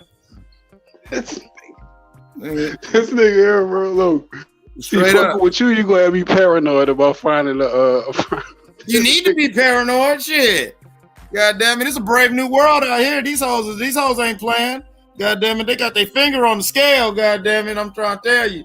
You gonna go gamble. You gonna go spend that money. You know you gonna have a fresh fit. You gonna have a fresh fade. You gonna have all your jewelry on and everything. Oh man, imagine the lies getting told that weekend. Oh yeah, babe, yeah. I play for the Pistons. You know, I don't start or nothing like that, but you know what I'm saying. I tell you. This nigga said ovulating. This nigga wildin', bro. Man, I'm telling you, man. Hell yeah. Gold dig hoes gonna make sure they ovulating. They gonna be like, ooh, girl, when do you normally start? At the end of the month? Okay, yeah, let me spend like 2 weekends with you so hopefully we can sync up. Yeah, I heard that shit. I heard bitches be syncing up and shit once they're around each other like a long time in period. Oh, you never seen it happen? I grew up around women, man. I always tell people this story. One time, me and my brother were the ball boys for my mom's softball team. Her softball team was at least 70 or something women. It was the U.S. Army women's softball team. So we had a softball tournament in Prescott, Arizona. Why did 80% of the bitches on my mom's team all sync up during that weekend? And me and my brother were the ball boys. And so we're the only 2 dudes having a 10. Woo, man, could you imagine, man? Look, could you know how man, I had like 50, 60 grown-ass women. Oh, my God, can you get me some ice? Mike, can you go do this? Oh, rub my feet. Oh, my God, oh, man, it was crazy. I mean, I ain't never called so many people bitches in my life. Like, my mom even stopped telling me stop cussing. You know what I'm saying? She just started feeling me. Every time I was walking down the hallway, I'm sick of these bitches, man. She like, Mike, where you going? I'm going to get Lydia some fucking ice, man. Her old ass menopausal. Talking about she yelling hot. at a nigga for no reason and shit. You know how that shit go, man. Yeah. Hell yeah. Hey, man, they asking some questions. Like somebody in the chat is talking about Somebody said this fight won't sell 500K? Yeah, man. You believe that shit? Like, I don't know, Titus. This is the one people waiting for right here. This is the one people are waiting for and need. So if any fight, Fury Wilder, like, And that's a heavyweight. You know what I'm saying? That's heavyweight. Like I don't think they did over 5, did they? Like it's something around that, I think. But I don't know. I think 2 and 3 actually really did some good numbers. The first one didn't do as good, but it turned out to be a good fight, and so it sold the other 2. Shit. So like, but you predicting that shit for it to be like what 2 or 3 fights, like to go have a rematch clause. But like I still feel like at the end of the day, I don't know if it's gonna do like what Fury and Wilder did, especially like the second and third one. Cause like 1 million views these days, bro, like. Or even 500, nigga, that's a lot. Besides Canelo, I don't know nobody doing that shit unless it's one big event, you know? Oh, okay, yeah, I agree with you. Yeah, Moody just said 3 was the lowest. You know, okay, cool. Yeah, I don't know the exact numbers, but I'm very confident that, and I'm very hopeful for the sport itself that, you know, they can make it happen and the fans show up. Normally, I'm the type of nigga who I'll just stream some shit. Worst case scenario, I'll just, you know what I'm saying, try to get with Mark and do the watch party or, you know, toss somebody some dollars and go in on it. But I do feel like this one, yeah, I'm definitely, if I'm not physically there, I'm definitely, you know what I'm saying, if I don't actually just outright buy it, I'll definitely go in with like Mark or something and buy it for everybody. That way we could all, you know, the neighbors can watch it and shit. Because, yeah, I definitely want to support because I do think that this fight, if and when it happens, would be, because of the question you're asking, would be a watershed moment for the state of the sport of boxing. Because if you get these 2 dudes in the ring and they can't put people in the seats, if they can't sell out pay-per-views, well, shit. You feel me? Right. I know. See, that's and some. I think the homie M Stacks in the chat. I think he said it was like 800K, 850K for the Tyson Fury, the second fight. That was the biggest one. Like, I mean, I'm not trying to like speak down on these brothers because, like, you know what I'm saying. I really wanted to see this fight. I've been wanting to see this fight since late 2017, bro. Before Bud even arrived at 147. But my whole point is, like, I doubt this shit will do 1 million or even 850. M Stack said, Fury Wilder 2. The second fight did 850. Like I don't see Bud versus Spence doing 800K, bro. I just like I don't see it. 800K is a stretch. Now 500,000, that's still a lot, but I'm confident that if you know the boxing community shows up for all the excitement and all the buildup that we've had for this fight, I'm confident that we could probably touch 500. 800. And also a very big important thing is when they schedule the fight. Like if they fuck around and have this super fight on a month, like how say this month has been, where there's all these other fights going on that same month, no, it's probably not going to sell because people going to be, you know, saving. And ain't nobody going to just spend $180 every weekend, you know, $80 this weekend or whatever. Now, if they can fuck around and do something October, November, and the other promotions, you know, they catch that nice little window of a 2-week period, maybe a 3-week period where nothing too enticing's been going on, then yeah, that'll be like say right before the Thanksgiving weekend or right around Halloween weekend, right around one of them holidays where I you know, the recipe's there for them to really cash in, but we gotta see how it plays out. And like I said, I'm gonna go back to that shit though, bro. What I was talking about earlier, what I first initially asked you, man. Like if Bud Crawford, like I said, like you predict. Okay, so you say like if it happens in October and November, like Bud's birthday is in August or September, so this nigga gonna be 35 years old, bro. If he fights Spence this year, he gonna be 35, my nigga. And these niggas are really trying to push, like a lot of the Errol Spence motherfuckers. They trying to push for Bud Crawford to get a warm up fight. Like for what? Bud don't need no warm up. Like they want niggas to look at Bud Crawford like his career started when he arrived at 147. Like when this nigga arrived at 147, he was already 30, 31 years old. Like, but they see that's the only way that they can make it look right or make it make sense for Errol Spence is to treat Bud Crawford like his career started when he arrived at 147, even though this nigga already had a Hall of Fame career before he arrived at 147. But that's the fucked up part to me, man.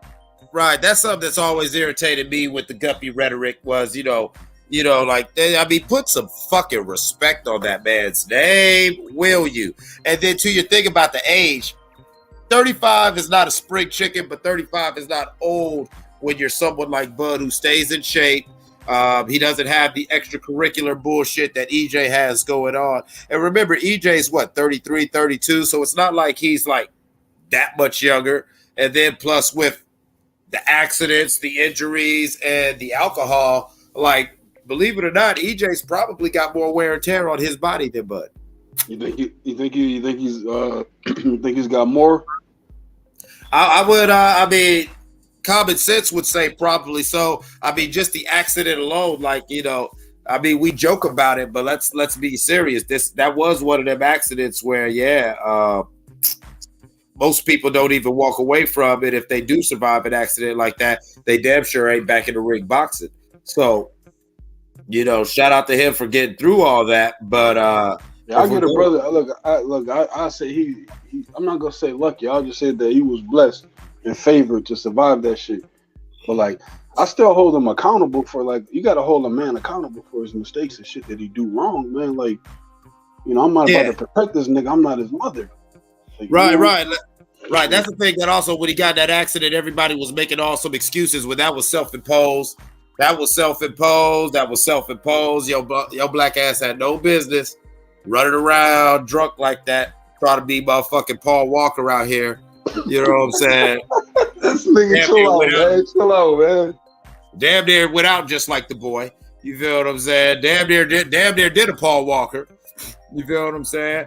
And it is what it is. You know what I'm saying? To paraphrase Kanye West, God save DJ from that crash just so Bud Crawford could beat his ass. Man, that's bars right there, nigga. That's bars. That's the remix right there. Because that fight for Bud's gonna be easy. And you know what the crazy part is? I just feel like, and like I was saying earlier, they want Bud to fight Thurman or whatever, and they want Bud to fight Boots, or they want Bud to get a warm-up, an introduction to PBC. I'm like, how could you be a fight fan and you want that? Like, why don't they want him to fight Errol Spence? Why they want him to fight everybody but Errol? Why he always got to prove himself to be worthy to fight Errol? Like, when he has way more accomplishments, he's way more skilled, and he's ranked higher on the pound for pound list. Like, everything's like, I don't know. I feel like if Errol didn't have those YouTube niggas creating these false narratives for him, then Errol would like live in real reality, bro. Like, but unfortunately, he get to hide behind them niggas. Like, he don't even have to defend himself, bro. Them niggas defend Errol Spence for him, bro. Yeah, man. Gay Mafia is powerful, ain't it? They call them niggas the Gay Mafias. Nah, but hey, one of them niggas put out a video when Errol got his new tattoo. This nigga was way too excited, bro. I was like, nah. What he get? What he get? He got another fish on his lower back. He got two fish like this kissing on his lower back. Just, you know what I'm saying? Just let him know how he get down.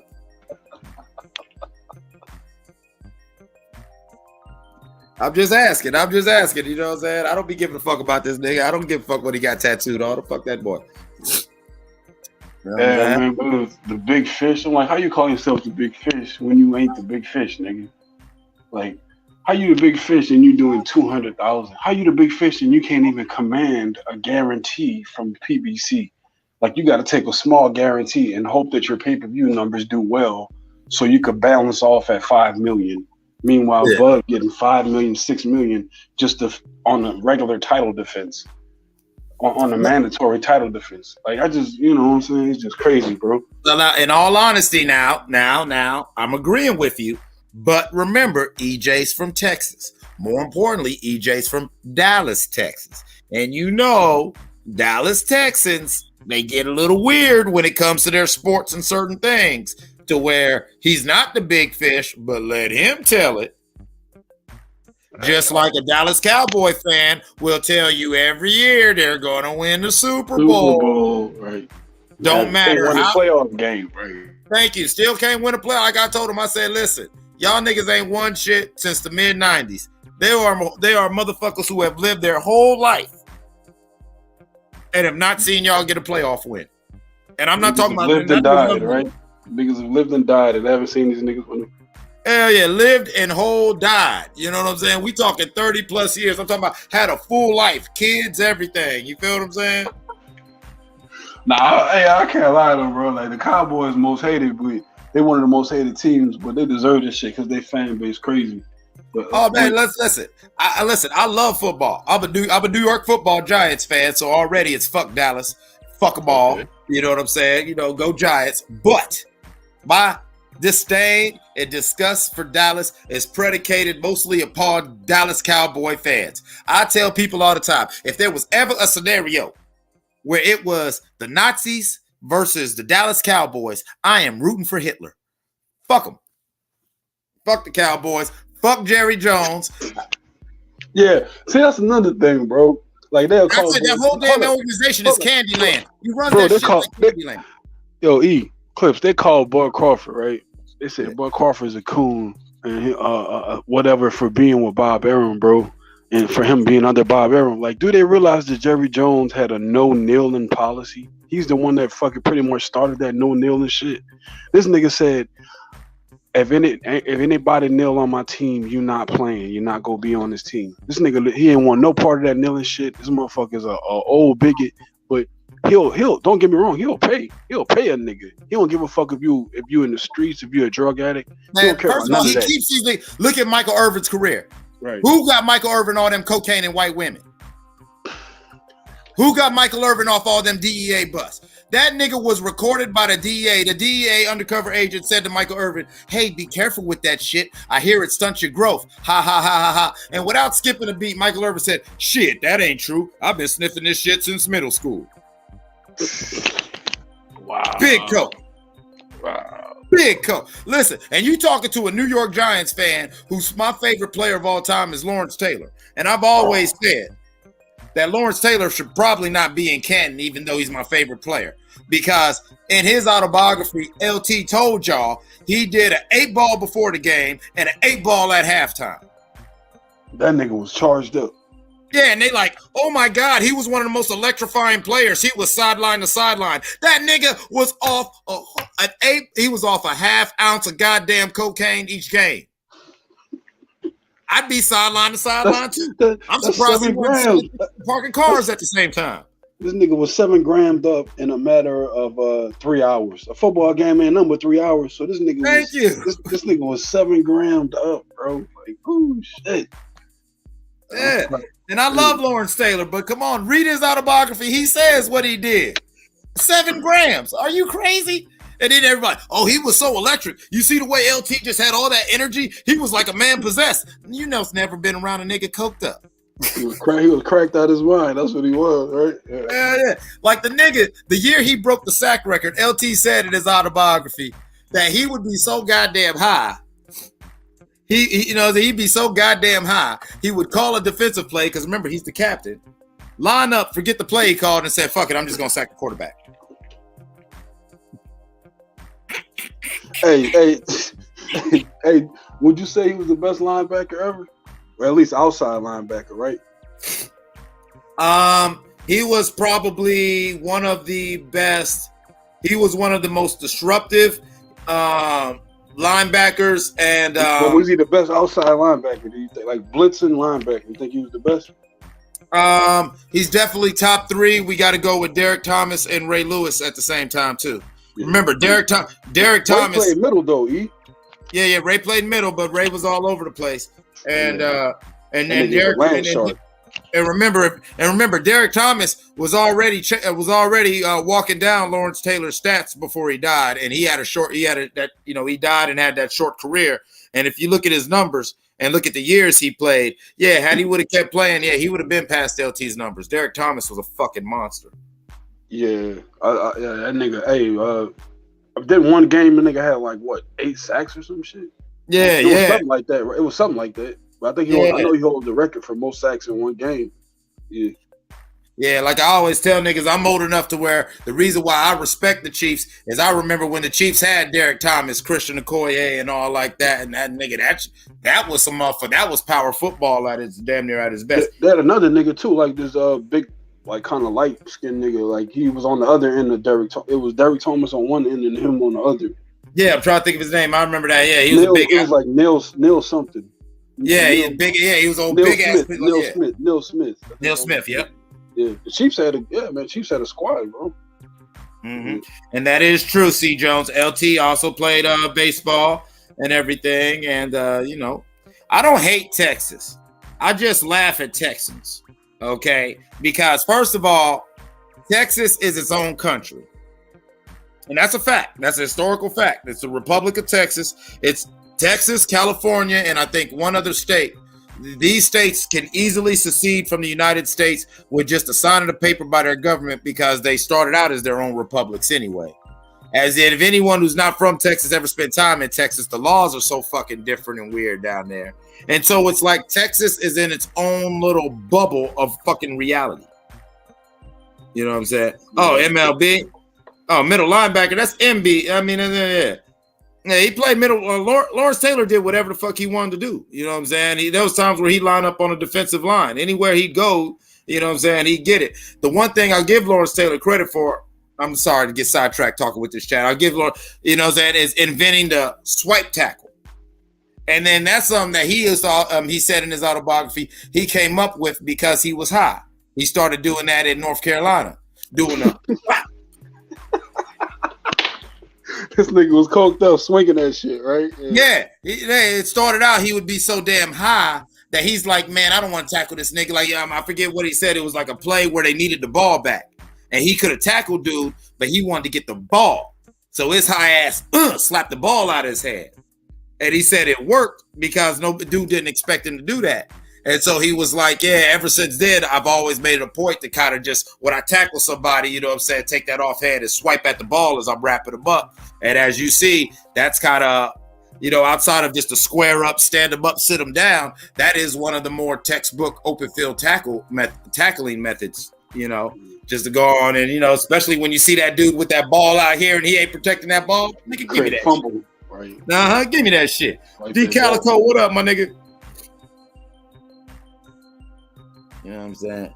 But yeah, man, Brandon, we don't hate Texas. It's just y'all niggas is weird. It's okay. I mean, it's cool. I mean, I love it.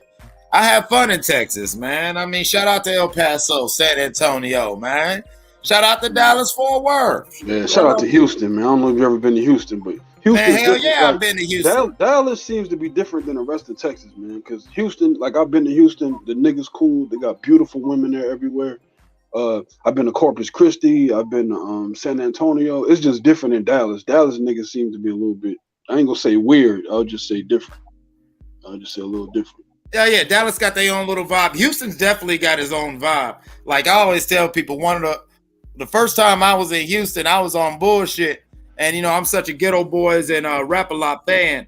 I'm like, yo, I need to go to the Bloody Nickel. Yo, I need to go to the Bloody Nickel. You want to go to Fifth Ward, right? Yeah. You already know. I want to go to the Nickel, right? And so, like, you know what I'm saying? I grew up listening to this shit. I'm like, nigga, you gotta take me to the Nickel. Fuck everything, nigga. I don't fuck these malls, fuck these hoes, nigga. I want to go see what this shit. I want to look at it with my own eyes. Man, listen, my dude's grandma stayed in goddamn Third Ward. So as we pull in the Third Ward, man, I saw like 10 fights driving to his grandmama's house. Like niggas fighting over a dice game, nigga in the yard beating his bitch. I'm like, oh. Well, look, man, let's be honest here. Those two things go always happen. Niggas go always fight at dice games, and niggas go always whoop their bitch ass in the yard. Those are two things that always. Oh yeah, but I wasn't shocked. Like I wasn't clutching my pearls, but it was like, goddamn, y'all niggas is loose. I always tell people that there was only 3 towns in the United States when I was coming up that really had me lightweight worried. Like, let me, you know what I'm saying? I'm really like keeping my hand close to my shit and not letting niggas on the swivel and shit. You had to be on your P's and Q's, right? Yeah. Man, so the 3 towns. This was all in the 90s. Third Ward, Houston. East St. Louis, Illinois, and Gary, Indiana. I've been to all three of those places. So you already know what I'm talking about. When I was in Gary is the fucking hood, nigga. That is a place you could get lost at, nigga. Nigga, Like I went niggas to Gary like you in get lost and never get found in Gary, nigga. Man, who you telling, man? Just driving through the industrial district, all them factories look the same, man. Where the fuck am I? What the fuck is this shit? Like some shit off a movie, really, like an old school movie or something. Yeah. No, man. Listen, man. Look, I don't know what these niggas was on, right? But I'm driving. I'm a little bit past that industrial area where a lot of the old fucked up factories are, and these niggas was outside kicking it. And the one nigga had a fucking AK just around his shoulder, like he in West Africa, just chilling out there. Third world country shit, right? Yeah. Like I'm literally, these niggas looking at me crazy because I'm driving. I just stop everything and I'm just looking like, really, nigga? I mean, he got the motherfucking rifle just over his right shoulder and he just talking. He leaning up against the car like, yeah, nigga. Anyway, you know, he just talking. I'm like, damn. So since you from the Midwest, but as far as Indiana, you been to other places besides Gary? Yeah, I've been in Nap. I've been all through this bit. Like Anderson and shit, and been through Anderson. Muncie. Muncie, I'm familiar with it. I can't, like, I've been there, but like not enough to be like, you know, I've been there. Like, you know how you just go somewhere to, you know, stop at a mall or go check someone out. I don't ever say I've been. That's a little small. Muncie is a little small city. It's like the only thing in Muncie is what's the name of that college? Ball I was about to say the college. That's the only thing in Muncie. Ball State is pretty much. Yeah. But now I asked you about. I was wondering if you ever been to Anderson's, like, you know where the airport and shit is, Anderson, Indiana. No. I've been the two towns I actually played in. Like I was getting ready to say, I don't consider myself ever being out of town unless I get a chance to play in Beagle. You feel what I'm saying? Because I travel so much to where it's like, yeah, if I'm just in a town because I'm working or whatever like that, it's like, okay, yeah, I know where that place is, but I don't count like, yeah, I've been there. You know, I gotta go crack some, you know what I'm saying? I gotta crack some, you know, get in a fight, you know what I'm saying, make some money, get to kicking it with some niggas or something like that, go out clubbing in a town for me to be like, oh yeah, I've been there, I played out there. And when it comes to Indiana, it was Gary.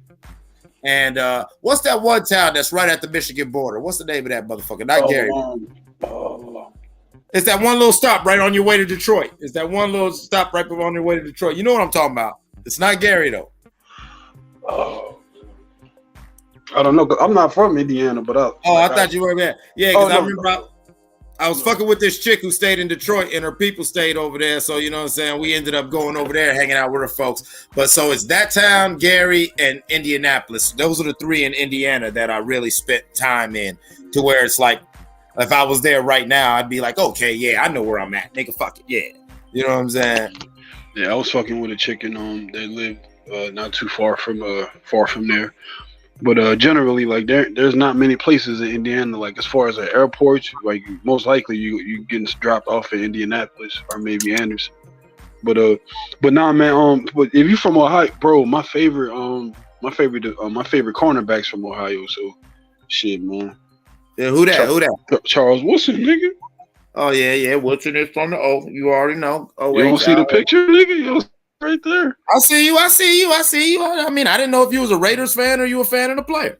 You feel what I'm saying? Yeah, fuck yeah, Woodson, bro, man. I can't think of a better all around cornerback than Charles Woodson, my nigga. That was my favorite cornerback, bro.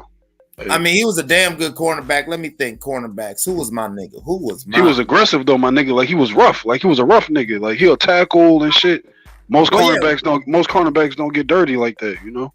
Well, what I loved about Woodson, especially in real time, Ronnie Lott was a safety, but Woodson, and I'm trying to think of the other niggas' name, they were the closest because I played free safety, so I always looked at like the DBs growing up. You know what I'm saying? I'm a little dude to where even, you know, I wanted to be a linebacker like my favorite player, but you know, by the time we got to high school, I didn't have the size, and they were just bigger motherfuckers. You know what I'm saying?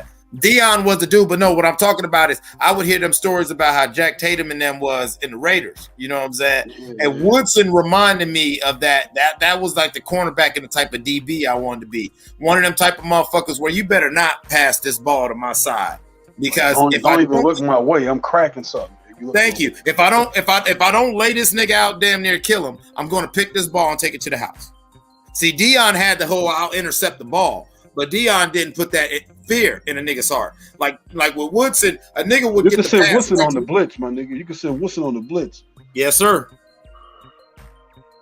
Yes, sir. And he Yeah, was a Rod ball Stewart. hawk- Rod he was a Stewart ball was hawk, nice. just he was a ball Dan hawk just Bailey, like yeah. Dion was, but he was way more physical. Like Charles Wilson was more like a Rod Wilson as far as physicality goes or whatever. You know, he just wasn't as big as those niggas. Like Ronnie Lott was bigger. You know what I'm saying? And them niggas were bigger. Like, but Dion was a skinny, flashy nigga. Dion was a beast. He was just a great cover corner. You know what I'm saying? But Woodson, man, you can put him anywhere. You doing that good shit over there, nigga. This nigga Gabriel, he like, nigga, let me look it up. I'm so interested in you. God damn. Nigga, I played football in Arizona and Hawaii. Played high school football. You talking about Rod Woodson. I was about to say Rod Stewart. But wasn't there a Stewart nigga that played for who was that nigga who played for Denver? Atwater, Steve Atwater. Oh, Steve Atwater, yeah. Now that was a safety. He played strong safety, right? Yeah. See, I be confusing them because, like I said, by the time I got to high school, because of my IQ, they didn't want me at cornerback. They wanted me to be a safety, and I switched to free safety so I could be kind of like a defensive quarterback. And then plus I'm short to where I had the skills and I could jump and I had the physicality, but it was better to put me at safety instead of having me on the corner where they could just do a quick pass and have a nigga that's like 6'5" and he can just go like this and just catch the ball no matter, you know what I'm saying? Yeah. Hey, there's another free shit. You sound like you describing your style was like what's this nigga, man? The nigga that used to play for the Seahawks. I know who you're talking about. He was sharp, but he was like quick. Like he still play. I can't think his name. You know what I'm talking about, right? Yeah, I know exactly what you're talking about, yeah. Earl Thomas, that's his name, Earl Thomas. Yep, Earl, yep. He was kind of like an Earl Thomas type nigga, right? Like, yeah. I wanted to smoke. Like, actually, I even when they tried to, like, I was real quick, so they had me at running back for a while, and that lasted maybe half a game. You know what I'm saying? Like, because they'd always have me do it in practice, and niggas couldn't tackle me, but coach would get mad because I had that Earl Campbell in me. In the sense that if I could run like this to run away from you and just speed past you, I would rather turn towards you and try to truck your ass. You feel what I'm saying? Right. Like you know what I'm saying? Like, fuck it, we got the pads on. We here for the hitting. And so after a bunch of arguing one halftime, me and coach finally came to the agreement that not only will I stay on defense, but I'll be a special teams captain because I was the kill man on punts and kickoffs. Because I was so small, I was small and fast, so I could run my ass right through the wedge. Like back when it was. You could bust through that shit, right? Yeah. I'd be so fast I wouldn't even make contact with niggas. Like while they're still trying to lock arms and run, my little ass, and to where we used to practice this thing where like when as soon as the ball's about right here, 9 out of 10 times, if the ball was right here, that meant my helmet was already right there at the nigga's chest. You feel what I'm saying? Like, damn, you were there that quick, nigga. Yeah, we used to time it like that. He used to put that ball up in the air on some squib shit, but he put it up, you know what I'm saying? To where it'd be up in the air, like not with that perfect spiral, but on some squibby shit to where dude's taking his time. And so as everybody's trying to figure out what that ball is going to do, my little ass would do something like I'd run in a straight line right down the middle of the field, or I'd do a big wide loop, you know what I'm saying? Me and the other guy, like I'm the kill man that's right next to the kicker. And so me and the other guy, we would kind of do a crossing route, you feel what I'm saying? To where I would get lost in the crowd. And so by the time dude's ready to catch the ball, my number was 22, 23. You know what I'm saying? So, you know what I'm saying? You just see me just come out of nowhere and, I'm so damn short. You see me just jumping up, just smacking the nigga. And I was good. I caused a lot of fumbles when I played. I was good for that. But then, like I said, I was an LT fan. So I was always. Hey, I know what you're saying. Like you wanted to be a linebacker because that was your nigga, right? Who that? Oh, yeah, LT. Yeah, that was my nigga. Yeah, C. Jones. I don't know what Gabe's problem is. He's infatuated with me. If I told you right now I'm in Ohio, Gabe's going to start talking, nigga, that nigga capping. Nigga. And if you want to know, Gabe, I went to Mauna Loa High School in Honolulu, Hawaii, and Boyna High School in Arizona. Check my G files, goddamn Patty Duke ass motherfucker. Where'd you go to school? Hey man, don't be giving these niggas no personal shit. Nigga, I don't care. Nigga, because unlike these fake ass niggas, I'm a real nigga, man. All my shit is documented. Right. Yeah, but you know, man, these niggas weirdos. These niggas weirdos. They'll try some shit, man. Man, Gabriel, I need evidence that you're a real motherfucking human being. Because right now, you straight from under the bridge, boy. I'm trying to tell you. But anyway, because you know what I'm saying, like you see these niggas in the chat. One nigga saying that Shawn Taylor was was the best safety ever. Man, come on, man. These niggas wild, bro. Now Shawn Taylor was great, but because of how we died, we can't have that conversation. That's like some Lynn Bias shit. It was too early, right? Yeah. Right. That's like Lynn. That's you know what I'm saying. Oh, next shit. I ain't worried about that, dude. Yeah, I ain't gonna give him no real info shit, nigga. You can know the high schools I went to. What the fuck, nigga? Unlike some of these niggas, I ain't got shit to hide, and you gonna find out about me, and you gonna find out I'm the wrong nigga you need to be sniffing around. So enjoy yourself, Gabriel. I ain't gotta look for you. You keep looking for me, I'll find you. It's okay. Yeah. Shit, I feel you, man. Hey man, I'll put Ronnie Lott. I'll say Ronnie Lott's the greatest strong safety. I'll put Ronnie Lott there. I wouldn't argue with it though. I would not see. That's what I'm saying. I know so many great safeties, but me, and I don't know if it's because of the generation I came up in, but me, when I think of a safety that you're just really scared of, like holy shit, like man, like I would hate to be a tight end or a wide receiver coming across the middle, though with this asshole standing there, Ronnie Lott. Yeah. Yeah, you ever heard that story about him getting his finger cut off? Yeah, this finger. Yeah, he said if I get the surgery, I can't play in the playoffs. Fuck that. Fuck this finger. Hey, but tell me this: would you do that shit? Depending on what depending on what the circumstance. Like if I was an NFL player and hold up, but you already rich. You already got a championship already and shit. Because by that time, Ron, it's not like that was his first. Like you know what I'm saying. Like, so if you already rich, you got a family and all this other shit, nigga. Like, you know you're going to want to keep that finger. Come on, man. Man, fuck all that. He didn't have a ring yet. He wanted that ring, nigga. Oh, that was before the first ring? I believe so. Damn. But still, though, would you though? Hell, fuck yeah. I mean, shit, I've walked away and made sacrifices for less just because it was something that needed to be done or whatever like that. And you say, fuck it. I mean... You know, 80s baby shit. You know, we don't cry, we tough it out. I don't live in a world of excuses. If it's got to happen, it's got to happen. Without an arm, I spit. Nigga. This nigga, wow. Hey, Philip, I feel you. I'm not disagreeing with Shawn Taylor. I'm just saying he died too soon. It's really some Lynn Bias shit. Like, as much as I want to say, yeah, that nigga was a monster. Nobody was fucking with him. I also got to say, we only got, you know, it's like some Biggie shit. It's like some Biggie shit, man. You know only an album or two. You can't be the greatest with just 2 albums, right? Well, no, that's why I think he is the greatest, or if not one of the greatest. Because, you know. The greatest, though, the greatest. Well, and exactly. And that is why when people don't want to give him the greatest crown, I won't argue with him, because it's like, yeah, you know, we could sit there and do the whole Biggie catalog in a box of blunts. And you know what? We can go through the whole. I know, but you could do that with a few niggas, like discographies or whatever. Nah. Even some of these weaker niggas, they like. But just 2 though. But you got to think about it. It's just 2 albums, so you could pick just 2 albums off of what Pac shit. Nas shit. But that's us. No, hold on. UGK, look, UGK and shit. Like you could pick. But see, that's us picking 2 albums. I said go through Biggie's catalog. We could do Biggie's whole discography, down to even a lot of the features and all like that. And just what about that Junior Mafia shit? You gonna tell me that shit classic? All that shit? It had some good hits on it. Junior Mafia, I don't think was a classic album, but it was just definitely, for me, it was a moment. It was definitely a moment. You feel what I'm saying?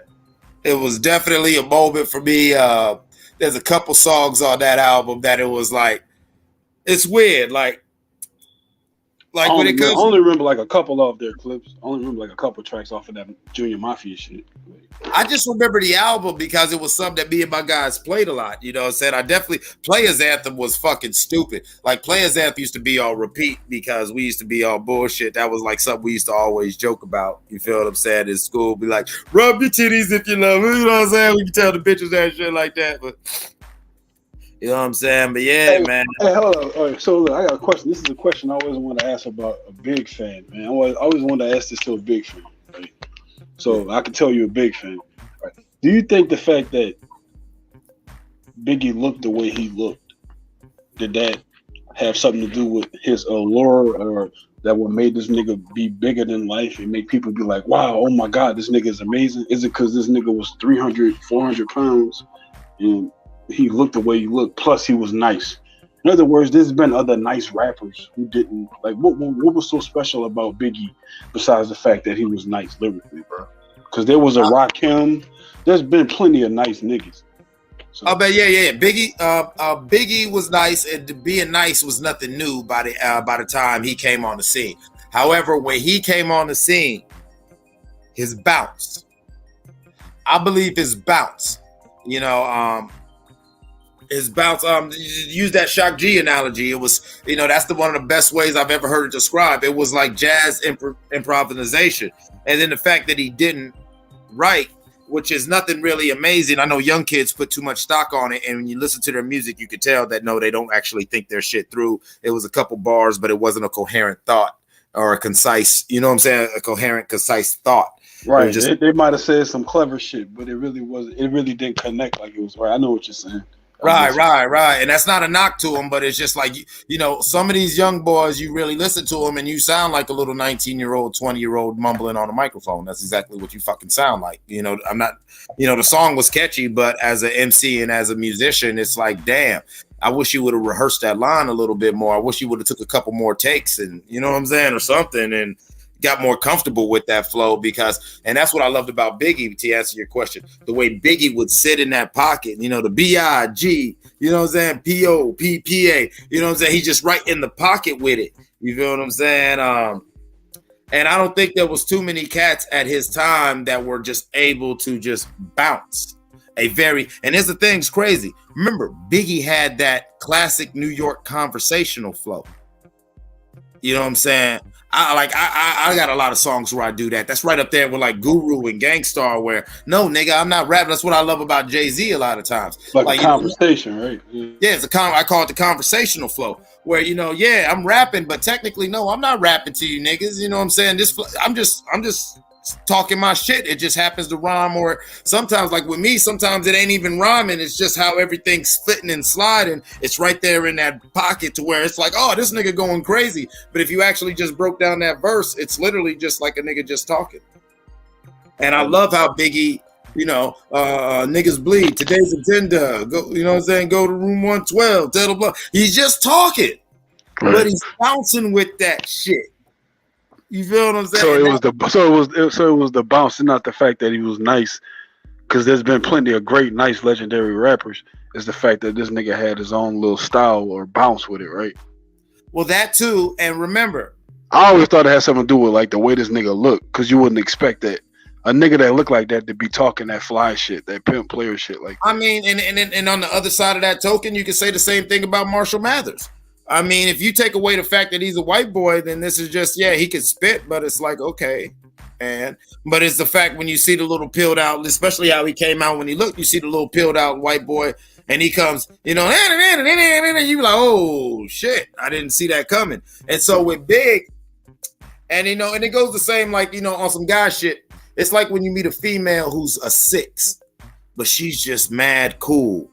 Plus she's fly. And her personality, all the bases covered. All her bases covered. I know what you're saying. Right. But she might not look like, she might not be a dime in the face, but all her bases covered. Yeah. Right. To where now you might fuck with her more than these 9s and these dimes because she that bitch. It's so Big, and what you're talking about, the appearance and the overall package that he was, saying how he was marketed and promoted, which was a genius by Puff. Because remember, that was Puff's idea, because Big just wanted to be old Brooklyn nigga. So you saying so Big was more of like a like a Beef and Brox type nigga. He wasn't that flashy player shit. That was all Puff. That was all Puff. You Big, sure, nigga? I thought Biggie was on that pimp shit. Big was a Brooklyn nigga, man. Straight up Brooklyn fucking hustler. Big was motherfucking when he had the red and black lumberjack with the hat to match ass nigga. You feel what I'm saying? You know what I'm saying? But Puff wanted to get him on his money shit, and Big liked that because Big was a hustler, so Big understood the money shit. So it was easy for Big to make that transition. But like if you don't watch a lot of Puff Daddy interviews, there was a weird period in them first year or whatever where they were trying to work it out, where Puff's trying to get him, you know, like he said, he was taking him to, you know what I'm saying, classes to, you know what I'm saying, teach him etiquette, teach him how to do this and teach him how to do that, because it's like, all right, I love your street style. Trying to domesticate that nigga almost, huh? Well, it wasn't domestication. I think it was more sophistication. You feel what I'm saying? It's like you could be a very articulate nigga, but unless you read a couple dictionaries, unless you do things, you know, you don't have the vernacular to truly be eloquent with your expression. You feel what I'm saying? And so, you know, I thought Puffy brought that refinement to already just a classic Brooklyn style. You know what I'm saying? That's what make Big Daddy Kane another one of my favorites. You know what I'm saying? You know, such the god that he is even till this day, is he's very much a Brooklyn dude. He's very much a street nigga. But he's smooth. Yeah.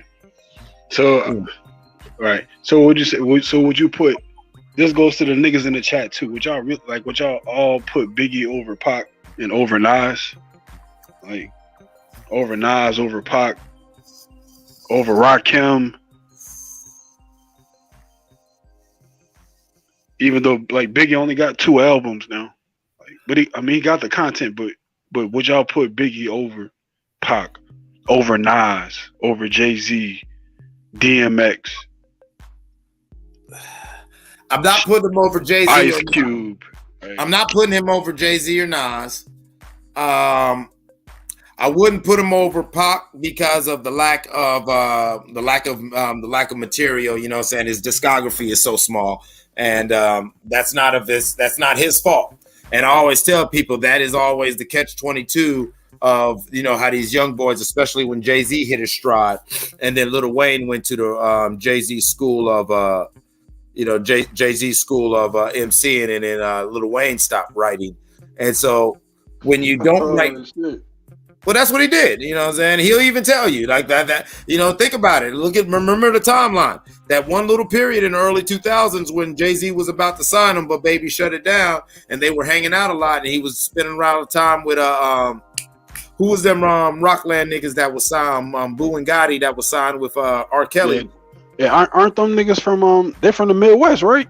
Yeah, they're from Shaw, but you know they was out there. Remember, they was Cash Money low key for a minute. You know what I'm saying? Yeah. And I'm just like Gilly, and you know Wayne had his little team, and the team was basically grooming Wayne. And as Wayne got comfortable, and he'd spend time around Jay and all like that. And like I tell people, it's really not that amazing to not physically write, because you know how everyone talks about Jay-Z and Big. I remember, damn, his name escapes me. I saw an interview with the producer for Brooklyn's Finest.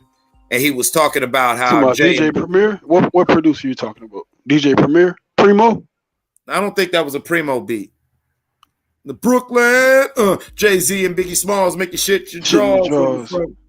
Brooklyn going out the maybe. But whoever the producer was, he's talking about he's playing the beat, and he was like, it was the weirdest thing because these two niggas weren't saying shit. They're just like walking in circles, damn near like a figure eight, away from each other, but like encircling each other, and they're not saying nothing to each other, but they're just mumbling.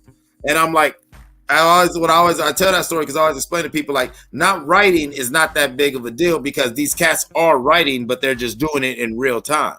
You know what I'm saying? Like, you know, you start mumbling, you get that 4 bars right, okay? And you keep mumbling it to yourself for a second until you're comfortable with that. Then you jump into your next, you know, saying 4 or 8 bars. And then you look up and, okay, that's a 16. And once you get comfortable after mumbling a couple times, all right, hurry up, turn on the mic, blah, blah, blah, blah, blah. You get your shit off, listen to it. Might want to respit it or throw some ad-libs over it and then go into the next verse. It actually isn't that fucking hard or amazing. But see, I think, but a lot of guys, like a lot of artists, at least from what I see and shit, like they pride themselves on being one take. Like they try to do like Jay-Z with the shit that Jay-Z brag about, not writing, being a one take guy, doing everything in one take and shit. Like, exactly. So they're trying to copy that shit, and they hear that Lil Wayne don't write, and they hear rumors that Biggie really didn't write that much. So these niggas trying to be like Biggie, Wayne, Jay-Z, and not write, but they really don't have that talent And I think a lot of times they just waste the studio time. You know what I'm saying?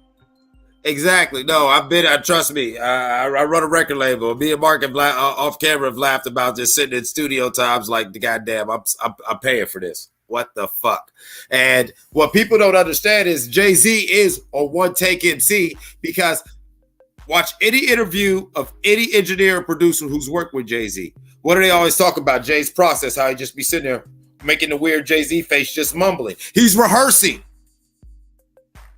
So he's playing the verse in his mind, like he's flowing it in his mind. Right? Thank you. Like everyone's like, oh, they don't write. No, they are writing. As like I said, as somebody who I do songs, but still I'm so old school. I like writing sometimes because that's how I can have so much content. Because if not, you're gonna end up forgetting the shit or whatever. Because you might not be able to jump into the studio. You might have money for the studio, or you might, say you might just not have time. You're doing something else. It's like you documenting your thoughts and keeping them there safely. So just in case you may forget them or whatever, you may like it's a great idea or a great concept for a song or maybe a nice line or verse. You'll lose that shit if you just go throughout your whole day and you're doing this and doing that. You'll end up forgetting some of that shit. Like most likely, you'll forget that shit. Exactly, you know what I'm saying? Exactly. And then using the Jay-Z and Big, analogies again. Watch interviews of anybody who knows them and has worked with them.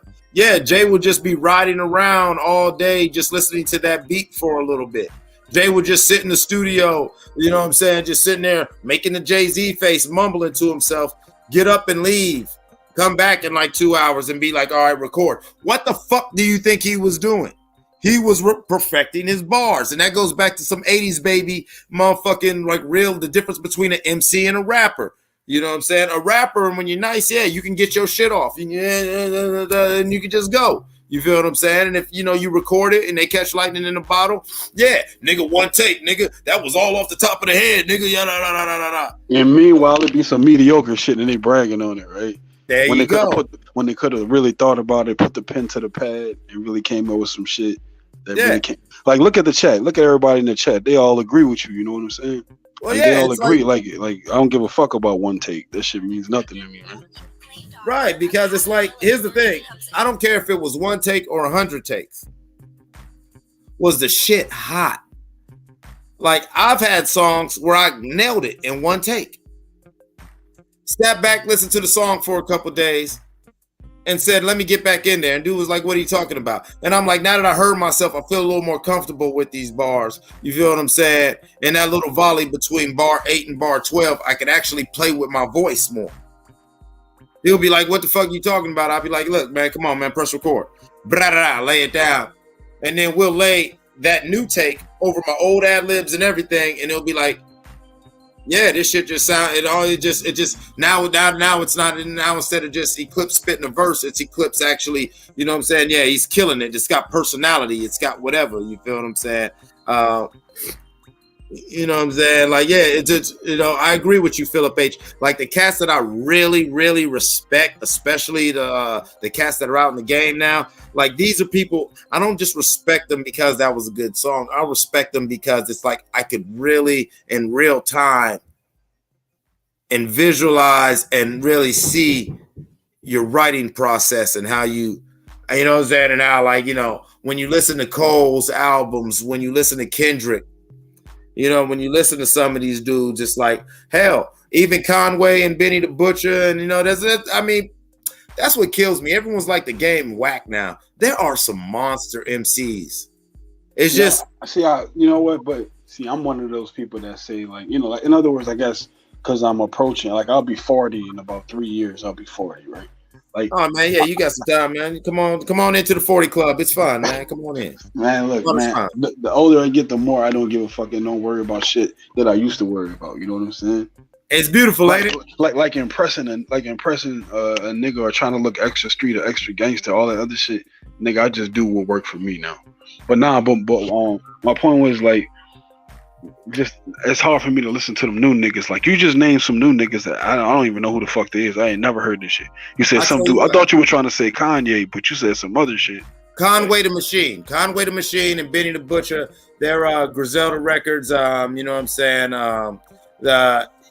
They're from Buffalo, New York. They upstate New York. Okay. Yeah, they've been making some noise. They got some heat. Like, it's so funny because when I first got a wind of them 4 or 5 years ago. I used to listen to the other cat because there's 3 of them. It's West Side Gun, Benny the Butcher, and Conway the Machine. Conway the Machine and Benny are true East Coast spitter, traditional. Like, oh my God. So when you say traditional, you mean like from that Nas, that type of shit, like quality bars. I don't like care Jake, what okay.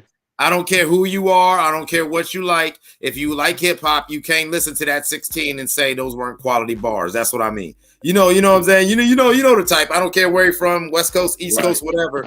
Them dudes who was like, nah, he can spit. Yeah, he can spit. Whether he's your favorite. Why we don't hear about niggas like that? We don't hear about them no more. All we hear about is well, you don't hear about it because here's the thing. In the 80s, when hip hop went crazy, hip hop was conscious and black and whatever. And then that's when the powers that be said, we gotta get a hold of this money and we gotta get a hold of this thing because this is too influential and this is making people militant. All right. And then Dre dropped the Chronic. And musically, sonically, culturally, and spiritually, we've been stuck in the trap ever since. And because we're in the trap, and now that the industry knows and the industry perfected ways of marketing and creating this machine, like we have all these dope artists out, but you've got to really filter through the noise, and you've got to look for these niggas. Like I was just talking a while ago. The boy JID, holy fuck, JID is a fucking monster. But outside of say his work with J. Cole on them Dreamville projects, if you're fucking with Cole like that and you check for Cole's other projects, you're not going to hear from JID unless you're actively checking with him or you got like your Pandora or whatever on some random playlist, and then you grab that song. But there's niggas out here, man. There's so much talent. Yeah, I like J. Cole. I fuck with J. Cole, and I have one of his mixtapes I like a lot. It's a mixed. It only has like about 5 or 6 tracks on there. I think it's like Truly Yours or some shit like that. It's got a song with him and Young Jeezy on there. Yeah, Mo 3 was dope. Rest in peace to Mo 3. I did like Mo 3. He was dope, man. He was dope. That was a damn shame. And it was the thing that hurt about Mo 3 was you knew he was coming. But still, of all those that recently happened, for me personally, the one that just always like that really hurt me, like that was my like I felt like it was really one of my kinfolk was the Nip. You know what I'm saying? Yeah, Joyner Lucas is crazy. I've always said of Joyner Lucas, and somebody could challenge me on this. Joyner Lucas is probably one of the best concept rappers, past, present, and we'll see about the future. And what I mean by a concept rapper is he could give you that concept song. You could still bump to it like it's a banger and it's just a song. And it's a concise thought that's giving you a full concept, taking you into the world, like the Will Smith song or that bullshit with him and Eminem, What If I Was Gay, or the What If I Was Racist song, or I remember the one song where he was rapping about the dude who killed his friend and shit like that, where he was taking like some Slick Rick shit, where it's like it's a real. He tell a story. It's like an in-depth story, though, right? Right. Like it will almost remind, like a lot of his music, a lot of his discography reminds me of the Kirk Jones album that Sticky Fingers did, where it was a whole movie. Like if you ever heard the old Kirk Jones album that dropped in the 90s. Did Sticky have a song on there? I think because I just remember that shit used to come on. What's the name of it? It used to come on one of those digital cable rap channels. Like you should just play music, music choice.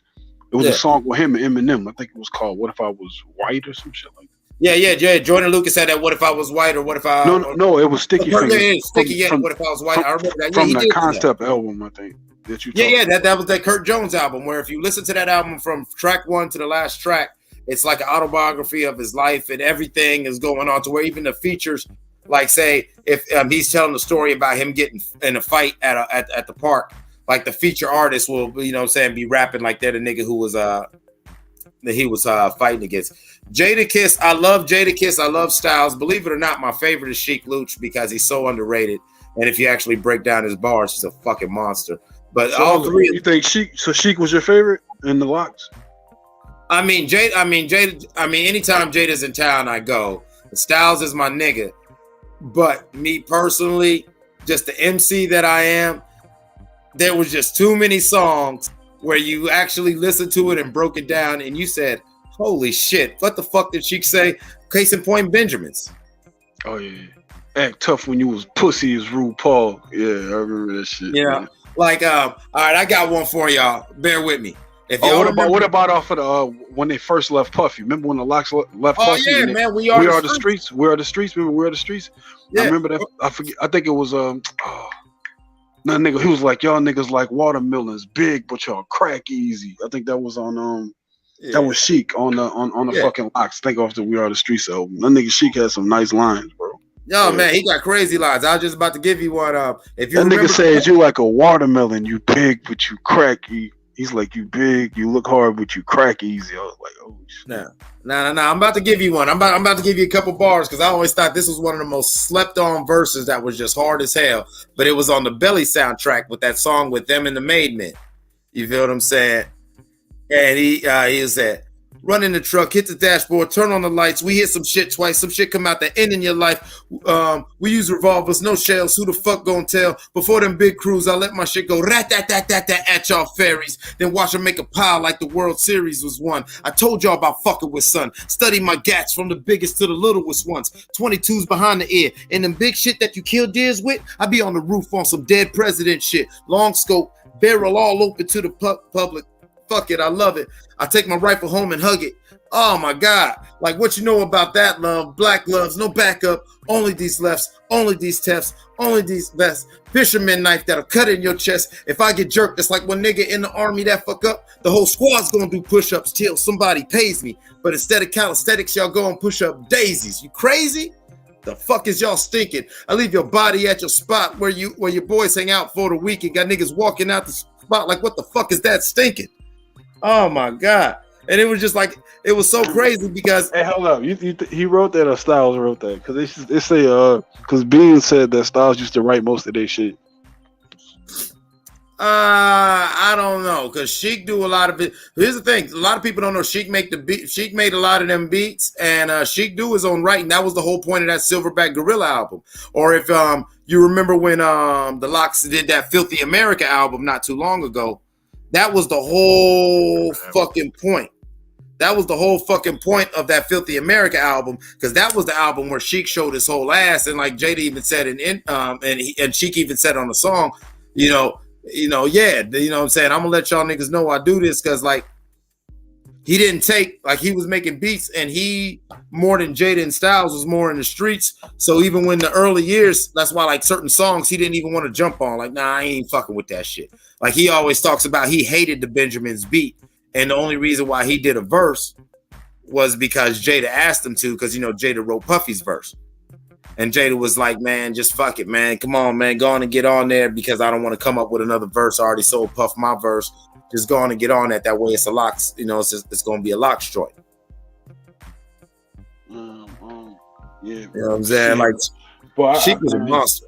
Sheik was a monster. Sheik was a monster, man. They had some good mixtapes. Remember the mixtapes they were dropping? Man, the mixtapes was crazy. See, here's my thing with D Block in general, not just LOX. I remember Two Guns Up. That was my shit.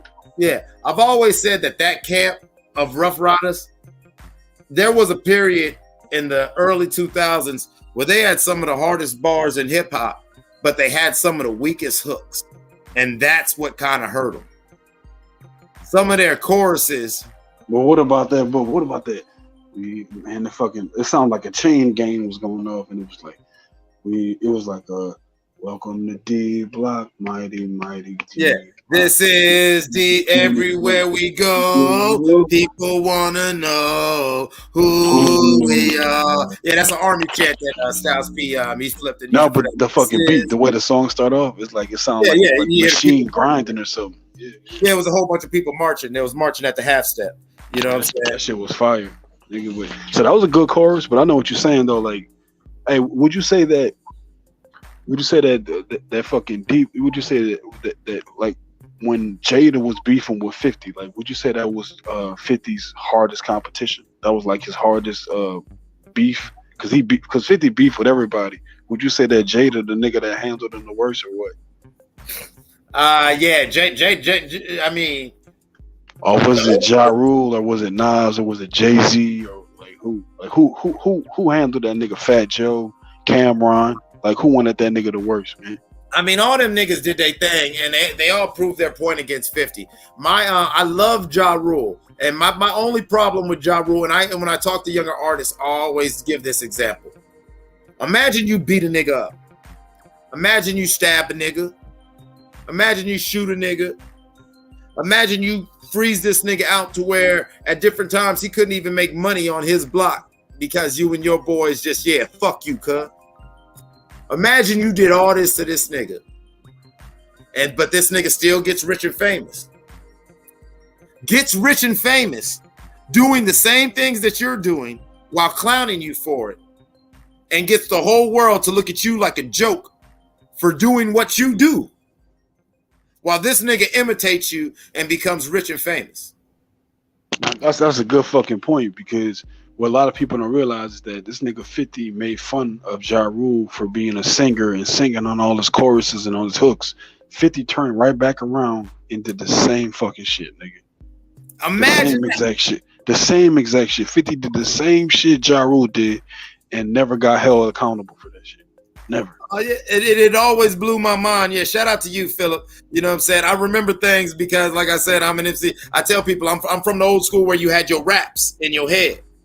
You know what I'm saying? Yeah, niggas can freestyle all day, but yeah, at any given time, you know what I'm saying, you running around with, you know what I'm saying, a couple thousand bars just in case, you know. Like I'm from the old school days where niggas would throw money on the floor and we'd battle for that money. You know what I'm saying? And I'm not talking about milk money neither. Like, you throw that money on the floor, your mans might have, you know what I'm saying, that Roscoe P. Coltrane just in case shit got, because it's about to get chippy because and so you had to be ready. But yeah, man, like, and then like, see, I tell the younger artists, if I was Ja Rule, and I already beat this dude up myself on more than one occasion, my man stabbed this nigga up. My man shoot this nigga.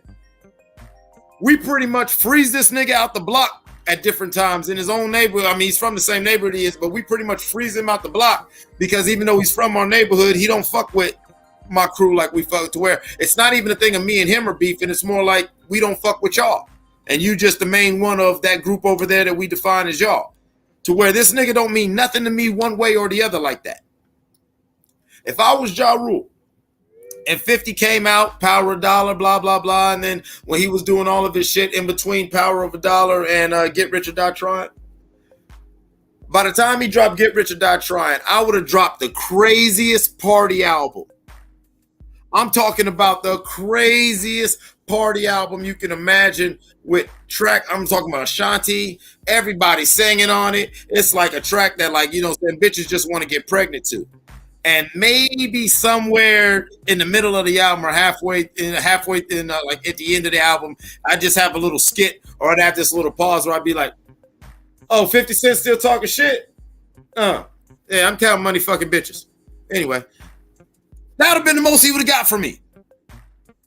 That would have been the most that nigga would have got from me. I would have never gave that nigga that energy, and that nigga would have had to blow up on himself because Ja and Irv Gotti kept going back and forth like pussy ass nigga. We beat you up. You underestimating one thing that I know that you already know, but you never underestimate the pressure a nigga put you under, like in the hood, when it comes to keeping it real and being black. But that's what I'm saying. You know what I'm saying? You can't, but Ja and Irv can't turn the other cheek, my nigga, when 50 going at him like that. But see, here's the thing, though. How many times a nigga gotta throw a rock at your fucking car, at your crib, or through your window before you pick that rock up and be like, nigga, I'm about to go in the closet, I'm about to pull out the chopper, and I'm about to load up. Like, you gonna have to do something, my nigga. Like, cause the hood ain't gonna fuck with you no more. They would have lost all credibility. No. Stop it, Kano. Look in the chat. Philip H, shout out to you. You my nigga. You my favorite boot. Even if you ain't got no loot, I still love you. You took the words out of my mouth. Look how Jay-Z handled 50 Cent. I'm about $1. Did it take street cred away from him? No, it made real niggas, they thought about it. If I'm Jay-Z and I'm at the top of the top and this nigga's making noise because he's climbing, but I'm at the top, nigga, fuck him.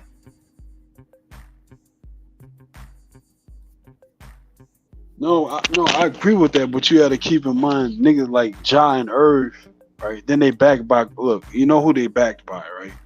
Yeah, I know they got that. And you know it run deep. You know it run deeper than just music. You already know. I already know the vibes. Listen, my cousin Poochie from Southside Queens. That's why I use this and that. I got it inside. My older cousin Poochie used to always tell me about Boogie. You know so hold up. So you know Supreme ain't gonna say shit, even though 50 even calling Supreme name out on songs. So who go talk up for Supreme? Like who? Supreme ain't gonna say nothing because Supreme shouldn't. Supreme is doing the right thing. That's why Supreme's still alive and Supreme moving. What should have happened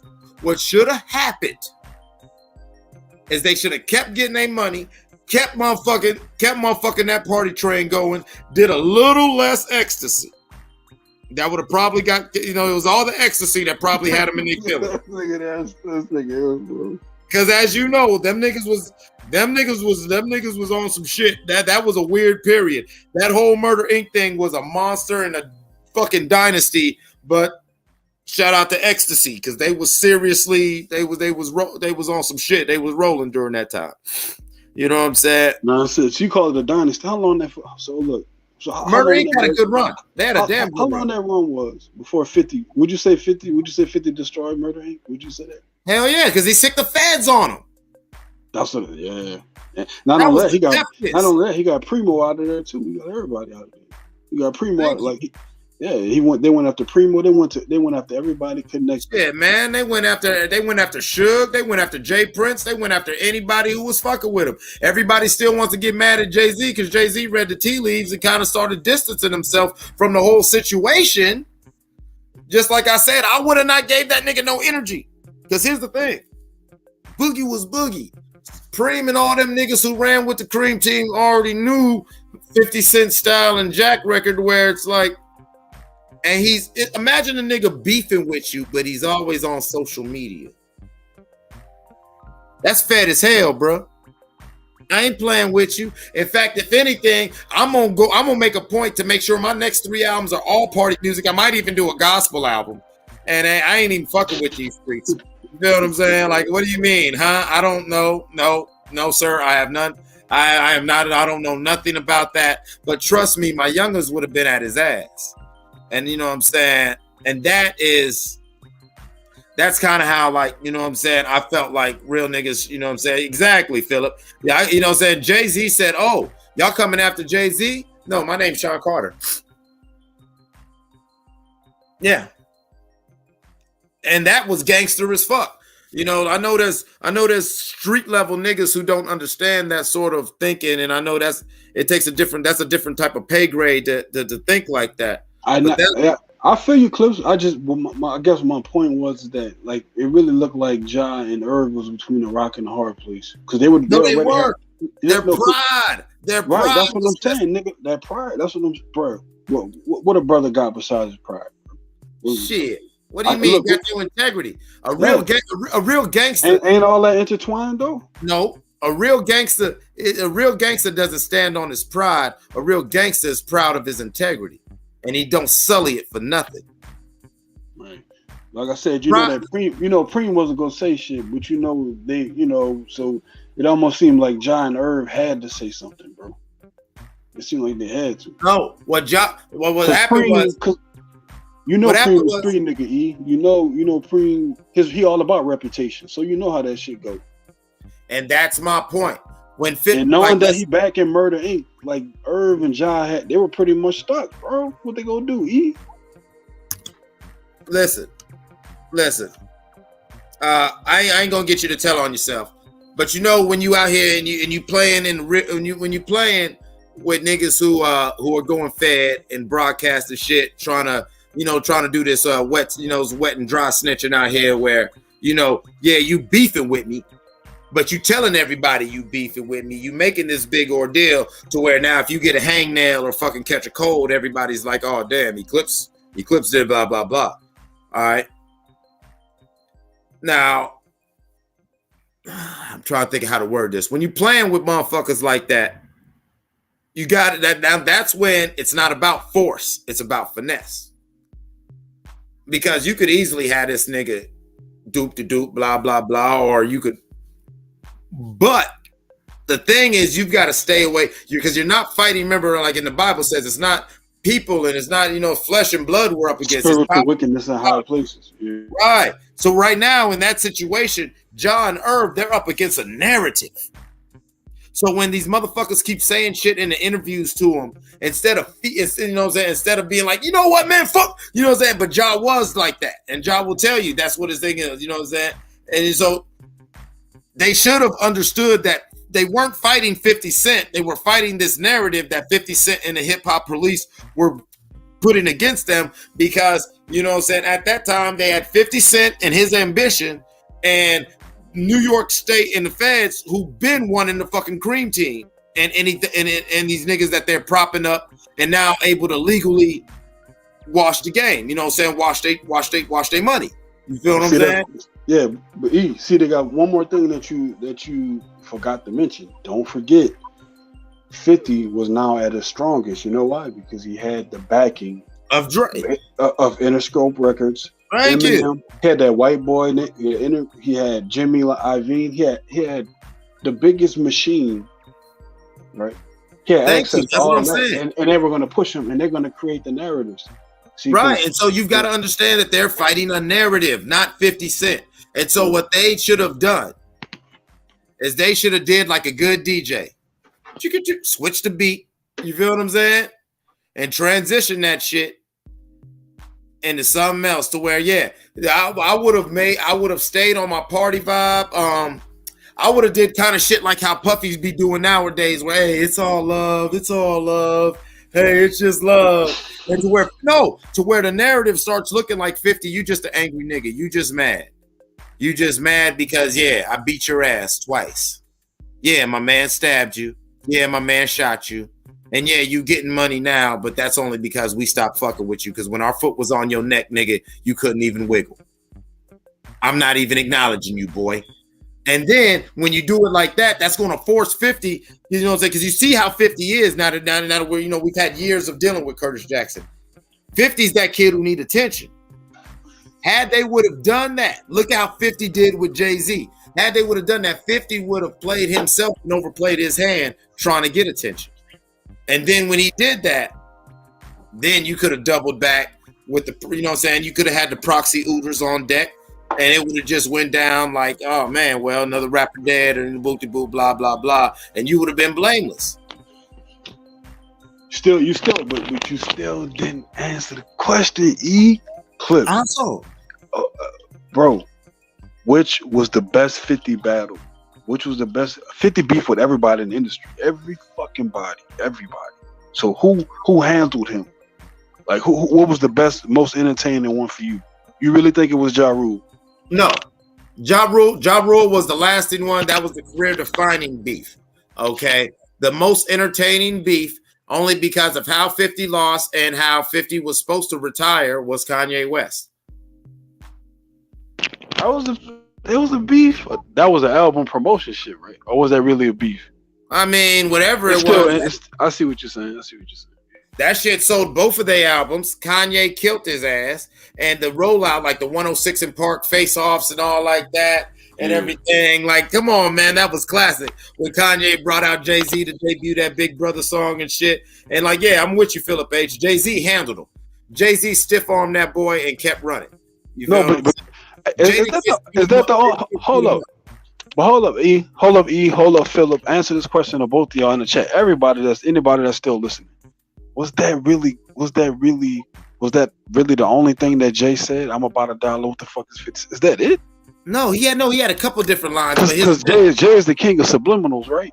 Well, it ain't even subliminals. It's that if you know talk. where it's not a subliminal line, but I'm gonna say something. You know, I mean, like some of his other ones though, not the $1.50, but you said there were other ones. Like some of those had to have been subliminal or some shit. Because I don't recall him ever saying 50 name anymore. Besides that, no, because he wasn't giving 50 energy. But you know what he was also doing behind the scenes? Oh, word, you fucking with 50? Yeah, I ain't fucking with you. And so me and this roster of some of the hottest artists in the game, yeah, I'll tell you what, we'll consider doing your shit. You know, if as long as you ain't got fuck shit around. Like blackball type shit. Well, it wasn't even it was a soft blackball, but it wasn't a true blackball. It was more just like, yeah, fuck him, we over here. Because remember, 50 Cent. How was 50 able to sustain even though the whole industry wasn't fucking with him? I remember a song called New York. I got 100 guns, 100 And that was the shit. That was the shit. That was the whole city. Jada-verse was fire. Jada-verse was fire, nigga. Yeah. That nigga Jada-verse was fire, nigga. Yeah, life's a bitch. No matter how you treat her, you might get rich. And oh my God. Oh. They said that dope could give you a long time. Like that nigga Jada had some fire ass. Yeah, he was going at 50. He was going at 50 on that track. 50 said anybody that was connected to that track, I'm beefing with you niggas from now on. Like, cause yeah, that's when he did that video where he had Fat Joe like King Hippo. He had Jada Kiss. Everybody. Oh yeah. No, I never saw that. The Big Hippo shit. Yeah, he had Fat Joe looking like it was like a video game, and so like 50's like a boxer, and they had Fat Joe looking like King Hippo, and they had Jada Kiss looking like an old fucked up Ninja Turtle, and I forget what else, and everything. And see, like 50 stayed relevant mainly because of the Dre and Marshall push, and then 50's business acumen. 50 knew that there was a shelf life on people wanting to hear his shit. And so he smoothly started transition when he did that Powerade. I think it was the Powerade buy and everything. Yeah. Some shit that was with Coca-Cola, right? Some shit that. Right, yeah. Yeah, when he sold that shit to Coca-Cola and got his chips up, then he was able to double down. Then he was able to double down on an investment on himself. I just feel like it had to have a lot to do with Interscope Records and also with Dr. Dre and the power. It just goes to show you how a machine could push you to the forefront, even if you're not really that nice. I'm not saying that 50 didn't have any bars, but he wasn't that type of rapper. He was an aggressive rapper. Actually, believe it or not, I got to stop you right there, Cuddy Cook. 50 can spit. 50 suffers from what I call Cameronisms. Cameron is one of the nicest MCs to touch the mic, but Cameron's too fly, got too much money, and is so good at it that his laziness is still greatness, but it just oozes his laziness to where you'll get shit like gooey, Louie, fooey, dooey. You know what I'm saying? He'll just, because you know what I'm saying? He can just go. And to where sometimes he just like, and so I believe as 50 started getting money. I thought 50 was good. 50 was decent lyrically when he was younger. Yeah, that power of $1.50 and all that. That's why I'm not going to say he can't spit, because even every now and then, it's very few and far between in the last 5-10 years. But 50 will do that song where remind you like, stop playing with me, boy. Stop playing with me. You know what I'm saying? 50 just not. In other words, he's just not like that. I don't think he's talented as a rapper. I think he's great songwriter. Like he great with choruses. He great with choruses too. But I think they claim that he learned that from what's the DJ that died? He used to DJ with Run DMC. JMJ. Yeah. JMJ taught him the art of making songs, and that's something I even Chaz Williams, Slim said in an interview. Slim was talking about how, you know, when 50 was coming up, like you were just saying, it wasn't about, oh, he's blowing you away with his lyrics. I mean, it's very nice and it's witty, but there's this gutterness, this authenticity. But 50 could make a song. And as you notice, it took Ja a while to learn that. But once Ja mastered making a song, and Ja's still one of the best song writers. Like, I mean, and that's what pisses me off about the 50 Ja beef. Because we are some fickle bitches as hip hop fans. And that's why I was so glad that Fat Joe did the verses with Ja. Because up until that verses, you know how many niggas forgot how Ja was burning the fucking game for like 5 straight summers? Yeah, it might not be the music you like, but don't act like you didn't hear that shit when you went out, or maybe your punk ass didn't go out or weren't fucking with females. Like, right. I tell people all the time, that's like when Nelly dropped in Country Grammar. Like, that was a good album. Don't get it twisted. All right, and it may not have been my jam, but I will never hate on Nelly and act like when that album dropped, everywhere I went and everything I was stabbing on wasn't slapping that shit. That's how I feel about Drake. It's like, I love Drake the artist, but I do feel like Aubrey Graham might be a dude that if me and him was like kicking it, if we was friends, you know, we'd have probably fought a few times.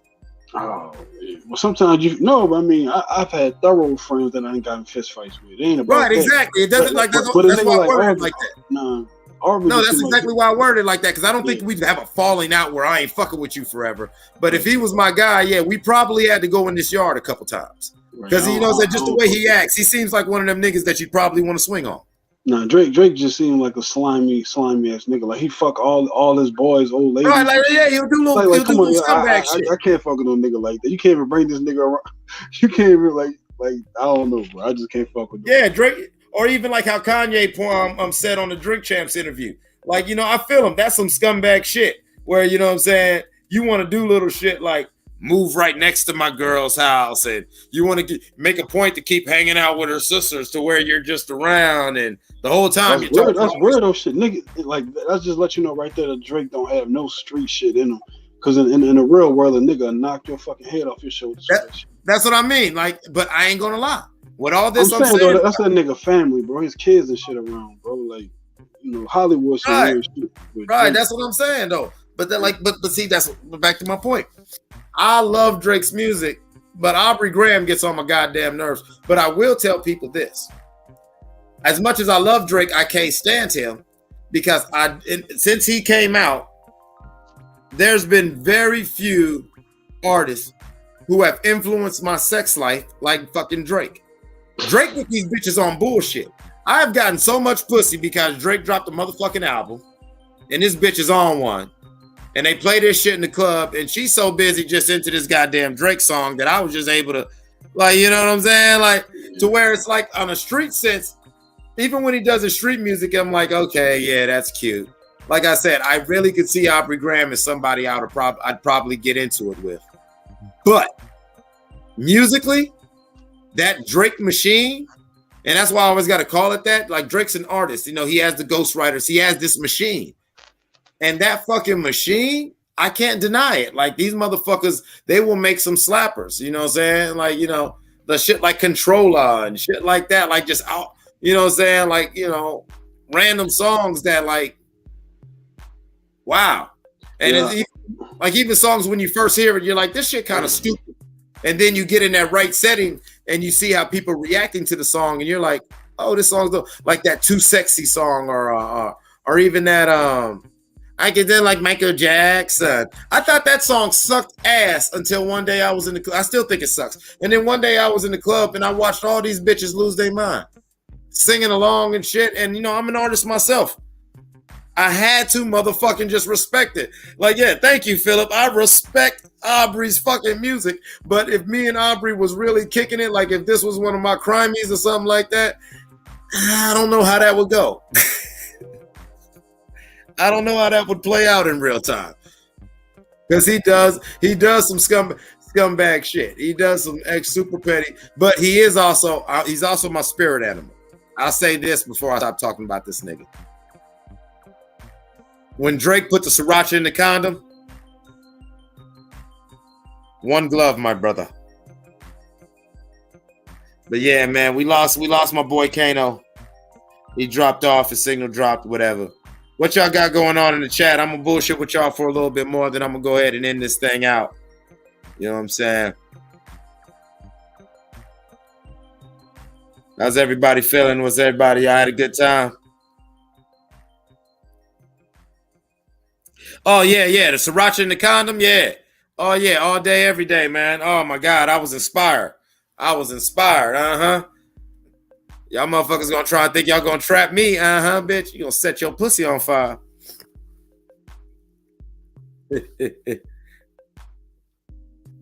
Yeah, man. Great show. Hey, everybody. Good night. I thank y'all for chilling with Marq Nash and chilling with the rest of the neighborhood. You know, on Breaking the Beats, where we break down business, entertainment, arts, technology, and sports. Or that could be science, or we just talk about whatever we want. It's a hip hop, political show with a comedy twist. We got to keep the jokes because, life's too serious. So go ahead and keep it light. You know what I'm saying? I'm going to sign off with what the host always says. It's not an official Breaking Beats ending unless you sign off the right way. So remember this, y'all. Dreams require sleep. Goals require effort. Get out there and go get your goals. You feel what I'm saying? Get your goals. And this is that guy. I love y'all. I will catch y'all on the next run. Until then, peace.